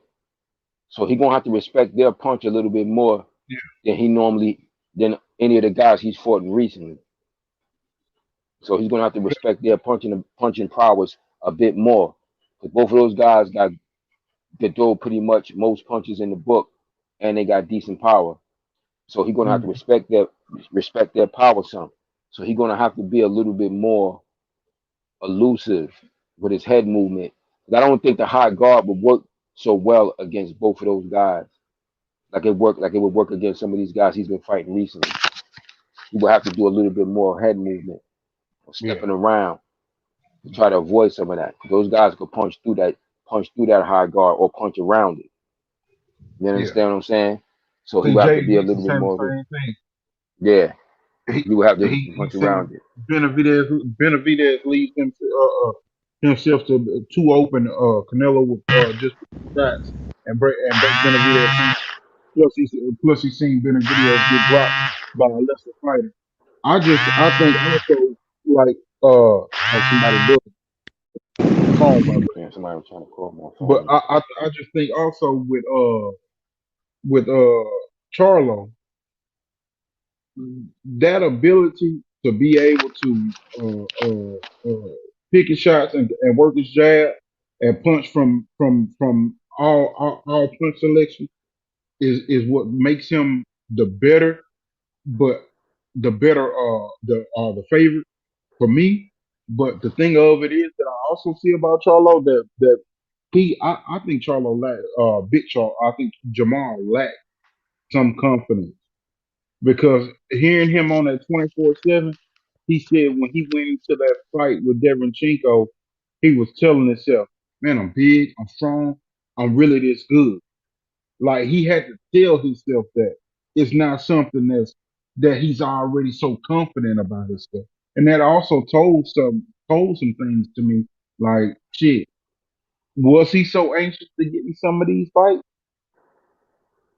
Or is he settling for these fights that are good fighters and working on his skill set, honing his craft? Because it looks like that's what Ronnie Shields is directing him more to do. Ronnie Shields has voiced himself on giving direction to Jamal in his career more than any trainer that I've seen of a top fighter. Most of the top fighters trainers always say, "Hey, I'm not what's that shit? The people that pick the fights, I'm not one of those people. I'm not management. I'm not the folks that pick the fights and all that. When they tell me we got to fight, I just go in and train the fight. But with Jamal, that's the one thing that worries me about him going to a Canelo fight is that Ronnie Shields does help him pick fights. And that does say to me that a fighter doesn't have all of the confidence in the world in themselves. That they see little weaknesses in that game, and uh, at some degree he still feel like he's developing, like he ain't where he need to be at. Nah, Eli, I exactly understand what you're saying. But that's not a bad thing, No, it's not they understand where they are. And they're ready to say, man, they won 60 fighters, man. They won 60 fighters. They're not that Benavidez talk was, I don't know what that was all about, but they're not even looking at 168. He's comfortable at 160. That fight, these guys are still, to me, young with today's advanced technology. They around 30 years old. So if they can fight at around 34, I think that'll be the best time for Jamal to catch Canelo in about 3 more years. What worries me about that is just for me that little bit of doubt if the fight is there. And something that he said also on that 24/7 is when he came in, he had to tell himself that he was strong. No bullshit. If you go back and you look at that Devenchenko fight, when they went to the way into the field, Maul didn't look as strong as he usually looked. I thought it was time for Maul to move up to 168. Maul actually looks like he like that weight is getting harder for him to make. He looked a little bit real down. He didn't look like he really had his muscle density. He didn't have the shine. The skin was dry. His cheekbones were starting to drop. I was looking at the little things and I'm like, it might be time to move. I know you're gonna rehydrate, and when he rehydrated, he didn't look like that strong ass Maul that he normally looks like in that fight against Benavidez. His jab was popping, but he gassed. He gassed down the stretch, and when he gassed down the stretch, that's when Devenchenko started to come on. And I really thought that it was time for him to move up, but maybe he didn't have as much time in that camp. Maybe he didn't put as much time into that camp. So, did pugilist? What did you think? Did you see that? Did you see that weigh in and see how he looked at that point in time? Or Robert Brown? I'm pretty sure I saw it. I didn't really pick up on that. Mm-hmm. I didn't really pick up on it really like that. I'm pretty sure I saw the weighing. Mm-hmm. He looked, he just because he was tall, since he was taller, he just Yeah. looked bigger than Chinko to me anyway. So, but I didn't know I didn't notice if he looked like his normal full self. And honestly speaking, I wasn't really paying attention because he just was bigger to him anyway. And like I told Santos earlier when me and him was talking about that fight, I just expected him to handle Chinko easily. I didn't expect like that. I didn't look at Chinko as a threat like that, like how some people was trying to make him out to be. To me, he not really as good as they try to make him out to be. Every good fighter he fight, and he be bleeding like a stuck pig. And I said, it's not the win that's making him bleed. You know what I'm saying? It's not the win making him bleed. He too easy as hell to hit. He easy as hell to hit. He cut easily. And honestly speaking, I was kind of surprised that he didn't knock him out. I really thought he was going to get him out of there. I was really expecting him to knock him out. And when he staggered him that time, I thought he was going to finish him. Mm-hmm. You know, I didn't think that. Well, I wasn't impressed with him like that. Yeah, he's good, but him like many of those other Eastern European fighters, a lot of them get a lot of praise for what they did as an amateur. And because you notice he don't even got that many fights. They giving him a lot of praise. You understand what I'm saying? For being like he one of those guys you getting praised for losing fights. You're I not think winning, it was it was you're not something beating telling nobody. though. Huh? I think it was something telling in that fight with Devin Chico. And then again, J.A. Dixon just said to the point of what you just said. He didn't get him out of there. J.A. Dixon said, "I personally don't like Fields as a trainer. Shields as a trainer. To me, he makes more basic, and I feel like he won't let him fight freely. When it got down to round 9 and 12, Maul was getting tagged and wore down by Devin Chico and was throwing the same punches. I didn't see the dog in him like Mel.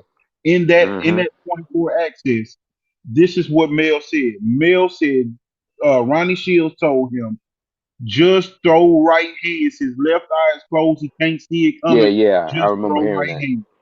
Mm-hmm. And that right there was making him basic. And after a while, shit, whether you can see it coming or not, that's all that's coming. So if you Mm-hmm. know that's all that's coming, you kind of high guard and prepare yourself for it. And when you feel the contact on your glove, you fight off of that. Mm-hmm. And I think that's what was going on, and I think that was telling of exactly what Jay Dixon just said, and exactly what you said. He should have got him out of there, but Ronnie was just telling him coast your way through and like I said, I didn't feel like he was in the greatest shape, and he was kind of wore down. And Ronnie was telling him coast your way through. You can keep beating on him with that right hand and getting your points off, and we can get out of here. Mm-hmm. So, I But he should saw have been in some of great what you shape. saw, Eli. You know what I'm saying, at the weigh-in. He looked a little bit drained and drawn, in my opinion. You know what I'm saying? And I know, to me, he puts on a lot and everything is cool, but I think he got a lot going on, man, in the background. I'll never forget. I did get to ask him about this Montiel fight, and I was like, bro, you know what I'm saying? And he told me, because even in that all access, he kept saying, hey, I'm fighting for the people and I'm doing all this for the people and this, that, and other. And then when I asked him about the Montiel fight, he told me, he said, look, man, this wasn't my choice. I had to fight who was given to me.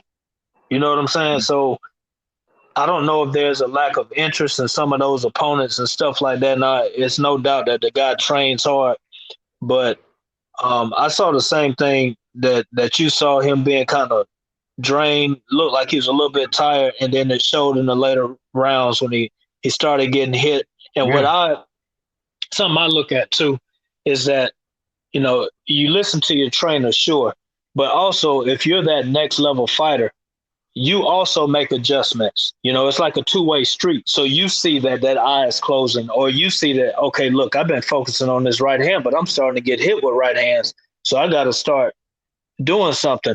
And it almost seems to me that sometimes it's like he waits on, he's basic. And so he waits on his trainer, almost like, you know, how, who was it that was with Mike Tyson, that they would count out and Mike Tyson would throw the punches based on what they're counting out. You see what I'm saying?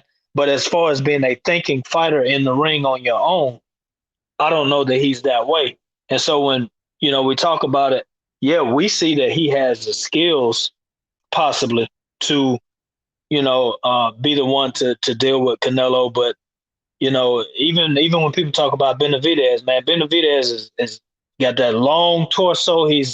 He has trouble making weight, and you know, you had that trouble making weight, and you really drained and stuff like that, and can't hydrate properly. You know, Ellis marked his face up. Now Canelo's gonna cut him. You know what I'm saying? You got to start worrying about that, and it's just, you know, and he's gonna be there for Canelo to get hit. So I mean, to hit him. You know what I'm saying? So the way I look at it, I know we want these fights, but honestly, I think Canelo already told people what he's gonna do. And they said it. He wants to be an international star. So if he gets this fight with Plant and he wins this fight, then I think he's going to take his little act on the road internationally. He wants to fight in Mexico as a little, you know, come home. That's going to be against a nobody. They wanted, you know, the other guy there. He wants to go over to the UK. He wants to go over to, you know, places like Japan and the Middle East and stuff like that. And he's not fighting those guys there. So, you know, I think it's like what Pugil is saying. He's not fighting them guys until he sees a chink in the armor. Now let one of them get clipped in a fight, you know what I'm saying, or get rocked or dropped, then maybe you'll see him, you know, decide to fight them or do his Canelo weight thing again or whatever. But, you know, I just don't see that. But I think you own to something with the Charlo thing. I think I don't know, man. He didn't.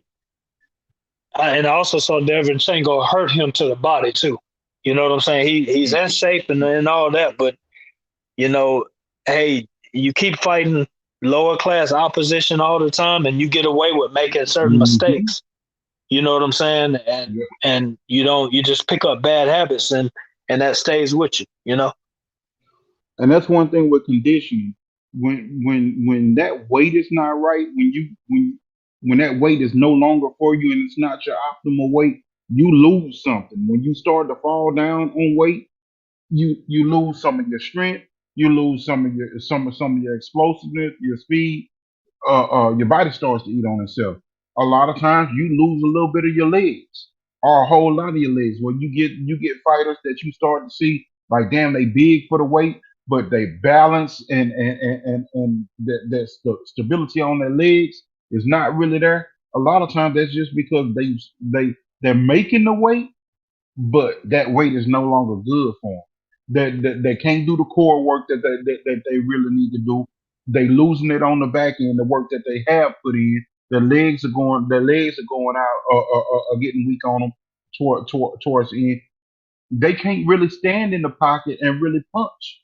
You know, you see fighters like that, and you like, damn, what's going on? I think Errol alluded to that when he was talking about his Danny fight. Not so much that he can't make the weight; it's hard on him to make the weight, but just because it was simply a fat camp because he wasn't staying on point. His legs wasn't the same. I didn't see the same balance, the same sturdiness in Errol's fight against Danny Garcia. And people saying, "Oh, he lost some. He lost some." It was another fat camp. It was the same thing with Porter and Mikey Garcia. Those legs are not the same. That base is not as sturdy as it was in those fights against Algieri and Bundu and those fights. Lamont Peterson. It's the same thing that I'm starting to see in Jamal, and I'm wondering, like, is it time for him to come out of that weight class and go ahead and go up to 68, or like you said, Robert, is it some things happening behind the scenes that he wasn't so focused? He got to get his focus back before he go fucking around with Canelo. whatever it is. And he could have been overtrained a little bit or something like that. But you're right, man. It's a difference between a fat camp and I'm trying to make weight versus a camp where I'm working on, I'm close to the weight. I'm already, it's coming off the right way. It's coming off naturally. You know what I'm saying? And now I'm more so working on the game plan and stuff like that. You do see a difference in your performance and fighters, when, man, they really studied. They was like lasered in for this fight and they focus on this versus, I went to camp to lose weight, you know what I'm saying, to get right, and sitting in the sauna with a sweatsuit on to try to lose 3 pounds a day of a fight and stuff like that's rough. You know what I'm saying? That's rough, bro. That's no legs, bro. That's no legs. That's rough. That's horrible. And you that shit tires you. Just think about if you go outside and in the heat in the heat of the day and mow your yard. Think about how your legs feel after you come back out of this shit. For the rest of the day, you drain. Like you got to take a nap and try to come back. This man was sitting in the fucking sauna with a suit on, trying to sweat that shit out. That shit right there is crazy. But I think moving on to him, I think going into this Pacquiao fight, what he said was key in the barbershop. This is not a fat camp fight. What he think he saw from me in my last 3 fights is not going to be what he see in this fight.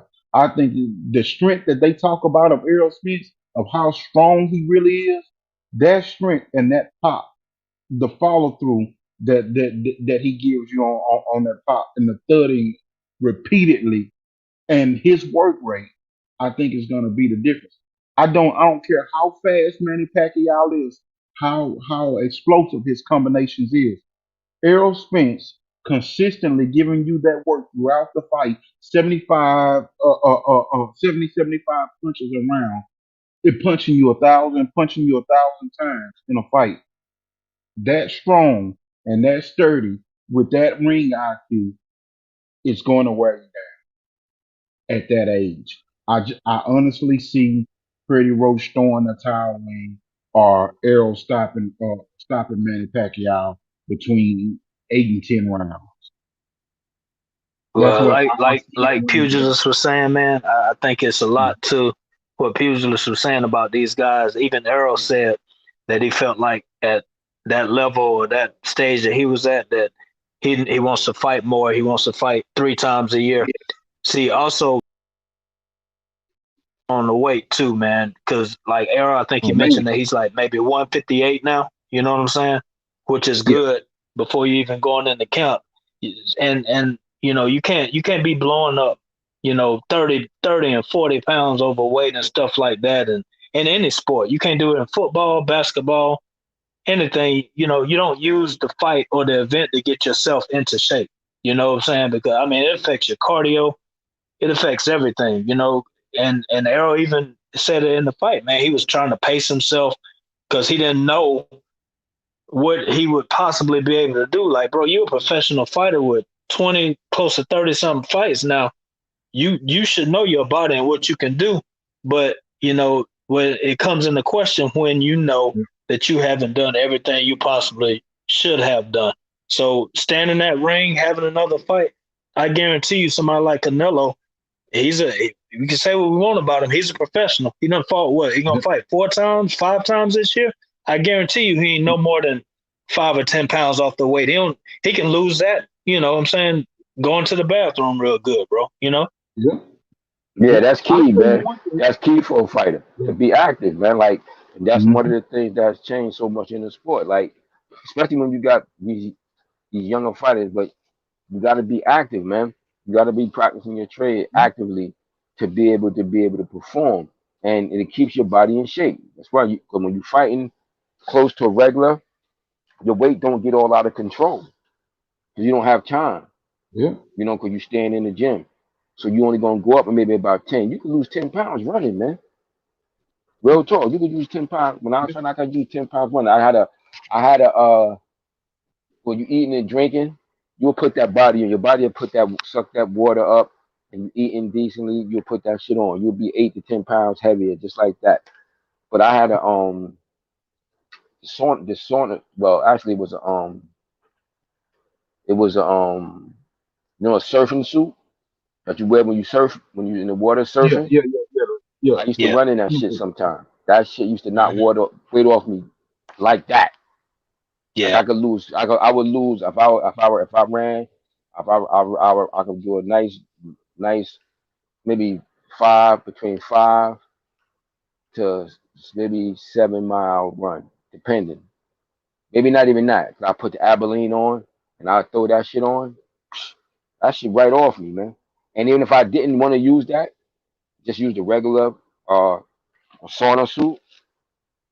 If I'm doing it within a day, I'm not exaggerating. You can lose up to 10 pounds. But all you got to do, if you within your fight weight, if you only about on your fight, because you figure you're gonna lose when you running anywhere between 4 to 6 miles, or so, like 4 to 6 or 7 miles, whatever you did.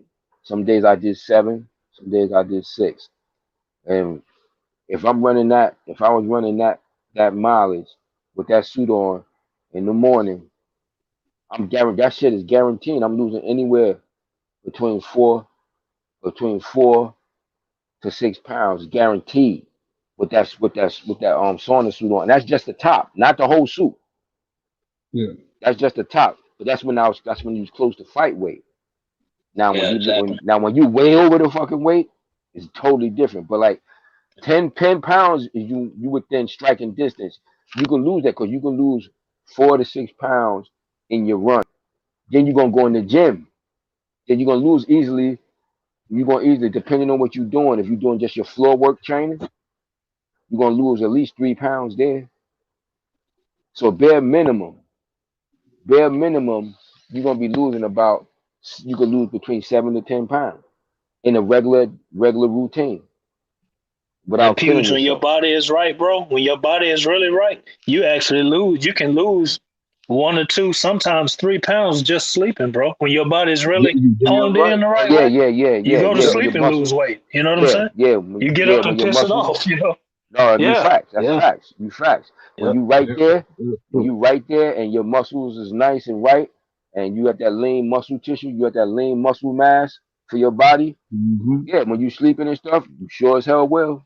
Yeah. So let me ask y'all Absolutely this: right. everybody thinking Earl Spence gonna win this fight? Hmm. I do.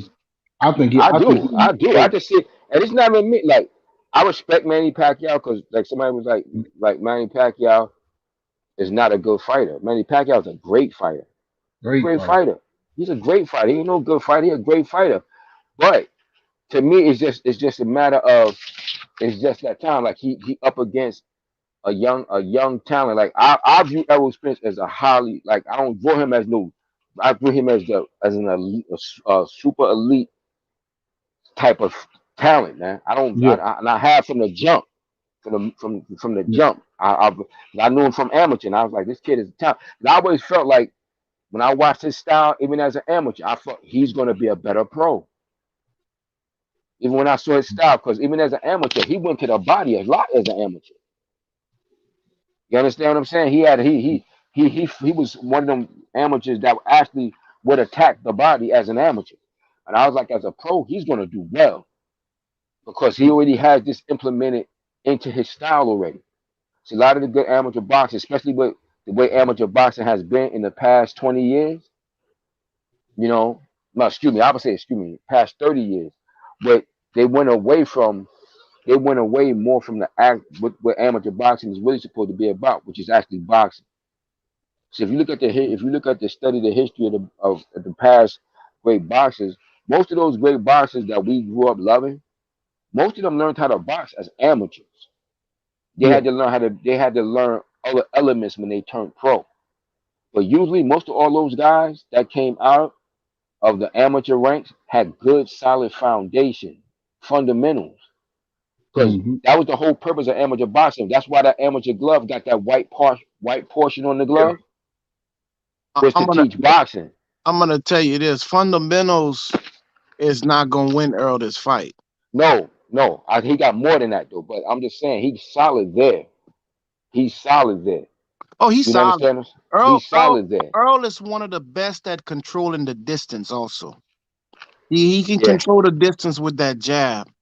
I just think that Manny Pacquiao is a lot better than Sean Porter, and I think without that knockdown, it would have been a draw or very close.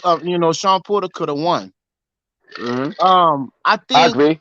I think also Manny is at the end of his career, so his team they pulling out all the stops, and when I say all the stops, I'm talking about the juice.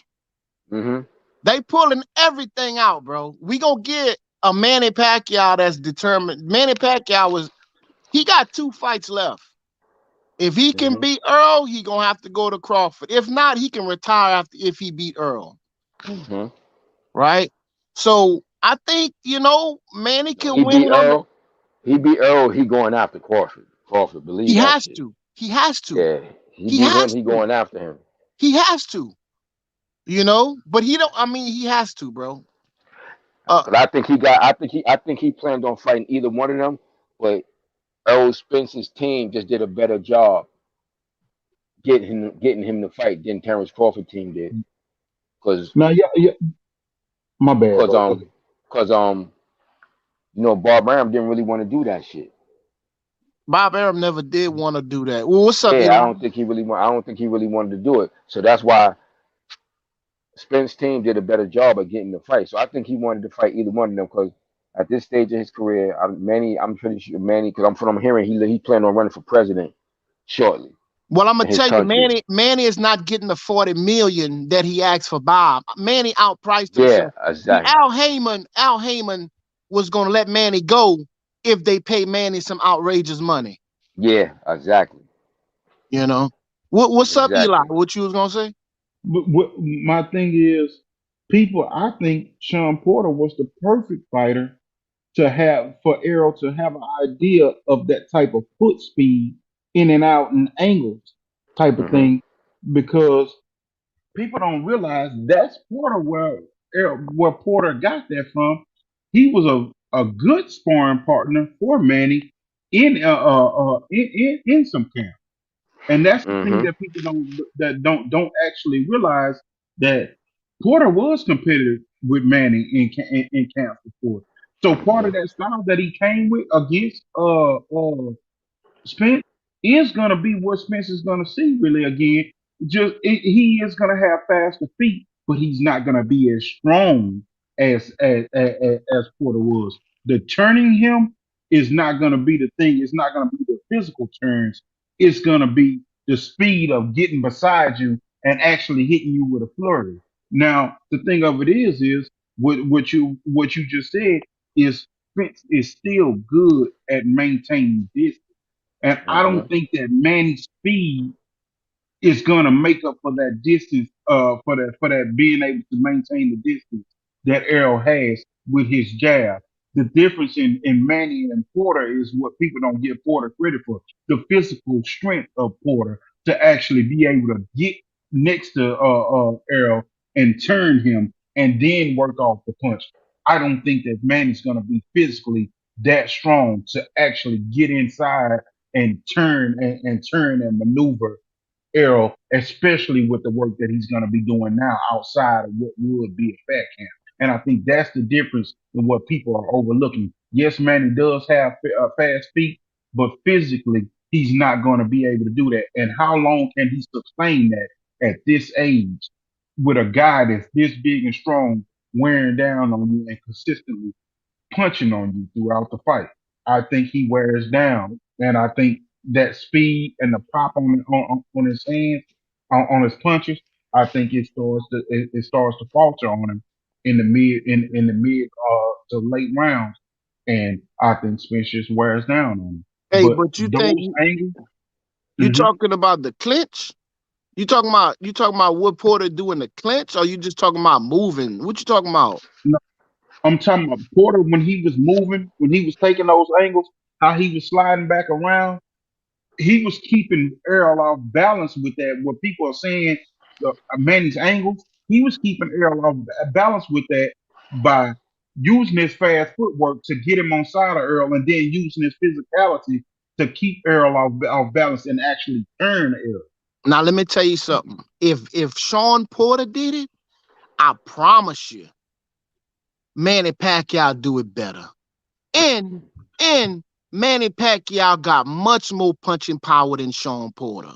It's not the punching power, it's the body strength. Yeah, but that's what I'm saying. Sean Porter learned that shit from Manny Pacquiao. Manny Pacquiao still does it better though. I think it's a myth. I think it's a myth that I think it's a myth, bro, that Manny has such great footwork, man. I mean, he bounces around, he's active, you know what I'm saying? But honestly, if you look at when Porter got dropped, Porter jumped in and left himself open. Manny jumps in and gets dropped, leaves himself open too. Yeah. So I mean, he's fast.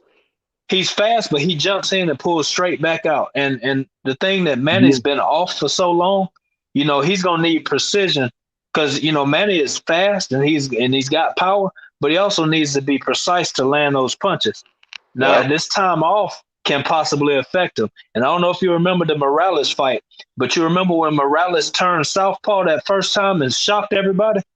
And he got hit a lot, but Morales didn't have great defense. But he hit Manny more in that round than he hit in any other round when he turned southpaw. It's been a while since Manny's fought another southpaw.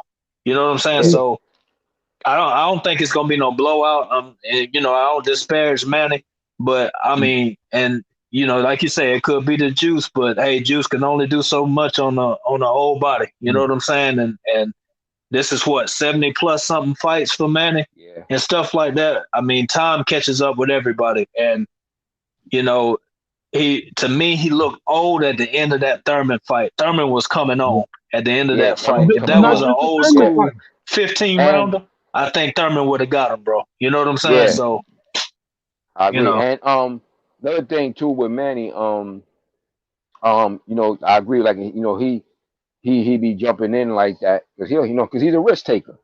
He always was. He'll worry. He got a warrior mentality. He gonna go for his. He definitely a risk taker. But in doing that, sometimes, especially against a longer, linkier guy like Errol Spence, who's quicker than he's given credit for, because he has good timing. See, it's not always just about having them fast hands. It's about the timing. Because what makes your punches effective is the time that you release them. It's like with your jab. Even if you got guys with fast hands, that don't necessarily mean you're gonna have a good jab. It's the timing in which you release your jab. And Errol Spence has good timing. Now, as far as like when we're talking about the Sean Porter fight, part of the reason why that fight was as difficult as it was is because Errol made it difficult. Because you remember the whole time, and he said it a few weeks ago on Fred's show. He said, I wanted to beat him in his own style. He said it. And he said it the whole time. Once that fight was made and he was in training camp, he said it the whole time. He's like, I'm gonna fight his fight. I'm gonna go to him. He never once came out saying he was gonna box and all that. Because you remember, he was upset because of that shit that people were saying about Mikey Garcia, that he didn't knock out Mikey Garcia. Do you remember that was the narrative? Oh, he couldn't knock out Mikey Garcia, so on and so forth, this and that. He boxed and this and that. So you remember that whole fight, from the time that fight was signed and they started camp, he was saying, I'm going to him, I'm going to beat him at his own fight. Now, had he stayed on the outside, that fight would have been, he would have totally dominated. He could have stayed on the outside, totally dominated that fight. It'd have been a lot more of a boring fight, but he'd have won that fight a lot more easier. But he chose to fight that way. He chose to take that fight on the inside the whole time. That's what he said he was going to do, and he did exactly what he said. I think something that was big and telling on that was at the end of that fight, the same thing that Sean Porter said about Devin Haney, or he didn't finish the fight strong.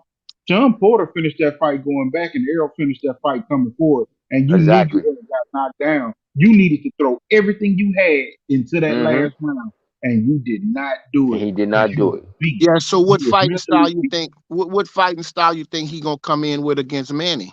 Because that's two different, totally fight. I think Arsenal gonna be on display.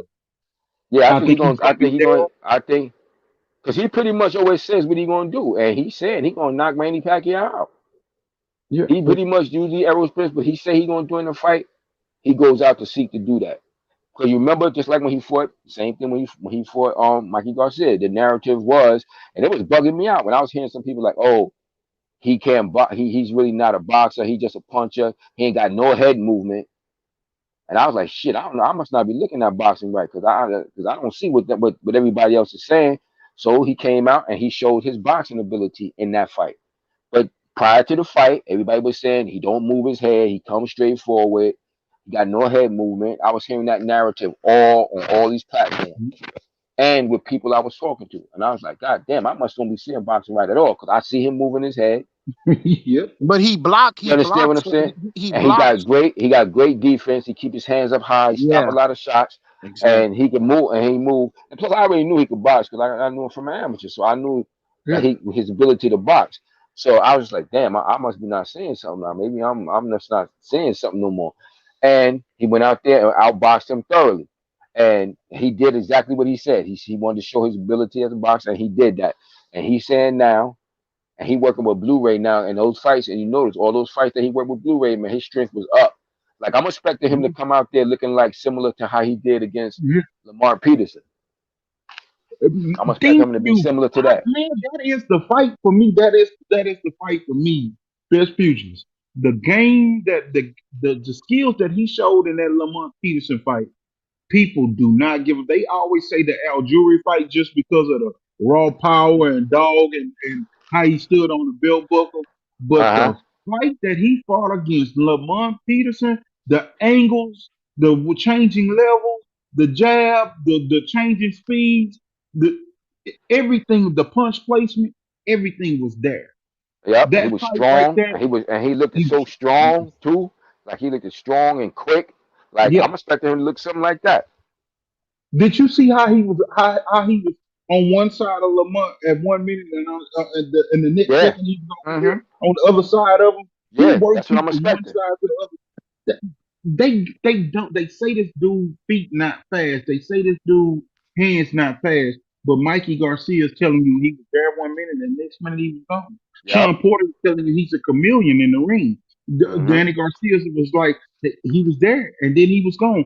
People keep telling you he was there and he was gone. The man he got nice foot movement, man. He step around nice and he's very, like I said, he's very deliberate, man, and he step around good, like very, like I said. That's why when people were saying that shit, I'm like, y'all, I had me thinking maybe I don't know what I'm seeing no more because I'm like, that's not what I'm saying, and I see what the kid see what he's doing. I just feel like, because you remember like that. I think, matter of fact. I think that fight Lamont Peterson was one of the last times that he worked with on Blu-ray too, because his next couple of 3 fights or so after that he didn't work with him, and all those fights went to the distance. All those fights went to the distance, and he boxed. He boxed more obviously in the Mikey Garcia fight, and he said he wanted to get his thing with the knock. He wanted to get Sean Porter out of there, so he stepped to him and fought him aggressively in that fight. You know. But he didn't seem to have the power and the strength that he had in those other fights. And I did notice that, although he was fighting aggressively. But I'm expecting now that he's working with Blu-ray, he's gonna be strong. And because Blu-ray workouts is ridiculous, he's gonna work him hard. He's gonna be strong physically and mentally because he's gonna know that he put that work in, that physical work that Blu-ray put him through. Having gone through that gonna make him even stronger mentally because he put himself through that. Plus, when he go to do his boxing training, it's gonna be a tough night for Manny, man. It's gonna be a tough night for Manny. I really feel it's gonna be a tough night. I really think it's gonna be the last we're gonna see him, man. I think he's gonna just beat him down. He's gonna beat Manny down because Manny gonna try to fight. Manny not gonna just quit. So that's not the fighter he is. He gonna try. He gonna come out and he gonna really give it a try. And I think that's gonna ultimately lead to his demise. Because I think the type of shape I think Errol gonna be in, because Errol, if you ever hear Errol Spence talk, Errol Spence is very aware of boxing history and his legacy in it. Yep. When you hear him talk, he's very aware of that shit. And he knows the importance of this fight and what it's gonna do to him if he win this shit. Whether the bottom line is, Manny Pacquiao is an older guy now, still can fight. Because not just anybody can beat him. Only the very elite could beat Manny Pacquiao. Not just any old Joe ain't gonna just beat him. It's gonna have to take somebody like Errol Spence or Terrence Crawford or somebody like that to beat him, because he showed that with the Keith Thurman fight that he not totally ready to get into go into the old folks home just yet. You know, you fight him, you're gonna have to expect that. Look, any great fighter always got that one good fight left in them. You understand what I'm saying? They got that in them. They got that greatness in them, and they can pull that shit out at least one more time, unless you beat it out But of them. I think that fight for him was after Broner. In that Broner fight, I saw him gas, but Broner would not let his hands go. He looked like he was sick in that Broner fight. Honestly, to be honest, he looked like he was sick. He was so drained and tired. But He after was there Keith for the fight, taking, bro. He was there yeah, for the taking in that Broner fight, man. in that Broner In my fight, he opinion. was Yeah. Yeah. I was like, what the fuck? Hey, you don't see this? This man look like he not even right. He look like he's sick out here. He don't even look Broner would not shoot though. Yeah. He just stayed in the high guard and shit. He had tired the shit out of Pacquiao making them miss all them times that he made him miss, because his defense was on that night, but he would not punch back. And if he would have just punched, I think he had Manny Pacquiao did. He had Manny Pacquiao tired of shit. He had Manny tired of shit. And then you come and you say you fought that fight, and then you come and you say you fought this fight against Keith, you know. And Keith gave him a hell of a goddamn fight. You know, that back half In the end, that back half yeah, of that that fight. second half. Yeah, that second half, man. I And think Keith could a have lot won of this fight. times, I was just gonna say, a lot of times, sometimes people, when it comes to Errol Spence, and especially with Pacquiao, see, Pacquiao's been, he's a great fighter, like you say, and he's been fighting even, with Keith Thurman. You got the awkward angles and look like the big looping punches and stuff like that. Errol comes forward at you, and it looks basic, but it's not. He's catching it. He's moving. He's rotating. He's placing the punches in the right places. He's hitting you everywhere, and he's throwing a lot of shots, and he's not taking a lot. I mean, you throw your punch, and it looked like, oh, I got him, and yeah, it didn't do what you thought it would do. You see what I'm saying? It's not a basic thing. It's not real. How would I say? It's almost like when you watch Roy Jones fight Tarver, and Roy, oh man, you can see, it's so much, it's fast, but Tarver places punches. You see what I'm saying? And sometimes that, like you said, it's almost like that fundamental, because when you're in the amateurs, like Hughes was saying, man, you're trying to land that white part of the glove to score points and stuff like that, and it's teaching you, hey, touch the guy, but power is not always necessarily rewarded. I mean, I can knock you down and still not get the points that I would normally Not get in a pro fight.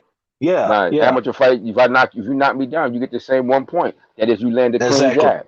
Hey, who got more pop though out of Earl and Keith Thurman? Who got more one time? Who got more pop? Well, Earl or Keith? I don't know. At one time when Keith Thurman was had a little bit of the real one time thing going, that right hand was a strong, devastating shot. But then it seemed like it just left him. Like he don't really got it like that no more. Danny said Earl 3 times stronger than both of them, than him, Porter and Thurman. That's what Danny said. He been in the ring with all 3 of them. Oh And yeah, then yeah. I did see Danny. Garcia say yeah, that. and he dropped Porter, and Thurman didn't drop Porter. He dropped Porter with a fat count, and not really a strength and training. So I would lean towards That's true. That's true. combination of punches that Spence has more power. He's body strong.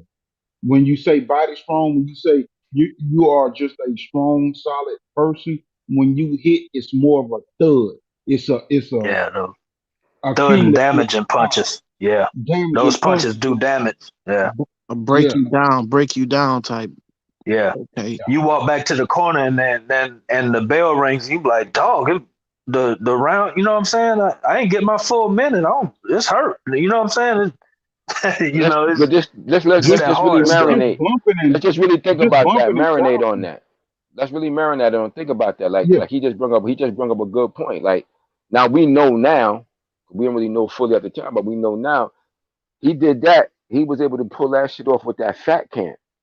See, he spent so much of his training camp losing weight. So we already know he's in better shape now. So he's going to be really building his strength with that strength training that he's doing now. Oh man, shit. And he still was able to knock Sean Porter. Sean Porter got a good jaw. Yeah. Sean Porter ain't Glass Joe. He got a good chin. So when you really think about that, he did that out the fat camp. That shit is impressive, man. Yeah, And that was late in that fight too. That wasn't even early. That was late in that fight. To carry that power that late in that fight against somebody like Sean Porter with a pretty good chin. In a fat camp, yeah.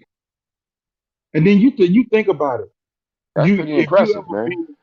If you ever been playing basketball and just down there in the paint, and you got a dude that's strong as shit, and y'all banging down there in the paint, that starts to wear on you. You know the games that Ray Allen and Kobe played. The games when Ray Allen was running and moving without the ball, and Kobe was getting hit with all them screens running into all those bodies. Kobe didn't have such an offensive impact. You know, you think when Errol Spence, you getting hit with all these shots, he body strong, banging you up. When you leaning on him and you trying to outpower him and outmuscle him, you exerting yourself even then, even when y'all are not actually fighting. You know, if you get caught in the clinch, you're fighting then. And then the one beautiful thing about him is that jab is so strong and is there so fast, so often you really don't realize how much distance he's controlling and how much he's taking out of you, how much is accumulating on you until you start to feel yourself wear down. And that's one thing that he has to do against Manny. And one thing that Floyd was so great about with Manny is Floyd did not give up his size and reach the man. Most fighters, they let Manny get inside. They get overwhelmed by the flurry of punches that he's doing. When Manny was punching Floyd was getting back out of there. When he was throwing those punches, he was getting back, circling back out. You know, slipping, pivoting back out. Errol is going to be able to do that and be much stronger. If long as Errol does not give up his distance and stays strong and does not give up his height and range, he's going to be all right. And it's gonna wear on Manny in due time. And that's what Floyd did, but Floyd hit Manny with a bunch of strong ass rights. Every time Manny came out of that flurry, Floyd would get on it. He got on his bike, he jabbed, got on his bike. And when he come out of that flurry, or when he hesitated to think about it and would bounce it, boom, big right. I'm gonna make you think about it again. Get on the bike, circle back out, not staying in the same place, same spot for you. But just imagine a fighter like Errol that can pump, that's so strong body wise, that can pump that jab and push you back. Floyd's jab was just in your face, slap boxing. In your face slap boxing. He was hitting you with the strong right. No, you got to worry about this strong ass right hand jab and this strong ass left that's gonna come by. And it's power in both hands. And I can move so I can keep you on your back foot at times when you want to explode and pivot out when you want to take an aim. It's gonna be interesting because he could fight that fight. He could fight that fight either way. This is going to be the second athlete that he fought with the ability to do what he do. That was bigger than him, longer than him. Almost as quick, maybe a little less quick with the hands, but definitely as athletic like Floyd. Like the only two guys he really ever fought like that, really, with that type of ability to do what they could do with their punching prowess, is been Floyd, obviously, and now Errol. And I think I just say it could be a very tough night because he could fight.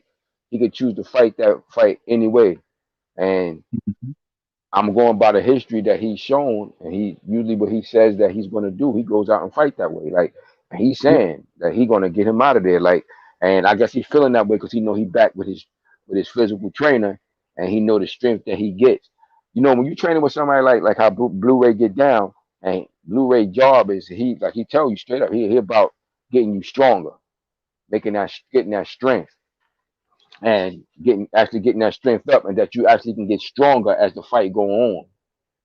That your power, that you actually can carry your power to the later half of the fight. And you know, Errol stepped away from him for a couple of fights. I think he just stepped away from him because he kept it 100. He's like, look, and I think he was telling the truth. Like he said, that hard ass training, man. I want to do that shit. Yeah. He kept that shit 100. I respect the fuck out. He's like, yo, that hard ass training, I didn't want to do that shit. See, but he want to do that shit because he know the importance that this fight has. You know what I'm saying? He knows the importance that this shit has and his legacy as a boxer.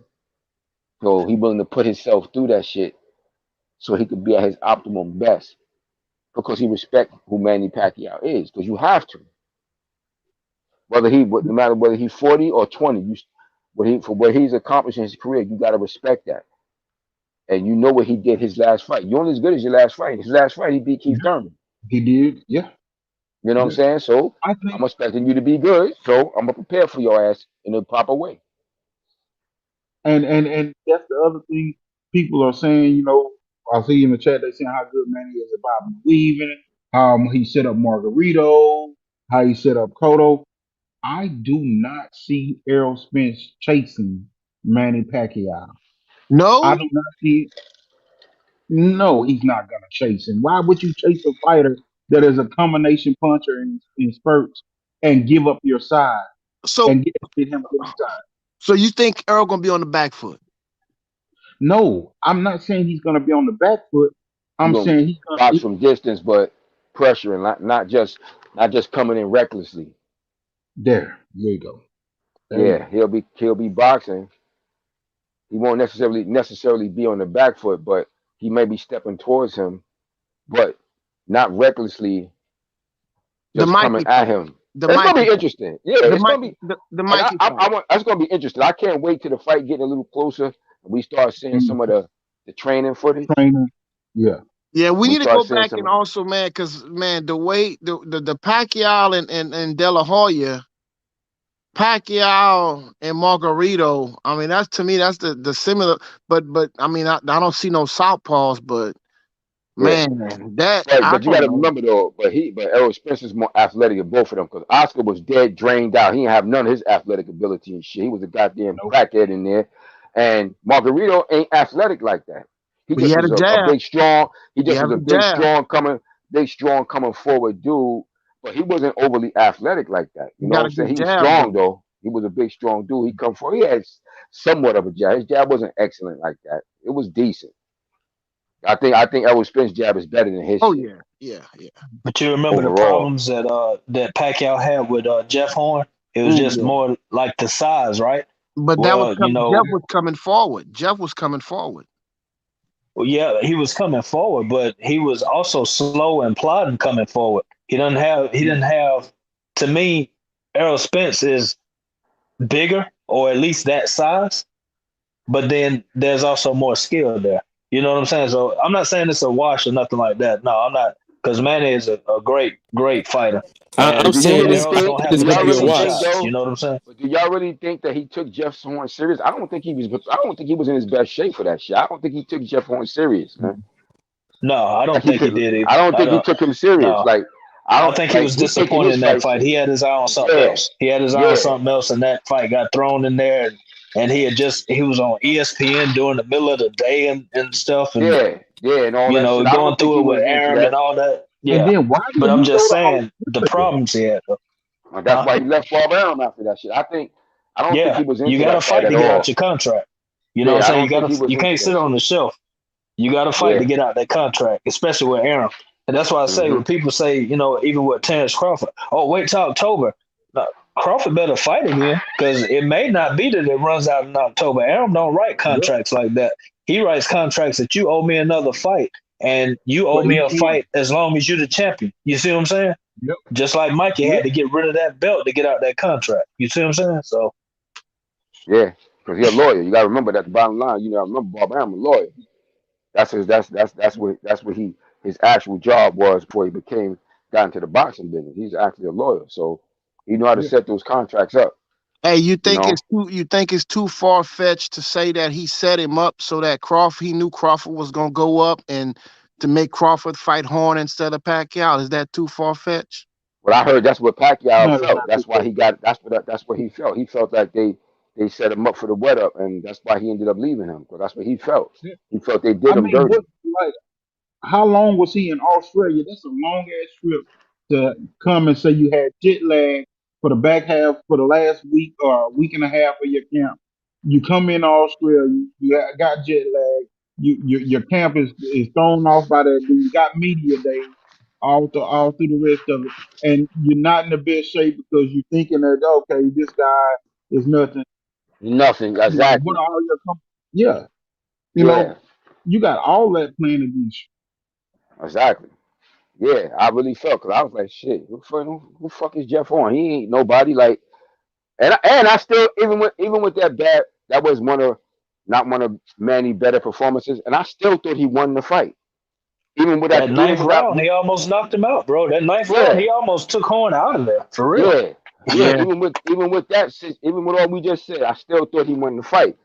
But so like I said, Jeff Horn is not, to me, a good barometer, and you comparing him to somebody like Errol Spence, who's overall talent. Like, Errol Spence is a super talented dude. He wanted a more elite talented guys that could do so much, man. And I understand, like, that's why I said when people were saying certain shit about, oh, he just come forward, he don't move his head. I'm like, shit, I must be losing my vision in boxing, because that's not what I see. I see him doing so many things on a high level, like an elite level, like that elite level fighter, you know. Nah, people can't pick that up. It's hard to pick certain little small things up. So if you can't pick it up, then you might think he's boring. You might think it's slow. You might not see certain things. So cause I'm like, damn, this motherfucker's solid. Like, but see, that's why I said put the combinations together good, strong puncher. See, that's why I said Jeff Horn. The reason I said Jeff Horn was not because Manny looked bad in that fight, but it's just that certain things that, Jeff Horn was a big guy. And so when Manny pulled back and went straight back, Jeff Horn was still there. He wasn't out of range. Jeff Horn was a slow plodding guy. Now you take that, and he ain't on the level of Spence, but Spence is faster. He's got better timing. So if Manny does what he always does and jump in and then pull straight back, if Jeff Horn was still there, Spence is going to be there. But the difference is Jeff Horn was slow. So where Jeff Horn may throw one punch, Spence may hit you with 5 or 6 punches by that time. You see what I'm saying? Yeah. With such a big guy, with the big size, and he's not just big, he's strong too. You see what I'm saying? He's not just big and plotting. He's a strong guy. So that's why, not that saying that they the same, but it's just the dimensions of what he's getting at. You know what I'm saying? Yeah. So it's I agree. But I think it's gonna be a good fight. And we have to expect that shit. Since we already know he already 11 pounds or less, because that was when we heard that when he said he was already on 11 pounds. So I'm sure he probably even less than that now. He could be even less than that now. He could be hovering between 8 to 7 to 8 pounds over his fight weight already. So he already close, and they like 9 weeks out.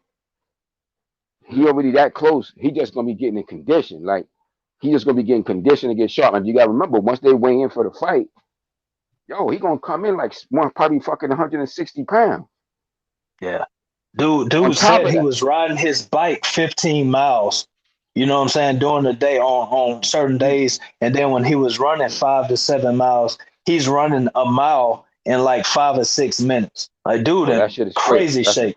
Yeah, I couldn't believe that shit. Nah, I couldn't believe that. That's crazy, bro. Yeah, man. But that's something, bro. If he's doing that already and he hasn't even really hit camp yet, the shape, you know, and what he knows his body can do, that ain't gonna be no question. So now he just gotta go out there and execute, you know. And I think, and you know, him having had that experience with that car accident, I'm sure he, and another part of the reason why he's staying his ass in shape like that, because he's looking at his life differently too. Because he could have very well not have been here. So he's taking this shit more serious too now. Like, I got this gift, I got this ability to do what I do as a boxer. I can't be taking this shit for granted. I got to take more, you know, get this shit more with the proper respect that is due. And you know, sometimes things like that happen just for that reason, man. Make you reevaluate things. So it's making him stay more focused. And that's why he ain't let Yeah, himself good go to. point. That's why he ain't let him go all the way. That's why he ain't let himself go all the way up to no goddamn 180, and then have to work your Right. way back down. You know what I'm saying? So these things Good happen point. for a Yeah. reason. These things happen Yeah. for a reason. And they can bring out the best of you, the best in you. Because despite a lot of people, look, despite a lot of people who don't like Danny Garcia, don't want to give him credit. Oh, he not that good. Oh, he not.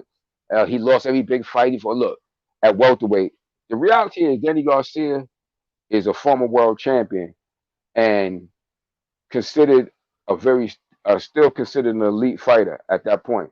And Yeah. he took that as a first fight back. He ain't take no tune-up, and he dominated Danny Garcia. You ain't never seen nobody really totally dominate him like that. He had he had Danny Garcia looking like after a few rounds. To me, he had Danny looking like I just want to survive. Yeah, he outclassed him. He had to look like he just wanted to survive. That's the look I saw in Danny Garcia's face, and I never saw that. Them other losses, the losses to Sean Porter and to Keith He was Thurman, still I fighting. didn't see that look in his eyes. All the way to I the mean, end of the 12th round bell, he was still fighting. yeah, They ended up he putting was him up still fight. fighting. He still looked he was trying to win that shit, but he didn't. He lost. He had that defeated look after a certain point in that fight against this guy. And About this like guy had like been the eighth, off. might have like the 7th or the 8th round. Yeah, and he and this guy, mind you, Spence had been off for like the fucking year. Came out of that bad accident, and he was able to do that to him. You understand what I'm saying? Like like I don't know, man. That shit was real highly impressive, man. I And you know can't. what I try to tell people when they try to say that like Danny Garcia a bum? Well, when you look at fighters like Adrian Granados, and when you put Danny up against fighters like that in the second tier, Danny fucking washed Adrian Granados. Yo, he washed him, and that shit never happened before. Adrian You Granados a tough so boy, how man. bad? That's what I'm Yeah, saying. So how Adrian bad is Granados a Danny tough boy. really when he washes fighters like that in the second tier? Exactly. When he gives That ain't even go there. Sean Porter a tough ass fight, when he gives Thurman a tough ass fight, Tough ass he's fight. not Yeah. really that bad, Yeah, he man. also went the distance with then he go the distance with AB too, right? Adrian Yeah. Granados. Wait. Yeah. That's what I'm saying. And didn't Granados upset what's his name? My man Amir Amon, who looked like he was gonna be something. Wasn't that That's Adrian what I'm Granados that beat saying. him, that upset him that day? I believe so. Yeah. That's right. That That's how first he got loss That's he back on right. got. the That road. first That's loss. how It he was got Adrian the first. Granados. That's right. And shit, he Yeah. was looking like he was the goods for a little while. Yeah. Yeah. Amir Like Yeah, Amon. you're people, right. I these like niggas. that point you made though, bro. That second chance, like man, when sometimes you realize that tomorrow ain't promised to you, or that you Yeah. don't have as long as you think you have in the game. You know what I'm saying? And it kind of refocus you and it makes you more dedicated to like, hey, we got to get in and get this done.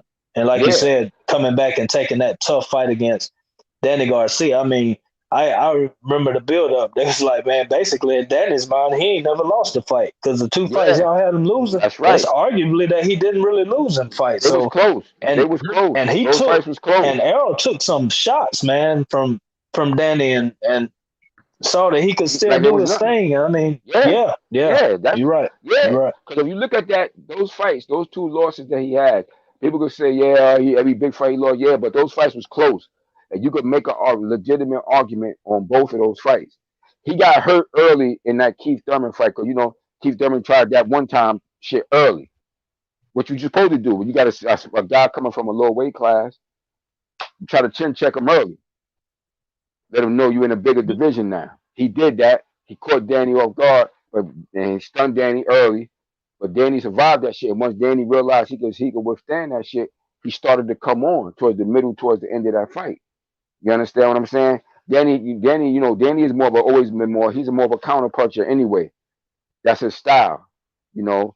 And styles always make fights. It's always going to be that way. But he still was competitive in those fights. And like I said, there was close fights that could have went either way, depending on how the judges were saying the fights. It's not like he got dominated in them shits, but he got dominated in that fucking Errol Spence fight. That's right. Hey, He looked like he was gonna quit for the first time, and like you said, he was a defeated fighter. And honestly, he might be on the same heap as Mikey Garcia. Got the fight beat out of him because he don't even know what weight class he want to be in right now. He talking about one. You know, I don't know if 154. I may stay at 147. He ain't making no appearances. He not talking. He got the fight beat out of him, bro. Now he got. You heard his father. You heard his father in the corner when the fight was going. You didn't hear his father was saying, "Dan, what are you doing? Fight." Yeah. He was trying to tell him, like, because he was like, "Oh, he needed a new train." No, his father was telling him the right fucking thing. But his father was telling him the right stuff to do. He was like, he need a new train. No, he don't. His father was telling him the right shit. But Errol Spence beat that shit out of him. He beat him out of it. Beat that shit out of him. He realized, I can't fuck with this dude, yo. I can't fuck with this dude. He got the bag, though. He got the bag. Yeah, but he got the bag, but still, as a fighter, because you gotta remember, he stayed undefeated for most of his career. Them losses is recent in his career. So he was a winner up until very recent. You understand? He wasn't no loser. He was a winner until very recent. And that shit got beat out of him. His father, because his father was saying to him, like, yo, because his father was even thinking, you could hear it in his father's voice in the corner, like, yo, Dan, you're not doing what you can do. Like, you could hear it in his father, and even in the press conference, the time his father was talking after that shit, telling him what to do. And I agree, he was telling him the right shit, but he couldn't do that shit. Yeah, Spence wouldn't let him. Because Errol Spence wouldn't let him. I kept waiting for Danny to turn around and say to his father, "But I'm getting hit, bro. You're not getting hit." That's right. He was like, he wouldn't let me.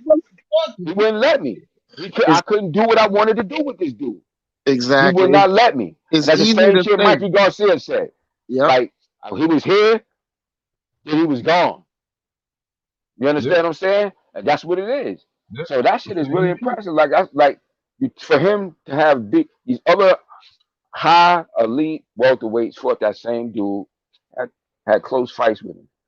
This brother comes off a damn near life-threatening, I know not damn near, actual life-threatening accident.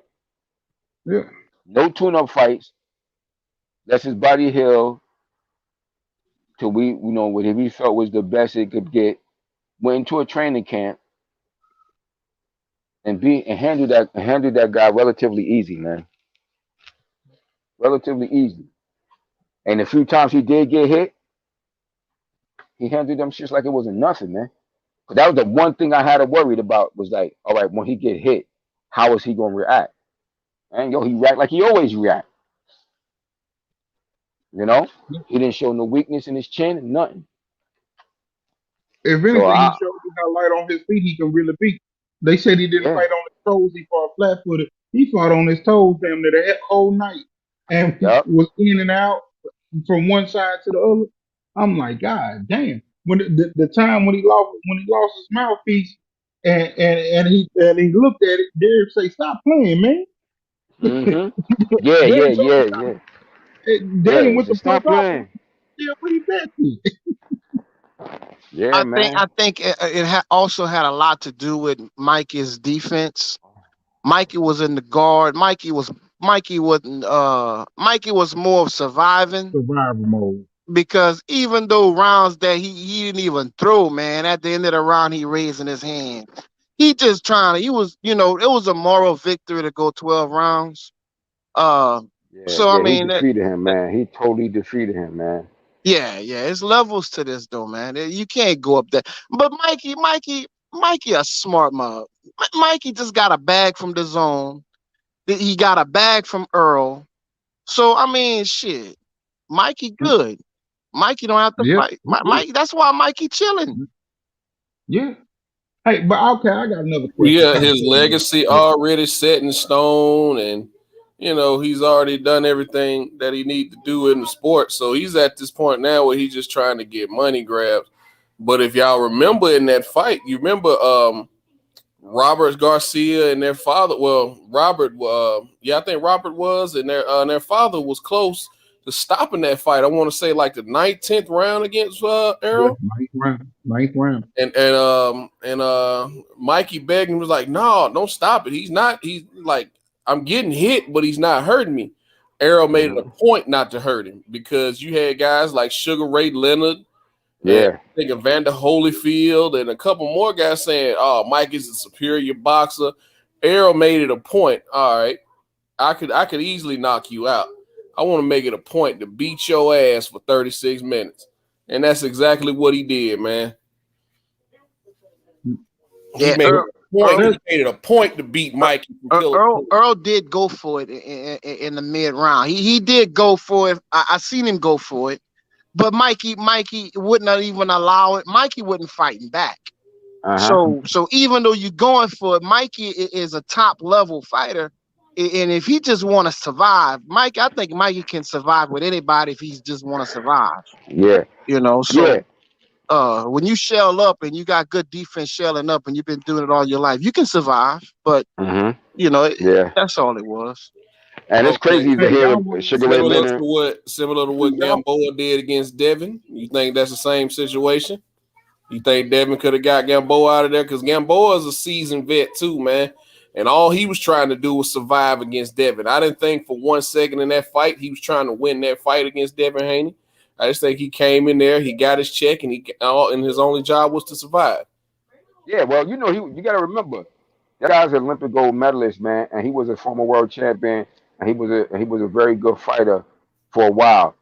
And you remember you see the picture they showed of him beating Devin Haney when Devin Haney was a little kid? Yeah.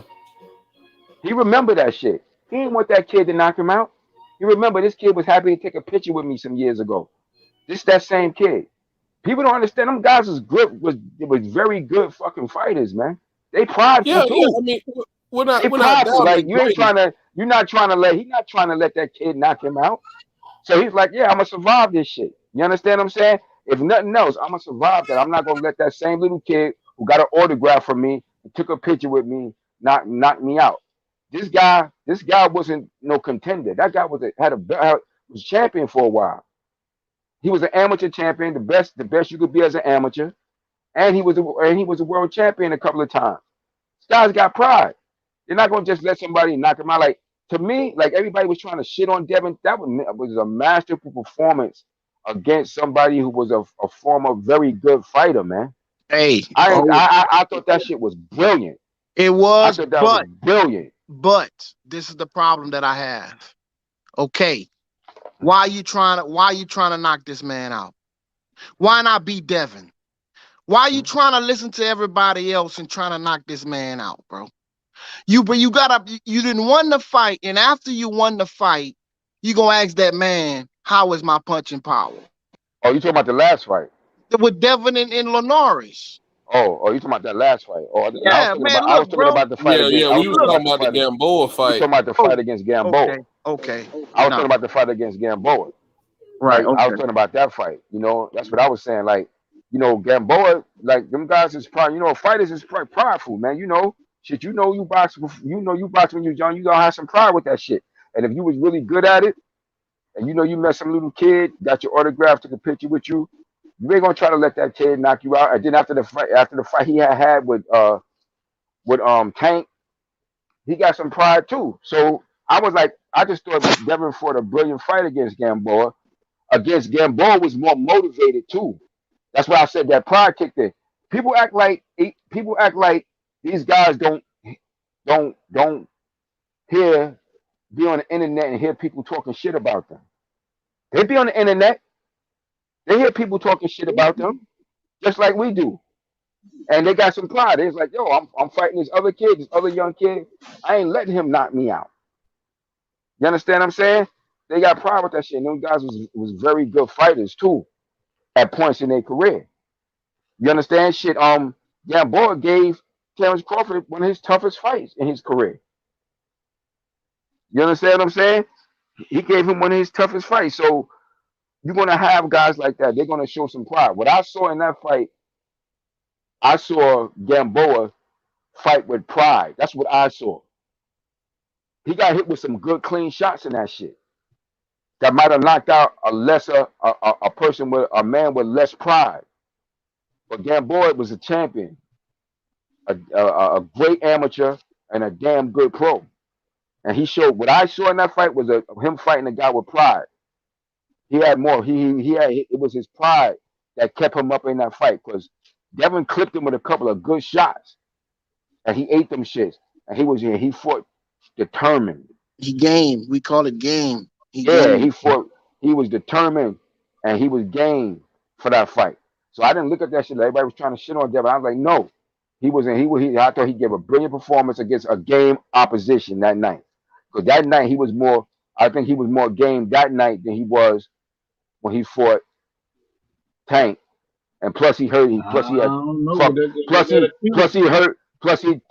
Yeah, he was more game. Then he popped his messed up his Achilles or whatever he did in that fight too, and shit. But he even tried in that fight because he a game dude. Like he was a good fighter. Yeah. He was a very good. Like he wasn't no. He was an elite fighter from his amateur career coming into his pro career. That's why he had so much success early in his career. In his mind, he's still thinking himself as good. Yeah. He ain't thinking of himself like everybody, oh, nigga, bum now, or he has been. He don't thinking like that shit. He's still thinking of himself like he good too. He not taking them fights just, yeah, I'm gonna take the fight to make money. But he had a level of success. He had a level of success that only the very good can and to great can get. So when he fought that fight against Devin, I saw somebody who was being very prideful, and he fought that fight very gamely. But I felt like people tried to shit on Devin when I was watching the fight, and I was telling my cousin, I was like, you saw after that first round, I said this not gonna be an easy knockout for Devin. Devin, if he do get him, he gonna have to really work, like he gonna have to really put it on him and get it. I said, because he didn't come here to lay down.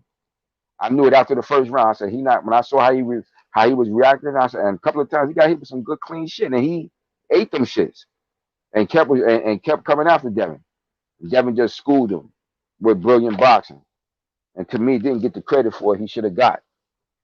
Yep. You know. Hey, I wanted to ask y'all. I asked you about this best futures earlier, and I wanted to get some. I want you to give some more of the history of the guy. What do y'all think about Jamel Charlo adding Juan Guzman to his camp now? As I told you I was shocked when you told me that, man. I was stunned when you even told me that. Juan Guzman, like I said, Juan Guzman was a super talented fighter, man. That's my dude, man. I said, as a matter of fact, on 2 fights when he was fighting, man, I worked a guy's corner on two fights that was on 2 of his cards, man, and he was a super talented dude. Like I said, he just had some issues. You know, I was hearing that he used to just have particular issues with his management, and I don't know, and maybe a couple of issues with trainers he worked with. I remember I told you, he was with Floyd Senior for a little while. Yeah. You know, he was with Floyd for a little while, and I thought it might have been a good thing because I thought he had a lot of talent. You know, and you know, he has had that problem with his management, and then he was off for a couple of years.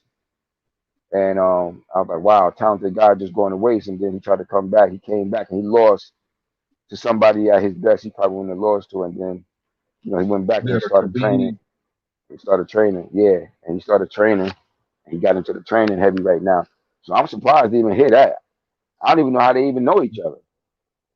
Well, Jamel has always said he was one of his favorite fighters. Oh, okay. So he's like getting the opportunity to work with your favorite fighter. And what I really saw them working on was Jamel's head movement and him kind of being there.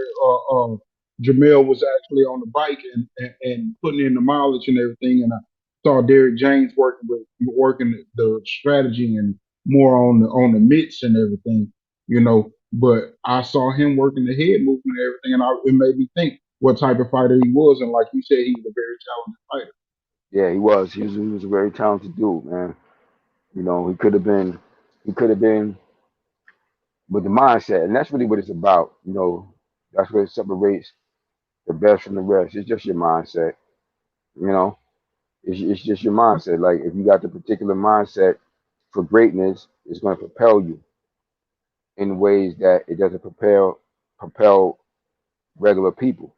You know, Mm-hmm. and you can have all the talent in the world, but it's going to be your mindset that's going to separate you from other talented individuals that may be just as talented How on the dangerous? physical side. How dangerous is this fight for Mel? What you think? Oh, he fighting a unification bout, right? For He undisputed. fighting the For undisputed, right? Yeah, against Brian. Well, I don't know. I don't honestly speaking. I know that I don't know too much about the other guy. I know I've only seen a little clips of him. I don't really know too much about him, so I can't really speak to how dangerous he is because I don't really know too much about him. I'm gonna have to do some more research to see. But from the clips I've seen of him, I don't think Charlo should win. I think he should win from what he showed me. I'm expecting him to pull it out. But if the guy's the champ, has got a belt as well, I would like to think that he got some kind of ability. So, but I'm gonna go with Charlo, man. I know one thing I know about Jamel. He gonna always come to bring it. He gonna always come to bring it. He ain't gonna slack. He I gonna think come to fight.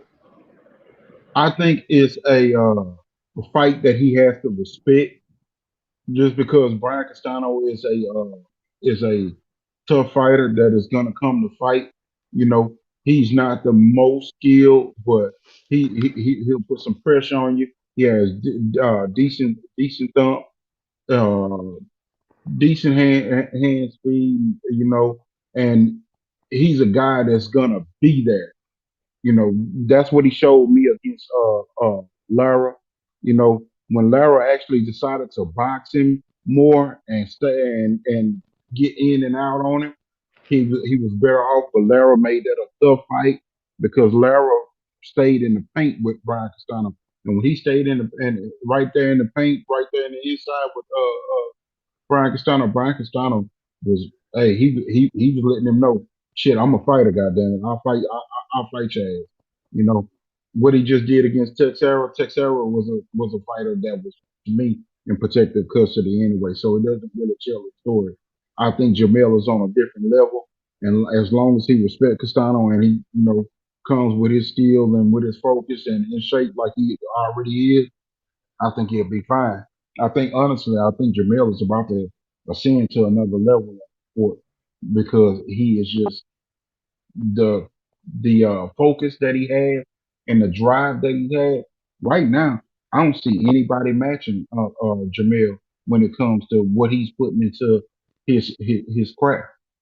He is constantly working, always in shape, determined to be the best that he can be. And I don't see nobody right now putting in the work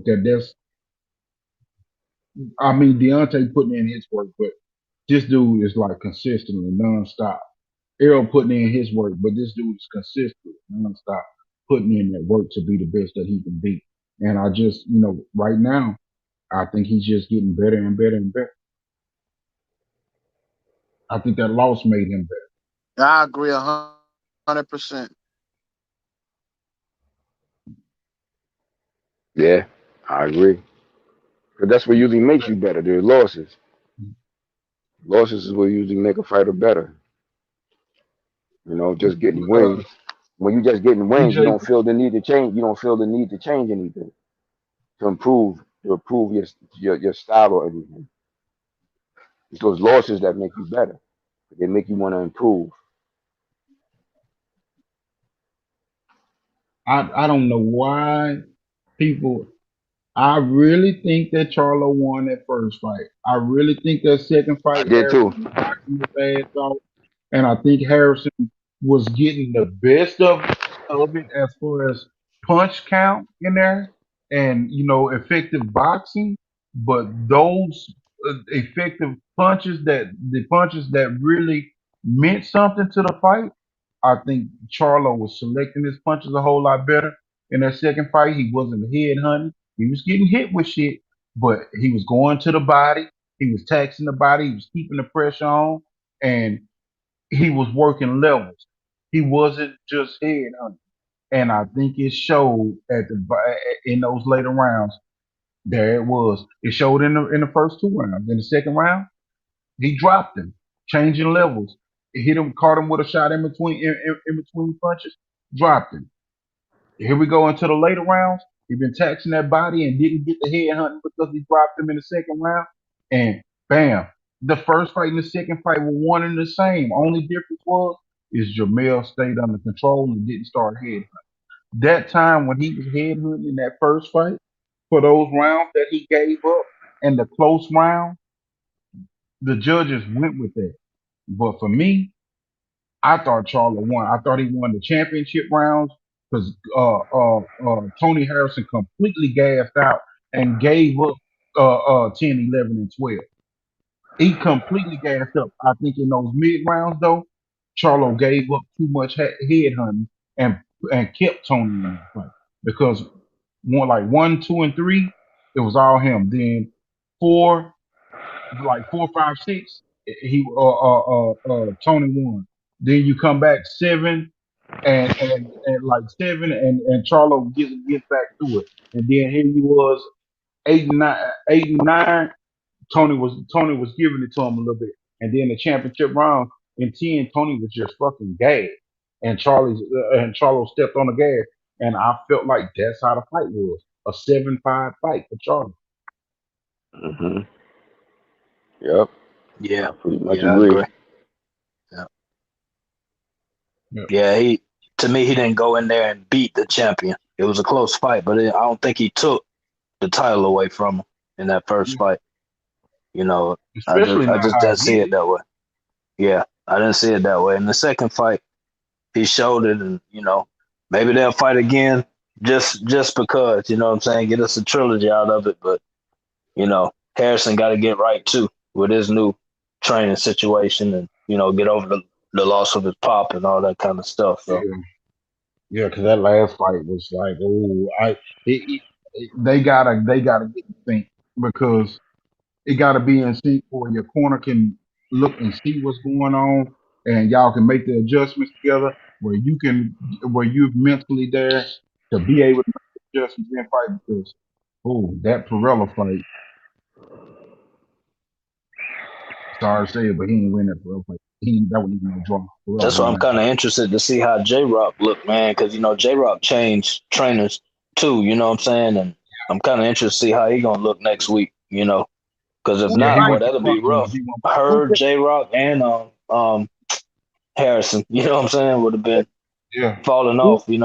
Who's J-Rock fighting? Brian Mendoza, I think it is.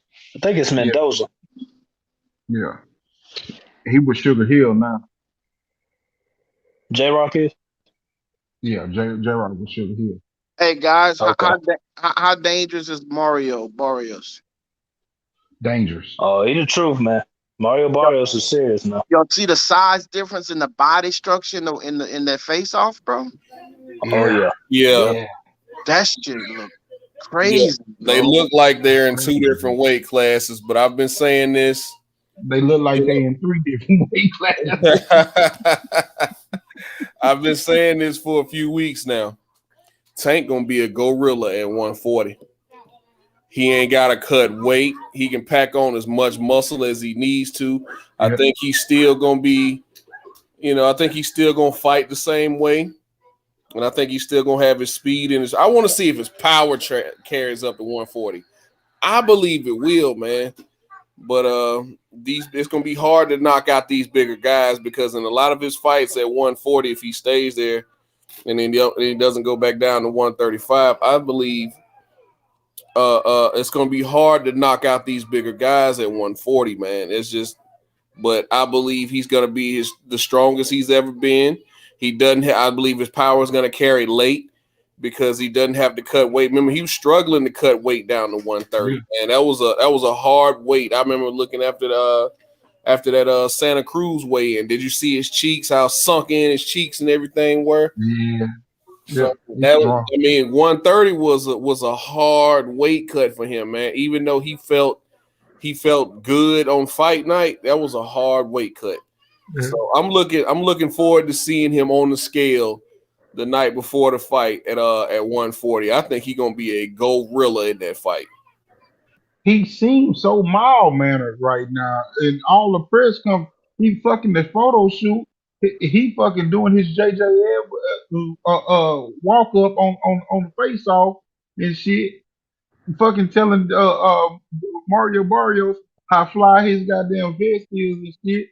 Laughing and joking. I'm like, I ain't never seen this thing.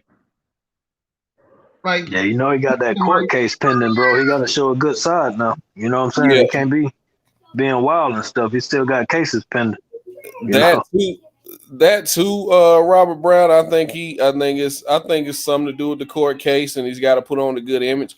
But I think more so than anything, he's 26 going on 27 years old, man. I think he's starting to mature now.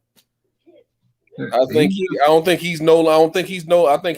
reached that point in his life where he sees, hey, I'm no longer a kid, man. Like I'm getting up there. I'm getting closer to 30. It's time to calm down, and I can't be doing the same shit, especially once I think he realizes he's probably going to have 4 civil cases after this case. If he doesn't go to jail, he's going to at least have 4 civil cases that he's going to have to deal with. He should have been taking care of that, should have been paid all them people off who he hit in that car and just been done with it. But I think it's just maturity, man. I think he's really starting to mature. That'd be good. I want to see him win this, man. I think Mario Barrios is there to be hit usually, but he's been working with Virgil Hunter, and I'm pretty sure Virgil Hunter is going to tell me, you better not give up your size. If you give up your size, he has the power to hurt you. Mario Barrios is a fighter that does like to punch and impose his will on fighters.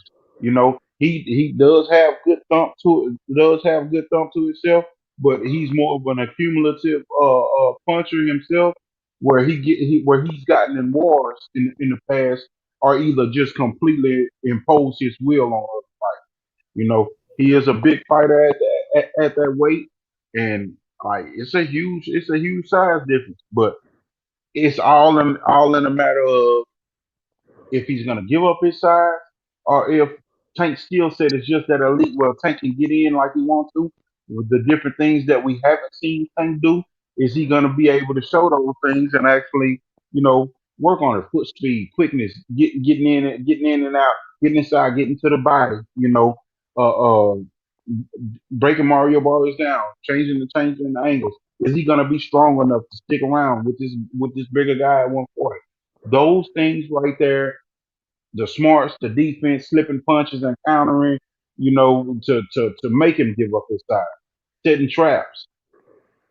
Are we gonna see all of these things from Tank?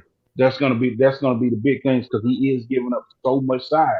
He's going to have to set those traps to where he's going to have to catch Mario Barrios in the swing punch.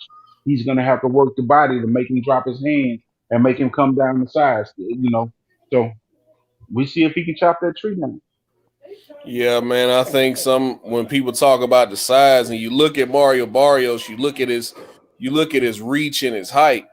Man, this guy's the same size as Errol Spence, man. So I think Mario Barrios has a 71, 72-inch reach, and he's standing at 5'10", 5'11". Like he's the same size as Errol Spence, man. So and you hear and you think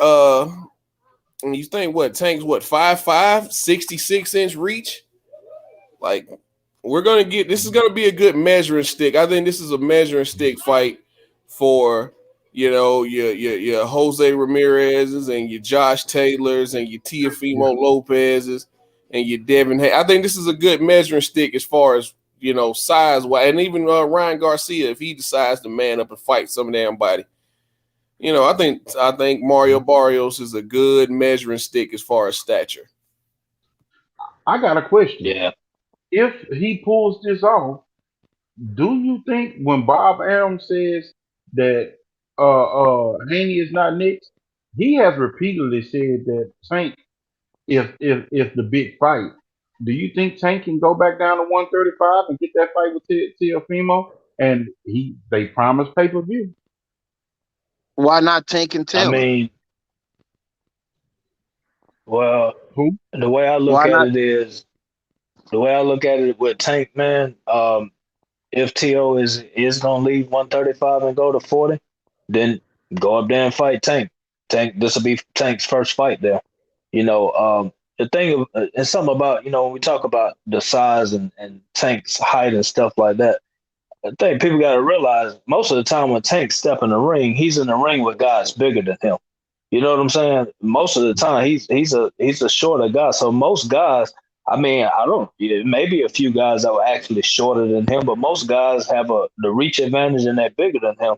So this is not nothing necessarily new for him, and most people that's been in his training camps and a lot of fighters around him have always said that they feel like his strongest weight is going to be like 140. You know what I'm saying? So I think that him going and being at 140 already, those guys got to come up there to see him.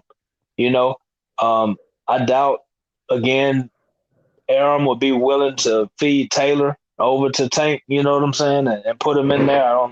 They won't never mention that name, and I just don't think that'll happen, but I mean, like you say, why not? I mean, he'll be there. He'll have the regular strap. He'll be the most worthy challenger, but I don't think it's gonna happen. I think they're going up. You know what I'm saying, away from him. But like you said, I think Eli said if T.O. looking for a pay-per-view fight, and they've been saying that's the biggest fight. Hey, you got to go to 140 anyway. You might as well fight the guy that was at 130 his last fight. Man, I disagree. Real fast. Go ahead. I just want to say this real fast because he made me think of it. Pedraza is fighting at 149. Tank beat Pedraza, and Pedraza's length and reach is about the same as Mario Barrios. So you're right. He's been fighting taller guys. Yeah, but thing about it is, I think Teofimo just need to take care of Devin Haney at 135. I think if Tank get by Barrios, I think Tank need to go for Josh Taylor. Go get all the belts. He, like y'all say, he 27. Might as well go get all them belts at 140, and that's your career at 140. You fight at 140 the rest of your career and defend the undisputed. Yeah, man. 140 about to be popping here in a minute, man. I mean, you got Prograde, you got E Bunny Easter, you got Devin Haney, you got T.O. about to move up. You possibly Ramirez staying. Who? Ramirez staying. Was Ramirez staying? He's not moving up? No, he said he's staying. Then you got the dark horse in that division. You got Gary Antoine Russell still in that division. Yeah. So 140 about to be a hot division here in a second, man. I believe it's gonna be a lot of good fights to be had. Yeah, 140 is live. Antoine is a dog, bro, and Gary is a beast. I like Gary, bro. That's woo. Yeah. I just wish he fought more, man. I just wish he fought more. It's just it's a shame. I feel like I almost feel like it's kind of like the Andre Ward situation where I feel like we've been robbed out of years of Gary Russell Jr.'s career, man, because he don't fight as much as he should. We're talking about Antoine. I thought you were talking about Gary Russell Jr. Nah, he's smaller, but we talking about Antoine, the baby brother. Okay. Yeah, I brought up Antoine. I'm gonna call him Antoine Russell. Yeah, they all Gary. Yeah. That's crazy. They whole family named Gary Russell, man. All the boys. Yeah, Antoine, the truth. But like you say, man, the only problem at 135 and 140 is a problem we keep circling around to. That 90-year-old dude over there is gonna hold everything up, and you know what I'm saying. At 147, 154, that's PBC territory. But at 135 and 140, Aram is gonna hold everything up and milk stuff for as long as he possibly can. You know what I'm saying? So they're great and they get hot matchups and stuff, and we'll want to place tags, new four kings and all that. But as long as that man is there, we're gonna be more frustrated than not, I think. You know what I'm saying? I have to agree with you, brother. I agree 100%, man. As long as he's in the way, he's gonna stay blocking fights, and I don't understand why fighters of who've reached championship status keep re-signing with him. I really hope Shakur Stevenson does not re-sign with him. I hope he takes a belt, maybe two with him. Let's try to get these belts away from Bob Arum. We know he's got the WBO on lock. If you're a Bob Arum fighter, you're gonna get a shot at a WBO belt, just like back in the day with Don King. You were gonna get a WBC title shot. So, if you're a championship fighter, please get the hell away from Bob Arum. He's gonna do nothing but stall your career, man. That's facts, bro. Well, fellas, man, I appreciate y'all letting me cook with y'all, man. I'm at the end of this 16-hour shift, bro. So y'all kept me going the last few hours here, man. I'm gonna go lay it down for 4 and get up and do it again, bro. So I appreciate y'all letting me get on with you. Yeah, no doubt, bro. It's great to have you. No doubt, brother. You take care of yourself now. Yeah. All right, bro. We'll talk with y'all. All right.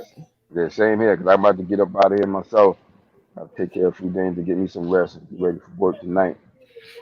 Well, 9 3/4. That's when we shutting it down at 9 3/4. Hey, okay, we got 15 minutes. I'm with you, DJ. How much? 15 minutes. Almost 15 minutes. Let's see who we got in the chat with. Shout out to J.A. Dixon, man. He been here the whole time, bro. Oh man, had our man Fred come through the chat. Barbershop Conversations Live. Yeah, 9 hours, man. DJ Black Charm Music. Shout out to you. Who else is in here, man? Oh, yeah, just them two going back and forth. Had Andrew Charles stop by. Okay. D-Ray, shout out to you. Who else? Had my man Taylor Bell in here half the night. Shout out to you as well. Yeah, man. Ronald Finkley, shout out to you. And then we had Big Texas, Big Cletus come through here earlier, man. Shout out to him as well. Yeah. Yes, sir. Yes, sir. Yeah, this has been fun, fellas. Even if I hadn't been on, I've been listening, man. So yeah, this is a good one. Like we said, what fights you looking forward to from this weekend that are not the big fights that everybody will be thinking about?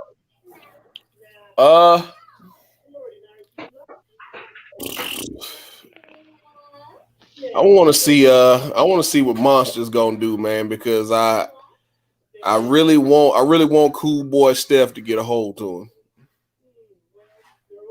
I really want the winner of Figueroa and Cool Boy Steph to get a hold to him, man. So I'm interested to see what he's gonna do.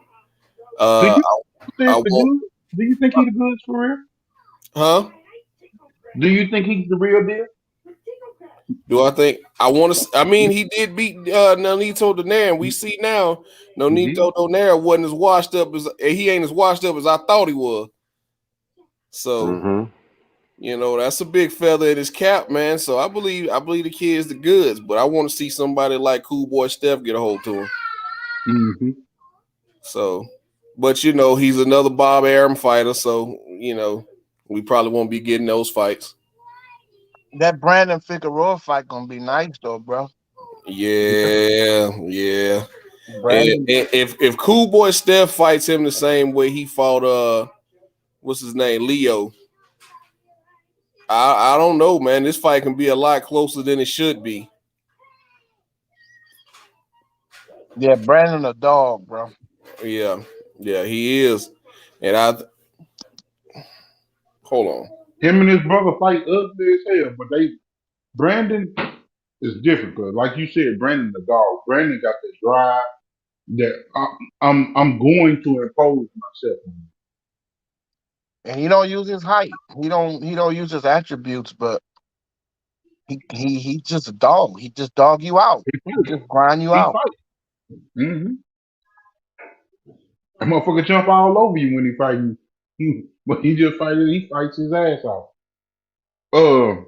J.A. Dixon mentioned another name at 140 when we were talking about how 140 about to eat up. That fella, Matias, the one that caught the body in the ring, man, he is something else too at 140. That whole division is really, really heating up. Yes, sir. Yes, sir.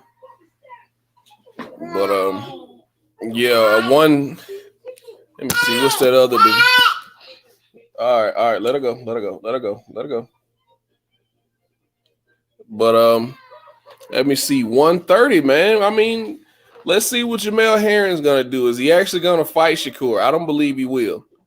I don't believe he'll fight him. I believe he'll vacate the belt and move up. And then who does Shakur fight for the vacant belt? Who do they dig up for Shakur to fight for the vacant belt? Or do they just elevate him and make him the 130 champion? And Shakur goes on that campaign trying to get Oscar Valdez to fight him after Oscar Valdez fights is mandatory. Because I think that's the route he's about to head in his first title defense. Mm-hmm. So I don't think he'll unify yet. And who's fighting for that IBF strap at super featherweight? Or have they already fought for it? I know they had two guys fighting for that vacant belt because I wanted Tank to fight for it, but my good brother, my MMA brother DB, told me that they already had two guys fighting for that belt. Because you remember JoJo Diaz didn't make weight. They do, and we know who they are. And we talked about this. Robert Brown not here. Robert Brown had said exactly. Oh no, I'll have to look that up when we get off of here. Yeah, Robert Brown had said. I'm looking it up now.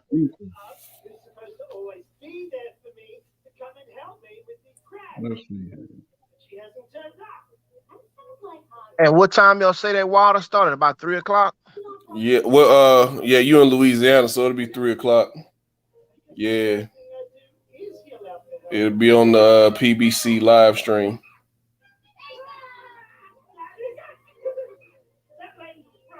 Man, they talking about them tickets almost all gone, bro. Yeah, man. They ain't went on sale just yet. They ain't went on sale just yet. So man, how they talking about they selling out? The potential. The potential? Yeah, they don't go on sale yet. I heard they expensive as hell too. So listen, I'm gonna spend my $700 to for my nose to bleed. I just want to be in the building. I just want to tell my kids that I was there. It's gonna be electric, bro. It's gonna be crazy. It's gonna be electric, bro. Who all going in here? I know DJ going. Going well. The water fight. Man, I told you I'm not going back to Vegas, dog. Man, you better go see Deontay Wilder, man. It's $500. Man, I'm gonna give him my $100. I'm not going to Vegas. I'm not going to Vegas, man. I told you Vegas don't like me, dog. Man, just don't gamble, man. Let's run it to Keith Thurman, bro. Man, listen. That roulette be calling me, man. Nah. That roulette be calling me, man. Spin that wheel, you be spinning the wheel. Hey, who the hell plays roulette anyway, man? You spin the wheel. Yes, sir. Man, you got to be crazy. Man, roulette and dice, man. Black or red? Huh? Always bet on black. That's why you be messing up. I'll be losing money on the dice table anyway. Damn. Okay, Eli dropped off. Yeah, man. Vegas don't like me, dog. So yeah. But then Earl is gonna be in August, so I might go to the Earl fight. You know what I'm saying? That fight gonna be good too. This Wilder fight was kind of came up too quick. So yeah, we might try and catch it, bro. I'm going to both. I've been, you know what I'm saying, I've been taking my time getting ready for both of them, you know what I'm saying? So I'll be there for sure. So when you gonna get your tickets? Today. So they go on sale today? Yep. Yeah, I got the app on my phone too. What they pricing about? Hold on real quick. I'm gonna get you all the information. They don't say just yet. It's this website they give you like a ballpark of what you might pay, but that's about it though. Okay, so they don't have the little chart with the whole stadium, and you just pick where you want to sit at and all that shit out there. Not quite. That's gonna be at the brand new stadium, huh? No, it's gonna be at T-Mobile Arena. Oh, I thought it was at the Alliance, the Raider Stadium. Yes, that's what I thought too, man. Man, you know Bob Aaron full of shit, man. Oh, they changed it. Man, Bob Aaron never had that, man. He's a liar. He always lying about something, dude. Damn. Okay.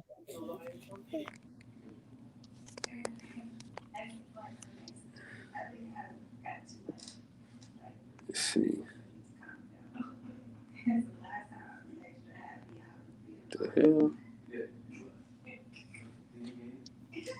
Well, fellas, this is where I get off the ride. No. You gonna stay on this ride right here, buddy. Listen, you gonna stay on until it's over with. Goddamn it, man. We there, man. 5 minutes. Oh, we got almost 5 there. more minutes. 5 more. I can give y'all 5 more minutes. Yeah, man. Hey, at 10, we'll shut it down at 10, man. Okay, cool. Yeah. What's the name? Hey, Dan Gang. Don't be no stranger, man, to the channel, man. Definitely not, bro. Definitely not, man. Y'all cool people, so I'm gonna definitely fall through. For sure, man. We here every night. Okay. Into the morning. So y'all do this every night like that? Every night. Every night, bro. Every night. Oh yeah, we're gonna be cooking. And then we're supposed to have themes, but sometimes we veer off the track. Like we got movie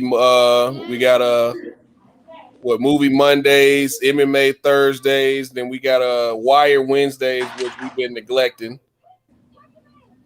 What else we got, Kyle?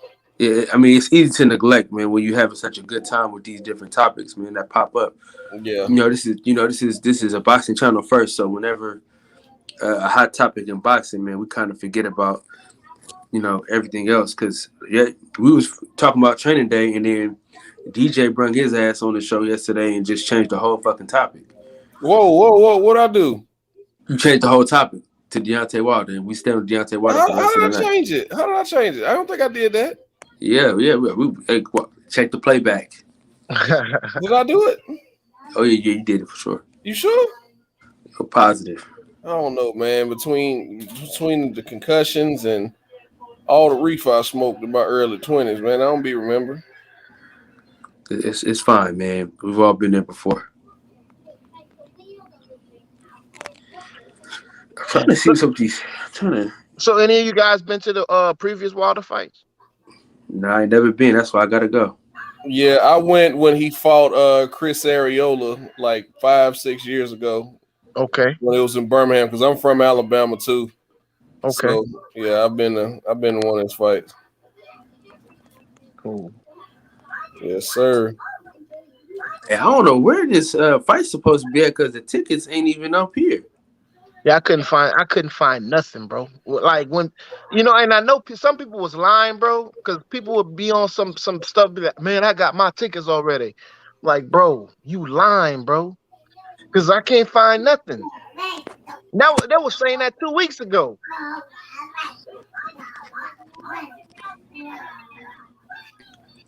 It ain't even popping up on the website no more. Because last night I pulled it up last night. That thing up. And all of us now, I can't even see it. Let's see, man. Events, tickets, upcoming events. Let's see what's up. Ryan Garcia up to his old tricks again. He on Instagram showing out for the little teenage girls. It's like, see, they see him, casual fans see him hitting the bag and hitting the speed bag. They see him hitting it all fast. Oh, look at the hand speed. Look at the power. I see the man hands down by his rib cage and his chin straight up in there. That's what I see.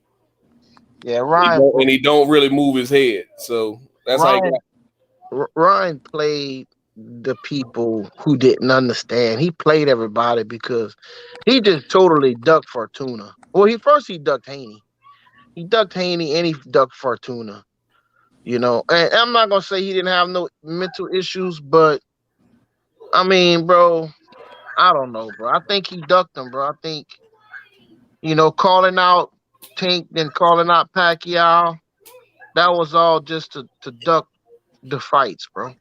To me. Man. I mean, we all knew what time it was, man. Once he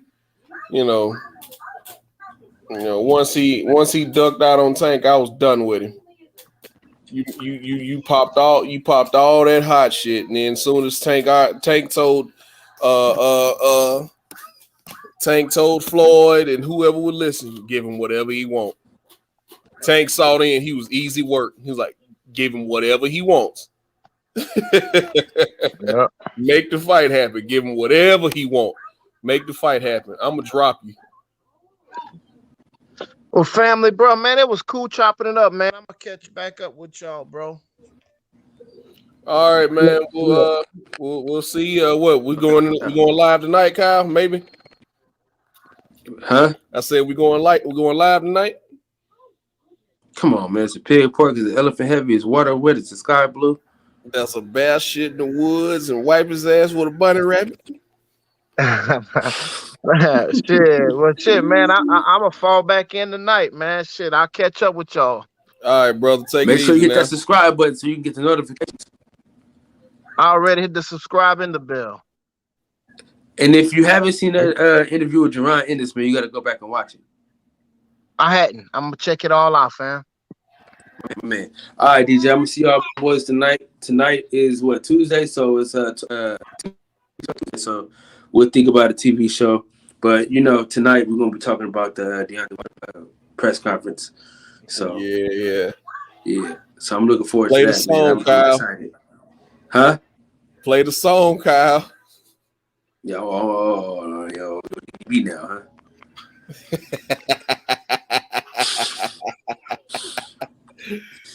We'll see you later, man. All right, we go. He let the beats build, bitch, and we never switch. Even if I'm rich, I'll be broke like I'm Mitch. Niggas talking down, but that's headed in the wrong direction. But I knock that shit out like the boxing section. Cause they can't touch what they can't see. All I gotta do is be the same me. All I gotta do is keep it G. Always be the same me. While I'm solid, boy, they can't change me. No.